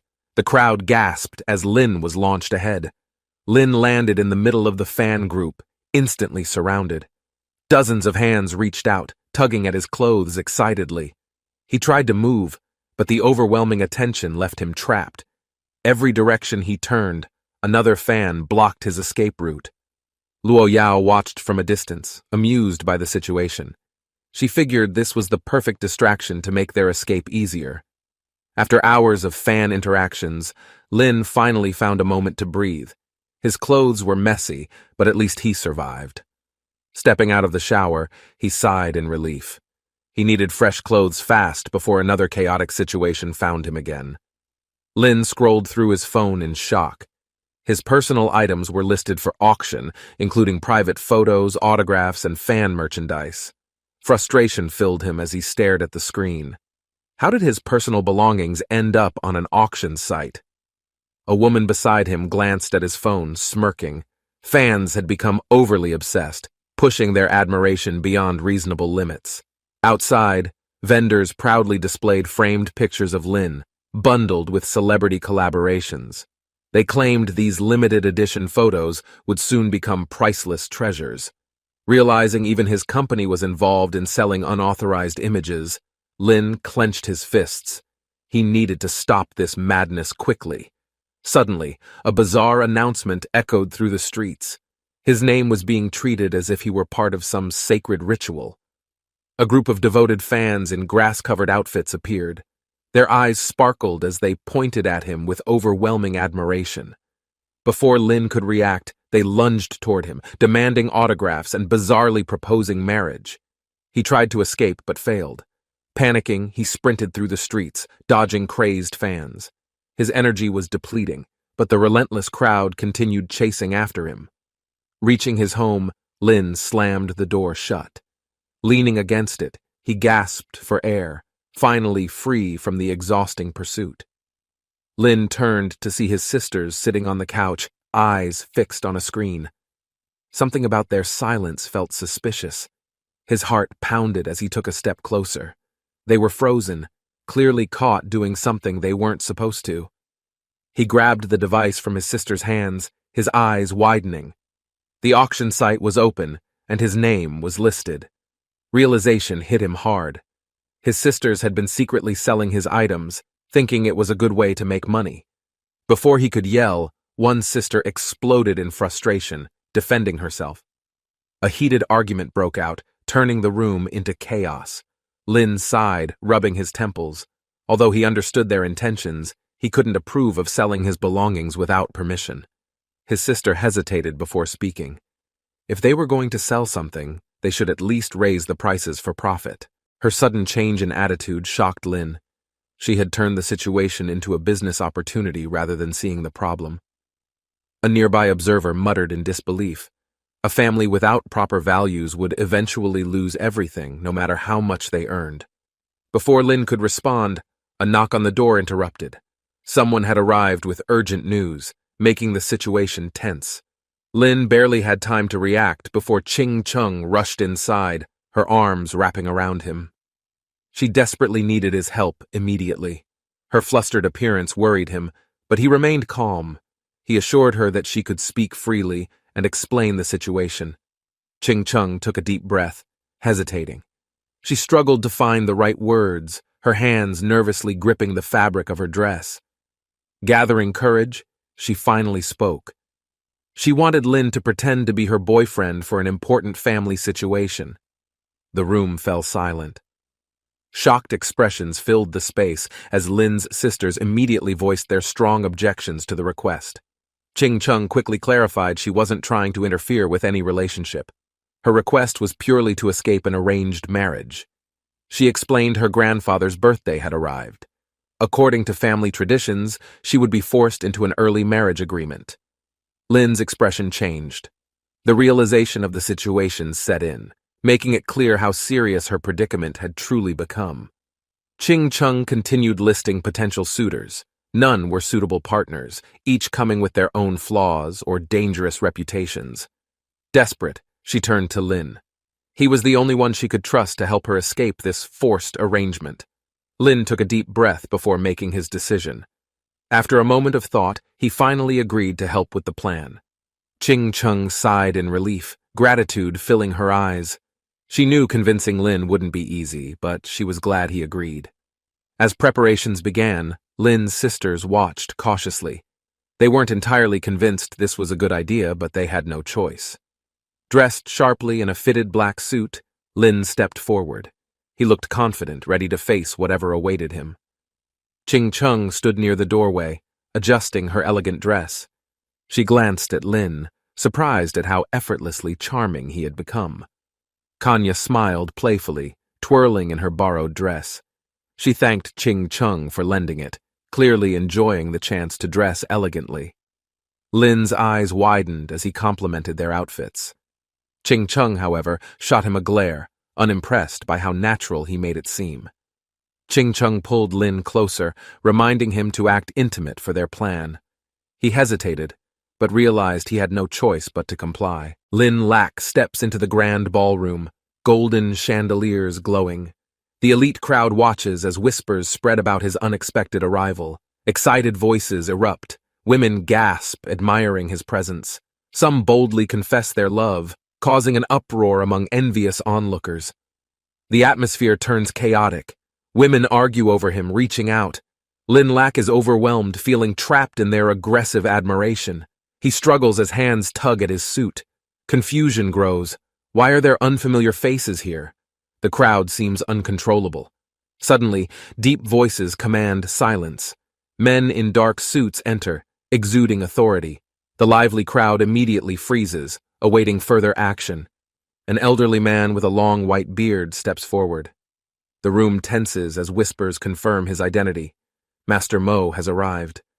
Lin Lak stands still, sensing tension. Two elegant women hold on to him, making others stare. The room feels heavy with expectation. He watches the elders' steady gaze, recognizing strength. This man once ruled with power, feared and respected across the city. Gifts are presented. A box of rare tiger root appears, a gesture of longevity and fortune, heightening the night's importance. Another family offers enchanted porcelain, boasting immortality. Lin Lak stands puzzled, sensing deeper motives behind these extravagant birthday offerings. A confident young man steps forward, introducing himself as the son of a great clan. His presence exudes arrogance and pride. Lin Lak watches closely. This man's exaggerated words match the gift. A rare ginseng root, said to grant boundless vitality. The mysterious box opens, revealing a radiant blue lotus. The audience gasps. It's an incredibly rare and valuable treasure. Excitement fills the air. The giver insists it's a humble gift, but its worth is undeniable. Lin Lak remains skeptical.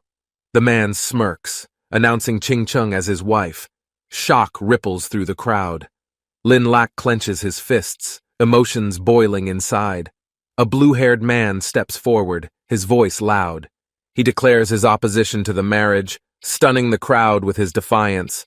The black-clad suitor glares, questioning the objection. Tension fills the room as all eyes shift toward the unexpected challenger. Master Mo intervenes, demanding an explanation. He questions whether emotions or logic drive the opposition, waiting for a justifiable reason. The challenger clenches his fists, frustration clear. He believes Ching Chung deserves better, someone who respects her instead of treating her like property. Ching Chung suddenly speaks up, shocking everyone. She firmly declares her disapproval, proving she's unwilling to accept a forced engagement. The room is stunned. The black-clad man's confidence wavers. He wasn't expecting Ching Chung herself to reject him so openly. Anger flares. The man grits his teeth, demanding to know who Ching Chung's boyfriend is. His pride refuses to accept rejection. Gasps ripple through the crowd. Some recognize Lin Lak, remembering his past heroics. He had once saved Ching Chung's cousin. Conversations buzz. Some admire Lin Lak's strength, while others scoff. The rival sneers, dismissing him as just another fighter. Lin Lak smirks, unimpressed by the arrogance. He sees through the jealousy and challenges the man's entitlement with a taunt. Ching Chung's friends defend Lin Lak. They mock the rival's reliance on family wealth, highlighting the difference between earned strength and privilege. Lin Lak processes the situation. A system notification appears in his mind, reminding him of an unfinished challenge linked to the event. The system prompts him to act. If he plays this right, he could turn the tide completely and prove his worth. He steps forward, confidently meeting his rival's gaze. He proposes an exchange. If wealth determines power, let's see what he offers. With a smirk, Lin Lak presents a ridiculous gift for the birthday celebration. The entire hall erupts into confusion and laughter. The arrogant rival laughs, dismissing Lin Lak's presence. He demands Lin leave, refusing to let him interfere with the grand event. Master Mo suddenly interrupts. He recognizes the drink Lin Lak holds, recalling rumors of its power to boost spiritual energy immensely. Curiosity sparks. He questions Lin Lak's source. Did he truly acquire such a rare item, or was this another trick? Lin Lak confidently grins. He offers the drink as a gift, challenging Master Mo to taste and experience its effects. Shock ripples through the hall. Could Lin Lak have really created this? The idea seems impossible, yet excitement begins building. Master Mo takes a sip. Warm energy surges through his veins.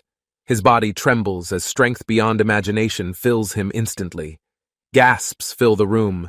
The elder's face glows, his youth seemingly restored. A wild aura of power erupts around him. He laughs heartily, feeling decades younger. The once feeble master stands strong, the proof of the drink's effectiveness undeniable. The arrogant rival stares in horror. What he dismissed as a joke has become a miracle before his very eyes. The crowd erupts in disbelief. Lin Lak's casual gift has outshined all extravagant offerings. His status among them shifts completely. Master Mo embraces Lin Lak, proudly declaring him a worthy man for Ching Chung. the engagement dispute takes an unexpected, shocking turn. Ching Chung smiles, stepping closer to Lin Lak. The system rewards him for the accomplishment, boosting his charm and physical strength. The rival clenches his fists. He refuses to accept this outcome, convinced Lin Lak must have used trickery or luck. Lin Lak casually waves, revealing he can make even more of the miraculous drink. He showers the crowd with endless bottles. Laughter and cheers erupt. The night turns into an unexpected celebration. Lin Lak, once underestimated, now holds the room's admiration. Lin Lak playfully wraps his arm around the rival's shoulder, offering a drink. The rival, annoyed, glares but remains silent. The atmosphere grows tense. Master Mo firmly states Ching Chung's future cannot be forced, challenging the rival's claim over her. Rage flares in the rival's eyes. He threatens retaliation, unwilling to accept the humiliation of being rejected so publicly. Lin Lak smirks, teasing him. He warns against being too forceful, suggesting fate favors those who act with sincerity. Ching Chung thanks Lin Lak, worried he made powerful enemies. He reassures her, smiling, insisting that friends always stand together. Lin Lak stands firm, eyes glowing with confidence. He dismisses the Luo family's influence, declaring his unshakable resolve against any challenge ahead. Lin lay comfortably under the blanket, the morning light seeping in, while a silver-haired girl rested peacefully beside him. His hand moved toward the vibrating phone on the nightstand, his fingers brushing against the screen as his mind remained half asleep. Lin picked up the phone lazily, his drowsy eyes half open, unaware of the urgency awaiting him on the other end. A sudden request about ghost infestations in Gangland Mountain Range came through, mentioning a grand reward for those willing to investigate. Lin instantly sat up, excitement flashing in his eyes, the thought of danger overshadowed by the promise of a substantial reward. Lin rushed outside, adjusting his clothes hastily while the silver-haired girl followed, curiosity in her eyes about the sudden mission. The urgency of the task pushed them forward, while Lin muttered complaints about psychics never having the luxury of resting properly. She reminded Lin that power came with duty, her confident steps matching his as they prepared to face an unpredictable situation. Reaching the Gangland Mountain entrance, they were met by an overwhelming crowd of bounty hunters, mercenaries, and fighters seeking fortune. Lin scanned the sea of people, feeling unsure whether he had arrived for a mission or mistakenly walked into a festival. Rough-looking mercenaries noticed Lin, their amused smirks showing disbelief that someone like him had joined this competitive hunt for ghosts. Lin remained unbothered, his presence alone enough to challenge their assumptions, while they whispered about his unexpected confidence and appearance. His companion stepped forward, her piercing gaze silencing unnecessary chatter as she assessed the real danger looming ahead. A sudden explosion sent shockwaves through the ground, dark energy swirling into the sky as fear spread among the hunters. Some mercenaries laughed loudly, treating the looming threat like entertainment, eager to watch who would fall first in this dangerous game. Lin watched as dark energy erupted, consuming the battlefield, while desperate mercenaries begged for their lives against the unknown threat. He clenched his fists, stepping forward without hesitation, determined to save those trapped in the chaos, despite the overwhelming danger. His companion's voice reached him, warning it was already too late, but Lin's instincts pushed him to act regardless. Around him, survivors realized the battlefield's true nature, where hesitation meant death, and only the strongest would claim victory. Mercenaries rushed forward, weapons drawn, forming temporary alliances, their greed and desperation driving them to fight as one for survival. A wild frenzy broke out, men chasing illusions of beauty, falling prey to the enemy's tricks, their minds completely ensnared. Lin's sharp eyes scanned the battlefield, recognizing the manipulation at play, while his companion noticed the unnatural obsession gripping the fighters. She observed the countless identical women, their presence too unnatural, a clear sign of powerful mind-controlling abilities. Lin gritted his teeth, realizing the battlefield was no longer a contest of strength but a war against deception and control. A sudden monstrous transformation shattered the illusion, revealing grotesque creatures underneath. their once beautiful forms twisting into horrifying nightmares. A massive summoning ritual unfolded, dark figures rising from cursed symbols, as eerie laughter echoed through the battlefield, shaking the ground. Lin's body tensed as waves of undead warriors surged forward, forcing the remaining fighters into a chaotic and brutal battle. Spectators watched from afar, murmuring about Lin's fate, some seeing opportunity, others doubting his survival against the monstrous horde. The battlefield split into factions, those fighting for glory, those for wealth, and those simply struggling to make it out alive. Lin's allies braced themselves, knowing that if he didn't arrive soon, the growing darkness would consume everything in its path.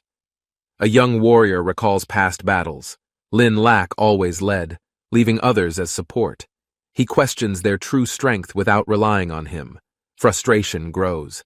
They feel like mere side characters, always protected. He clenches his fists, demanding to prove their worth independently. A blue-haired woman watches. She remains silent, processing his words. His determination stirs something deep within her warrior's spirit. A black-clad woman raises her blade. Her voice is steady, encouraging everyone. Confidence spreads. They are ready to fight alone. The sky darkens. A looming threat emerges. Weapons are drawn. Energy flares. The moment to test their strength has finally arrived. A monstrous figure appears. Its aura radiates terror. The warriors freeze momentarily, realizing this enemy is unlike anything they've faced before. Panic strikes. A blue-haired warrior stumbles back, his heart pounding. Fear threatens to consume him before the battle even begins. The enemy attacks. A ghostly beast armed with a massive cannon charges up a deadly energy blast, preparing to fire. A green energy beam shoots forward, cutting through the battlefield. The warriors scatter, barely dodging the devastating force rushing towards them. A flying warrior is struck mid-air, screaming in pain. The enemy's power is overwhelming. They must act fast or perish. The battlefield is chaotic. A warrior rushes to aid the fallen, desperate to keep the team together against the relentless enemy. A healer kneels, energy glowing in her hands. She stabilizes the injured warrior, ensuring he can fight again soon. Determined eyes meet. They finally understand. Relying on each other is their true strength. They won't lose, not today. The ghostly beast roars, preparing another attack.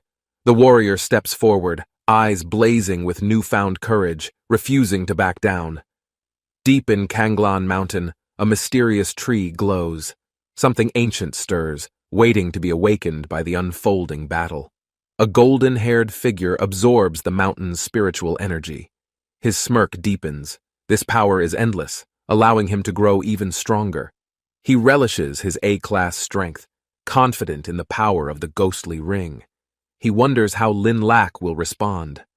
Unlocking the spirit veins, he unleashes countless ghosts. Chaos erupts as sinister energy swirls, concealing his actions in the turmoil. A cloaked figure instructs his men to secure the area. They must ensure no creatures escape the mountain's cursed domain. Lin Lack watches from the shadows. Realization dawns. He was used as a pawn. A smirk forms. Now it's his turn. A cloaked warrior, eyes burning with rage, brandishes his electrified blade. Dark energy crackles. He refuses to let Lin Lack escape. Lin Lack stands confidently, his followers eagerly gathering. Behind him, enemies watch cautiously, unsure of what he will do next.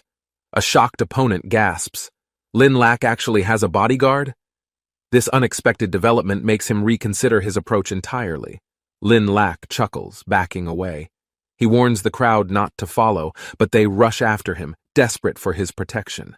Contributions are presented, offerings from grateful people. Excited voices beg him to accept, hoping to earn favor and be taken in. Two elegant women watch, confused. They wonder if these so-called offerings are actually a sign of Lin Lack's impending downfall. Lin Lack dramatically raises his hand, announcing an incredible surprise.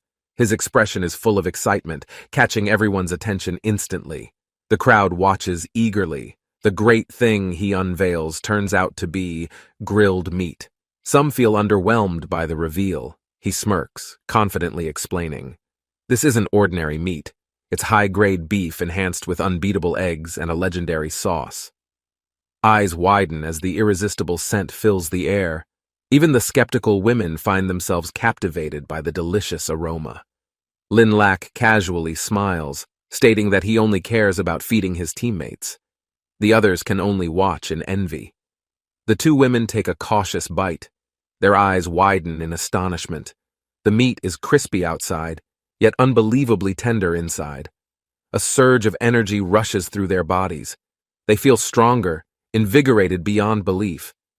The meal wasn't just delicious, it was powerful. They try to resist, but it's too much. The overwhelming flavor and energy make them surrender completely to indulgence. Onlookers go wild, others beg for a taste, offering to pay anything. The once skeptical crowd now clamors for a bite. Voices shout excitedly, even hardened warriors drop their pride, desperate for just one piece of Lin Lak's miraculous meal.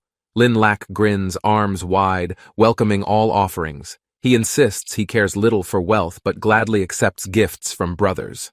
The crowd erupts in excitement. Even the skeptical women are amazed. His ability to effortlessly gain wealth without effort is impressive. Lin Lak announces a limited-time offer. His legendary barbecue is now available for purchase, attracting even more eager customers. People shout their orders, demanding massive amounts.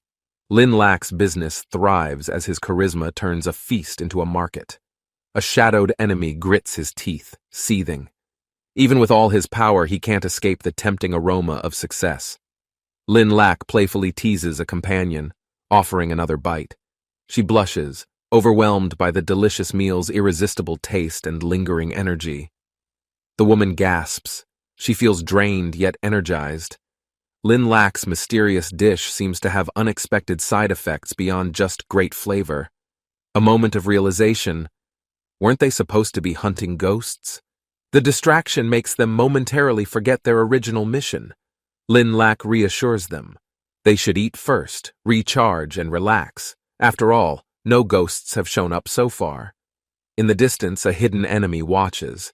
He curses his luck. Sneaking up on Lin Lak is impossible with this crowd. The enemy hesitates, observing unfamiliar figures approaching. Who were they, and why were they suddenly moving toward Lin Lak's location? A rival leader stands before his men, issuing orders. Their goal is clear: eliminate Lin Lak and secure their victory. A cloaked figure grins wickedly. If Lin Lak's enemies want him dead, perhaps they could be useful allies in his plan. Dark energy crackles. The figure activates a sinister ability, channeling corruption. He intends to manipulate emotions, fueling his new pawn's rage. The rival's eyes widen as an eerie force envelops him. A twisted smirk forms. His hatred for Lin Lak is now unstoppable. Luojian clenches his fists, declaring his intent to defeat Lin Lak personally. His obsession with Ching Chung fuels his blind determination. His subordinates watch nervously. They question his rashness, but fear keeps them from opposing his heated declaration of vengeance. With a dramatic point, he declares Lin Lak's impending doom. He envisions this day as the first anniversary of his downfall. Lin Lak's group watches in confusion. Ching Chung and others stand firm, unimpressed by Luojian's arrogant display of confidence. Lin Lak, adjusting his sunglasses, smirks. He sarcastically asks about Luojian's missing master, taunting his rival with ease. Luojian snaps. His anger reaches a breaking point. With a roar, he orders his men to charge forward, weapons drawn.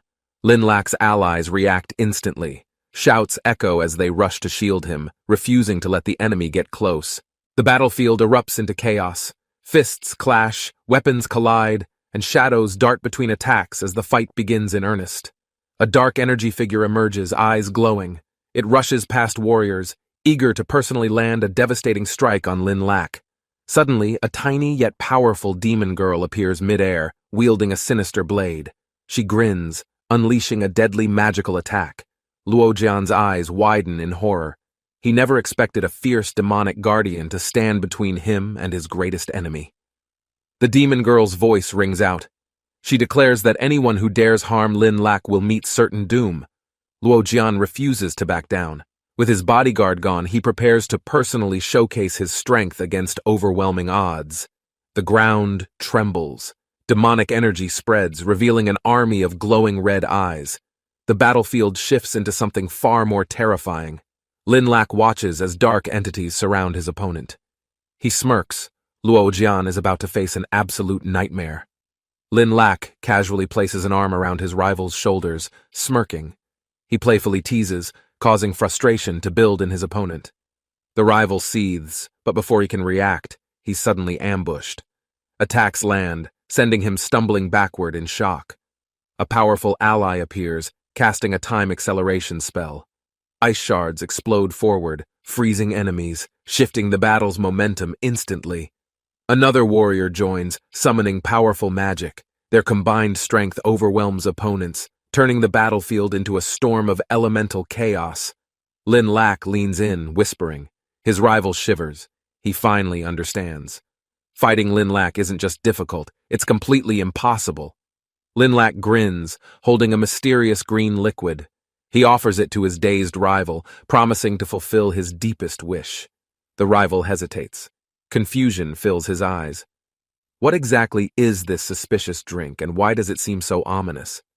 Lin Lak insists he drink without question. The rival gulps, unaware the liquid contains an irresistible scent that draws creatures near. A massive beast appears, eyes locked on the rival. Its expression turns affectionate? The rival freezes, realizing something horrible. Panic sets in. The monstrous creature lunges toward him, arms wide open, filled with overwhelming love and terrifying intent. The rival screams, trying to escape. Lin Lak watches, amused. His brilliant plan has turned the battlefield into unexpected chaos. The beast calls others. More creatures arrive, eyes glowing with affection. The rival is completely surrounded with no chance of escape. Desperation fills his voice. He pleads, stepping back, but the creatures inch closer, ready to express their overwhelming admiration physically. The scene is comical. Lin Lak and his allies stand back, watching in amusement as the once proud rival begs for mercy. Lin Lak laughs. His rival, once so arrogant, is now fleeing in terror. "Luo, young master, enjoy your fate," he jokes. A cloaked enemy glares, frustrated. He can't believe he's stuck with Luo Jian. He decides to seek a stronger ally instead. In the distance, a powerful figure meditates beneath an ancient tree. The air around him hums with an unknown force. The golden-haired warrior frowns, realizing something is wrong. The mountain's aura suddenly vanishes, disrupting his ability to absorb spiritual energy. The tree glows brilliantly. A mysterious entity emerges, ascending into the air. Its transformation signals something far greater is awakening. A blinding light bursts from the tree. The golden-haired warrior steps back, shielding his eyes as energy surges uncontrollably. From the light, a small green-haired spirit appears. Her bright eyes scan the area, her presence radiating pure, ancient power. The warrior stares in disbelief. Why did a seemingly innocent spirit emerge instead of the overwhelming energy he was expecting? His mind races. How did the spirit veins of Kanglan Mountain suddenly manifest into a physical form with consciousness? Grinning, he steps forward, extending a hand. He offers enticing words, hoping to manipulate the spirit for his own gain. The spirit tilts her head, curiously watching him. Something feels off, but she listens, intrigued by his strange offer. Her expression changes. She crosses her arms, confidently rejecting him, calling him ugly without hesitation. The warrior's face twists in shock. Offended, he snaps. His pride is shattered. Being called uncle by a spirit was the ultimate insult to his vanity. But the spirit suddenly senses something. A familiar energy nearby tugs at her consciousness, pulling her attention away completely. Without hesitation, she turns, her small form glowing. She announces she's going to investigate, leaving the warrior stunned and frustrated. The warrior clenches his fists, his patience thinning. With a burst of power, he takes flight, determined to chase her down. Meanwhile, dark forces stir. A monstrous ghost-like entity roars, its corrupted energy spreading, calling forth countless demonic creatures. Panic spreads among the warriors below. The enemy forces grow in number, their overwhelming presence threatening complete annihilation. A blue-haired woman narrows her eyes, realizing they can't stay defensive forever. They need a plan before they're completely surrounded. A young strategist suggests a diversion. They must redirect the chaos, using the monsters against their own master before it's too late. A powerful explosion erupts, sending waves of energy across the battlefield. Flames rise as something monstrous emerges from the fiery vortex. A hulking, dragon-like warrior stands tall, exuding heat and dominance. His molten armor glows, radiating an aura of overwhelming power. A blue-haired warrior watches closely. She whispers, realizing Xiang Qian still has another trump card hidden for the perfect moment. Ice and fire clash as ghostly figures rush forward. The battlefield shifts as opposing forces unleash their most devastating abilities. The dragon warrior roars, eyes locked on his next target. His presence alone shakes the battlefield, instilling fear in all. The dragon warrior charges with incredible speed. His body burns like a meteor as he prepares a devastating attack on his enemies. Flames burst around him as his claws slash forward. The impact shatters defenses, leaving enemies scrambling to evade his power. He stands victorious, flames dissipating. His smirk grows. This is his true strength, the power he had held back until now. A small dragon form floats beside him, symbolizing his success. The battlefield cheers, recognizing his crucial contribution to the fight. Laughing, he acknowledges everyone's teamwork. Victory wasn't his alone. It was a collective effort, proving strength wasn't only about raw power. A black-clad woman watches from a distance. She muses over Xiang Qian's growth, impressed by the changes Lin Lak influenced. A powerful force surges in the sky. The battlefield isn't over yet. Something more dangerous is coming, demanding immediate attention. A golden energy blast streaks across the sky. Warriors brace themselves, realizing this new force isn't something they can ignore. A figure lands dramatically, crackling with uncontainable power. Flames coil around his fists. His arrival signals the start of another deadly clash. In the distance, Lin Lak's allies wonder, has he once again been thrown into the chaos of an even bigger conflict? A silver-haired woman yells Lin Lak's name, her expression tense. Something powerful is coming, and she fears for his safety. Lin Lak is flung backward by a fiery force. His body twists mid-air, struggling to regain control from the impact. A golden-haired warrior streaks across the sky, launching a massive energy attack. The battlefield trembles under the devastating force. The attack lands with explosive power, shaking the ground. Dust rises as Lin Lak's allies watch the unfolding chaos in horror. As the dust settles, a small green-haired girl suddenly appears, falling from the sky directly into Lin Lak's arms. Lin Lak blinks in confusion, the unexpected girl clinging to him. His allies stare, their shocked expressions mirroring his own. The girl wiggles, causing an awkward situation. Lin Lak panics, flailing as he tries to maintain some sense of dignity. She suddenly exclaims, calling him Dad. Lin Lak freezes, his mind blank as everyone else gasps in sheer disbelief. The silver-haired woman erupts in shock. She questions everything, unable to comprehend how Lin Lak could possibly have a daughter. Lin Lak stammers, completely lost. He swears he doesn't know the girl, but her wide eyes insist otherwise. The girl clings to the silver-haired woman, calling her Mom. The situation spirals further out of Lin Lak's control. The woman's eyes widen in disbelief. The absurdity of suddenly being a mother leaves her utterly speechless. Lin Lak and the woman yell in unison, denying everything. Panic and frustration mix as confusion overtakes the entire group. The little girl remains unfazed, excitedly hugging her parents. The bystanders exchange glances, unsure of what to believe anymore. Two other women approach, offering the girl candy. Lin Lak watches helplessly as the bizarre situation continues to unfold. The green-haired girl smiles, thanking her sisters. Her innocent demeanor hides the immense power she unknowingly holds within herself. Lin Lak and the silver-haired woman discuss her origins. She remembers nothing but Kanglin Mountain, making her past a mystery. They speculate her connection to the mountain's spiritual veins. Could she be an embodiment of its ancient, untapped energy source? A dark portal appears, swirling with ominous energy. The little girl gasps, recognizing its presence as something deeply dangerous. From the darkness, a shadowy figure emerges. His chilling aura spreads, signaling the arrival of an overwhelming and terrifying enemy. A blonde warrior sneers at Lin Lak, mocking him. His words drip with arrogance as he belittles Lin's accomplishments. Lin Lak frowns, holding the green-haired girl protectively. He demands to know why his opponent insists on interfering in everything. The blonde warrior scoffs, accusing Lin Lak of stealing something valuable from him. His obsession radiates through every word spoken. Lin Lak smirks, completely unfazed. He counters with sharp words, taunting his opponent's delusions of grandeur and self-importance. The blonde warrior's fury ignites. He swears vengeance, unleashing dark energy that distorts the air with menacing force. Dark energy swirls, forming an ominous vortex around the blonde warrior. He vows to show Lin Lak the ultimate nightmare.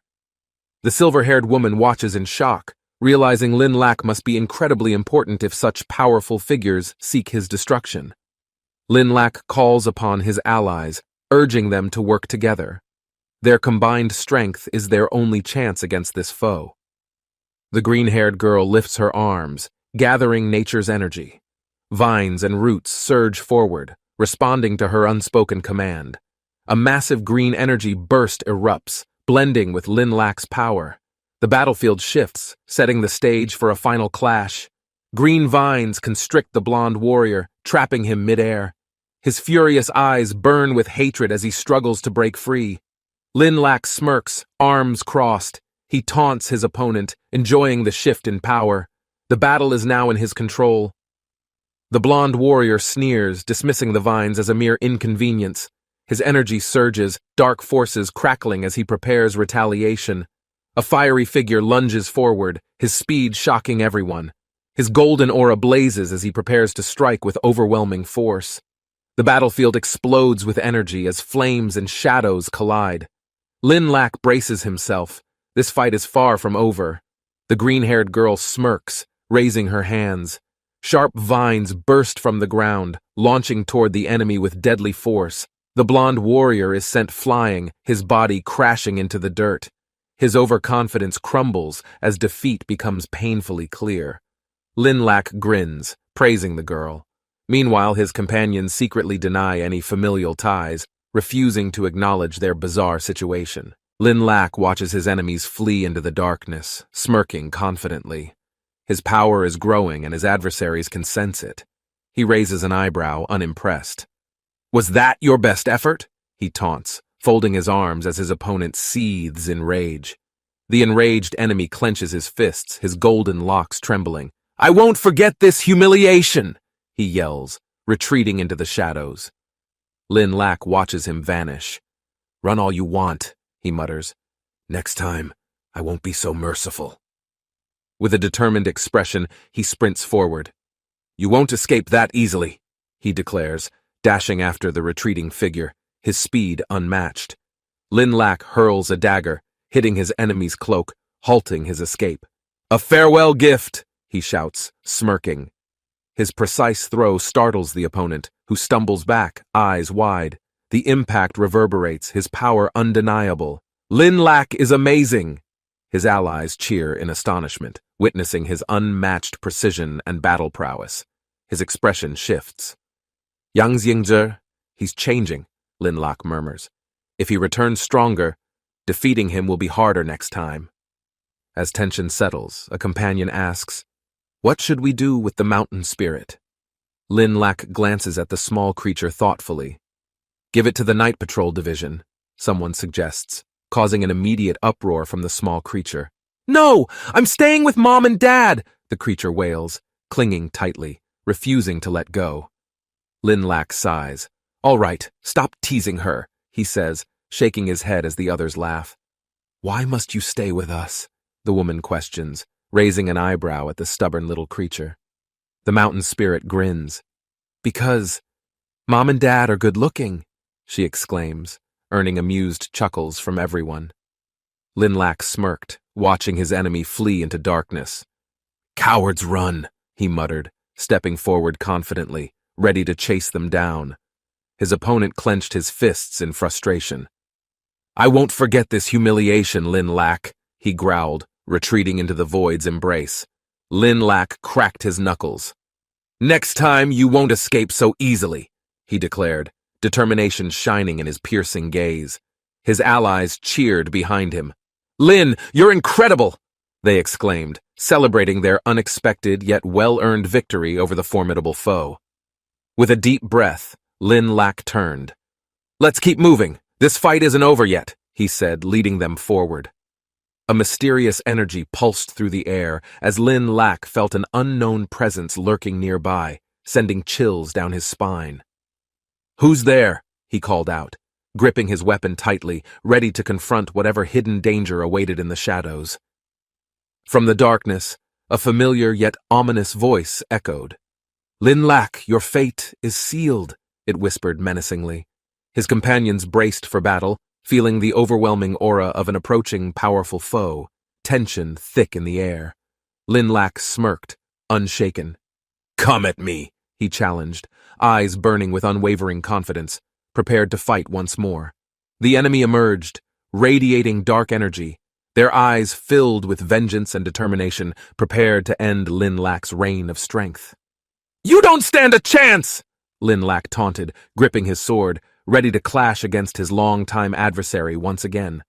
A fierce battle erupted, sparks flying as steel met steel, the ground trembling under the force of their relentless attacks. With a sudden strike, Lin Lak's opponent faltered, realizing too late that they had underestimated his evolving strength. Victorious, Lin Lak stood tall, breathing heavily. "Next time, be stronger," he advised, watching the defeated enemy vanish into the night.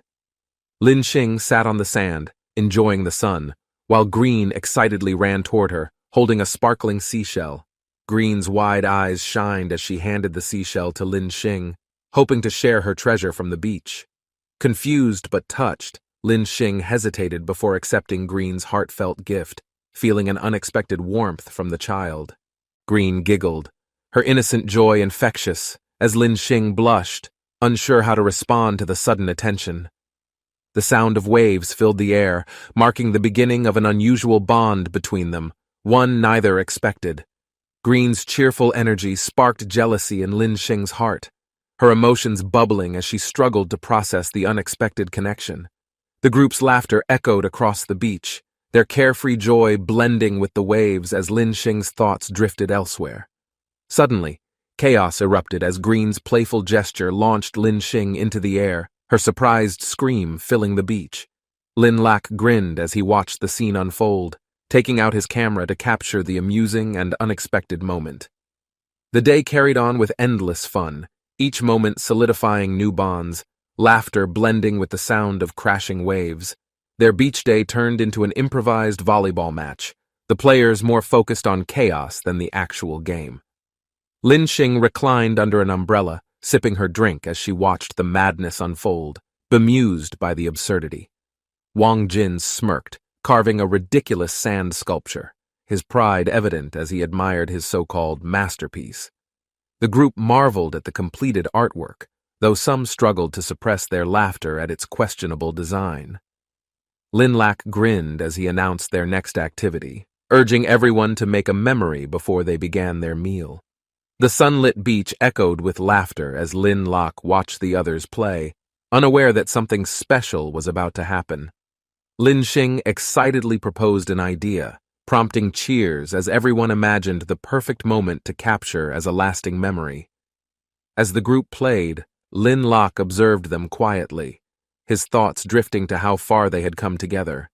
Holding a handwritten letter, he read heartfelt words from his companions, memories of their journey woven into every line. A warm smile crossed his face. This moment, this bond, was something truly rare, something he would cherish forever. Lin Lak sat on the ground, eyeing Bai curiously. The little fox's wish seemed odd. Why did it want to be a ride? Bai proudly squeaked, announcing its newfound ability to grow bigger. Its eyes sparkled with excitement, ready to show off its evolution. A bright light engulfed Bai as its body began to transform. Lin Lak sighed. Everyone around him was getting stronger so fast. A dazzling light erupted as Xiaobai transformed midair, radiating power. Lin shielded his eyes, sensing an overwhelming shift in energy. Xiaobai landed gracefully, now towering and majestic. His fur shimmered under the glow, his presence exuding confidence and newfound strength. Lin held Qingyue close, astonished by Xiaobai's evolution. The once small companion now stood tall, radiating intelligence and immense power. Xiaobai's aura crackled with energy, his cultivation growing rapidly.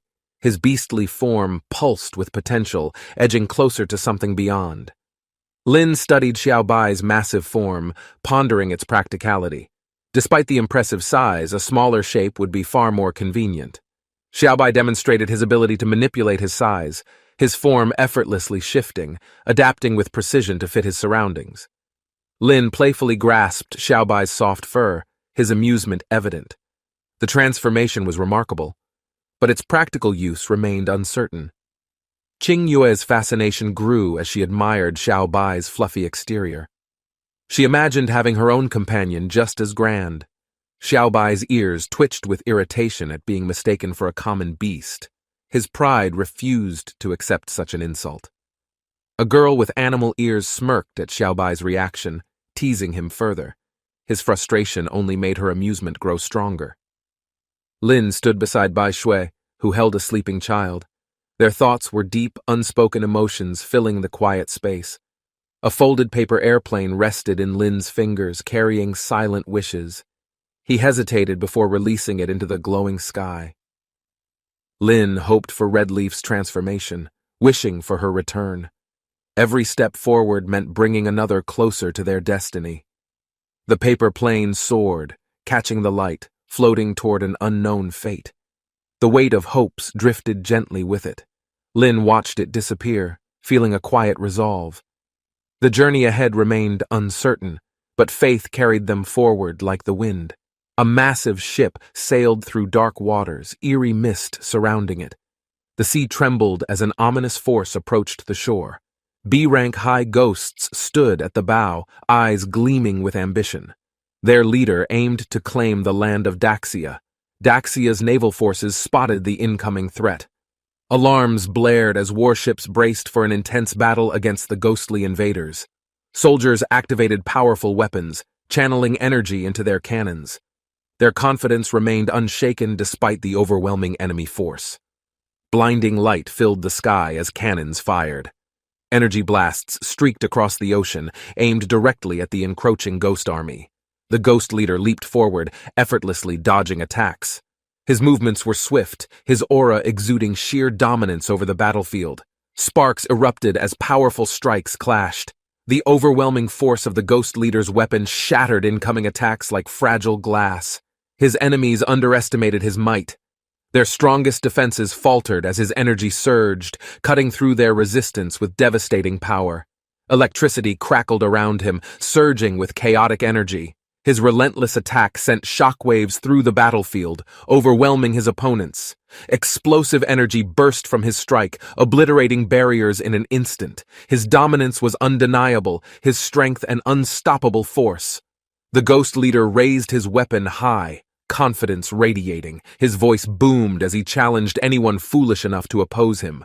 His subordinates cheered, fully believing in his invincibility. Their morale soared, convinced no force could rival their leader's terrifying power.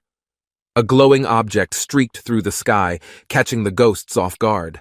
Panic spread as they realized an attack approached. The ghost leader turned too late. A mysterious paper airplane struck with unexpected force, shattering his defenses in an instant. A massive explosion engulfed him. Shock filled his eyes as he struggled to comprehend how such a simple object held such power. The ship crumbled as water engulfed it. Ghostly creatures panicked, their once confident leader watching the battlefield shift against them. The ghost leader clenched his weapon, undeterred. The enemy's strength intrigued him, fueling his desire to conquer the land of Daxia. Waves crashed as he commanded his forces forward. The coast of Kanglon stood before them, the final gateway to dominance. Bai Shui held the sleeping child tightly. Silence filled the moment as she sensed the imminent battle approaching their doorstep. Lin sang joyfully, oblivious to the chaos. His carefree tune irritated Qingyue, who threatened consequences for his terrible performance. Lin continued singing, unbothered by Qing Yue's complaints. His voice carried through the battlefield, confusing allies and enemies alike. The Ghost Leader's forces hesitated. His confidence remained, but something about Lin's carefree attitude left his army questioning their next move. The enemy's battle cry erupted. The leader declared their conquest over Kanglan, his ambition to rule growing stronger with each moment.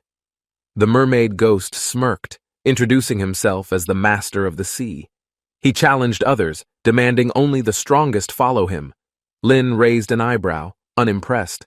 The self-proclaimed sea ruler seemed out of place, his exaggerated confidence amusing rather than intimidating. The Ghost Leader's pride wavered as Lin mocked him. A battle was inevitable, but neither side showed signs of backing down. The Ghost Leader ordered his subordinates forward. The first wave of monstrous fighters charged, eager to prove their strength in combat.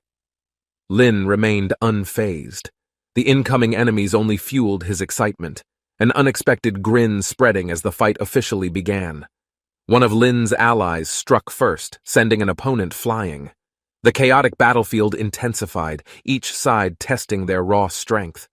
A mysterious warrior brandished a new weapon, excitement gleaming in her eyes. The blade named Teeth of the Evil King gleamed. A grinning warrior wielded a blade, her eyes gleaming with excitement. The thrill of battle made her energy surge wildly. Lin and Qing Yue watched in disbelief. The sheer enthusiasm radiating from their ally made them uneasy about what came next. A blazing strike erupted, golden flames tearing through the air. The force behind the attack split the battlefield into chaos. The Ghost Leader smirked, unfazed by the overwhelming power. His confidence remained, believing his true strength had yet to be revealed. Lin stood frozen, a shiver running down his spine. The intensity of the moment forced him to brace for impact. Lin moved swiftly, his reflexes sharp. A direct hit against the Ghost Leader sent shockwaves through the battlefield. The Ghost Leader staggered, disbelief flashing in his eyes. The realization of defeat loomed, his once unshakable confidence faltering instantly. Qing Yue's energy pulsed violently. Shadows swirled, preparing to end the battle before the Ghost Leader had a chance to recover. The Ghost Leader's instincts screamed danger. His vision blurred as a dark force approached, overwhelming his already battered body with pressure. The impact struck, sending the Ghost Leader crashing backward. His body trembled, his mind unable to process the unfolding defeat. Flames erupted again, consuming everything in their path. A final merciless strike ensured there was no escape from this fate. The Ghost Leader collapsed, his strength fading. His ambitions, once limitless, shattered before his enemies, leaving only regret behind. Lin watched the defeated opponent, his expression unreadable. He understood victory came at a cost, yet his resolve never wavered. A familiar energy rippled through the air. A new challenge lurked ahead, unseen, waiting to test them once again. A mysterious figure emerged from the shadows. Their presence alone shifted the battlefield, a silent warning of the danger yet to come. Mian appeared with a confident smile, her presence radiating authority. The battle was over, but a greater mystery still remained unresolved. Lin and Qing Yue cheered, relieved by Mian's arrival. Their efforts had paid off, but new challenges awaited just beyond sight. Lin stretched, satisfied after the battle. Qing Yue stood beside him, confidence brimming as they reflected on their recent victory together. Mian acknowledged Lin's growth, impressed by his maturity. Qing Yue's progress was notable, though her appearance had yet to catch up. Qing Yue's excitement faded as Mian only praised Lin. She pouted, feeling overshadowed despite her own incredible strength and potential. Mian reassured Qing Yue, predicting her future beauty. Though young now, her transformation into a stunning warrior was only a matter of time. Overwhelmed, Qing Yue wobbled, flustered by Mian's words. The unexpected compliment caught her off guard, leaving her speechless for once. Lin smirked, teasing Qing Yue about her childish reaction. The atmosphere remained lighthearted, despite the looming challenges still ahead. Frustrated, Qing Yue turned away, refusing to engage. Her frustration was clear, though she secretly appreciated the recognition from Mian. Bai Shui entered, holding the sleeping child. Mian's attention shifted, recognizing the powerful presence beside Lin with growing curiosity. Mian observed Bai Shui, her curiosity piqued. A misunderstanding formed as she casually mentioned Lin and Bai Shui having a child. Lin panicked, quickly correcting the mistake. The tension dissolved into laughter, but the awkward misunderstanding still lingered between them. Lin sighed, realizing Mian's perception wouldn't change. The misunderstanding deepened, and his protests only made things more suspicious. Mian enjoyed watching Lin squirm. Her teasing continued, her amusement evident as Lin struggled to clear up the situation. The mood shifted as Mian got serious. She assigned Lin a mission to investigate the growing threat of the Sand Shadow Ghost. Lin's expression darkened, realizing the severity of the situation. The Ghost King's influence was expanding, swallowing entire cities in its wake.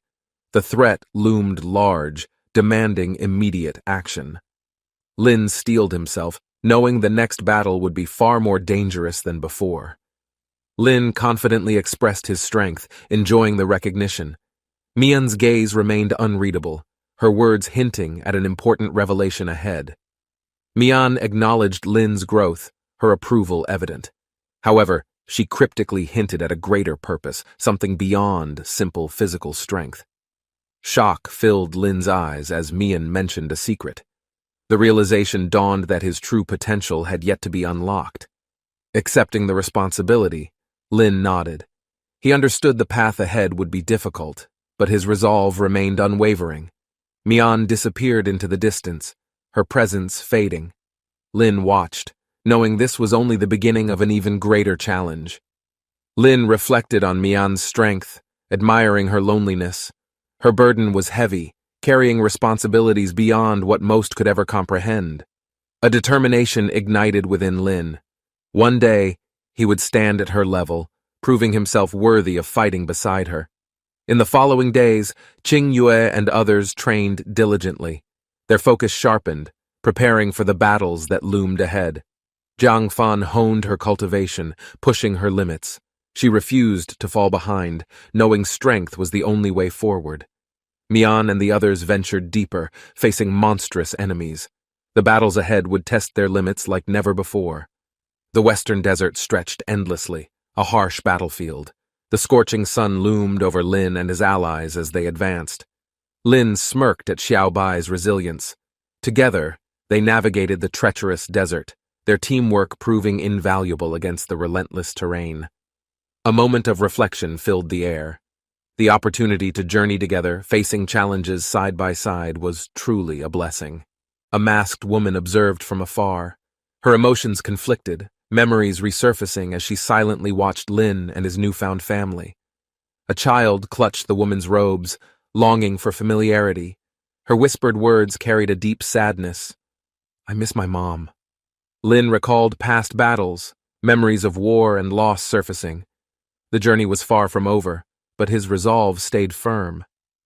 Qing Yue stood beside Lin, her confidence unwavering.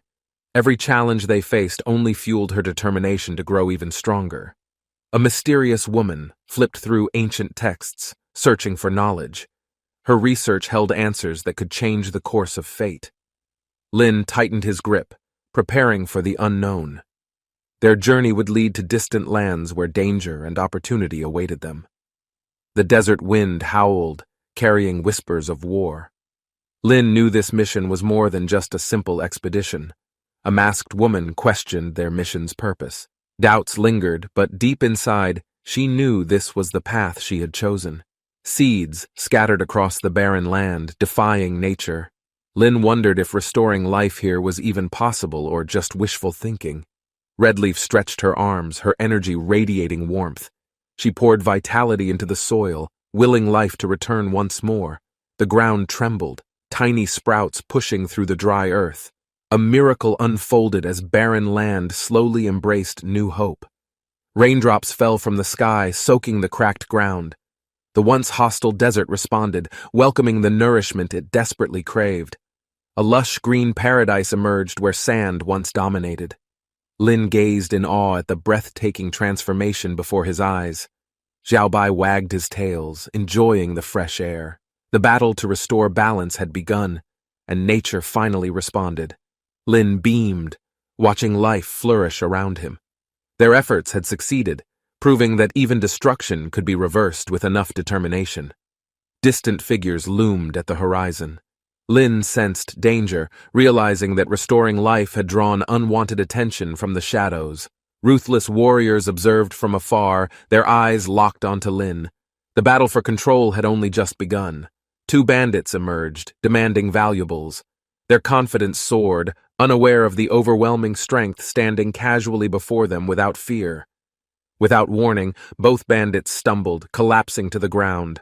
Shock registered in their eyes as an unseen force sent them flying.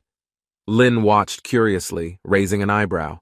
The bandits' sudden change in demeanor amused him as they scrambled to understand what happened. The bandits insisted they weren't defeated, claiming theatrics. Their pride wouldn't let them admit the embarrassing fall in front of everyone. Determined, the bandits persisted. No matter the odds, they clung to their mission, convinced persistence would yield their desired outcome. Lin sighed, wondering if they were serious. The absurdity of their persistence made Qing Yue laugh at their exaggerated confidence. The bandits introduced themselves as desert rulers. Their exaggerated presence amused Lin, who played along, letting them continue their grand performance. Lin nodded, pretending to believe them. He let their words flow, watching as their bravado grew with each exaggerated claim. Their excitement built as they declared themselves legendary figures. Lin maintained a neutral expression, waiting for the right moment to speak. The moment arrived. Lin nonchalantly claimed ownership of the road, flipping the script entirely. The bandits' expressions instantly shifted to panic. Realizing the trick, the bandits panicked. They recognized this scheme, yet still fell for it, much to their growing frustration. Confused, the bandits ordered their men to surrender valuables. The situation spiraled out of control as logic escaped their reasoning. Panic spread. One of the bandits realized something was amiss, but stopping the chain of events proved impossible at this point. The bandits shouted in protest. Horse thieves had dignity, and being tricked so effortlessly crushed what remained of their fragile pride. Xiao Bai leaped into action, requesting permission to intervene. Lin smirked, knowing the battle had already been decided before it began. Xiao Bai charged forward, knocking the bandits aside effortlessly.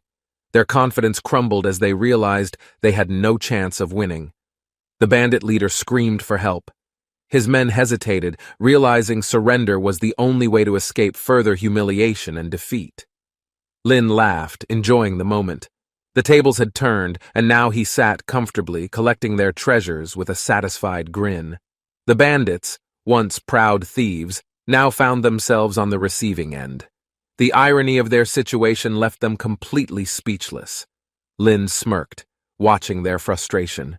He spared their lives, but the lesson learned today would not be forgotten anytime soon. Lin casually questioned the bandits about their stolen goods. His reasoning left them speechless, realizing they had no argument against him. A notification appeared, confirming Lin's reward. He gained power effortlessly, making the entire situation feel more amusing than anything else. With his objective completed, Lin shifted gears. He needed crucial information, and the bandits were now his most valuable informants. The bandits panicked, realizing the conversation had taken a dangerous turn. Their lives now depended on whether they had useful information. Lin remained calm, offering them a choice. They could be freed, but only if they provided details about the Sand Shadow ghost. Lin turned to Redleaf, signaling her to act. He preferred cooperation, but sometimes a little pressure was necessary.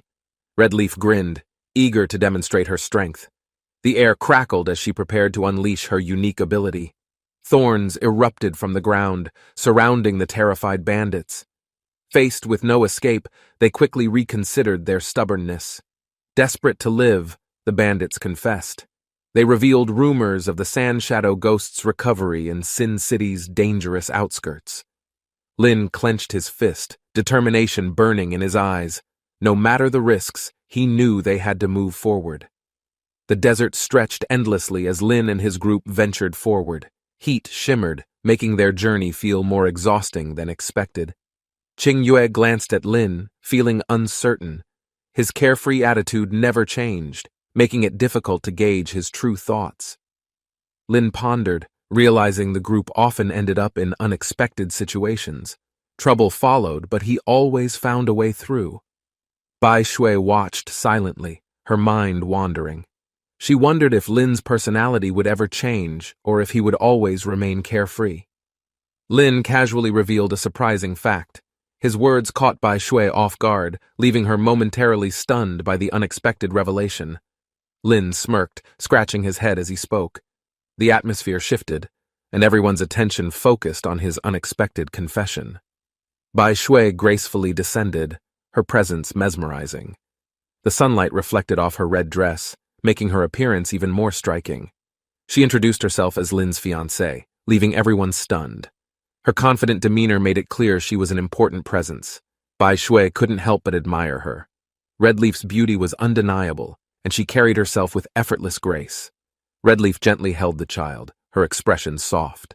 A warm aura surrounded her, giving the group a feeling of comfort. Bai Shui's thoughts swirled with uncertainty. Was this woman truly someone she should admire, or was there another meaning behind this? Redleaf observed her carefully. She had seen many people, but Bai Shui's determination stood out as something truly unique. Redleaf acknowledged Bai Shui's strength. She admired her resilience, silently recognizing the effort she had put into their journey. Bai Shui hesitated as Redleaf drew closer.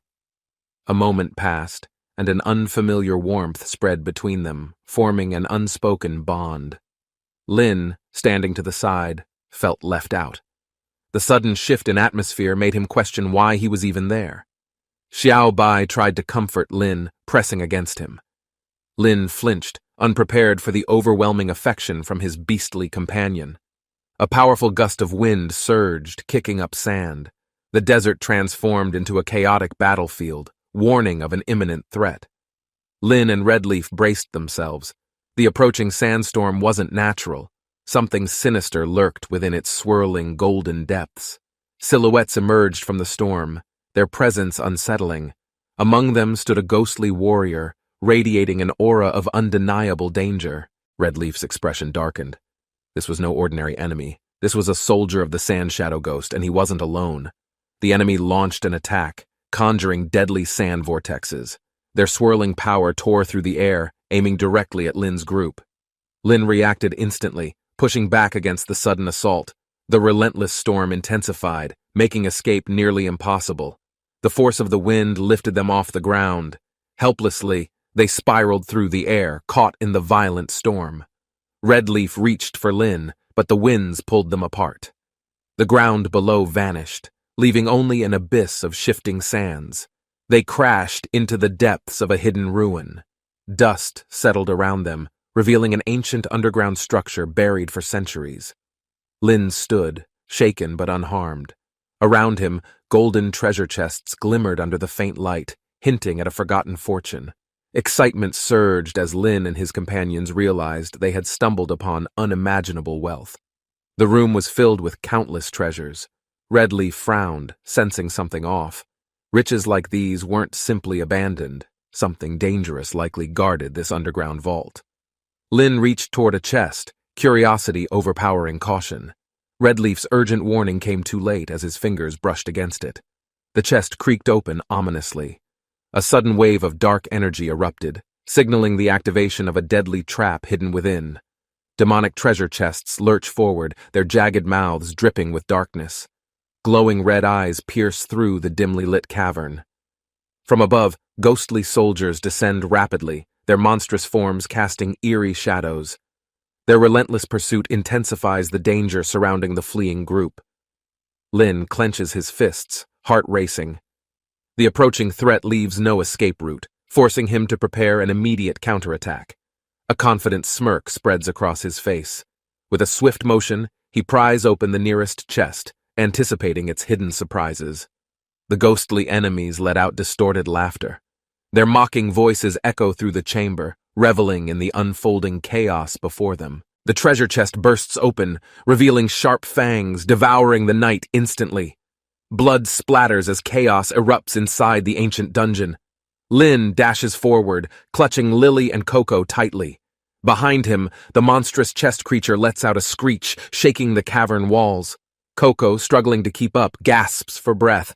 A massive white fox leaps beside her, offering unexpected help with graceful speed. The fox smirks, easily carrying Coco on its back. "You humans are so slow," it teases, bounding effortlessly through the tunnels. Lin stares in horror as another treasure chest transforms, sprouting limbs and glowing eyes. "Seriously? Even the dungeon furniture wants to kill us?"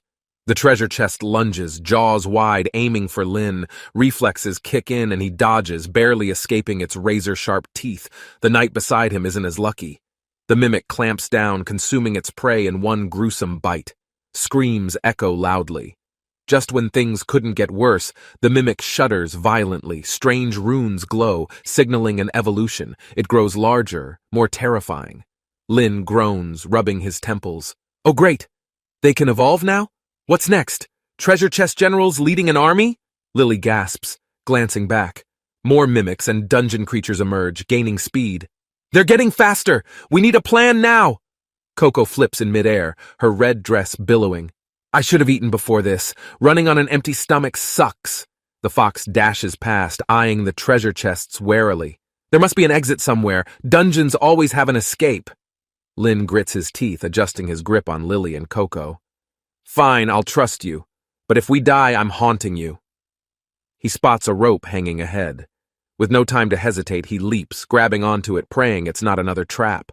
Below, the treasure chests fuse into monstrous creatures, chasing furiously. Lin swings forward, heart pounding. "I really, really hate this dungeon." The dungeon shakes as armored mimics charge forward. Lin tightens his grip, dodging as deadly creatures leap from the shadows behind them. Coco scoffs, rolling her eyes. "Smart idea, Lin." Sarcasm drips from her voice as the ground crumbles, revealing a deep pit. Lin peers over the edge, heart pounding. "It's not over. The mechanism's activating, blocking the only path forward." He stretches out his hand as sparks fly. Rockets emerge from the ground, illuminating the cavern with an ominous golden glow. "Super inquisitive death missiles?" Lin exclaims, eyes wide. The fox smirks confidently. "Oh yeah, things just got a lot more explosive." One of the treasure chests mutates, its armor thickening. Glowing symbols pulse as it roars, launching razor-sharp metal spikes at them. "Watch your step!" Lin shouts, dodging another attack. Hidden traps in the dungeon floor click, signaling another round of deadly defenses. The king's treasure glows as hundreds of arrows rain down. Lin stands firm, realizing the dungeon itself is trying to kill them. Mimics screech as they're impaled by arrows. Blood splatters as they struggle, making the chaotic battle even more unpredictable. Lin groans, watching mimics pile up at the doorway. This isn't a subway rush hour. Follow the rules and queue up. Lin exhales as the last mimic collapses. The battlefield is silent. Finally, the short disasters are all taken care of. "Wait, that mechanism triggered something else," Coco mutters. The dungeon rumbles ominously as a secondary self-destruction sequence activates without warning. There's no exit, no escape route, Lin realizes, frustration creeping into his voice. They are trapped inside an unforgiving, collapsing dungeon. Lily steps forward, determination burning in her eyes. "Daddy, I'll help you!" Her small hands glow with an intense magical aura. Energy surges around her. "Summon the state of magic drain!" The dungeon's walls shake violently as a mysterious force begins to awaken. A powerful green energy surges, launching them upward as the dungeon collapses below. Fiery explosions illuminate the crumbling cavern's final moments. Wind rushes past as they ascend. The chaotic force flings them toward the surface, their surroundings shifting from darkness to blinding light. Their bodies soar through the air, momentum carrying them beyond the dungeon's ruins. Gravity pulls them toward an unfamiliar, vast desert. A rough landing scatters dust and sand. Their exhausted bodies hit the ground, hearts pounding from escaping the dungeon's deadly collapse. As the dust settles, Lin observes the strange landscape. The towering dunes stretch endlessly, offering no immediate sign of civilization nearby. Lin steadies himself, brushing off sand. The magic's lingering presence crackles in the air, proof of their near-impossible survival just moments ago. Lily's body radiates residual energy, her small hands pulsing with magic. The spell's intensity remains evident, despite the danger finally subsiding. Coco stands firm, her crimson dress fluttering. Her sharp gaze scans the endless desert, wary of potential threats lurking within the sands. The fox shakes off the dust, tail twitching.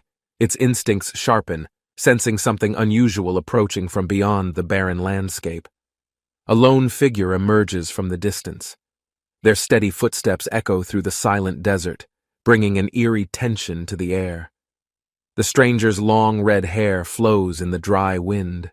Their confident stance exudes strength, radiating an aura both mysterious and powerful. The group remains still, instincts warning them of an unknown presence. The air crackles with unseen energy, signaling an imminent confrontation ahead. Sand shifts beneath their feet. The weight of unspoken tension presses heavily as the stranger steps closer, their piercing gaze unyielding. Time slows as the desert wind howls. The scorching heat intensifies, matching the silent challenge unfolding in the vast emptiness. A village emerges in the distance. Beyond the looming encounter, their next destination quietly waits, holding answers or more dangerous surprises within its walls. A monstrous shadow looms behind Coco. The crimson aura surrounding her pulsates violently, revealing a horrifying entity towering in the darkness. Her crimson dress flutters as dark energy swirls. The nightmarish beast behind her snarls, its burning red eyes locked onto her. The air distorts, trembling under her power. The dungeon's eerie glow intensifies as an ancient force begins to merge with her. Her body twists as waves of energy crash through her. Her mind flickers between reality and an overwhelming surge of darkness. She grits her teeth as pain racks her body. The transformation forces her to confront the very depths of herself. A cold breeze sweeps across the desert. Lynn gently holds Coco, warmth spreading between them as her trembling body slowly calms down. The desert sky sparkles above them. The distant horizon stretches endlessly, offering a peaceful contrast to the chaos they endured. Coco leans into Lynn's arms, eyes softened. The crimson glow around her fades, leaving only the warmth of the moonlight. His arms tighten protectively. Their journey had been treacherous, yet this moment felt like a rare fragment of serenity in turmoil. They sit together beneath the vast, moonlit sky. The stars shimmer above, silently witnessing the unspoken bond growing between them. A sudden voice shatters the silence. A red-haired woman stretches, yawning, seemingly oblivious to the tension filling the air. The peaceful desert morning is abruptly interrupted. Their supplies have vanished overnight, leaving behind nothing but empty footprints in the sand. The fox's ears twitch sharply. An unseen force lurks beneath them, unsettling the earth as if something watches from the depths. A chilling realization strikes them. Their missing food wasn't stolen by mere bandits. It had disappeared beneath the very ground itself. The fox leaps instinctively, sensing movement. Without hesitation, it dives headfirst into the sand, tracking the unseen thief hiding below. The fox crashes into the sand, pulling a squirming creature out. Dust flies as the hidden thief is forcefully dragged above ground. A small, wide-eyed dog emerges, trembling. Its round body shakes with fear, realizing it has been exposed before its secret escape. Coco watches in disbelief. The creature's strange ability to move underground suggests it holds knowledge about something deeper within the desert. Lynn lifts the dog effortlessly, inspecting its odd expression. Its helpless eyes twitch, as if realizing resistance is utterly pointless now. A sinister grin spreads across Lynn's face. The captured thief holds answers, and he intends to get every last one. The terrified dog trembles, sweating profusely. Under pressure, it finally spills everything, revealing the existence of a hidden desert settlement. Lynn's expression twists in confusion. The term sand sculpture Jown makes no sense, leaving him questioning what bizarre place actually awaits. Lin Lack stepped into a strange desert town where sand covered everything and the buildings looked oddly too perfect, almost intentional. Surrounded by ancient structures and weird silence, Lin Lack couldn't shake the feeling that something about this place wasn't quite normal. He noticed lifeless people standing perfectly still, their expressions frozen like time forgot them, carved entirely from sand like eerie art exhibits. Fox Girl walked behind him casually, while Snowball stared ahead. Every person they passed looked more like sculpture than anything still breathing. A mysterious book burst open in the air, glowing symbols flashing across pages as if selecting Lin Lack for something big. An energetic old man with a wild grin greeted them with enthusiasm, his presence as loud as the desert sun above. Lin Lack followed him through tall sand structures, curious about the strange workshop filled with massive statues that whispered of forgotten stories. The old man showed off rows of completed sculptures, each crafted with impossible precision, radiating ancient energy like they were alive once. He explained how the town's past was shaped through sculpture, where every chisel stroke once echoed across generations of desert families. The fox girl watched quietly, clearly unimpressed, while Lin Lack's eyes scanned the space for hidden clues or anything remotely suspicious in sight. Suddenly, a glowing system panel appeared in front of Lin, listing detailed choices for skills, attributes, abilities, and potential combat advantages. He glanced at the options with a grin, wondering how his usual luck had landed him magical upgrades and sculpting powers. Confident in his chaotic instinct, Lin selected multiple options, knowing full well he'd figure it out with stubborn luck and sarcasm later. The sculptor's outrage echoed behind him as Lin casually leaned back, already planning how to mix sand, nonsense, and raw creativity. The red-haired girl watched the chaos unfold again, holding her green-haired companion close, already used to Lin's nonsense stirring fresh trouble. Snowball looked concerned, while the red-haired girl watched calmly, as if she already knew Lin Lack would cause more unplanned drama again. Diego grinned from ear to ear, thrilled by the challenge, clearly thinking he had this strange contest completely in the bag. The rules dropped like a surprise twist, sculpting contest with creative freedom, but each theme was a test of pure imagination. Lin Lack stepped confidently beside Diego, exchanging competitive stares while the sun beat down hard on the packed crowd of spectators. The theme for round one appeared mid-air, plants, immediately puzzling everyone, including the small panel of colorful animal-shaped judges judging with total seriousness. Lin Lack kneeled in the sand and began sculpting quickly, shaping soft outlines with speed like he already visualized the outcome. Diego sneered at the group, convinced his traditional sculpting technique would destroy anything Lin Lack could attempt under time pressure. Time passed slowly, and Lin wiped sweat from his forehead as he admired the slightly bizarre shape now taking its form. Diego turned proudly to the judges, acting like he'd already won, holding up his leafy statue named Grass Cupid with confidence. The judges stepped forward with unreadable expressions, ready to cast votes without hesitation, despite the weird contrast between both entries' vibes. Lin presented his sculpture proudly, a round, odd figure with charm, not elegance but somehow full of personality that made people smile. Judges held up high scores, shocking Diego, who stared at them in disbelief, questioning how something so simple could beat his. Confused and outraged, Diego demanded an explanation, totally losing composure, while Lin Lack enjoyed every second of the unfolding public meltdown. Judges moved on to round two. New theme was Image of the Great Bear. Diego grumbled louder while Lin cracked his fingers confidently. Lin's bear statue stood proud and unexpectedly curvy, with bikini top and playful pose, leaving spectators torn between laughter, confusion, and reluctant applause. Judges revealed perfect scores for Lin's playful bear sculpture, while Diego froze in shock. Unable to believe what just happened again, Diego exploded dramatically, completely missing the humor in Lin's goofy creation. His frustration boiled over, yelling at the sky for fairness. Lin stood calmly, shrugging off the chaos while a new theme emerged, the beloved of humanity, something clearly more emotional this time. Diego proudly announced his idea, declaring the concept of end-self fight as the most beloved. His pose screamed confidence, totally ignoring logic. Lin stared ahead with purpose, quietly remembering someone important. As light shimmered, his sculpture revealed a beautiful woman captured in sand. The red-haired woman gasped quietly, instantly recognizing her own form, perfectly sculpted down to the smallest thoughtful details and emotion. Judges raised their signs, awarding near-perfect scores. Diego collapsed beside his sculpture in defeat, unable to grasp how this kept happening. Lin looked down at him and asked curiously why Diego had entered this game if he wasn't ready for real emotion. A mission panel lit up, rewarding Lin with new bonuses.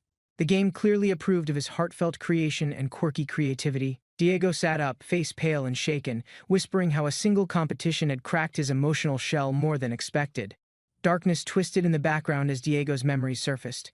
He had once summoned evil to save the town in desperation. Shadows surrounded him, spreading fear and chaos. Lynn and the others prepared to react, sensing the weight of Diego's buried past. Diego remembered awakening monsters in the sand, unleashing a curse that spiraled out of control, almost destroying everything he tried to protect. He'd assumed the attackers were outsiders, blaming strangers for tragedy, not realizing he had brought doom to his own doorstep. Lynn placed a hand on Diego's shoulder, listening as the sculptor finally admitted his pain and shared the truth with others. Lin Lac reassured Diego with a pat on the shoulder, acknowledging his growth while the desert sun settled over the town. The red-haired girl watched thoughtfully as Diego smiled softly, letting go of guilt he'd carried like sand buried deep inside him. Diego offered Lin Lac a final blessing and revealed a hidden path toward the mysterious city, warning them it wasn't ordinary. Without hesitation, Lin, Snowball, and the others walked forward, feeling a shift in the air, like destiny itself waited in Sin City. The gates opened slowly with a groan, revealing a strange calm and a golden haze curling above the mysterious desert town. A beggar sat just beyond the entrance, calling for help. Lin Lac glanced toward him, unsure if he was truly blind. Lin moved closer when the man's posture shifted slightly, raising some suspicion, but he said nothing, curious to see what would unfold. Suddenly, a purple ghost zipped by and snatched the coins, grinning wide while the supposed blind man raised his head. The man screamed in shock, chasing the ghost as his blindfold slipped, revealing both eyes wide open and perfectly fine underneath. Lin watched the chaos unfold, amused by the dramatic twist. To him, it was just another weird moment in the desert. Snowball narrowed her eyes at Lin's comment, clearly unamused by his sarcasm, while the ghost celebrated like it had cured blindness. The man kept shouting in frustration, his scam exposed as the ghost danced around, shaking the stolen money like confetti. Lin walked past the scene casually, still smiling, knowing full well that Sin City was already living up to its name. Behind him, the fox girl sighed and followed, muttering under her breath while Snowball stayed alert, sensing something darker beneath the surface.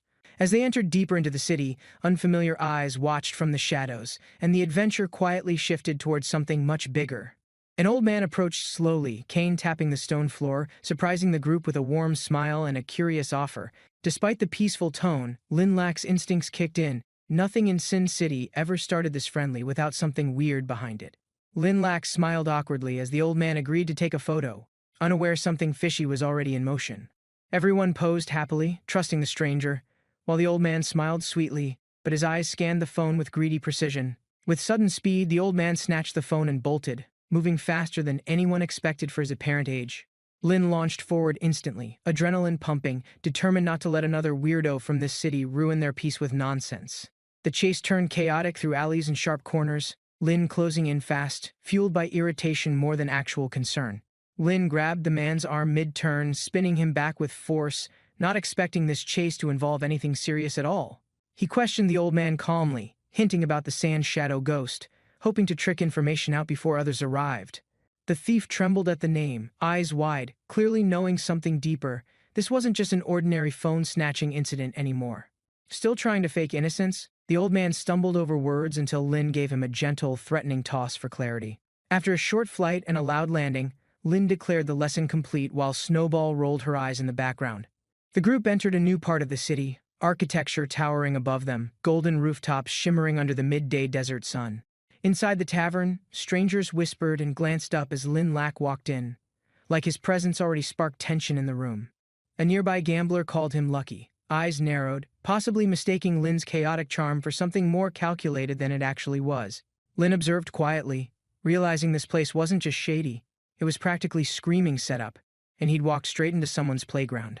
He took a seat anyway, ready to stir trouble, confident he'd either learn something useful or blow up another underground ring. Lin Lac leaned in, catching the man's hesitation as he asked directly about the secrets surrounding the sand shadow ghost. The man froze mid-sip, realizing Lin wasn't just some random traveler but someone deeply tied to the city's hidden layers. Lin calmly pieced things together, suspecting the ghost wasn't legend, but a cover-up for something way darker happening underground. The bartender finally admitted strange rumors, warning Lin that getting closer to the truth might invite the ghost's attention for real. Without fear, Lin grinned, knowing this city ran on games and secrets, and he was already playing better than most locals. A glowing coin marked with strange wings was shown to Lin. said to be used in secret information exchanges. Lin offered his own piece, and soon more coins appeared across the table, each representing influence, deals, and private agendas. The room tensed as Lin raised his voice, asking who controlled the real power beneath Sin City's golden rooftops. Panic rose quickly, one coin spun violently, glowing dark. The man shouted, realizing it wasn't a deal but an ominous summon. Dark energy exploded from the coin, twisting like shadow flames. Everyone recoiled, instantly recognizing the appearance of something they feared deeply. The man who flipped the cursed coin now stood possessed, dark magic wrapping around him, his voice no longer his own. Lin calmly accepted the challenge, stepping up without hesitation while noting which coin had triggered the chaos in the first place. He grabbed a new coin, spinning it smoothly, eyes locked on the table, sensing this wasn't about luck, but clever manipulation. The others watched in silence as Lin flipped his coin confidently, ignoring the chaos and trusting his own unpredictable instincts again. As the coin hit the table, a skull emblem appeared in its glow, fate responded, and the shadows leaned in closer. As dark energy pulsed stronger, Lin's coin reaction triggered the system. Shadows swirled, but something about it all felt familiar. The poet gloated after flipping again, convinced fate favored him, lifting his coin like a trophy handed from the gods. Lin watched him spin wildly, calling tales. It landed just as expected, cursed again. Everyone gasped as darkness consumed him again. Lin laughed, tossing his own coin like a pro. He knew something was off but still leaned into the chaos. The poet screamed in disbelief. Another curse. As round 6 began, Lin stood coolly, coins flying while the room crackled ominously. Their battle of curses looked ridiculous now, but everyone watched silently as coin after coin summoned powers no one understood. Lin cracked his neck, growing tired of theatrics. It was time to flip fortune itself instead of just reacting to it. His coin spun golden and clean, no curse, no drama, just pure confidence as light followed his movement like blessing made physical. The crowd gasped. He'd summoned luck itself, flipping everything. For a second, even the cursed man looked like he'd seen heaven. Still unconvinced, the poet taunted Lin with a new challenge, to prove skill with words, not coins, in a poetic duel. The man began dramatically, spinning coin metaphors and self-praise with flair, earning polite applause from locals eager to avoid his wrath. Lin crossed his arms unimpressed, eyebrows raised. It was more performance than poetry, just noise pretending to be clever with rhythm. He waited patiently, then whispered to himself, piecing together how easily these folks were manipulated by confidence over real meaning. Eyes glowing with determination, Lin readied his rebuttal, not with words, but with presence. He'd break the illusion without even rhyming. He raised his hand, commanding the room's attention in silence. The battle wasn't over, but he'd already won the crowd. The poet basked in applause, completely convinced his dramatic performance had won hearts, while the crowd awkwardly tried to avoid eye contact. With exaggerated flair, he described himself as a genius and legend, earning confused admiration from the most eccentric drinkers in the room. Lin stood still, puzzled by the silence that followed his turn. Clearly something about his words struck deeper than he realized. In a sudden shift, the poet clutched his chest theatrically, dramatically claiming Lin's presence pierced his soul like romantic lightning. Desperate to impress, the poet finally confessed everything, claiming knowledge about the Sand Shadow Ghost, trading secrets now that pride was shattered. The poet admitted his villa was compromised, secretly housing the Sand Shadow Ghost while pretending to gather intel across Sin City. Lin leaned forward as the man revealed the ghost was wounded and hiding, unable to fight or flee for now. With eyes sharp and confidence building, Lin grinned. Finally a lead worth chasing, and now was the perfect moment to strike. She arrived confidently in heels, her stride echoing across the courtyard, drawing every eye without a single word spoken aloud. Wearing a tight dress once more, she mentally prepared herself, knowing this odd mission demanded her absolute commitment and composure. With grace and sparkle, she lifted her head high, determined to cross this checkpoint by any unconventional means necessary today.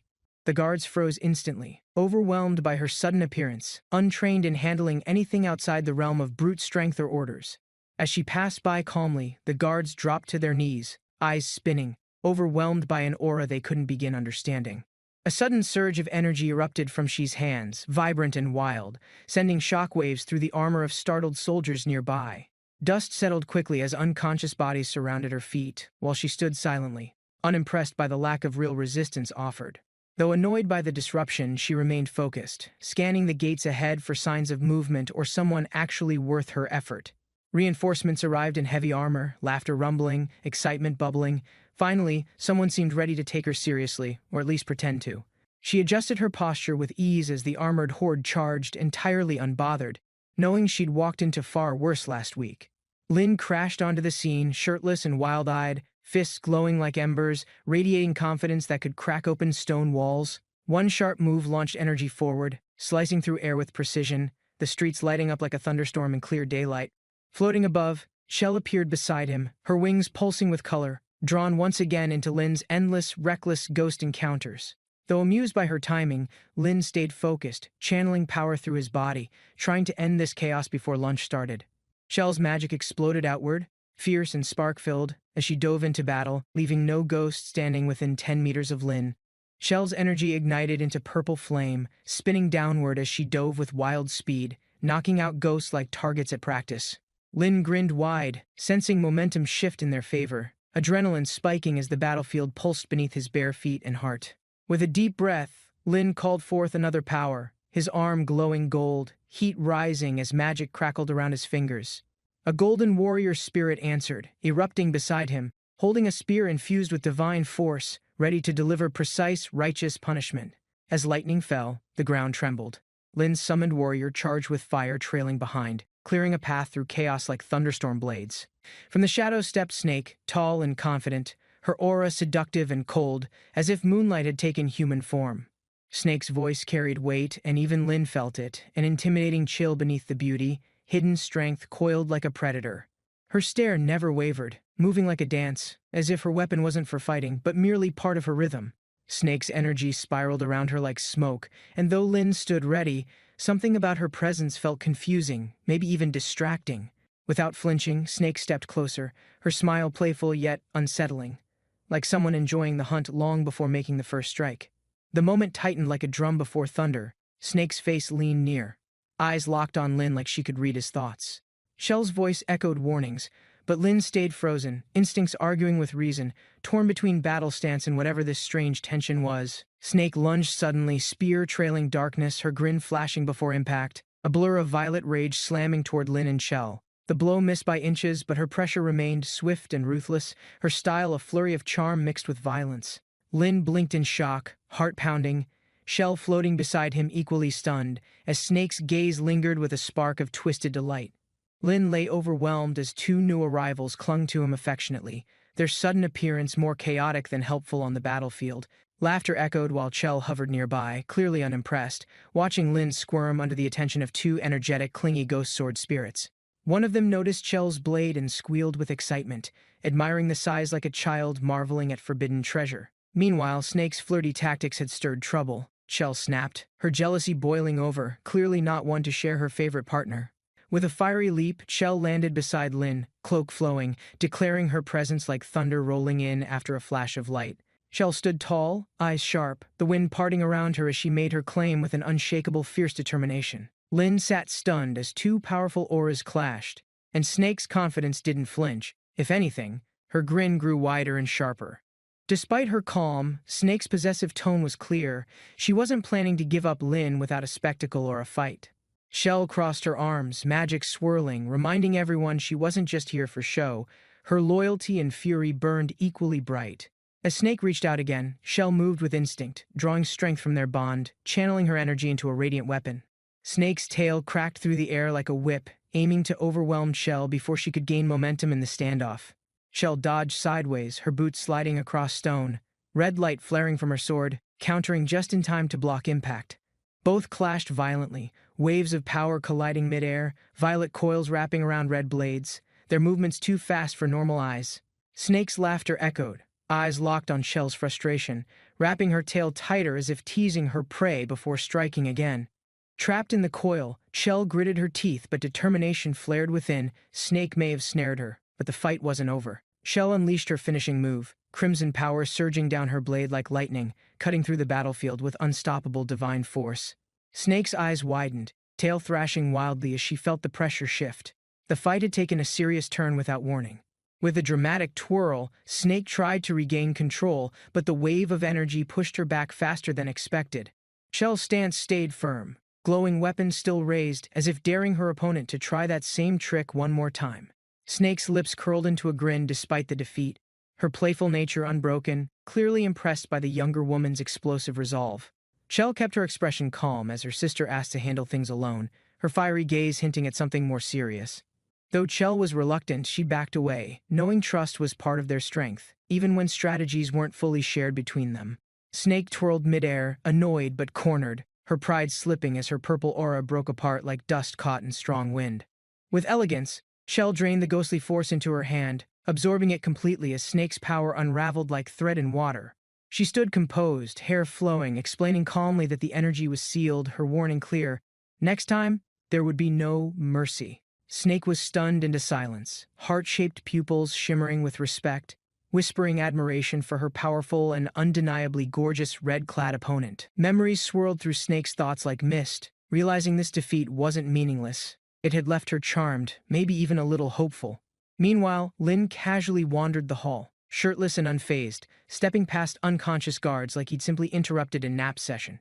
He paused at the door, curious, wondering why this fortress felt more like a rundown motel with extremely poor security measures.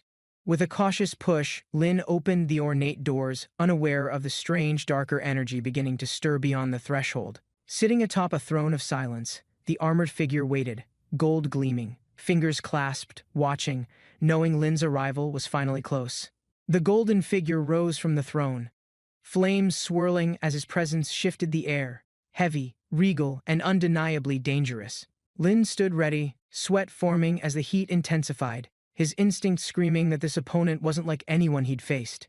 Energy erupted around them, a blinding swirl of gold and shadow. This was no greeting, it was a statement of dominance. Despite the calm tone, the armored warrior radiated judgment, acknowledging Lin's strength but clearly preparing to test it without holding back. Lin narrowed his eyes, suddenly recognizing the aura. It was the same soul energy he'd unknowingly been gathering all this time. The warrior summoned a massive blade of shadow flame, its edge humming like thunder, promising ruin with every pulse of light. Lin's reaction came instantly. His own energy burst forward, shielding him from the strike that could have split the floor in two. Muscles tense, eyes sharp, Lin leapt upward, power igniting across his body like armor, fire trailing behind him with every motion. The clash began, sword versus fist, flame versus void, as Lin launched himself at the towering figure with blazing intent and grit. But the Golden Warrior parried with ease, his strength rooted deep, every move precise, as if he'd predicted Lin's attack entirely. Lin's feet skid across the marble floor, flames flickering around his body. He'd underestimated the sheer weight behind those calm strikes. The warrior's voice boomed through the chamber, warning Lin that raw energy meant nothing without mastery or clarity of purpose. With a simple gesture, the warrior summoned a massive hand of sand, glowing with enchantment, shaped by centuries of forgotten magic. Lin braced, but the blow came fast, a wall of golden might smashing through the chamber, hurling him backward like a comet. As dust rose, the warrior stepped forward slowly, blade still glowing, unfazed, like this entire fight had only just begun. Lin gasped as the golden strike grazed his chest, the force cracking the floor beneath like thunder rolling through stone halls. The warrior's words cut deep, more than the attack, triggering a rage inside Lin he hadn't felt in a long time. Fire roared behind Lin's eyes as he clenched his fists, his spirit boiling louder than any magic chant or command.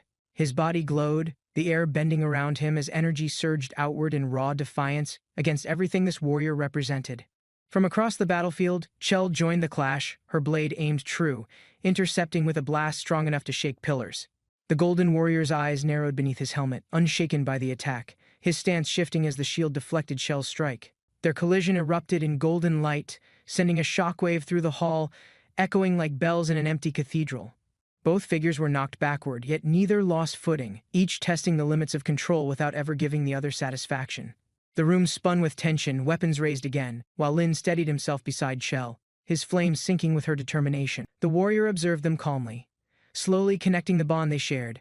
The spirit behind Lin was no ordinary force, but something greater. Chell stepped forward, crimson aura crackling around her frame, eyes locked on the warrior as her presence pushed back the air.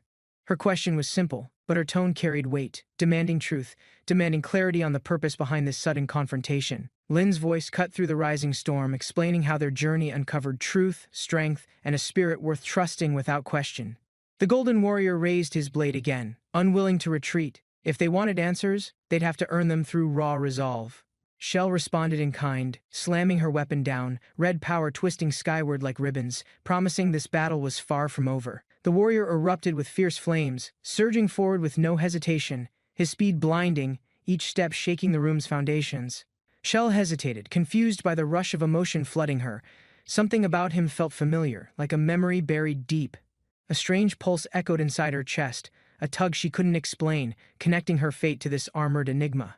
But the warrior showed no mercy, launching another strike mid-conversation, proving the enemy never stops simply because you're trying to feel. Shell barely blocked the attack, grit in her stance, swirling black energy wrapping around her as Lin darted in to assist. Back in the hallway, Lin and Shell regrouped briefly, sharing silent trust as they prepared for the battle's next brutal phase. Shell brushed off her injuries, refusing to slow down, though her thoughts still swirled with doubt about her opponent's identity.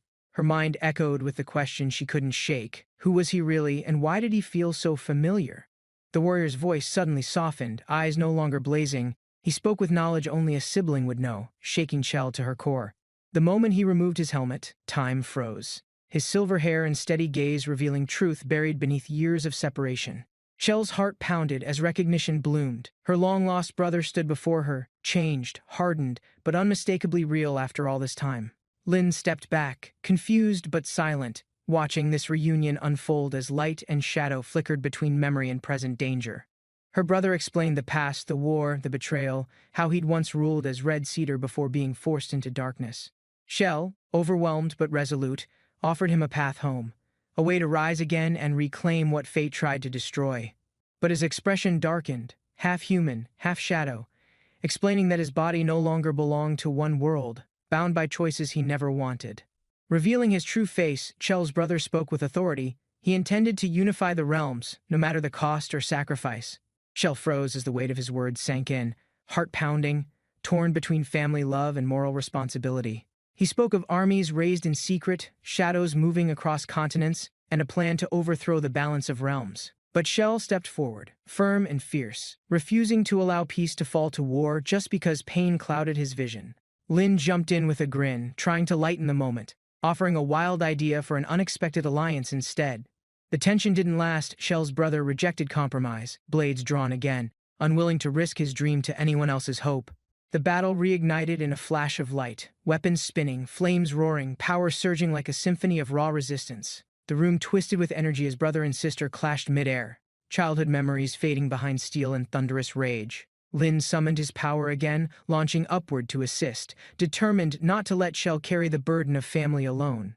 All three collided in a storm of fire and darkness, shaking the heavens above as fate itself began to tremble. As the dark energy faded into the hallways, his voice echoed, promising the birth of a world forged in chaos. Shell stood firm beside Lin, fury burning in her eyes, vowing to stop her brother before his plans reached completion. Lin clenched his fists, fire rising, already planning their route. Tomorrow they'd head west, straight into the storm without hesitation. Lin led the team into flight, heading toward the desert to search for the missing Red Cedar.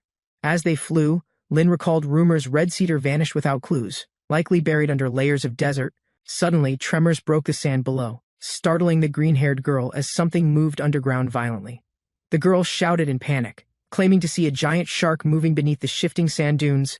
A red-haired woman dismissed the idea, insisting sharks don't live in deserts, blaming heat for hallucinations. Lin, amused, joked about confronting the desert shark, unaware of the real threat approaching fast below. Without warning, a massive shark erupted from the sand, its body marked with strange glowing patterns. Everyone panicked as Lin realized too late it wasn't a mirage. The sand shark truly existed and attacked. The creature opened its jaws wide, aiming to devour them midair, forcing the group to retreat suddenly. The fox spirit pushed Lin aside, saving him just as the shark lunged forward with deadly speed. A voice shouted in anger as a command was given: eliminate the shark before it escapes again. A girl with glowing eyes appeared midair beside an ally, both ready to launch a coordinated strike. With synchronized movement, the male warrior charged forward, releasing a golden energy blast directly at the shark. The shark's body twisted under the impact as purple energy surged from another angle, targeting its side. One final hit landed, cutting deep into its flesh, forcing the shark into retreat with a deafening roar. The wounded shark spun violently, unleashing a strange energy storm that pulled Lin and others into it. Everyone got swept into a swirling vortex, dropping rapidly toward a glowing portal beneath the desert floor. As they fell, panic spread. The red-haired girl shouted, fearing the fall might be their final moment. The white-haired girl scanned below, realizing they were heading into an unknown space filled with glowing water. Determined, she calmed the others' survival was possible if they found a path through this mysterious dimension quickly. Inside the strange space, the white-haired girl decided they must find sharp objects to cut from inside. She instructed everyone to split up. They scattered through the glowing chamber, searching for anything potentially sharp. Meanwhile, above ground, the shark burst from the sand again. Still rampaging wildly across the open desert, the fox-like spirit flew beside it, shouting that this chaotic ride was more intense than driving fast. The armored man chased beside the shark, demanding ideas while the fox scolded him for enjoying the chaos. A girl slammed her weapon into the shark's back, causing it to accelerate wildly across the desert. The shark screeched and flailed, now even harder to control as it twisted violently from the strike. Lin shouted in frustration, blaming the attack for making the shark move faster instead of stopping it. The shark veered near a cliffside, almost colliding before swerving at the last second to avoid crashing. One fighter held the girl protectively. She questioned it, and he replied calmly, it was just for safety. The shark lunged again, now enraged. Lin grabbed the girl and barely dodged its massive snapping jaws. He shouted for her to escape. Still holding her, Lin jumped to safety while the shark charged past. The girl suddenly suggested merging. Lin was confused but listened, unsure what merging with a spirit truly meant. The girl explained her soul could merge with his weapon, enhancing its magic and strengthening its form. Lin accepted. Energy surged through him as the weapon transformed, flames and magic fusing into a divine spear. The enraged shark opened its mouth wide and charged toward Lin, intending to crush him completely. Lin observed its pattern calmly. He planned to counter using movement tactics rather than direct strength. He leapt high, divine spear glowing, and aimed directly at the shark's exposed weak point mid-attack. The spear landed hard, forcing the shark into the sand again. Dust and shockwaves rippled across the area. Hovering above, Lin watched closely. He knew the shark's tactic wouldn't work twice this time. He was ready. Lin charged again, delivering another strike as the shark screamed in pain and thrashed across the sand. Inside the shark's body, the green-haired girl noticed a glowing red object embedded between flesh and bone. She pointed it out excitedly, and the others gathered, questioning if it might be the source. The white-haired girl confirmed it was the beast's energy stone. Removing it would end the shark's strength. Outside, the shark trembled violently. Lin watched as it convulsed, feeling the power within it beginning to collapse. Lin unleashed his final attack, piercing the shark's head, splitting it in half with blazing divine power. The sand settled. Its bones scattered across the desert. The team cheered, confirming their hard-earned victory together. The white-haired girl showed Lin a rare artifact from the shark's stomach, proof of a valuable discovery. After defeating the shark, Lin's group arrived at a hidden village they hadn't noticed on any maps. Lin was surprised by the carved village nameplate, confirming it was a real settlement with ancient origins. The red-haired woman revealed this was the village from her past, once thought lost to time. Lin remarked on the coincidence, curious how their journey led directly to such a personally significant place. She explained how the desert changed over decades, burying and isolating the village from the outside world. As they entered the village, angry elderly villagers surrounded them, demanding to know who the strangers were. Lin was confused. He noticed all the villagers were elderly and looked surprised to see outsiders. Suddenly, one villager recognized the red-dressed woman, calling her the long-lost princess of the Empire of Sand.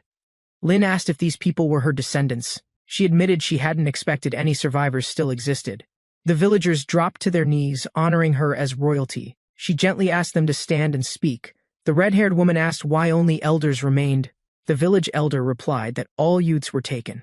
She learned the Sand Shadow Ghost enslaved the young, forcing them to construct ghost-infested pyramids in secret. Realizing Red Cedar's intentions, she warned they must stop him before more ghost soldiers were created. The elder explained the pyramid region was ruled by the Candle Knight Ghost, a tyrant over water. Villagers described their water filthy waste from the ghost lords. Lin and his friends were visibly horrified by it. Lin assured the villagers he and the princess would lead a strike to defeat the ghost forces. He divided tasks. Red Leaf led the assault, while others prepared infiltration tactics to disrupt enemy water. Coco, Green, and Little Fox volunteered. Confident and smiling, they promised to sabotage the water supply successfully. Beneath the village, they uncovered a tunnel possibly linked to enemy water storage hidden beneath the camp. Meanwhile, Lin and the princess scouted enemy territory with binoculars, watching for weak spots and troop positions. Through binoculars, Lin spotted the nearly completed pyramids, the enemy's base and center of ghost activity. A taskmaster ghost yelled at slaves, forcing them to continue working under brutal conditions without rest. The princess warned that once finished, the pyramids would summon a full army of ghost soldiers. She identified the largest pyramid as the command center. Lin suggested an attack plan starting from the east.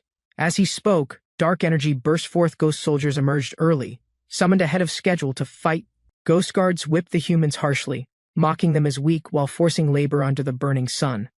Two soldiers chatted casually, unaware of the danger. One reported the area secure with no threats detected. Suddenly, arrows rained from the sky and ambush launched swiftly from Lin's group hidden in the dunes. Panic erupted as a ghost soldier was hit. He shouted to alert the camp about an enemy strike. Ghosts scrambled in confusion, even joking about themselves, realizing the attackers were also spectral in appearance like them. Ghost soldiers shouted chaotically, scrambling to organize a defense as the surprise attack spread across their ranks. Among the prisoners, one man took initiative, rallying others to fight back and escape the ghost camp. The rebellion began with fists flying. Captives struck their captors, seizing the moment to reclaim their freedom. Above, at a luxurious pool, a ghost complained about the disturbance ruining his relaxation and silence. Another ghost lounging nearby casually mentioned the enemy attack, showing little concern as the rebellion raged below. Lin spotted a strange figure at the pool and questioned why a chicken was relaxing there. The lounging ghost stood up proudly, declaring himself the mighty Candle Night Ghost, not some barnyard animal. Lin was stunned, loudly reacting to the absurd truth. The feared Candle Night Ghost was actually a chicken. Angered, the chicken ghost launched an attack, denying all chicken claims and unleashing a glowing strike downward. The princess prepared to fight, summoning her powerful beast spirit who asked for permission to engage first. The purple serpent spirit surged forward, its massive body coiling with energy as it prepared for battle. Lin and the princess stood calmly while the chicken ghost panicked. Realizing the serpent was his wife, the chicken ghost screamed in betrayal, shocked that the serpent had joined humans after disguising herself so long. She calmly declared loyalty to Red Leaf, not to humans, silencing the chicken's cries with her presence. Lin mocked the ghost, urging him to surrender quickly before becoming dinner for a chicken-themed fast food chain. Frustrated, the chicken ghost spread his wings and unleashed a barrage of fiery feathers in retaliation. The feathers rained down wildly, glowing with energy, as he channeled his strongest attack to strike back. Lin teased him while dodging, laughing and calling it a game, protected by the serpent's agile movements. Exhausted and annoyed, the chicken ghost collapsed, demanding respect and reminding them of his once famous ghostly reputation. Lin danced playfully on the chicken ghost's head, mocking him while humming without a care in battle. The chicken ghost complained, realizing Lin was more focused on being ridiculous than actually fighting with seriousness. Lin laughed, admitting he enjoyed jokes and tricks more than heavy combat, though his aim stayed deadly precise. With one smooth move, Lin tied up the ghost and declared him a prisoner with no escape. Suddenly, a portal activated nearby, its glowing waters signaling the next stage of their mission had begun. The team celebrated victory. With the Candle Night Ghost defeated, clean water finally returned to the surface. Overjoyed villagers rushed to the restored spring, shouting in disbelief as they touched pure water again. They praised the princess, recognizing her group as the heroes who liberated them from thirst and fear. Lin and the others returned to the village. Cheers erupted as they were welcomed like royalty. Villagers cried out in gratitude. The princess and Lin humbly accepted the praise, knowing peace had returned.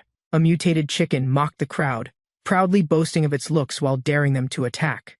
The villagers, angered and confused, hurled the creature into the air despite its desperate pleas to stop. Lin arrived mid-commotion, confident and direct, commanding Coco to prepare for battle against the strange intruder. The chicken panicked, screaming threats and legal warnings, while Lin's punch silenced its arrogance mid-air. With a dark smile, Lin demanded answers. Gripping the creature, he wanted the truth about their target. Fearing for his life, the chicken offered help, promising quick transport if they spared him. Lin mocked the creature, suggesting it become their future ride once it grew large enough. The chicken refused proudly, yelling he'd rather die than become anyone's personal transportation animal. Moments later, fully grown, the chicken accepted fate and flew, now serving as the team's mount. Despite resistance, the group rode him fast. Lin shouted commands while others enjoyed the unusual airborne journey. The group arrived at Iron Armor City, an imposing fortress surrounded by high walls and sealed gates. From behind a rock, they observed the city closely, seeing nothing suspicious from the outer area. Realizing the guards were dense and alert, they agreed to investigate quietly before making a direct move. The red-cloaked woman volunteered to scout using stealth, relying on her speed to avoid being noticed. Confidently, Lin proposed disguising the chicken as their envoy, hoping to bluff their way into the city. The chicken secretly plotted betrayal, planning to leak their position to Lord Shadow during the distraction. Lin revealed he planted a hidden curse mark on the chicken, set to explode if betrayed. Frightened, the chicken denied all treachery, pretending loyalty as it took off toward the city walls. Lin admitted to bluffing about the curse, amused that his deception worked better than expected. The white-haired girl admired Lin's cunning, noting his unpredictable nature made him increasingly dangerous and unexpectedly effective.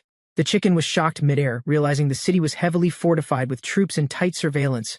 The guards grew suspicious, mistaking the flying chicken as a spy or scout from a rival faction. Ignoring reason, the soldiers decided to shoot it down and report the strange intruder to command. Panicked, the chicken tried retreating, realizing too late he was seen and couldn't safely return outside. Meanwhile, the team relaxed inside the tent, playing games while waiting for the chicken's risky update. The chicken burst into the tent, injured and angry, having narrowly escaped a deadly barrage of arrows. Furious, he scolded the group for playing games, while he risked his life gathering intel. Lin calmly explained the chicken's suffering wasn't in vain. They now knew a frontal attack was impossible. With a plan forming, Lin and the white creature suggested using psychic powers to sneak inside. Moments later, the entire group phased underground, stealthily advancing through a tunnel beneath the guarded city.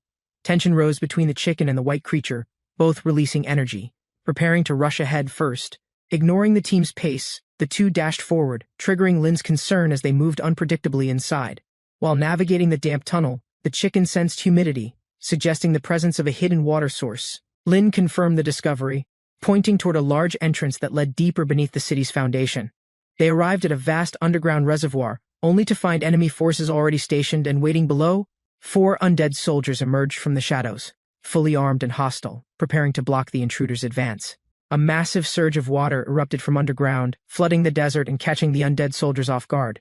Overwhelmed by the wave's force, the undead troops were swept away before they could regroup or fight. While floating helplessly, some undead questioned their cursed existence, perishing again after briefly returning from death. The group rode the waves safely above, with Coco visibly exhausted after exerting her powers to the limit. Noticing her fatigue, Lin handed Coco medicine and told her to rest while others handled the situation. Coco reflected silently, blaming her weakness and vowing to train harder to keep supporting the team.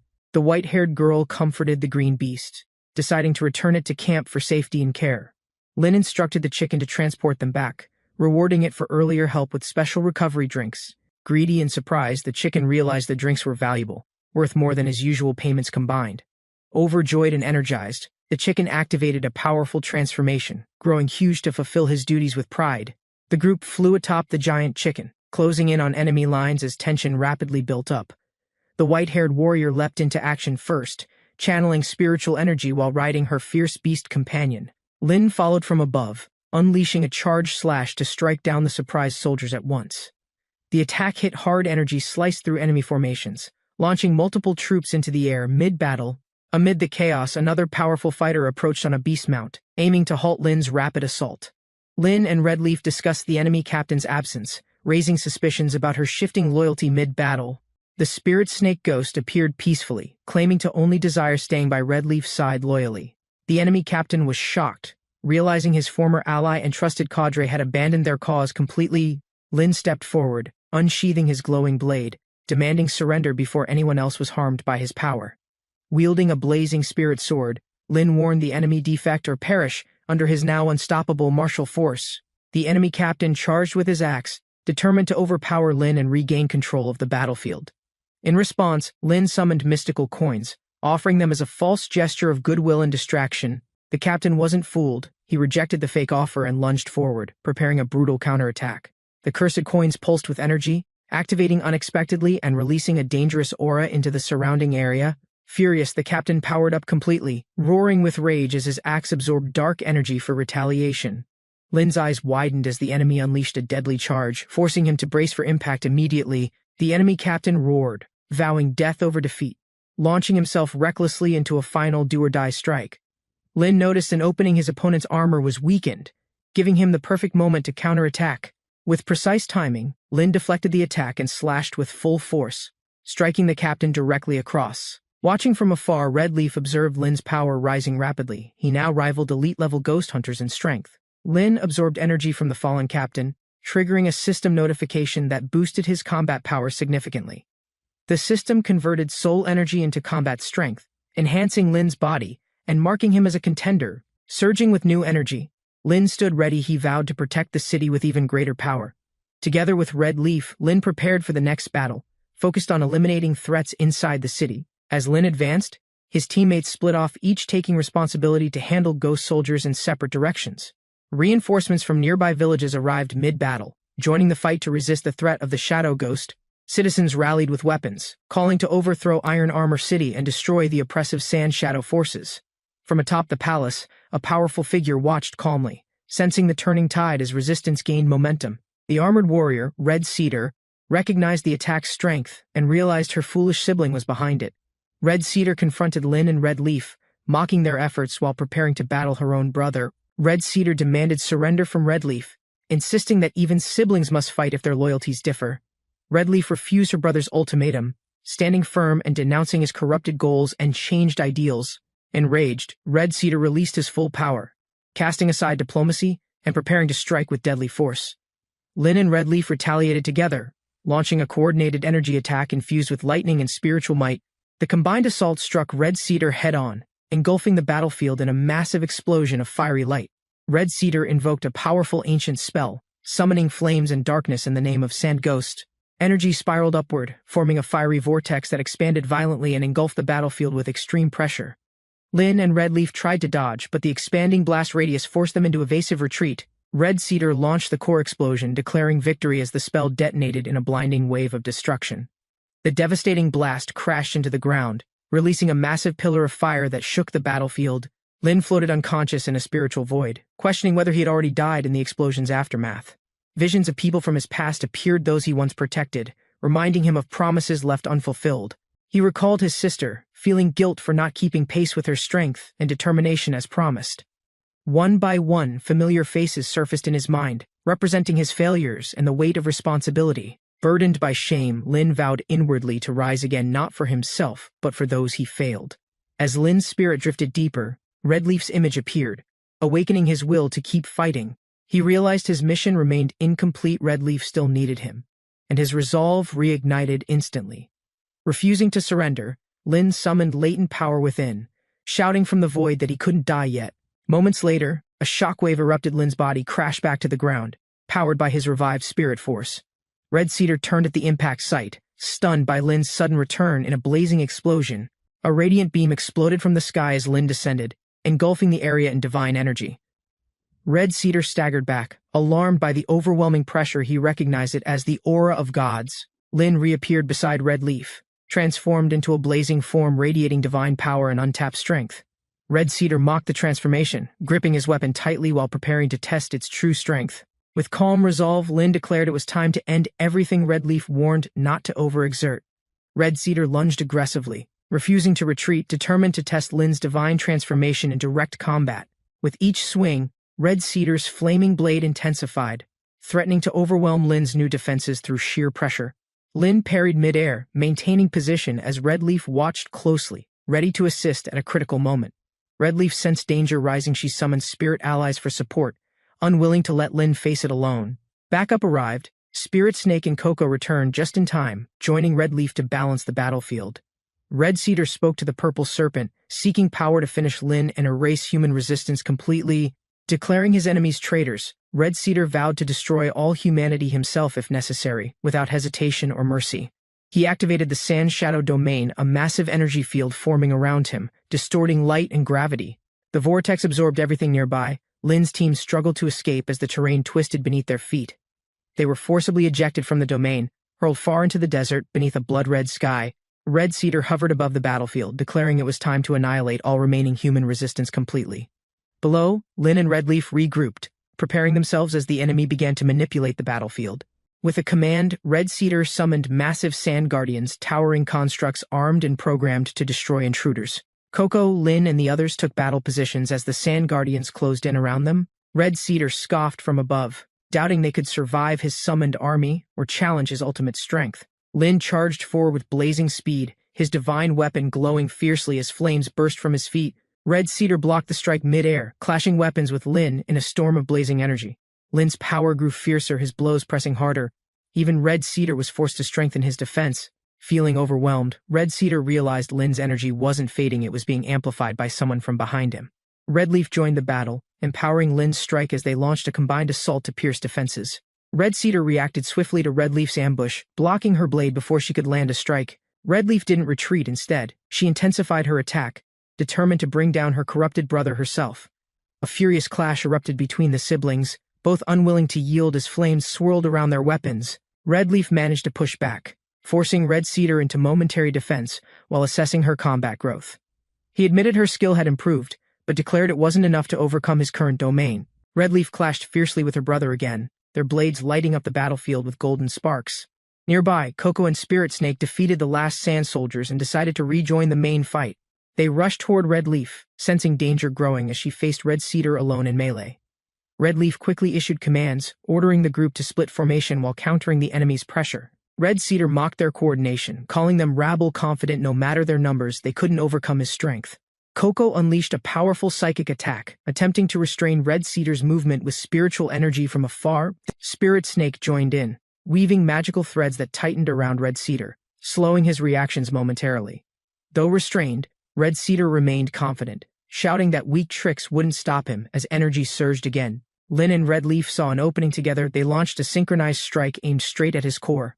Red Cedar turned, shocked too late, as the combined attack exploded through his defenses in a blinding blast. Lynn and Redleaf struck Red Cedar directly, declaring his defeat as he staggered from the impact. Red Cedar refused surrender, smiling coldly and choosing destruction over defeat, determined to take everyone with him. He activated his final technique, triggering the collapse of the Sand Shadow domain with a suicidal command. A massive explosion began forming. Red Cedar warned everyone to flee if they hoped to survive it. Energy spiraled into a dark vortex, growing unstable, signaling the full collapse of the sand domain. The explosion detonated violently, engulfing the battlefield in flames and sand as shockwaves tore through the area. As smoke cleared, silence returned. Sunlight pierced the dust, revealing the devastating impact across the desert floor. Redleaf lay motionless in the rubble, her hand barely shifting as she clung to consciousness. Red Cedar stepped forward confidently, dragging his sword, certain that victory now belonged to him alone. He laughed mockingly, declaring Redleaf a failure and triumphantly claiming she had lost everything in battle. Red Cedar froze as a sharp pain surged. An unexpected ambush struck him before he could react. Lynn, battered and determined, had summoned a magic sword and pierced Red Cedar through from behind. Red Cedar turned in disbelief, meeting Lynn's fierce gaze. Realizing too late he had been outplayed, Lynn prepared carefully, wielding his weapon as a powerful explosion erupted, disrupting enemies with overwhelming force. An intense opponent watched closely, refusing to miss any opportunity. Strategizing silently beneath glowing eyes, Lynn's master skill triggered, piercing through defenses as sparks flew, breaking enemy lines with precision and strength. Nearby allies cried out in surprise, witnessing unexpected fortune as creatures rallied beside them, shifting the battle's tide. Both Lynn and his ally stood firm, knowing their victory was assured, yet vigilant against any surprises ahead. Lynn focused deeply, preparing himself as determination burned, ready to face the challenges ahead without hesitation. Despite risking his health points, Lynn resolved to push forward and increase his power significantly. With swift precision, Lynn struck hard, using his enhanced strength to break through his opponent's guard. The golden-armored adversary recoiled, stunned by the unexpected force and intensity of Lynn's attack. Lynn's spear pierced through defenses, leaving a mark as his opponent cried out in pain and surprise. Lynn's transformation duration was limited, urgency pressing as his opponent questioned his ability to maintain power. Suddenly a demon hairstyle appeared, signaling a dangerous and unexpected power summoned by Aljamir's interference. Lynn's enemy warned against careless relaxation, emphasizing that safety and awareness were critical in the battle. Lynn's ally urged him to remain focused, reminding him that calm had no place during this fight. With renewed intensity, Lynn launched a fierce counterattack, forcing his opponent against the wall with overwhelming force. The Golden Warrior declared a powerful judgment, warning Lynn about judgment and consequences looming ahead. Lynn was forcibly thrown back, landing hard on the ground, struggling to recover from the impact. A swift attack sent shockwaves as Lynn narrowly missed another powerful strike from the relentless opponent. The warrior warned Lynn to stop fleeing, emphasizing that escaping would only prolong suffering and punishment. Lynn's allies appeared concerned, urging him to carefully consider his next move against overwhelming adversity. The Golden Warrior questioned why Lynn hesitated and why he seemed unsure despite the urgent battle situation. Lynn's ally cautioned him to stay focused and not underestimate the power his enemy still held. A mysterious woman appeared, explaining that she had arrived due to a dangerous disturbance nearby. Lynn stayed silent, absorbing the new information, uncertain about whether to trust the unexpected visitor. The warrior warned Lin about the hidden dangers and explained the difficult consequences of ignoring them. Lin stood on the battlefield, sensing the overwhelming power of the enemy, unsure if he could win. Suddenly, a mysterious woman appeared before him.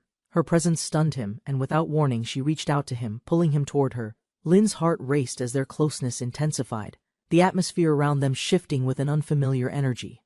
Her words pierced through the confusion, questioning his trust. As Lin's mind swirled with uncertainty and fear, Lin's heart raced as the woman confessed her love for him, unbothered by his past or identity. She spoke passionately, revealing that nothing mattered to her except the bond they shared in this moment. Her words echoed in his mind as Lin processed her declaration, unsure of what to feel or believe. Lin gazed at her, his thoughts tangled, as she continued to speak of their shared past and future. Her eyes softened as she said with certainty that in her heart she already knew their destiny. The woman, filled with fiery determination, warned Lin about the dangerous road ahead and the battles to come. She cautioned him that while his power was growing, the journey would be fraught with great struggles. Lin's expression darkened as he questioned if he was truly prepared for what lay ahead. Uncertain, her words stirred something inside him, igniting both fear and the desire to forge ahead, no matter the cost. With a surge of energy, the woman unleashed her power, a blinding light, preparing them both for the challenge ahead. Lin caught the woman in his arms, his heart racing, feeling her power surge through both of them. She whispered to him softly, promising to shape a better world for them, if they could survive. With a determined look, the woman unleashed a terrifying force, her energy exploding in a brilliant light. Lin watched in awe as her divine weapon cut through the enemies, summoning ghost soldiers under her control. The enemy soldiers faltered, powerless against the force that now controlled them. Lin's heart ached as he watched the woman's power surge, feeling her control over the battlefield intensify. He held her close, feeling the weight of her energy, but still uncertain about the path they were on. With steely resolve, she vowed to cross any distance, to endure any pain, just to change the world. Her eyes glowed with an inner fire, speaking of a future she was willing to fight for. Lin's frustration grew as he saw the destruction around them, yelling at her, pleading for her to return to him. Lin carried her gently, determined to find a safe place where they could recover from the chaos. They entered a quiet room, far from the battlefield, allowing her time to rest and heal. The woman rested against him, the exhaustion from their battles weighing heavily on her fragile form. Lin promised her they would take time to recover, pushing aside the worries of the war. As hours passed, they rested, unaware of the stirring city below where change was beginning. The apartment, quiet and peaceful, provided a rare moment of safety for Lin and the woman. She rested, her body recovering from the intense battles, while the world outside continued to move on. Lin slept soundly beside her, unaware of her thoughts, as her mind wandered to uncertain futures. As she gazed at him, she silently wondered if this peace would last or be fleeting. Her heart felt both heavy and relieved, knowing that for now they had found a moment of rest. Lin gently gazed at her, his heart racing with joy as her eyes slowly fluttered open. As she fully regained her consciousness, she softly spoke of the strength returning to her body. Lin's mind raced as he woke up in a strange place, his head still spinning. She concerned, softly suggested Lin rest, but he was unsure, still disoriented from everything. As Lin tried to gather himself, a voice called out, startling him from his confusion. Turning toward the voice, Lin saw his friends watching with wide eyes, clearly concerned for him. A calming presence reached out to Lin as someone gently took his hand. Lin's thoughts lingered on the softness of Redleaf's hand, feeling a strange connection he couldn't explain. As Redleaf noticed his silence, she curiously asked why Lin had become shy around her. Caught off guard, Lin nervously responded, his words stumbling as he blurted out something unexpected. His thoughts raced, questioning his long relationship with Redleaf, trying to make sense of everything. The conversation took a playful turn when a cheeky voice teased, making Lin embarrassed in front of everyone. A strange feeling arose within Lin as something seemed off with Redleaf, leaving him uneasy and confused. His thoughts became jumbled as he wondered if something more was happening between him and Redleaf. Nervously, Lin finally spoke, confessing his feelings toward Redleaf, his face flushed with embarrassment. Redleaf's reaction was a mixture of surprise and curiosity, her eyes widening at Lin's sudden admission. Before either could react, their moment was interrupted by a playful figure, teasing them mischievously. The group, feeling energized, made plans to continue their journey, eager to tackle their next challenge. As they gathered around, a curious comment about the little fox caught everyone's attention, causing laughter. The little fox's drinking habits were questioned, but it seemed to be thoroughly enjoying itself without care. With everyone in high spirits, Greenleaf took charge of looking after Redleaf, her sister's protector. Lynn, caught in a playful moment, was gently teased about his awkwardness, blushing under the attention. Redleaf smiled as she suggested they rest, Lynn unsure but slowly beginning to trust the moment. Lynn hesitated for a second, but the calm night sky and Redleaf's presence made him agree. As they sat under the stars, Lynn couldn't help but feel how close and comfortable they had become. Lynn looked at Redleaf, wondering if this was a beginning to something more than he expected. The serene moment felt surreal, and as Lynn finally relaxed he realized how much he had changed. Under the moonlit sky, Lynn and Redleaf stood together, the world around them silent and still. The serene beauty of the night stretched out as they held each other, hearts sinking together. Lynn, overcome with emotion, whispered that Redleaf would always be his favorite person, feeling certain. As they embraced, a sense of peace washed over them, and the moment felt timeless and perfect. Their lips met in a gentle kiss, surrounded by falling petals, marking the start of something new. Redleaf gently held Lynn's hand, encouraging him to embrace the moment. Lynn's heart raced as they clasped hands. Surrounded by flowers, Lynn realized how much had changed. The world seemed endless as Lynn stood beneath the clear sky. He raised his arms in exhilaration, realizing that his life had transformed, now filled with purpose. The air felt heavy with change as Lynn began to sense something unfamiliar lingering around them. With a jolt, Lynn looked up, seeing Redleaf standing tall, her presence both comforting and mysterious. As flowers gently fell around them, Lynn realized that this new adventure was just beginning for them. Redleaf leaned down, offering a soft reassurance, and Lynn felt more connected to her than ever. They walked together through the shifting world, ready for whatever new challenges and joys awaited. Lynn and Redleaf arrived, drawing attention from those around, especially a girl who greeted them warmly. She, curious, questioned the identity of the small, green creature, not expecting to meet it. Redleaf introduced the little green figure with pride, confirming it was a close companion of hers. Lynn listened carefully as the conversation unfolded, surprised by how many things had changed recently.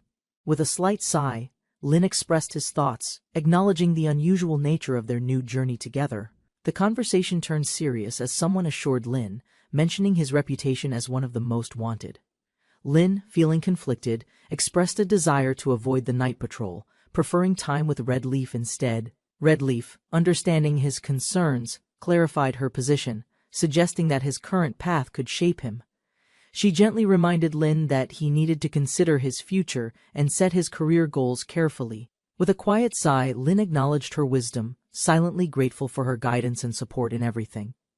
Lynn stood confidently beside Redleaf, raising his fist. As he made a bold declaration, Lynn stood before a powerful figure, realizing the weight of the situation, unsure of the coming conflict.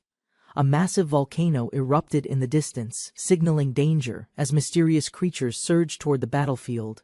Strange beings gathered around, ready for the upcoming battle, while the horizon painted a fiery backdrop. The figure beside Lynn was ready for war, an imposing presence signaling that the real fight in the distance. Chaos grew as people, monsters, and forces of darkness moved, signaling an inevitable battle. A colossal creature loomed, causing destruction with every movement as chaos spread across the city streets. Despite the terror, the creature paused momentarily, its fierce presence overshadowing the city's towering buildings beneath it. Lynn and his ally watched in silence, readying themselves for the inevitable confrontation while strategizing their next move. With determination, they prepared to leave the battleground behind, knowing the next battle awaited them in the city. Lynn's ally spoke softly, her gaze lingering on him. As her words carried an unspoken connection between them, Lynn stood frozen, the sudden attack catching him off guard as chaos erupted around him in a flash. His ally smiled softly, reassured him of their next step, despite the overwhelming challenges ahead of them. Lynn's eyes widened in realization as the answer was clear. The mission was more complex than he expected. With a slight frown, Lynn processed the weight of the decision, unsure of the path they were choosing. The ally, confident in their plan, explained how they would adapt and change the situation in their favor. Lynn nodded, finally understanding the plan, feeling the weight of the situation and its potential consequences. His ally, with a small smirk, teased him about his sudden understanding, yet the mission remained urgent. Lynn felt the tension grow as he realized the complexity of their mission, unsure how it would unfold. Their brief exchange lingered as both prepared, knowing that the task ahead was critical and unavoidable. The next phase began as a helicopter appeared in the distance, signaling the next step of their journey. Lin handed over a phone, instructing his ally to stay in touch, knowing time was running out quickly. His ally explained their deep connection, a bond that allowed them to communicate far beyond simple words or distance. Lin, still puzzled, thought about the implications of their connection, not fully understanding how it worked yet. His ally, with a playful tone, reassured him that they had little choice, even though the path was difficult. The small creature beside them spoke up, eager to help, as Lin prepared for the next phase of the journey. A voice called out, warning that there was still a long way to go. As the journey continued ahead, Lin was handed a small, precious item, a personal gift from his ally, symbolizing their shared commitment. Lin, still unsure of the implications, accepted the gift with gratitude, knowing it would aid them later. As they prepared to leave, Lin reassured his ally, hinting that he would carry the weight, no matter what. In an unexpected moment, they shared a tender, close moment, their bond growing even stronger as they faced the future. Lin shared a quiet, intimate moment with his ally, their bond growing stronger, even in the face of danger. The helicopter soared into the sky, leaving behind a sense of bittersweet departure. As the helicopter vanished, Lin and his ally stood together, ready to face whatever came next. His ally, with a knowing smile, hinted that their paths would soon diverge, but their connection would remain. With a final glance, she walked away, leaving Lin to reflect on the challenges ahead and their shared future. A dark silhouette stood before a blood-red moon, signaling the rise of ominous powers that threatened the realm. His commanding presence was felt as a subordinate addressed him, hinting at dark, secretive operations ahead. The loyal servant reassured his master, offering hope despite the growing shadows, and whispered of future plans. With a cold, calculating smile, the master set his sights on the future, planning his next move carefully. As the dark figure's words echoed, the tension grew, and the stage was set for the looming confrontation.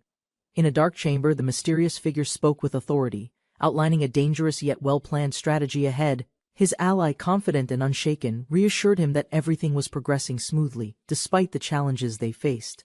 The master's gaze shifted toward the city, his plans falling into place as he prepared for the next move. Meanwhile, in the city, Lin and his allies gathered, unaware of the imminent threat closing in around them. The allies spoke with urgency, warning of the approaching storm. While their forces readied themselves for what was to come, people whispered in confusion, wondering if the situation was as dire as it seemed, unsure of what was happening. The mysterious figure, sensing something wrong, looked up sharply, recognizing the approaching danger in the distance. With a sudden burst of energy, the figure reacted swiftly, moving through the city as if nothing could stop them. The figure continued with focused determination, pondering the many paths ahead, knowing the situation was far from simple. As the battle approached, the figure reflected on the decisions that led to this moment, wondering what would come next. The group of people murmured in confusion, sensing the tension building in the air, unsure of what was happening. A young girl ran through the streets, her frantic steps quickening as she noticed something unusual up ahead. As she ran, she looked back, fear in her eyes, as strange figures emerged in pursuit. With a sudden realization, she eyes widened, seeing something or someone in her path that stopped her in her tracks. Frozen in place, she heart raced as the figure before her locked eyes with her, creating a moment of intense suspense. She gasped in shock, realizing she was trapped, unable to move or escape the growing danger closing in. Her breath caught as the figure before her calmly reached out, offering reassurance in the midst of chaos. She stared in disbelief, struggling to comprehend what was happening, as the figure's strength seemed unshakable. In the distance, the approaching enemies taunted, their threatening words adding to the fear that loomed over them. The figure, unwavering, calmly responded, promising protection, ready to confront the enemies head-on with confidence and power. With a single swift strike, the figure shattered the enemy's attack, demonstrating overwhelming power and control. She, surprised and relieved, watched as the enemy was effortlessly defeated, wondering about the figure's abilities. She, now in the figure's arms, nervously asked for help, still unsure of what was happening. The figure paused, realizing she discomfort, but reassured her, gently considering her request while analyzing the situation. Lin, lying on the ground, is surprised by the strange girl in front of him, feeling utterly confused. She thanks him for helping, her voice soft but filled with gratitude, catching Lin off guard. He reassures her not to overthink things, offering to leave while she stays, but she stops him. "Wait, don't go yet," she says, her tone changing as she offers to treat him to dinner. Lin winces as he tries to stand, his foot hurting from a past injury, unable to walk comfortably. Lin, carrying she effortlessly, observes how humans remain fragile, his cold gaze questioning their weakness. Now, in Lin's arms, looks up at him in surprise. Realizing he has picked her up again, she blushes, unsure of how to respond, feeling embarrassed by the sudden intimacy of being carried. Lin listens as she gives directions, pointing where to go while trying to calm her racing heart. As Lin walks ahead, she can't shake the growing unease in her chest, her heart beating faster. Lin calmly remarks that she is lucky to be with him, or else she might have been in danger. Still in his arms, wonders aloud if Lin is different from others, sensing an unusual presence. Lin glares at her, sharply telling her not to speak nonsense, his face showing irritation at her words. She blushes, feeling embarrassed and flustered, while secretly thinking that Lin's indifference makes him strangely attractive. As Lin walks, the girl, still lost in thought, wonders how someone so distant can affect her emotions so deeply.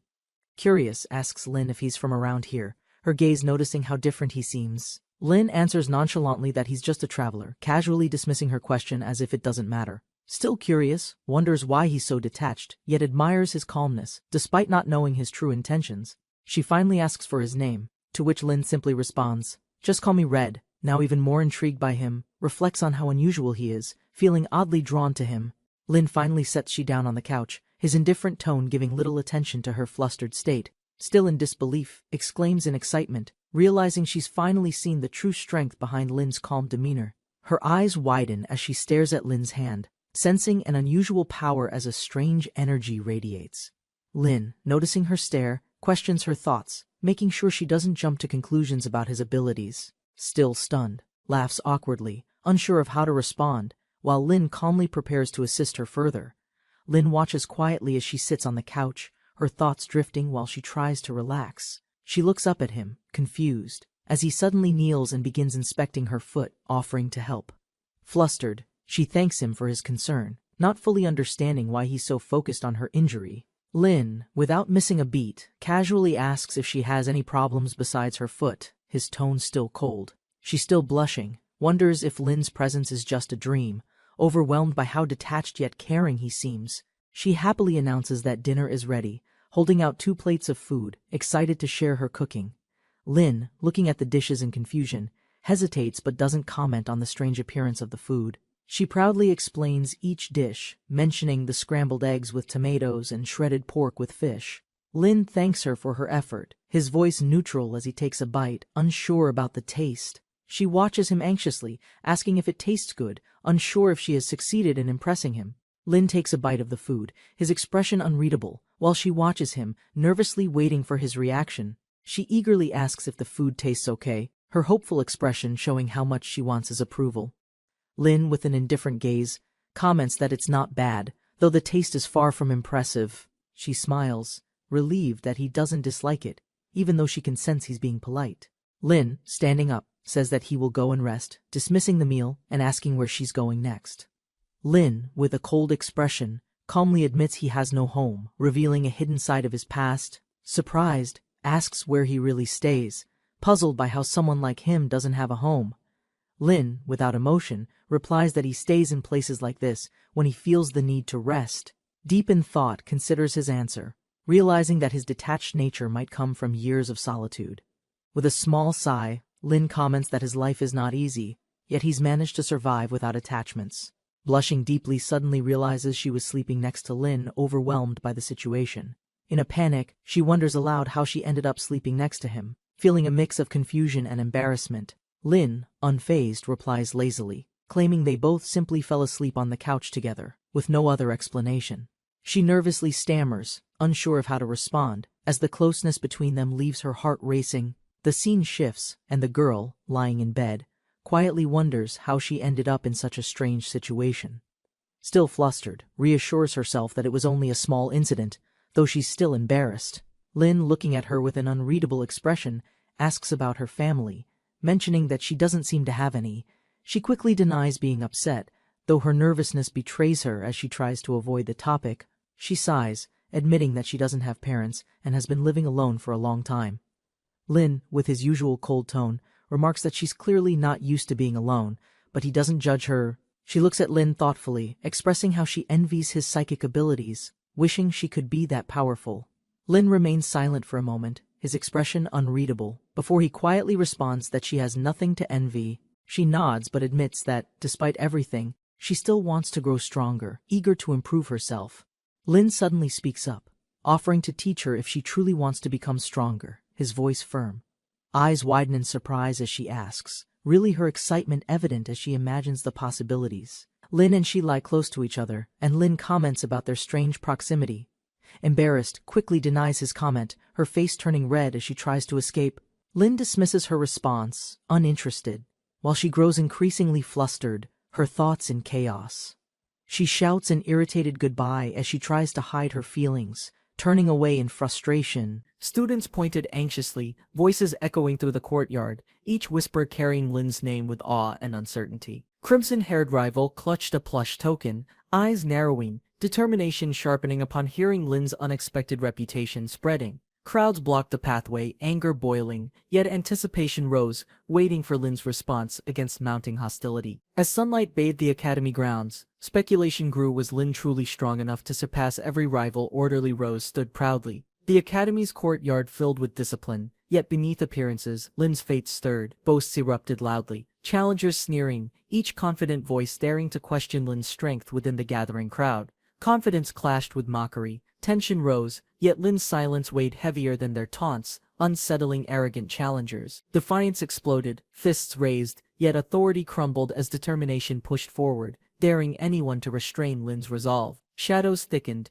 energy condensed, strange aura unveiled a weapon, reminding everyone Lin's journey would not follow ordinary rules. A violent kick hurled the explosive sphere downward, momentum crashing with force that rattled every onlooker present. Impact split the ground, rainbow light erupted wildly, chaos spreading as disbelief twisted across countless stunned faces. Murmurs rose quickly, Lin's strength was frightening, whispers naming him untouchable, unmatched within the academy's strict boundaries. Authority struggled for composure, warning against violence, but silence admitted fear, unable to contain Lin's overwhelming reputation. Discussions turned to Lin's rapid progress, rumors sparking curiosity about his training, each voice fueling his growing legend. Expressions brightened with relief, hopeful news carrying weight, though silence concealed deeper anxieties beneath practiced smile. A black vehicle roared forward, tires grinding against stone. Authority demanded obedience, furious voice rising, yet tension thickened as the car's presence challenged unspoken academy rules. Steps emerged confidently, presence undeniable, the ground echoing beneath weight.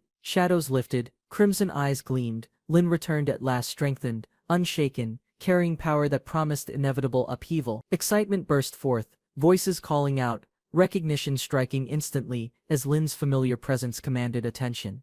Emotions collided powerfully, relief and longing meeting. Lin's return embraced with unrestrained joy beneath the academy sky. Warmth lingered, bonds reaffirmed, admiration spread silently. Lin's arrival proving strength was matched equally by unwavering loyalty. Night descended quietly, moonlight draping shadows across rooftops. Celebration followed indoors, gifts arranged neatly, laughter echoing warmly as allies gathered around Lin's commanding presence. Excitement filled the room, boxes opened eagerly, treasured gifts revealing tokens chosen carefully for loyal companions. Laughter followed as Lin shared surprises, warmth shining through every gesture, strengthening bonds that distance never weakened. Joy turned intense, emotions spilling uncontrollably, energy radiating wildly, proof of loyalty deeply rooted within cherished hearts. Unexpectedly, Lin unveiled a formidable relic, a bone sharpened by nature, offering strength through unique, powerful symbolism. Shock rippled outward, transformation witnessed, disbelief spreading as mysteries unfolded around Lin's influence on impossible natural evolution. Questions surfaced, concerns voiced about transformations, uncertainty rising as companions awaited Lin's calm, decisive explanation. Lin clarified steadily, assuring stability, emphasizing regained humanity, his confidence grounding those unsettled by sudden changes. Relief spread, hope rekindled, joy brightened expressions, faith in Lin deepening after reassurance brought quiet stability. Future plans revealed, Lin promised guidance, determination unwavering, vowing to protect bonds and strengthen their shared path. Celebration followed, unity sealed beneath raised hands, laughter echoing as Lin's presence tied them together with certainty. Morning sunlight rose above towering buildings, signaling a new day where Lin's path entered unfamiliar territory. Footsteps echoed through polished corridors, Lin walked confidently beside an ally, determined to face challenges ahead. Guidance was given, instructions clear, Lin's role shifting toward leadership within a crucial demanding organization. Resolve strengthened, Lin acknowledged difficulties, prepared to adapt swiftly, knowing obstacles would test his growing influence. Finally they stopped at a door, destination reached, anticipation rising as the next chapter prepared to unfold. Lin arrived with steady composure, presence introduced formally, signaling his entry into another demanding responsibility. A commanding leader appeared, confident posture radiating authority, reputation already established among the organization's strongest operatives.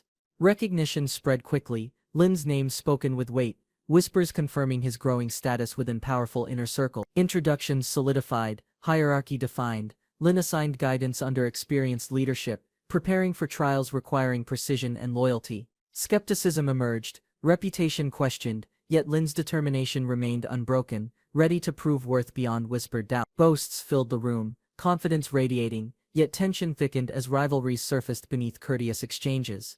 Sharp words clashed, pride wounded, atmosphere heavy as egos collided, daring anyone to disrupt fragile stability. Lin intervened swiftly, calm but firm, voice steady, establishing presence by cutting through heated confrontation decisively. Reactions mixed surprise and irritation. Lin's composure revealed strength beyond appearance, leaving others questioning his hidden potential. Assurances followed, leadership confirmed, responsibility for Lin declared, yet doubts lingered, ensuring future trials remained unavoidable. Whispers spread quickly, rival factions eyed Lin cautiously, predicting clashes destined to erupt in future. Responsibilities shifted, urgent duties pulled leaders away, leaving Lin vulnerable within unfamiliar, tension-filled surroundings. Promises offered, assurances spoken, yet unease remained. Lin recognized underlying motives hidden beneath polite tone. Metaphors sharpened, comparisons drawn. Lin likened to prey entering danger. Conflict erupted suddenly, fists clashing with force. Lin thrown back. Lin's body ached, mind racing,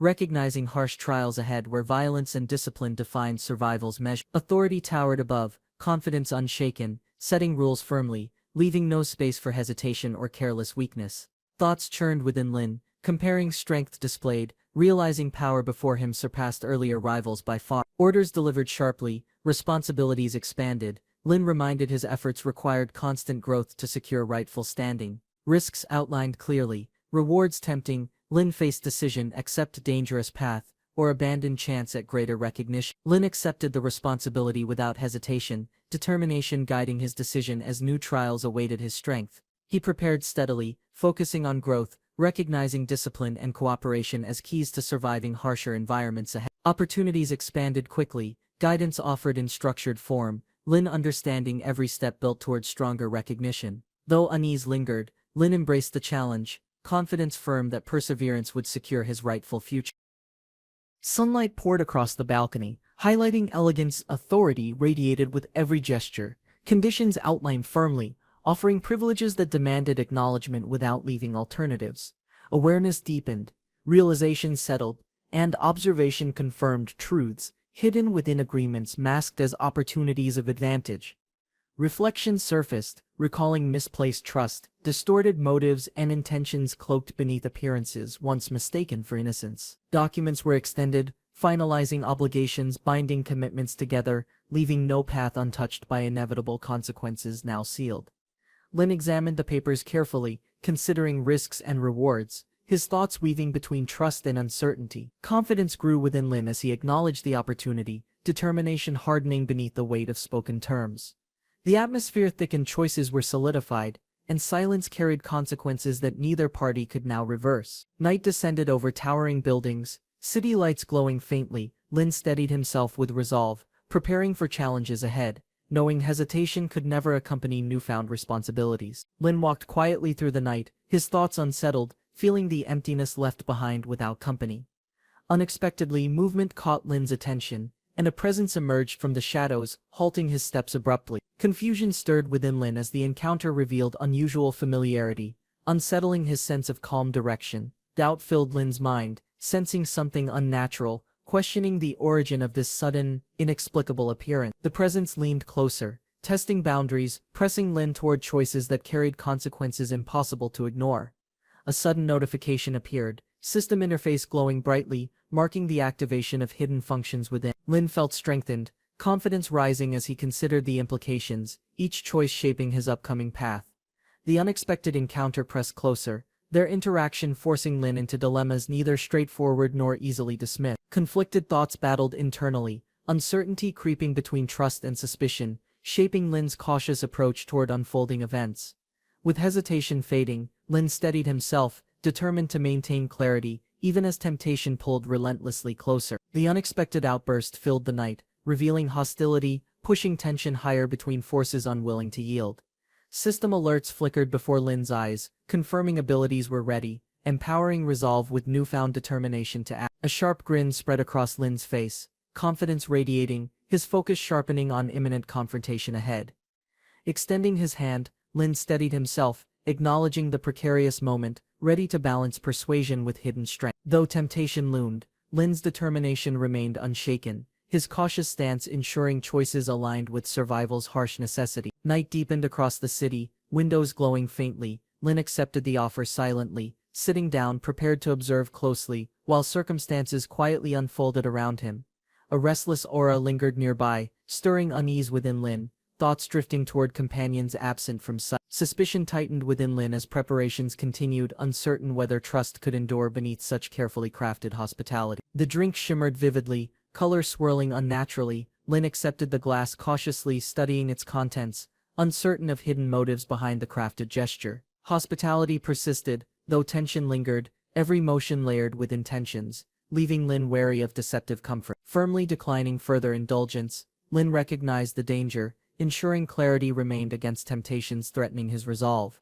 The insistence pressed harder, persistence cloaked beneath charm, creating an atmosphere that weighed heavily on Lin's judgment. Lin countered the offer confidently, producing his own bottle, demonstrating caution and self-reliance with unwavering determination.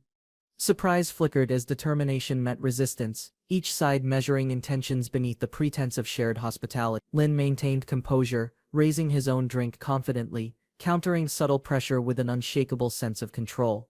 Frustration built quietly across the room, schemes disrupted as Lin's refusal dismantled carefully planned manipulative effort. Unintended consequences struck suddenly, the prepared drink consumed mistakenly, unraveling schemes with swift, undeniable repercussions.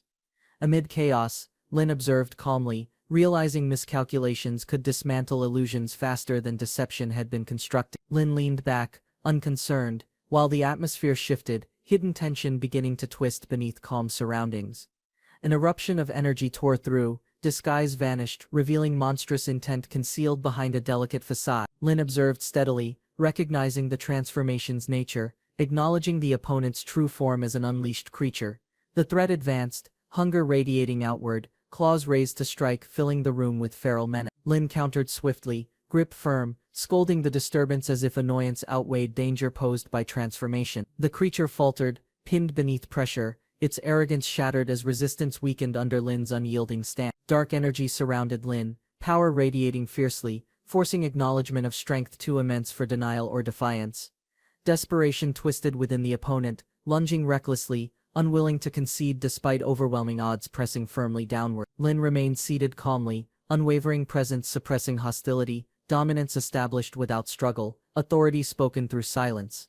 Defeat consumed the creature, fear evident, surrendering recognition of Lin's unmatched strength without further resistance offered. Lin's voice hardened as he questioned the source of disappearances, demanding truth hidden behind recent events.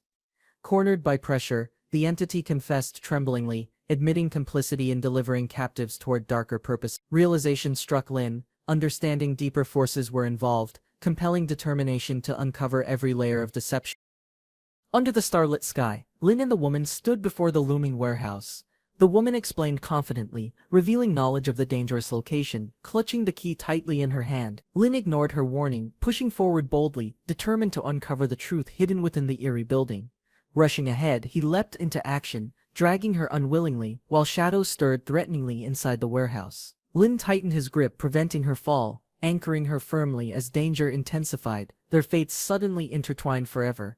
Lin stepped cautiously, the metallic scent of blood thick in the air, signaling danger lurking close by. He analyzed the surroundings, deducing prisoners had been transformed into lifeless tools, their humanity consumed by ghostly forces. Searching deeper, Lin scanned the shadows, unsettled, his instincts warning that the elusive ghost remained hidden nearby. The woman urged confidently, praising his strength, encouraging him to strike first and end the haunting threat. Together they advanced into the illuminated doorway, footsteps echoing ominously. Lin halted suddenly, his sharp senses catching a strange shift, twisted and monstrous, their ghostly aura radiating malevolence as they advanced toward the intruders. Lin steadied himself, facing the horde, his expression calm, strength hidden beneath his composed and calculating demeanor. The woman smirked, confidence gleaming, insisting his power was overwhelming enough to crush every enemy without hesitation. A monstrous leader mocked Lin, taunting his humanity, while laughter echoed, filling the warehouse with oppressive dread. Lin burst into laughter, his carefree expression confusing enemies and surprising the woman beside him greatly. His eyes sharpened suddenly, confidence radiating as he declared intent to seize this dangerous opportunity without hesitation. The monsters roared fiercely, closing in with weapons raised, surrounding Lin and the woman on all sides. Calmly, Lin steadied his stance, summoning hidden strength. With one devastating slash, Lin's energy erupted violently. Lin stood amidst fallen enemies, crimson energy swirling. With eyes gleaming sharply, Lin welcomed the challenge, declaring his readiness to face any ghostly adversary. Raising his weapon skyward, Lin summoned thunder, channeling lightning through his body. Electric strikes descended violently, Lin unleashing destruction as enemies faltered, the battlefield illuminated by storming golden arcs. Holding his ground firmly, Lin challenged unseen forces, voice resolute, daring anyone stronger to confront him directly. Lin smirked confidently, calling out challengers, declaring readiness to face whatever power dared oppose him next. Determined, Lin steadied his stance, planning to unleash overwhelming strength while carefully analyzing the enemy's movement pattern. With explosive force, Lin swung his weapon, energy cutting through the air. Momentum surged, dust rising as Lin's power cracked the ground, his strikes echoing like thunder inside steel wall. A massive foe emerged unexpectedly, muscles towering, growling with shock, astonished by Lin's raw strength and terrifying aura.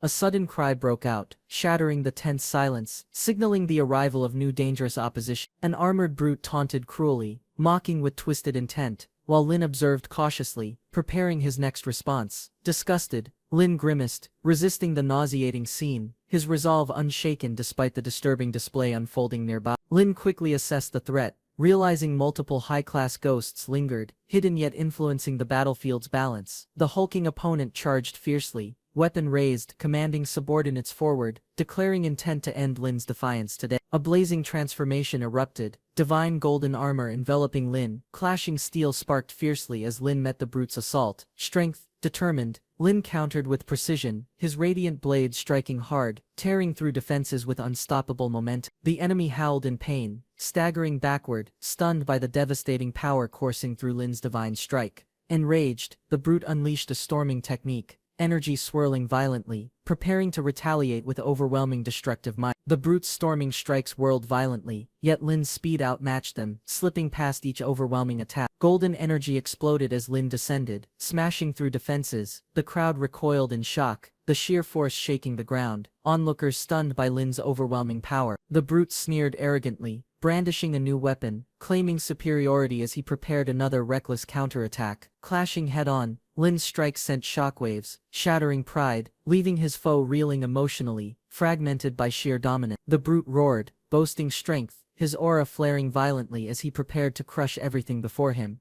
Red energy surged wildly, twisting around his body, ghostly power amplifying his size and monstrous physical might. The battlefield trembled, crimson waves exploding outward, blood and malice fused grotesquely, forming a terrifying shell of power, heightening the enemy's destructive capability. Lin's golden aura burned brighter, his spirit unwavering, declaring inwardly that this corrupted strength would never prevail.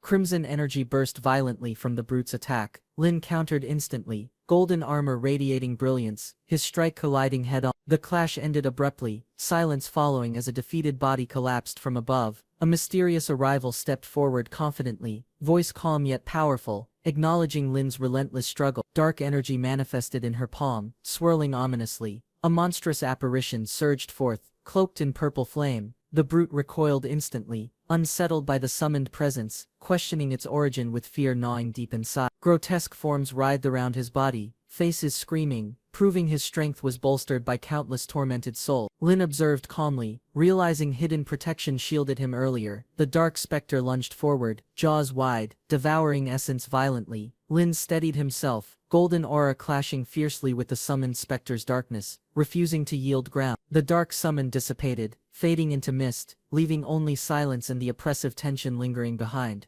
Acknowledging Lin's resilience, the newcomer approached calmly, intrigued by his strength and the battle's shocking conclusion. Exhausted but composed, Lin listened quietly, reflecting on survival. Determination etched deep within his steady gaze. Together they walked into the city lights, uncertain paths ahead, shadows of conflict promising trials yet greater. At the same time, across Kanglan City, a speeding car cut through streets, moving with purpose. Inside, Lord Yang relaxed confidently, surrounded by luxury, masking his ambitions beneath an appearance of careless indulgence. Eyes narrowed with determination, Lord Yang declared his return, intent on challenging Lin and reclaiming lost dominance. Around the long table, elders gathered quietly. At the head, the speaker leaned forward, declaring his intention to wrest control from stubborn hands. Gasps filled the chamber, astonishment clear as his ambition pierced through the council's calm expectations. Abruptly, with a sharp strike on the table, he demanded recognition, asserting strength over doubt and resistance. Whispers spread rapidly, elders voicing concern, yet some acknowledged the possibility of leadership changing that day. The council erupted with disagreement, rival voices clashing as factions declared their stance against Lin's ambition. Some countered fiercely, proclaiming Lin's unmatched strength marked him as the rightful successor destined for future greatness. Lin's piercing gaze silenced them, his words cutting through conflict, declaring himself sole heir without compromise. He revealed his leverage, reminding elders their families remained under his control, forcing them toward reluctant submission. Elders recoiled in horror, accusing Lin of cruelty, yet fear gripped them, knowing his dominance was absolute. Lin seized an elder by the collar, vowing punishment for defiance and daring to resist authority. The chamber doors burst open, heavy footsteps echoing as unexpected figures entered. Two towering guards flanked Lin proudly, their presence reinforcing his dominance and suppressing further challenges from dissenter. Lin roared his question, demanding recognition as rightful heir, daring anyone present to deny his claim. Gasps arose when another stepped forward confidently, announcing himself boldly, prepared to challenge Lin's contested inheritance directly. Lin's eyes widened, shocked that Xiang Qian appeared stronger than before, unsettling his confident authority. The council gasped in disbelief, astonished that Xiang Qian, once underestimated, now stood as a true rival. Lin mocked bitterly, dismissing Xiang Qian's resurgence as meaningless, claiming dominance remained secured through controlled elders. Yet Xiang Qian calmly revealed his foresight, already protecting key supporters, weakening Lin's grip on power. Enraged, Lin launched a sudden attack, vowing Xiang Qian's resistance would be crushed without mercy immediately. Lin unleashed his awakened ability, metallic fists forming as overwhelming energy surged, intent on crushing Xiang. Xiang Qian welcomed the challenge, his aura flaring with strength, ready to meet Lin's brutal strike directly. Their clash exploded violently, shockwaves tearing across the chamber, forcing watching elders backward with sheer destructive force. Lin's eyes widened in disbelief, struggling to follow Xiang Qian's incredible speed as attacks landed unrelentingly.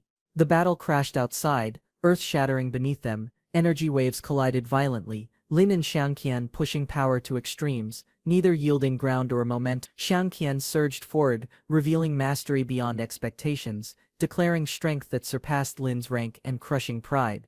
Lin's pupils dilated in disbelief, horrified realization striking as his advantage slipped away with brutal clarity. The battlefield erupted, fire and smoke engulfing everything. When the dust settled, Lin lay broken in a crater. Xiang Qian stood tall above Lin, declaring victory, his steady presence silencing the battlefield without doubt. Lin lay defeated, body trembling, admitting his pride collapsed, realizing he had shamed his family name. Despair filled Lin's words, begging for release, confessing unworthiness as resentment lingered against his stronger rival. Xiang Qian responded firmly, acknowledging strength alone was insufficient. True leadership demanded responsibility beyond selfish ambition. Lin watched silently, broken but listening, as Xiang Qian's departing figure left behind unshakable authority and dominance. Lin's memory surfaced, recalling childhood moments with Xiang Qian, the sibling bond he had once ignored. Xiang Qian's kindness from the past echoed clearly, reminding Lin of love stronger than ambition or rival. Tears fell as Lin admitted regret, confessing his failures as a brother, finally lowering pride before family. He vowed through trembling words to rebuild himself, dedicating strength to support the Xiang family's enduring legacy. Xiang Qian responded firmly yet warmly, urging Lin to change, promising hope for a redeemed future together. Night fell over the city, silence broken as sudden pursuit echoed through narrow streets under dim light. Lin raced forward on his beast companion, determined to escape the monstrous enemy closing distance quickly. The pursuing creature roared mockingly, threatening capture, its massive frame charging with unrelenting hunger for domination. Focused, Lin commanded strategy, instructing his beast to outmaneuver the attacker and exploit every opening decisively. The mount surged faster, energy blazing beneath its paws. Xiang Qian walked casually through the city, unaware chaos unfolded nearby, reflecting quietly on past battle. He laughed to himself, carefree for once. A monstrous strike suddenly launched forward, threatening to crush everything in its path with brutal force. The ice cream slipped from the stranger's hand, symbolizing effort wasted after endless struggles and hardship. Lin recognized him instantly, stunned by uncanny resemblance, a heavier version mirroring Xiang Qian's familiar features. The furious stranger unleashed fiery power, flames erupting wildly, turning the dark street into blinding chaos. The monstrous hound shrieked in pain, body scorched as destructive heat waves spread, shaking buildings around violently. Lin observed carefully, noting the unusual strength, realizing the attacker possessed abilities beyond ordinary cultivation standards. The fiery stranger laughed proudly, boasting exaggeratedly, but Lin sensed reckless energy eating away at control. Shock struck Lin as reality split. Two nearly identical versions of the stranger suddenly appeared. Lin was pulled into a tight embrace, surprised by sudden closeness that disrupted his guarded composure. Questions rose quickly, suspicions forming as companions studied him, noticing unsettling changes that hinted at secret. Lin steadied himself, expression firming, realizing the moment had come to reveal everything hidden until now. Lin sat quietly at the noodle shop. Companions noticed his transformation, silently amazed, while Lin reflected on the hardships shaping his determined resolve. In the mountains, he trained endlessly, pushing limits through brutal routines, strengthening body and spirit beyond exhaustion. Despite progress, challenges remained. Cultivation advanced slowly, reminding Lin persistence was crucial to overcome lingering weaknesses. Acknowledged for strength, Lin gained respect, yet he knew every individual carried scars and battles within. After his retreat, Lin observed friends finding love, their bonds strengthening through trials, forming unbreakable companionships. Others pursued knowledge, teaching and guiding, preparing futures in psychic arts, carrying responsibility with hopeful determination. Meanwhile, Su Jiang remained deep in dangerous training, isolated and battling monstrous forces beyond ordinary comprehension. Some friends built livelihoods, creating jewelry and goods, their laughter brightening days despite lingering hidden struggles. Inspired, Lin resolved to strengthen further, aspiring to join night patrol, carrying burdens alongside trusted comrades. Lin encouraged his companion with confidence, reminding him that persistence and effort would guarantee future accomplishments. Grateful yet overwhelmed, the friend embraced Lin tightly, expressing loyalty, though Lin struggled under sudden weight.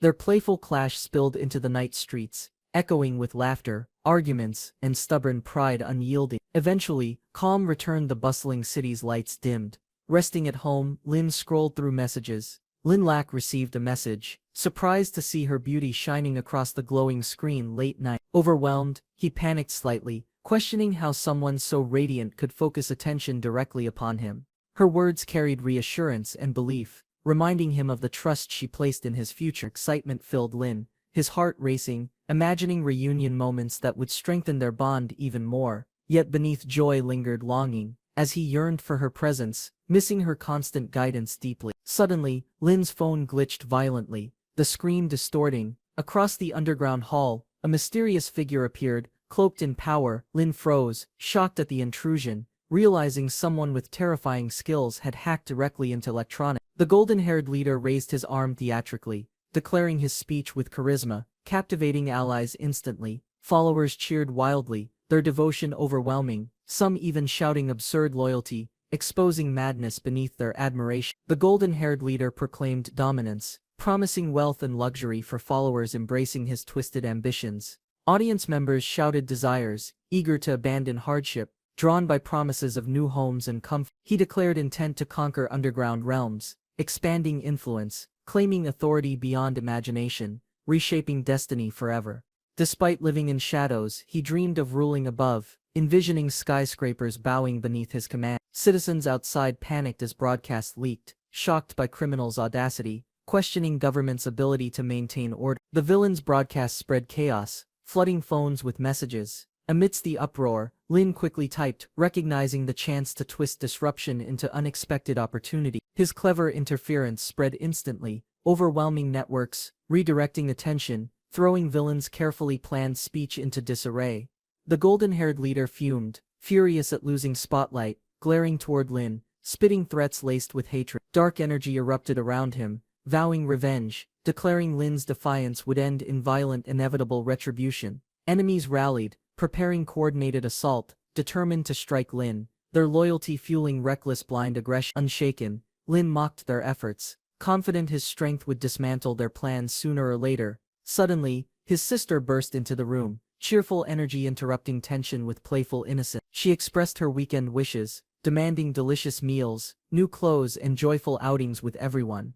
Amused, Lin agreed happily, promising shopping and food, enjoying laughter alongside those dearest to him. The group arrived at Langan City's bustling commercial street, towering buildings surrounding vibrant shops and crowds. Excitedly, his sister led the charge, pulling everyone along, her enthusiasm impossible for anyone to resist. Lin hesitated, sensing chaos approaching, uneasy about what their reckless shopping spree might soon unleash. True enough, laughter turned frenzy, arms filled with goods, voices shouting endlessly. The fox companion joined the madness, chanting gleefully, encouraging endless spending. The group devoured piles of food, carefree joy radiating as laughter echoed across the bustling store. Lin, however, sighed heavily, feeling his savings vanish rapidly, each purchase draining his wallet's strength.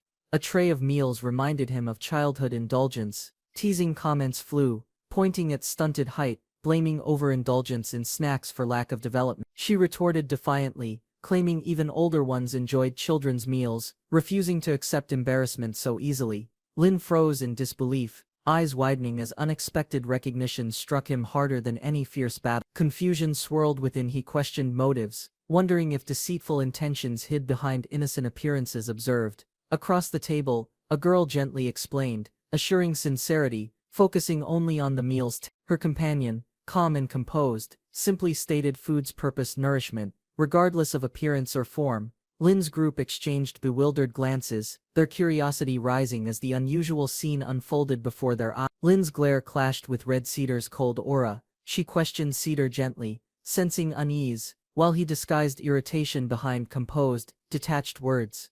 He dismissed concern, blaming noisy neighbors, his pride refusing to show weakness before his companion. Lin fumed silently, vowing vengeance, determined to shatter Cedar's composure and expose hidden arrogance soon. Suddenly, a system notification appeared, tasking Lin with disrupting Cedar, offering rewards beyond ordinary imagination. Lin smirked slyly, plotting silently, vowing not to disturb harmony while scheming mischievous interference ahead. Red Cedar appeared puzzled, his sharp eyes narrowing slightly, uncertain about the odd blessings suddenly off. Lin muttered blessings mockingly, provoking laughter nearby, earning confused glances while secretly fueling Cedar's growing irritation. Cedar's companion frowned, whispering doubts, remarking how Lin's behavior seemed strange compared to past demeanor. The system suddenly activated, issuing tasks regarding ghost summoning, leaving Lin bewildered at unexpected challenges ahead. Lin panicked as the system unexpectedly activated, initiating transformation based on his careless earlier request. The system confirmed success, announcing his technique's advancement. Confused and horrified, Lin examined the bizarre doll manifestation, questioning its connection to his newfound ability. Panic spread as criminals stormed the hall, sending terrified nobles fleeing while chaos swallowed the gathering. The gang's elites charged forward, announcing their deadly intent, vowing to end Lin's life without hesitation. Lin calmly welcomed their arrival, prepared to test his summoned doll's strength against these ruthless intruders. Nearby allies reacted with fury, their murderous aura rising. Offended by the audacity of this interruption, a powerful strike erupted instantly, smashing enemies across the hall. A massive beast surged forward, shaking the battlefield as its ferocious presence overwhelmed both friend and foe. Two summoned allies stood ready beside their masters, determined to resist the advancing threat with unwavering strength. Elsewhere, casual bystanders remained calm, eating peacefully, showing no concern despite the escalating chaos surrounding them. One fighter launched a devastating punch, striking with force that shattered defenses and sent enemies sprawling backwards violently. Darkness gathered as sinister reinforcements emerged, their shadows twisting while monsters prepared to overwhelm the defenders. The beast lunged ferociously, claws slashing through the air while its opponent braced for brutal impact. Allies shouted warnings, urging caution. The clash erupted violently, dust and debris filling the hall as their monstrous blows collided head-on. Far away, a mysterious observer calmly watched events unfold on a large screen, analyzing every movement. The observer, surrounded by companions, smirked confidently, until unexpected interference appeared. An arrogant opponent sneered with confidence, convinced victory was certain before the battle had truly begun. A glowing talisman activated instantly, summoning spiritual energy that pulsed through the hall with immense power. Spectators gasped loudly, their eyes wide. The summoner raised a commanding hand, rallying companions to prepare for the decisive clash ahead. Unified voices thundered together, determination unshaken, as the battle's true turning point finally began to rise.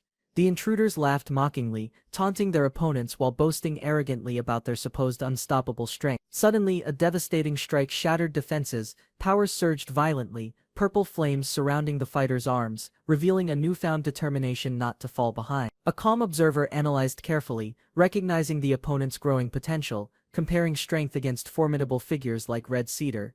Energy crackled fiercely as confidence soared, the challenger preparing to unleash overwhelming might against stunned adversaries. An enemy leapt with fury, but a radiant defender countered instantly, deflecting the brutal assault mid-air. Another wave of attackers charged recklessly, yet precise kicks repelled them, sending bodies tumbling across the hall. Angered foes shouted in frustration, humiliated at being tossed aside like powerless objects during the clash. Fiery energy erupted violently, scorching the battlefield as allies shouted warnings, forcing opponents to retreat instinctively. Amid the chaos, relentless strikes continued, while a calm sipped tea, cheering erupted from the sidelines, voices filled with excitement as the chaotic battle continued before them. Observers whispered nervously, shocked at the intensity, realizing this confrontation was far greater than expected. A protective embrace shielded an ally from harm, displaying calm control even amidst violent chaos surrounding them. With swift movement, another strike was launched, precise and strong, forcing the enemy to recoil instantly. Three imposing individuals arrived confidently, radiating authority, clearly intent on turning the tide of battle completely. A leader praised the group's courage, noting their actions brought hope against the growing nightmare threat. Companions proudly agreed, confident their united efforts proved their strength, despite the challenges still looming ahead. Encouragement was given warmly, promising greater opportunities if determination remained strong through the battles yet awaiting. Questions arose regarding the leader's sudden visit, curiosity sparked about dangerous rumors spreading among enemies. Revealed news confirmed a dangerous bounty, naming their strongest fighter as the top target for elimination. A clenched fist slammed the wall, cracks spreading as frustration erupted from overwhelming pressure and responsibility. Gasps filled the room as the powerful presence turned sharply, shadowed awaited orders, their loyalty unquestioned, prepared to unleash chaos at a single commanding gesture. From swirling cards emerged a flamboyant ally, announcing his arrival with confidence and undeniable theatrical energy. Another warrior stepped forward, spear blazing with fire, declaring readiness to dominate and seize complete control. An irritated strategist adjusted glasses, muttering frustration at constant interruptions that delayed peaceful anime viewing. A scientist emerged confidently, showcasing a dangerous invention, questioning whether its destructive power would prove useful. Another ally urged immediate action, insisting their mission required breaking through obstacles without hesitation or restraint. Loyal warriors responded eagerly, pledging readiness to face fire itself in unwavering devotion to their leader. Triumphant laughter erupted as ambitions grew, declaring intentions to seize Chang'an entirely, while eliminating all opposition. Standing atop stacked books, Lin raised his hand, declaring the hidden truth about reality to astonished listeners. The crowd erupted, faces shining with excitement, raising their fists as hope sparked within their hearts. Lin's voice carried further, urging everyone to unite against evil spirits threatening to engulf their world. The people cheered passionately, believing his words, shouting their devotion to eternal life and righteous unity. Later, Lin stepped away from the crowd, quietly reflecting on the overwhelming responsibility resting upon him. A cheerful girl rode in dramatically on her scooter, inviting Lin to Comic-Con with excitement. Lin blinked in confusion, shocked by her unusual outfit, wondering when such clothing became a common norm. Despite skepticism, he mentioned Comic-Con's deeper ties to a mysterious cult, eager to investigate hidden truths. Feigning confidence, Lin insisted Comic-Con was serious, though uncertainty flickered in his eyes as she questioned. She suddenly turned away, dismissing his seriousness, while Lin hurriedly called after her, unwilling to let go. A mischievous smile spread as a VIP Comic-Con ticket was flaunted, tempting Lin with exclusive entry. Lin raised his arm sharply, accusing freeloading behavior, while receiving criticism for being rude and ungrateful. Determined, Lin declared his path, proclaiming every action guided by justice, even attending Comic-Con once. Grabbing the scooter, Lin sped forward triumphantly, leaving frustrated protests trailing behind in growing disbelief. Suspicion lingered as observers whispered, fearing Lin's involvement might lead him toward becoming another cult sacrifice. A striking in crimson attire appeared dramatically, captivating the audience with confidence and commanding elegance. With a mocking smile, the newcomer teased about unexpected appearances, remarking on unusual choices of clothing. Two striking cosplayers emerged together, their synchronized presence drawing immediate attention, leaving bystanders astonished by perfection. Recognition spread quickly, whispers naming them as the infamous and powerful duo known as Twin Goddesses. Maintaining composure, one calmly raised her fan, firmly silencing rising excitement with a warning of restraint. Lin unexpectedly encountered familiar faces at Comic-Con, their presence surprising him amidst the colorful, bustling crowd. Excitement filled the air as attendees hurried forward, gathering anxiously with anticipation for the ceremony to begin. Chants echoed loudly, the audience raising their arms, hailing the Godfather and Lord with overwhelming devotion.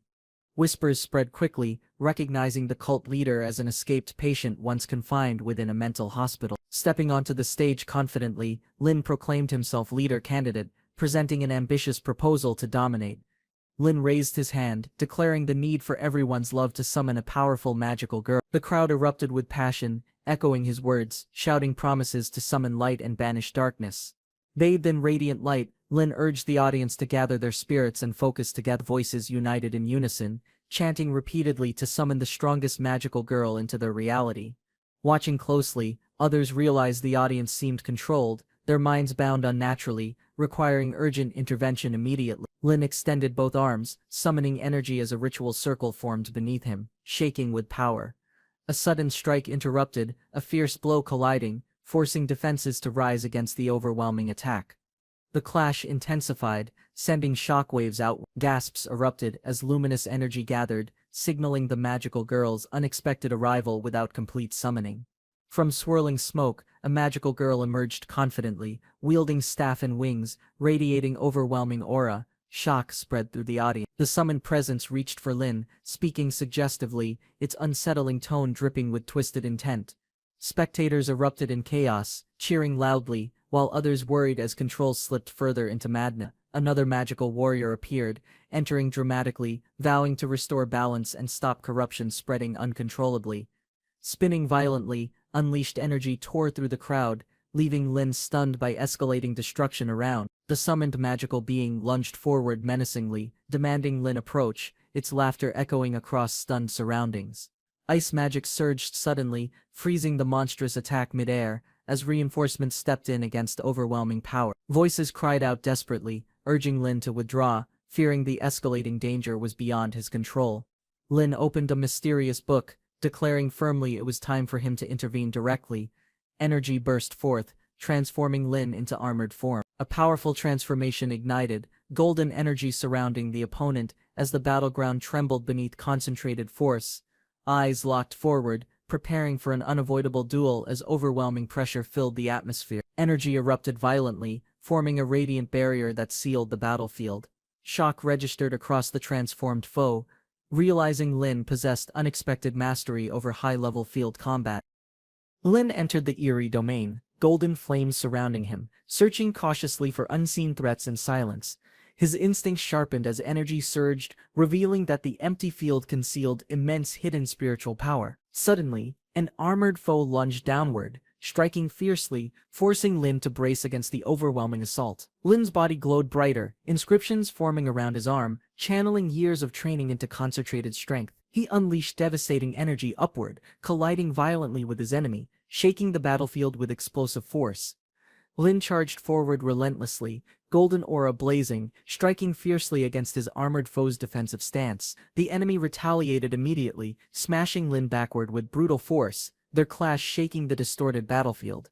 Lin's fiery eyes narrowed, refusing defeat, as he steadied himself and gathered strength for another assault. Golden inscriptions swirled violently, his devastating technique prepared, radiating lethal power across the shattered battleground. The armored foe trembled, overwhelmed by Lin's relentless attack, screaming desperately for mercy under the crushing force. Lin unleashed fiery knowledge-infused strikes, his mastery proving that wisdom combined with strength overwhelmed all. A system prompt appeared suddenly, forcing him to consider difficult choices shaping his destiny's immediate path. He realized the mission aligned with saving someone important, the system clearly testing his compassion deeply.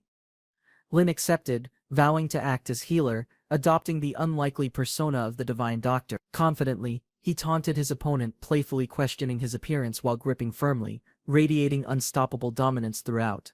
The armored foe descended violently, blade raised high, but Lin countered swiftly with fiery deflecting force. Strikes echoed across the battlefield, Lin's sharp retaliation pushing his enemy backward, breaking the oppressive momentum. Lin confronted him directly, asserting dominance while embodying the healer's role demanded by the mysterious system. His vows strengthened, golden flames brightened, as he prepared his stance with unwavering resolve and clarity. The opponent, panicked and overwhelmed, unleashed chaotic power wildly, screaming in denial of inevitable, crushing defeat. Lin mocked his foe's reckless weapon, declaring righteousness while cleverly disguising his fiery dominance beneath humor. The armored knight erupted in rage, demanding respect, his pride wounded by Lin's irreverent mocking defiance. Confusion filled his gaze, recognizing Lin's aura yet doubting his own perception of the mysterious opponent. Desperate for validation, the knight shouted his title, reaffirming honor, though Lin's calm power overshadowed completely. Their clash intensified, personal truths exposed, duty, family, and broken dreams colliding violently within the raging battlefield. The knight grappled desperately, confessing heavy burdens, while Lin countered fiercely with unshaken fiery resolve. Lin's devastating punch shattered the knight's armored transformation, exposing vulnerability and proving his growing overwhelming strength. Determined, Lin declared the battle's conclusion, his blazing aura intensifying, signaling the decisive strike approaching.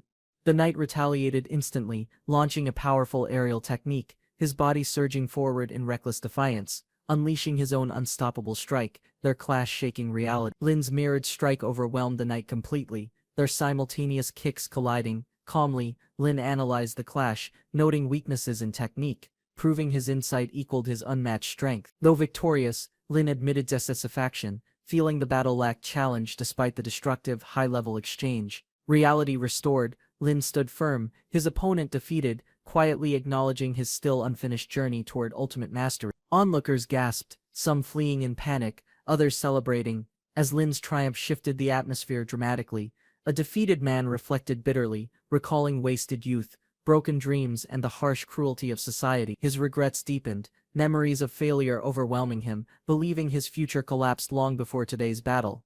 Shadows of despair consumed him, despairing that even love and ambition had abandoned him completely. Lin stood calmly, the system confirming mission completion, rewarding him for compassion hidden within strength.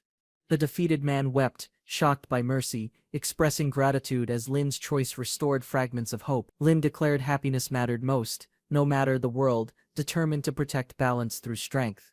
The defeated man's eyes widened, trembling with shock. Overwhelmed, he proclaimed Lin divine, a savior sent to redeem his failures and broken existence. Lin stood calmly, while the man despaired, crying to heaven for escape from unbearable reality.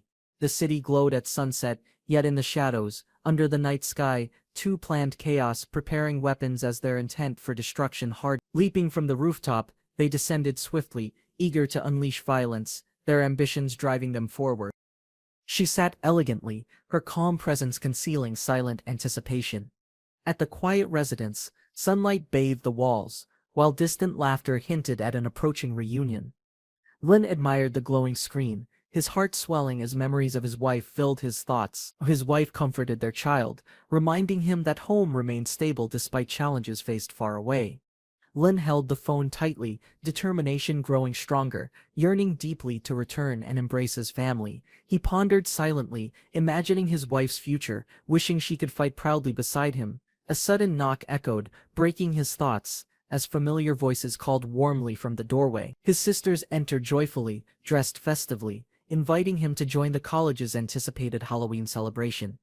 Lin apologized sincerely, explaining his night patrol duties required constant vigilance during crowded seasonal festivities. Despite their disappointment, they smiled mischievously, revealing their own patrol mission would accompany him tonight. The city buzzed with festivities, crowds disguised in costumes. Lin observed carefully, noticing rule-breakers mingling freely, unaware that patrol duties demanded his immediate attention tonight. Suddenly, whispers spread through the crowd, recognizing Lin as Konglin's champion, drawing excited eyes toward him. Overwhelmed, he felt swarmed by eager fans, struggling against outstretched hands demanding signatures, photos, and affection. Chaos erupted further as shouts grew louder, admirers chasing him desperately, leaving Lin flustered amid relentless pursuit. Lin panicked, overwhelmed by the crowd's enthusiasm, insisting he was only a trainee on patrol. Meanwhile, Sinister blended with costumed partygoers, their presence unnoticed amidst the festival's lively, chaotic energy. The masked leader ordered his ally to unleash dangerous ghost candy, designed to control unsuspecting victims. Buckets filled with glowing purple sweets awaited, each piece carefully packed with dangerous, corrupting energy inside. Crowds cheered as candy rained down, some skeptical, others eager, unaware of the sinister consequences.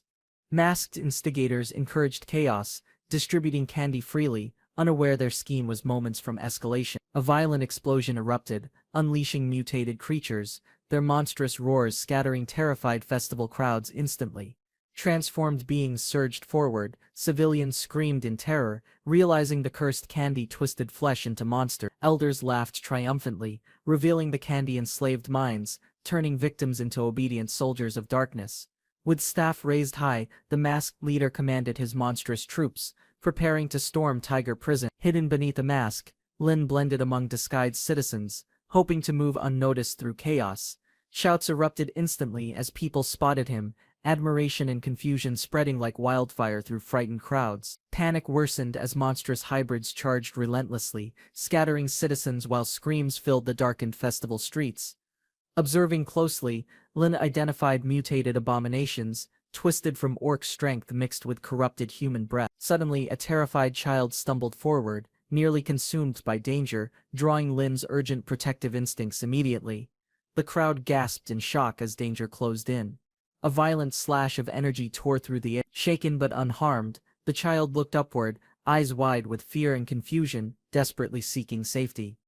Lin's expression hardened, declaring defiance toward the monsters, refusing to let them kill before him. Channeling power, he unleashed radiant energy. Lin ordered the child to escape, ensuring safety first, while standing firmly to face danger. With swift precision, his blade carved radiant arcs, forcing monstrous abominations backward under immense pressure. Lin's defiance echoed, warning enemies that trespassing his patrol area meant certain death without hesitation. Hidden masterminds mocked his strength, unveiling inventions and sinister allies prepared to confront him directly. From above, a powerful foe descended, brandishing a weapon, challenging Lin with overwhelming killing intent. The self-proclaimed war god struck fiercely, clashing weapons with Lin, their blows shaking nearby structures violently. Another enemy appeared, unleashing twisted scientific energy, boasting about progress while aiming directly at Lin.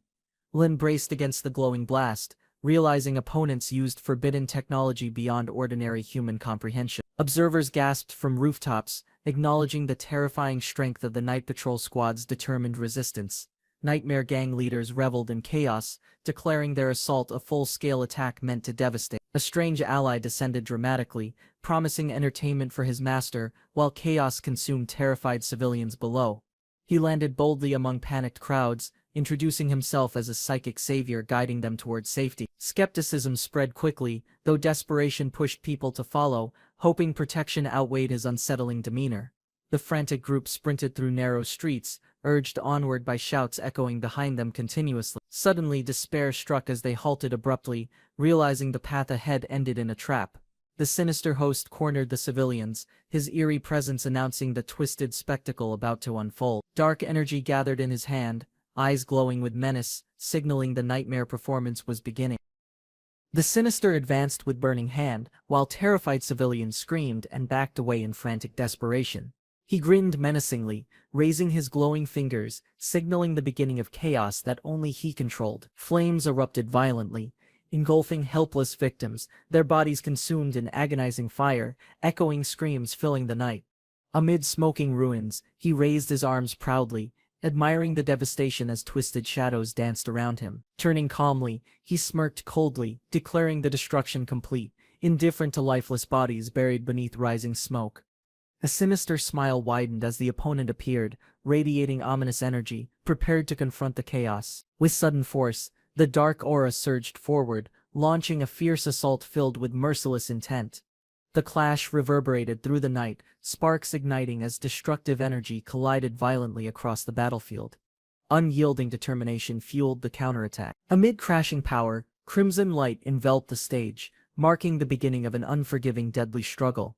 Shadows twisted into burning illusions, forcing pursuit through choking smoke, while determination carved an unrelenting path. A monstrous visage manifested, laughter echoing, yet unwavering resolve anchored defiance against overwhelming deceptive terror. Regret pierced deeply, burdened by time's delay, guilt pressing harder than any wound inflicted. Lonely footsteps advanced across scorched ground, mourning echoes reminding of sacrifices already paid in silence. Mocking strangers emerged from darkness, sneering cruelly, sensing weakness, prepared to exploit suffering for twisted amusement. Power surged within, eyes burning fiercely, as hidden strength awakened through sheer will and unwavering determination. A monstrous entity erupted, tendrils of darkness writhing violently. Unflinching resolve propelled the strike downward, piercing through oppressive energy, unleashing vengeance with precise, unyielding might. The battlefield trembled as unexpected allies clashed violently, their weapons sparking amidst chaos, breaking oppressive illusion. Confidence radiated from hardened warriors, rallying strength, declaring readiness to confront devastation and shatter encroaching despair. Dark energy surged violently, the transformation unveiling monstrous strength, casting terror across the battlefield's trembling ground. A towering form emerged, engulfed in purple flames. Allies steadied themselves, splitting responsibilities, determined to contain chaos before destruction consumed every remaining corner. Defiance clashed against overwhelming might, each strike echoing across ruins, survival depending solely on unyielding will. An ancient device activated, summoning mechanical armor. Mechanical armor charged forward, metallic fists blazing with energy. The battlefield shook violently as technology and darkness clashed, each strike sending shockwaves through collapsing streets. A fierce warrior grinned, readying blade, determined to carve destiny amidst chaos, no matter the cost. The armored machine roared alive, pilot's confidence unwavering, unleashing ancient ingenuity combined with unrelenting modern firepower. Energy erupted skyward, metallic force overwhelming shadow. Energy erupted around the warrior, mechanical force interwoven with psychic aura surging violently in defiance. A system appeared, listing choices, each path demanding sacrifice, each reward carrying dangerous hidden consequences. Confusion settled briefly, yet determination burned brighter, pondering whether resistance or salvation could truly prevail. Mad laughter echoed from advancing foe, arrogance declaring technology invincible, mocking any attempt at defiance. With unyielding resolve, summoning magic awakened. Summoned allies arrived in chaotic frenzy, their appearance shocking enemies and shifting momentum toward resistance. Weapons were distributed swiftly, crude yet effective, granting unexpected strength to those once powerless before. Heavy artillery unleashed a storm of fire, thundering volleys tearing across the battlefield with relentless fury. Explosions erupted violently, protective barriers trembling under overwhelming assault. Realization struck bitterly, psychic forged weapons pierced mechanical armor, proving even perfected machines vulnerable against combined resilience. United assault overwhelmed towering armor, relentless strikes pounding mercilessly, shaking steel with every synchronized blow delivered. Shock spread across enemy's face, disbelief twisting features as once dominant machine faltered under unrelenting barrage. Resistance forces rallied together, forming disciplined ranks, readying weapons for decisive strike against looming threat. Panic consumed the enemy commander, desperation clear, fear rising as control slipped rapidly from grasp. Explosion roared behind, flames rising skyward, smoke cleared slowly, broken machines sparking faintly, enemy muttering bitterly about technology's inevitable failure again. Memories of failure haunted deeply, realization settling that reliance on machines always ended in despair. Allies urged unity, calling for strength together, igniting determination to resist overwhelming darkness as one. Desperation fueled betrayal, hostage seized violently. Loneliness consumed the battlefield survivor, shadows looming, as damaged machine echoed the silence of loss. Tears streamed down his face as trembling hands clutched the grenade, despair crushing any remaining hope. Determination overpowered hesitation, body trembling yet steady. The pin was pulled, sparks ignited, signaling irreversible fate. A fiery explosion surrounded him. The battlefield trembled violently as smoke cleared. Amid the wreckage, shattered fragments of a crimson mask fell, symbolizing the enemy's unwillingness to surrender peacefully. Lin, shirt torn and body scarred, clenched the broken mask tightly, contemplating sacrifices made for his survival. Another warrior appeared among defeated bodies, questioning the silence, eager to witness strength proven through displayed skill. The red-haired warrior raised his massive axe, eyes narrowing as he sensed movement within the darkness. From the shadows emerged ghostly beasts, their bodies flickering faintly. A group of costumed appeared, watching calmly, their strange presence unsettling despite playful outward disguises. The warrior's expression shifted to shock upon recognizing familiar allies, startled by their sudden unexpected arrival. Surprise spread among the newcomers, their widened eyes reflecting disbelief as they simultaneously recognized the lone warrior. The fox spirit taunted him boldly, mocking his strength as he struggled against their playful yet dangerous presence. She whispered among themselves, debating his identity, their suspicions wavering between mockery and genuine curiosity. Frustration surged, and the red-haired warrior leapt forward, swinging fiercely, desperate to reclaim pride and authority. His reckless attack backfired, as one costumed girl retaliated swiftly, striking with surprising power, catching him off guard. A monstrous beast suddenly descended, its immense body shaking the ground, shifting the chaotic clash into peril. The massive beast lunged forward with terrifying force, grabbing hold of its opponent and slamming downward violently. Dust erupted as the monstrous creature crashed, its target pinned mercilessly beneath the crushing weight of impact. Lin rose bloodied yet unbroken, cursing his fate as summoned abominations displayed frightening strength against him. Dark sorcery twisted nearby, creating illusions that mocked Lin, amplifying dread as voices taunted his weakened spirit. Surrounded by sinister shadows, Lin clenched his fists tightly, vowing revenge against Lu Guanzhang's relentless torment. Chaos erupted as the attackers argued, their blows still raining despite pleas for restraint and order. A fox spirit appeared confidently, praising the spectacle while savoring watermelon, amusement flickering within its sharp gaze. Lin staggered, despairing that even after centuries, defeat still came from the Three-Peach Garden. Bruised and desperate, Lin called out frantically for the red hair. With triumphant energy, the fox spirit declared the red hair's presence, signaling a new turning point. The fox spirit crouched low, eyes sharp, declaring punishment for arrogance as the atmosphere grew tense. Lin's body ignited with blazing crimson energy, power radiating wildly, his aura forcing enemies to hesitate. With overwhelming resolve, Lin prepared his strongest transformation, summoning techniques honed through endless battles and suffering. Spectators gasped in shock as Lin's new form towered, clad in dark armor, exuding unshakable dominance. The opposing beast roared defiantly, while others urged caution, realizing reckless pride might end disastrously against Lin. Clashing violently, Lin's armored strike collided with the beast's claws, shaking the battlefield with overwhelming force, delivering a decisive slash that cut across monstrous flesh.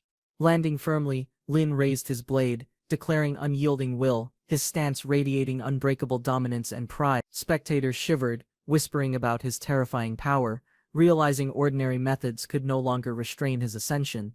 Dark energy surged as another entity emerged, summoned with dreadful power, its arrival deepening the battlefield's chaos. Observers argued fiercely, mocking contradictions of demons battling beasts while claiming righteousness with ridiculous seriousness.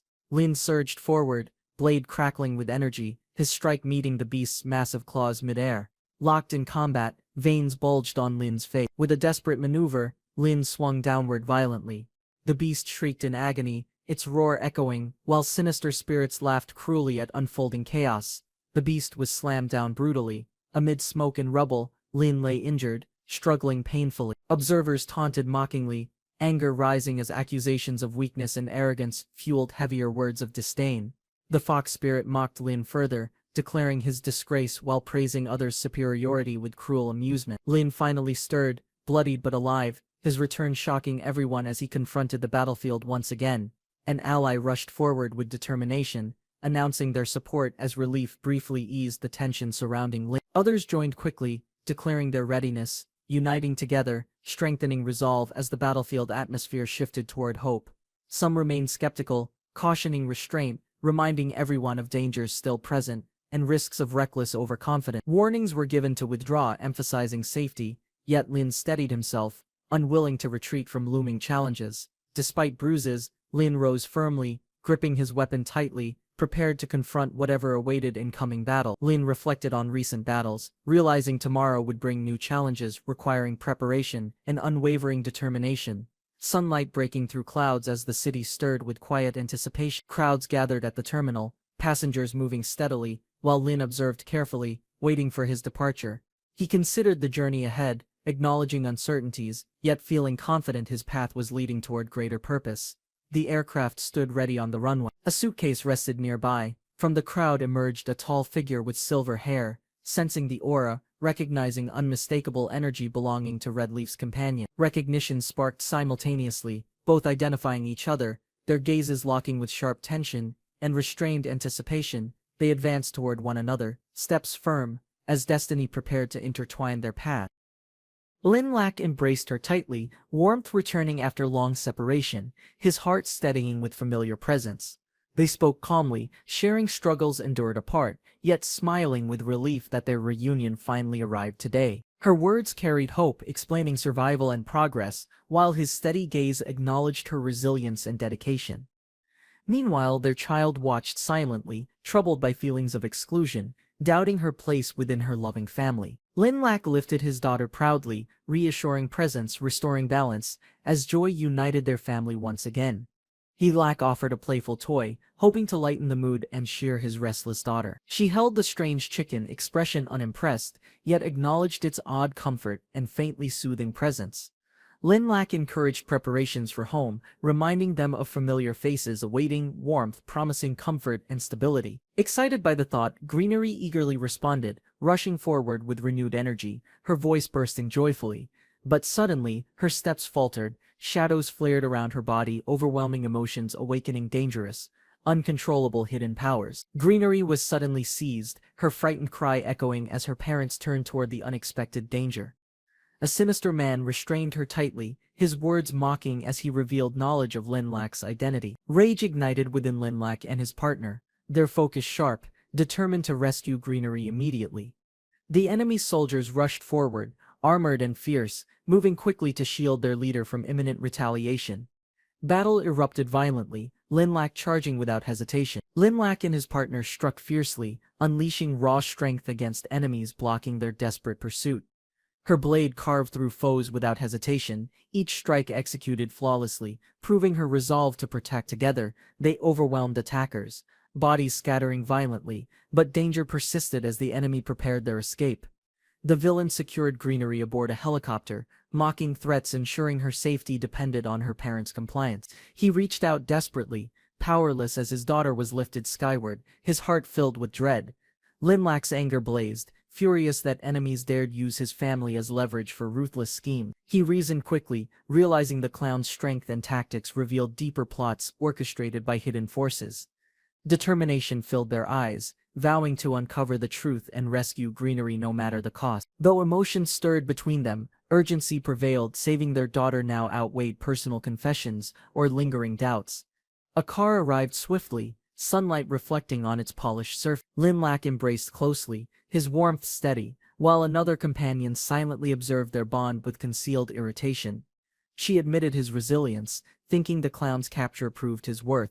Though jealousy lingered beneath her calm composure, questions arose about Lin Lak's actions during the crisis, curiosity mixing with cautious respect for his strength. Embarrassed by praise, Lin Lak fumbled nervously, tension rising, while companions quietly judged his awkward yet determined nature. The driver warned of danger, halting the car near enemy territory, forcing them to proceed on foot.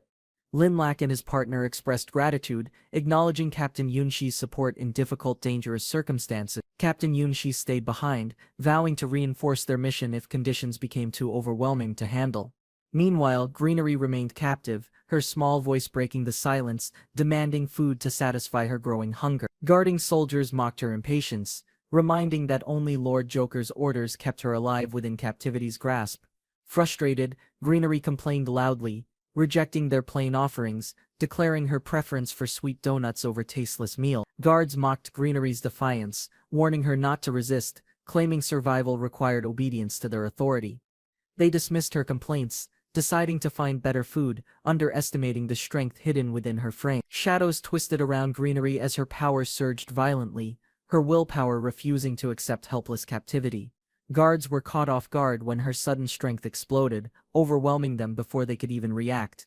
Greenery stood stunned, shocked by unleashed force. Greenery discovered scattered grenades, recognizing their danger instantly, remembering her father's frequent reliance on such weapons.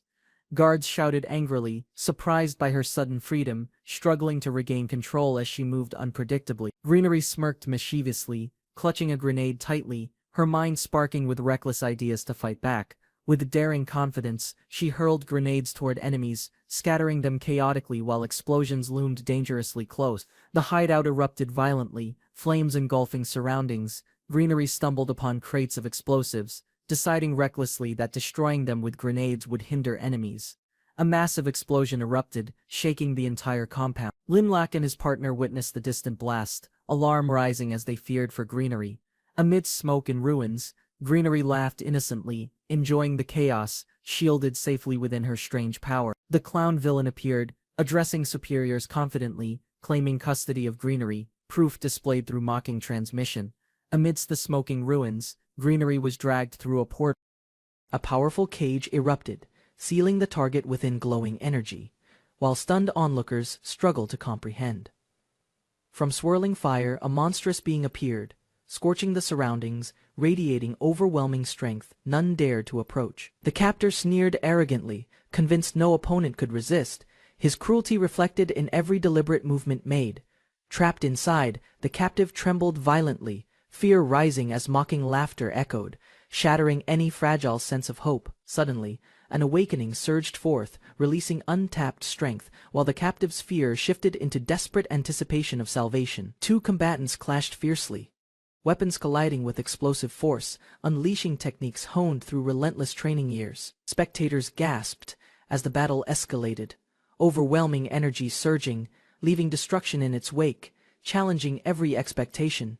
A sudden blinding burst erupted, swallowing the fighters in radiant brilliance, shaking the battlefield with chaotic intensity. The struggle reached its climax, violent energy colliding. Meanwhile, the imprisoned captive remained trapped, eyes wide with fear, realizing rescue might never arrive in time.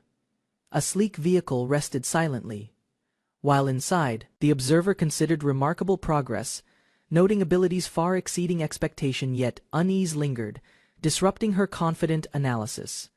Her expression hardened sharply, doubts intensifying, questioning hidden variables, and fearing unseen accidents, influencing the unpredictable outcome. Elsewhere, warriors debated mysterious energy fields, their discussion reflecting rising concern over widespread awakenings and unexplained powers. Confidence surged within determined combatant, encouraged by allies' words, vowing to fight relentlessly and prove destined strength.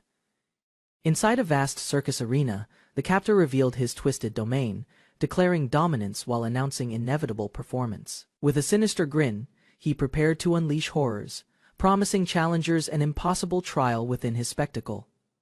A monstrous puppet descended, towering menacingly, its presence overwhelming. Weapons clashed fiercely against wooden limbs, sparks flying, as relentless strikes tested resilience and sharpened battle instincts. Above, the manipulator gloated proudly, confident his creation's power would shatter resistance and crush any lingering defiance. A destructive strike shattered wooden defenses, testing resilience as combatants clashed violently under the circus master's control. The manipulator's confidence grew, believing his creation unbreakable, yet the relentless challengers pressed forward with unwavering determination. Tension escalated as unexpected interference disrupted the spectacle, drawing confusion while mockery continued from the smug overseer. Surprise overtook the audience when deception unraveled, revealing trickery concealed beneath bold words and desperate theatrics. Frustration erupted within the manipulator, shocked by cunning tactics, realizing his opponent wielded simplicity as devastating strategy. The manipulator was struck hard, flung backward violently, his arrogance crumbling as the assault gained momentum. Shock painted his face, defenses collapsing under relentless force.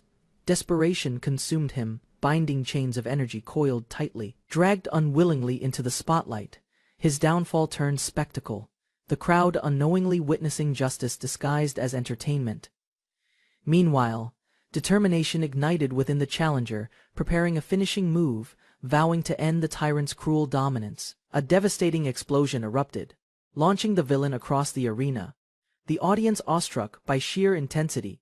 The system responded instantly, announcing generous rewards, confirming success, and offering unique upgrades for the victorious challenger. With confidence unshaken, the fighter declared triumph over evil, proudly embracing destiny while vowing continued unrelenting pursuit. Energy surged violently as combat reignited, powerful strikes exchanged, their weapons clashing amidst dazzling arcs of light. The clownish foe recoiled in fear, retreating desperately, realizing the challenger's overwhelming dominance had shattered his arrogance. The villain revealed spiked cables, suspending himself wildly, desperation fueling reckless attempts to regain lost control. Mocked by his opponent's precision, panic spread across his face, questioning whether fate had turned against him. A humiliating strike shredded his appearance, vanity destroyed, leaving him shrieking in horror over ruined presentation. Enraged, he howled defiantly, fury overflowing, vowing revenge as twisted energy gathered violently around his battered form. Harnessing monstrous power, he unleashed a colossal weapon, descending ominously. A united strike repelled the massive weapon, forcing the villain backward, his plan collapsing under fierce resistance. Staggering in shock, his defenses crumbled, desperation mounting as the battle's tide turned decisively against his control. Grasping a hidden device, he schemed frantically, seeking escape, unwilling to endure total defeat or humiliation. Energy erupted violently, a smoke-filled diversion cloaking his retreat, while enemies shouted to halt his desperate flight. The battlefield settled in silence, opponents acknowledging escape, yet relief grew as oppressive energy field finally vanished. The system confirmed victory, displaying mission completion, yet uncertainty lingered about consequences of letting foe escape. Meanwhile, the defeated villain staggered through wilderness, muttering vengeful promises, determined never to underestimate his rival again. On a desolate path, he encountered another presence, surprised by an unexpected meeting that reignited his dread. Dark energy surged violently as a mysterious woman appeared, vowing vengeance for innocent lives cruelly extinguished earlier. Allies arrived quickly, recognizing the newcomer's authority, preparing for another clash, tension rising as justice loomed closer. An elegant strategist acknowledged success, noting flawless cooperation between Lin and Red Leaf within recent operations. Elsewhere, a tearful captive lamented deeply, burdened by feelings of neglect and rejection from absent parents. Reports spread swiftly, confirming monstrous legions' collapse under coordinated strikes executed by the Night Patrol Division. Enraged commanders berated subordinates mercilessly, condemning failures. Furious, their forces crumbled against humans they considered insignificant.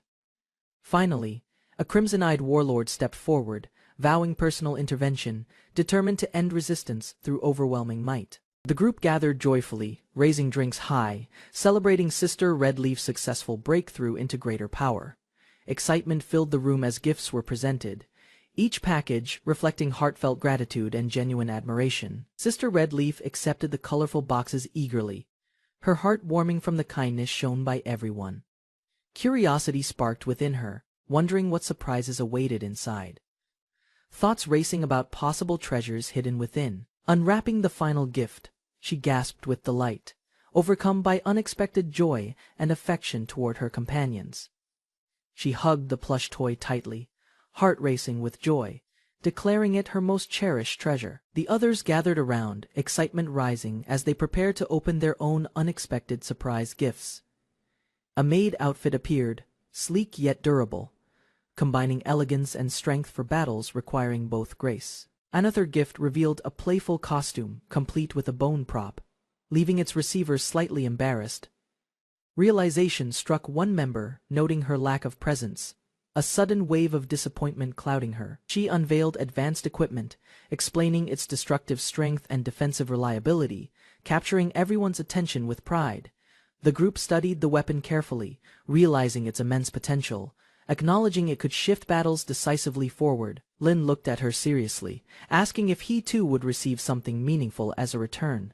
She smiled gently, assuring him, then offered a carefully prepared gift box, watching his anticipation grow. Inside lay a treasured photograph of her in ceremonial attire, stunningly graceful, leaving Lin visibly overwhelmed. Lin leapt high with determination, surprising the group below, his boldness drawing laughter and cheerful admiration. Later, Lin and she lay together, their closeness undeniable, the atmosphere charged with unspoken trust and anticipation. Their eyes locked deeply, bodies nearing, emotions rising as they prepared to share a decisive, intimate moment. Delicate flowers framed the scene softly. Far away, a train raced into darkness, foreshadowing journeys ahead. The peaceful morning shifted as a sudden phone call interrupted, signaling unexpected news approaching too soon. Though he cherished the quiet moment beside her, Lin sensed the day carried weighty responsibilities ahead. She urged Lin gently, reminding him of rest concerned after his tireless effort throughout the previous night. Lin dressed swiftly, explaining the urgent summons, realizing the request carried authority and could not wait. At headquarters, towering structures loomed, where Lin's outstanding performance earned him a new critical assignment. Lin received official recognition, declared a full team member, his new responsibilities acknowledged with respect. Nearby tension grew between two women, their pride sparking conflict, as each evaluated Lin's rising importance. The leader intervened, reminding them the battlefield demanded unity, not rivalry, urging discipline above personal disputes. Attention shifted quickly toward Lin's companion, her presence questioned, though she remained steady under piercing gazes. Lin reassured her warmly, praising her strength and determination, vowing to support her growth alongside him. He embraced her warmly, their closeness clear, though others observed silently with mixed emotions and thoughts. Their superior evaluated the pair, acknowledging their compatibility and potential to lead missions with balanced strength. Lin was tasked with an important responsibility, choosing a codename to represent their unified fighting group. He pondered carefully, recalling past battles, then decided firmly on a name symbolizing resilience and courage. Announcing Haunting Blade, Lin envisioned a future where unity, strength, and faith carried their team forward. Lin earned recognition, praised for his growth, while his ally admitted past doubts, now replaced with respect. Their leader shifted focus, declaring the need to discuss the upcoming mission, requiring everyone's immediate attention.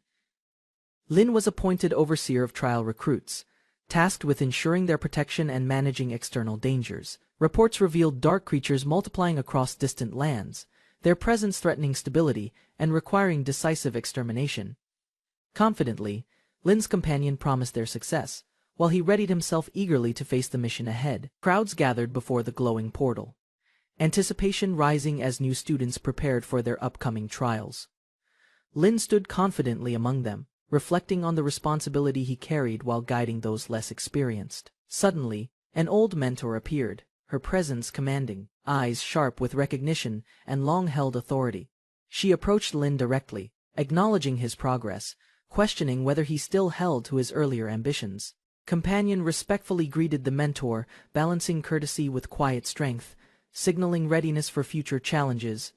Lin spoke confidently with his mentor, determined to prove himself, despite doubts lingering from past encounters. She dismissed him toward the trial grounds, warning him lightly, though her tone carried subtle expectations. Whispers followed Lin and his companion, many admiring her striking beauty, fueling curiosity about their relationship. Attention turned quickly to Lin classmates gossiping. Inside the testing hall, Lin's eyes widened at advanced equipment, marveling at the sophisticated trial technology. The training ground portal glowed brightly as instructors gathered recruits, preparing them for the demanding entrance trial. Excitement filled the crowd, Though tension lingered, many wondering about the challenges awaiting beyond the gateway. Lin stood firm, his presence commanding, inspiring admiration, especially with his companion standing gracefully beside him. Holding a drink casually, Lin explained cooperation was key, emphasizing unity over individual pride during trials. Observers doubted the rowdy recruits, questioning their discipline, realizing without cooperation, the mission could collapse instantly. Under Lin's leadership, recruits engaged fiercely, coordinating strikes while mission progress steadily climbed higher. Monsters fell quickly, teamwork improving. Celebration followed short victories, recruits tasting success, learning cooperation's value while Lin observed with satisfaction. Suddenly, stronger enemies emerged, ambushing unprepared students. Chaos spreading as terrified cries pierced the battlefield air. Lin urged them toward unity, stressing group combat. Though some grew distracted, revealing dangerous lack of focus, Lin and his companion advanced through training grounds. From the shadows, a sinister figure emerged, eyes glowing red, marking them as the next prey.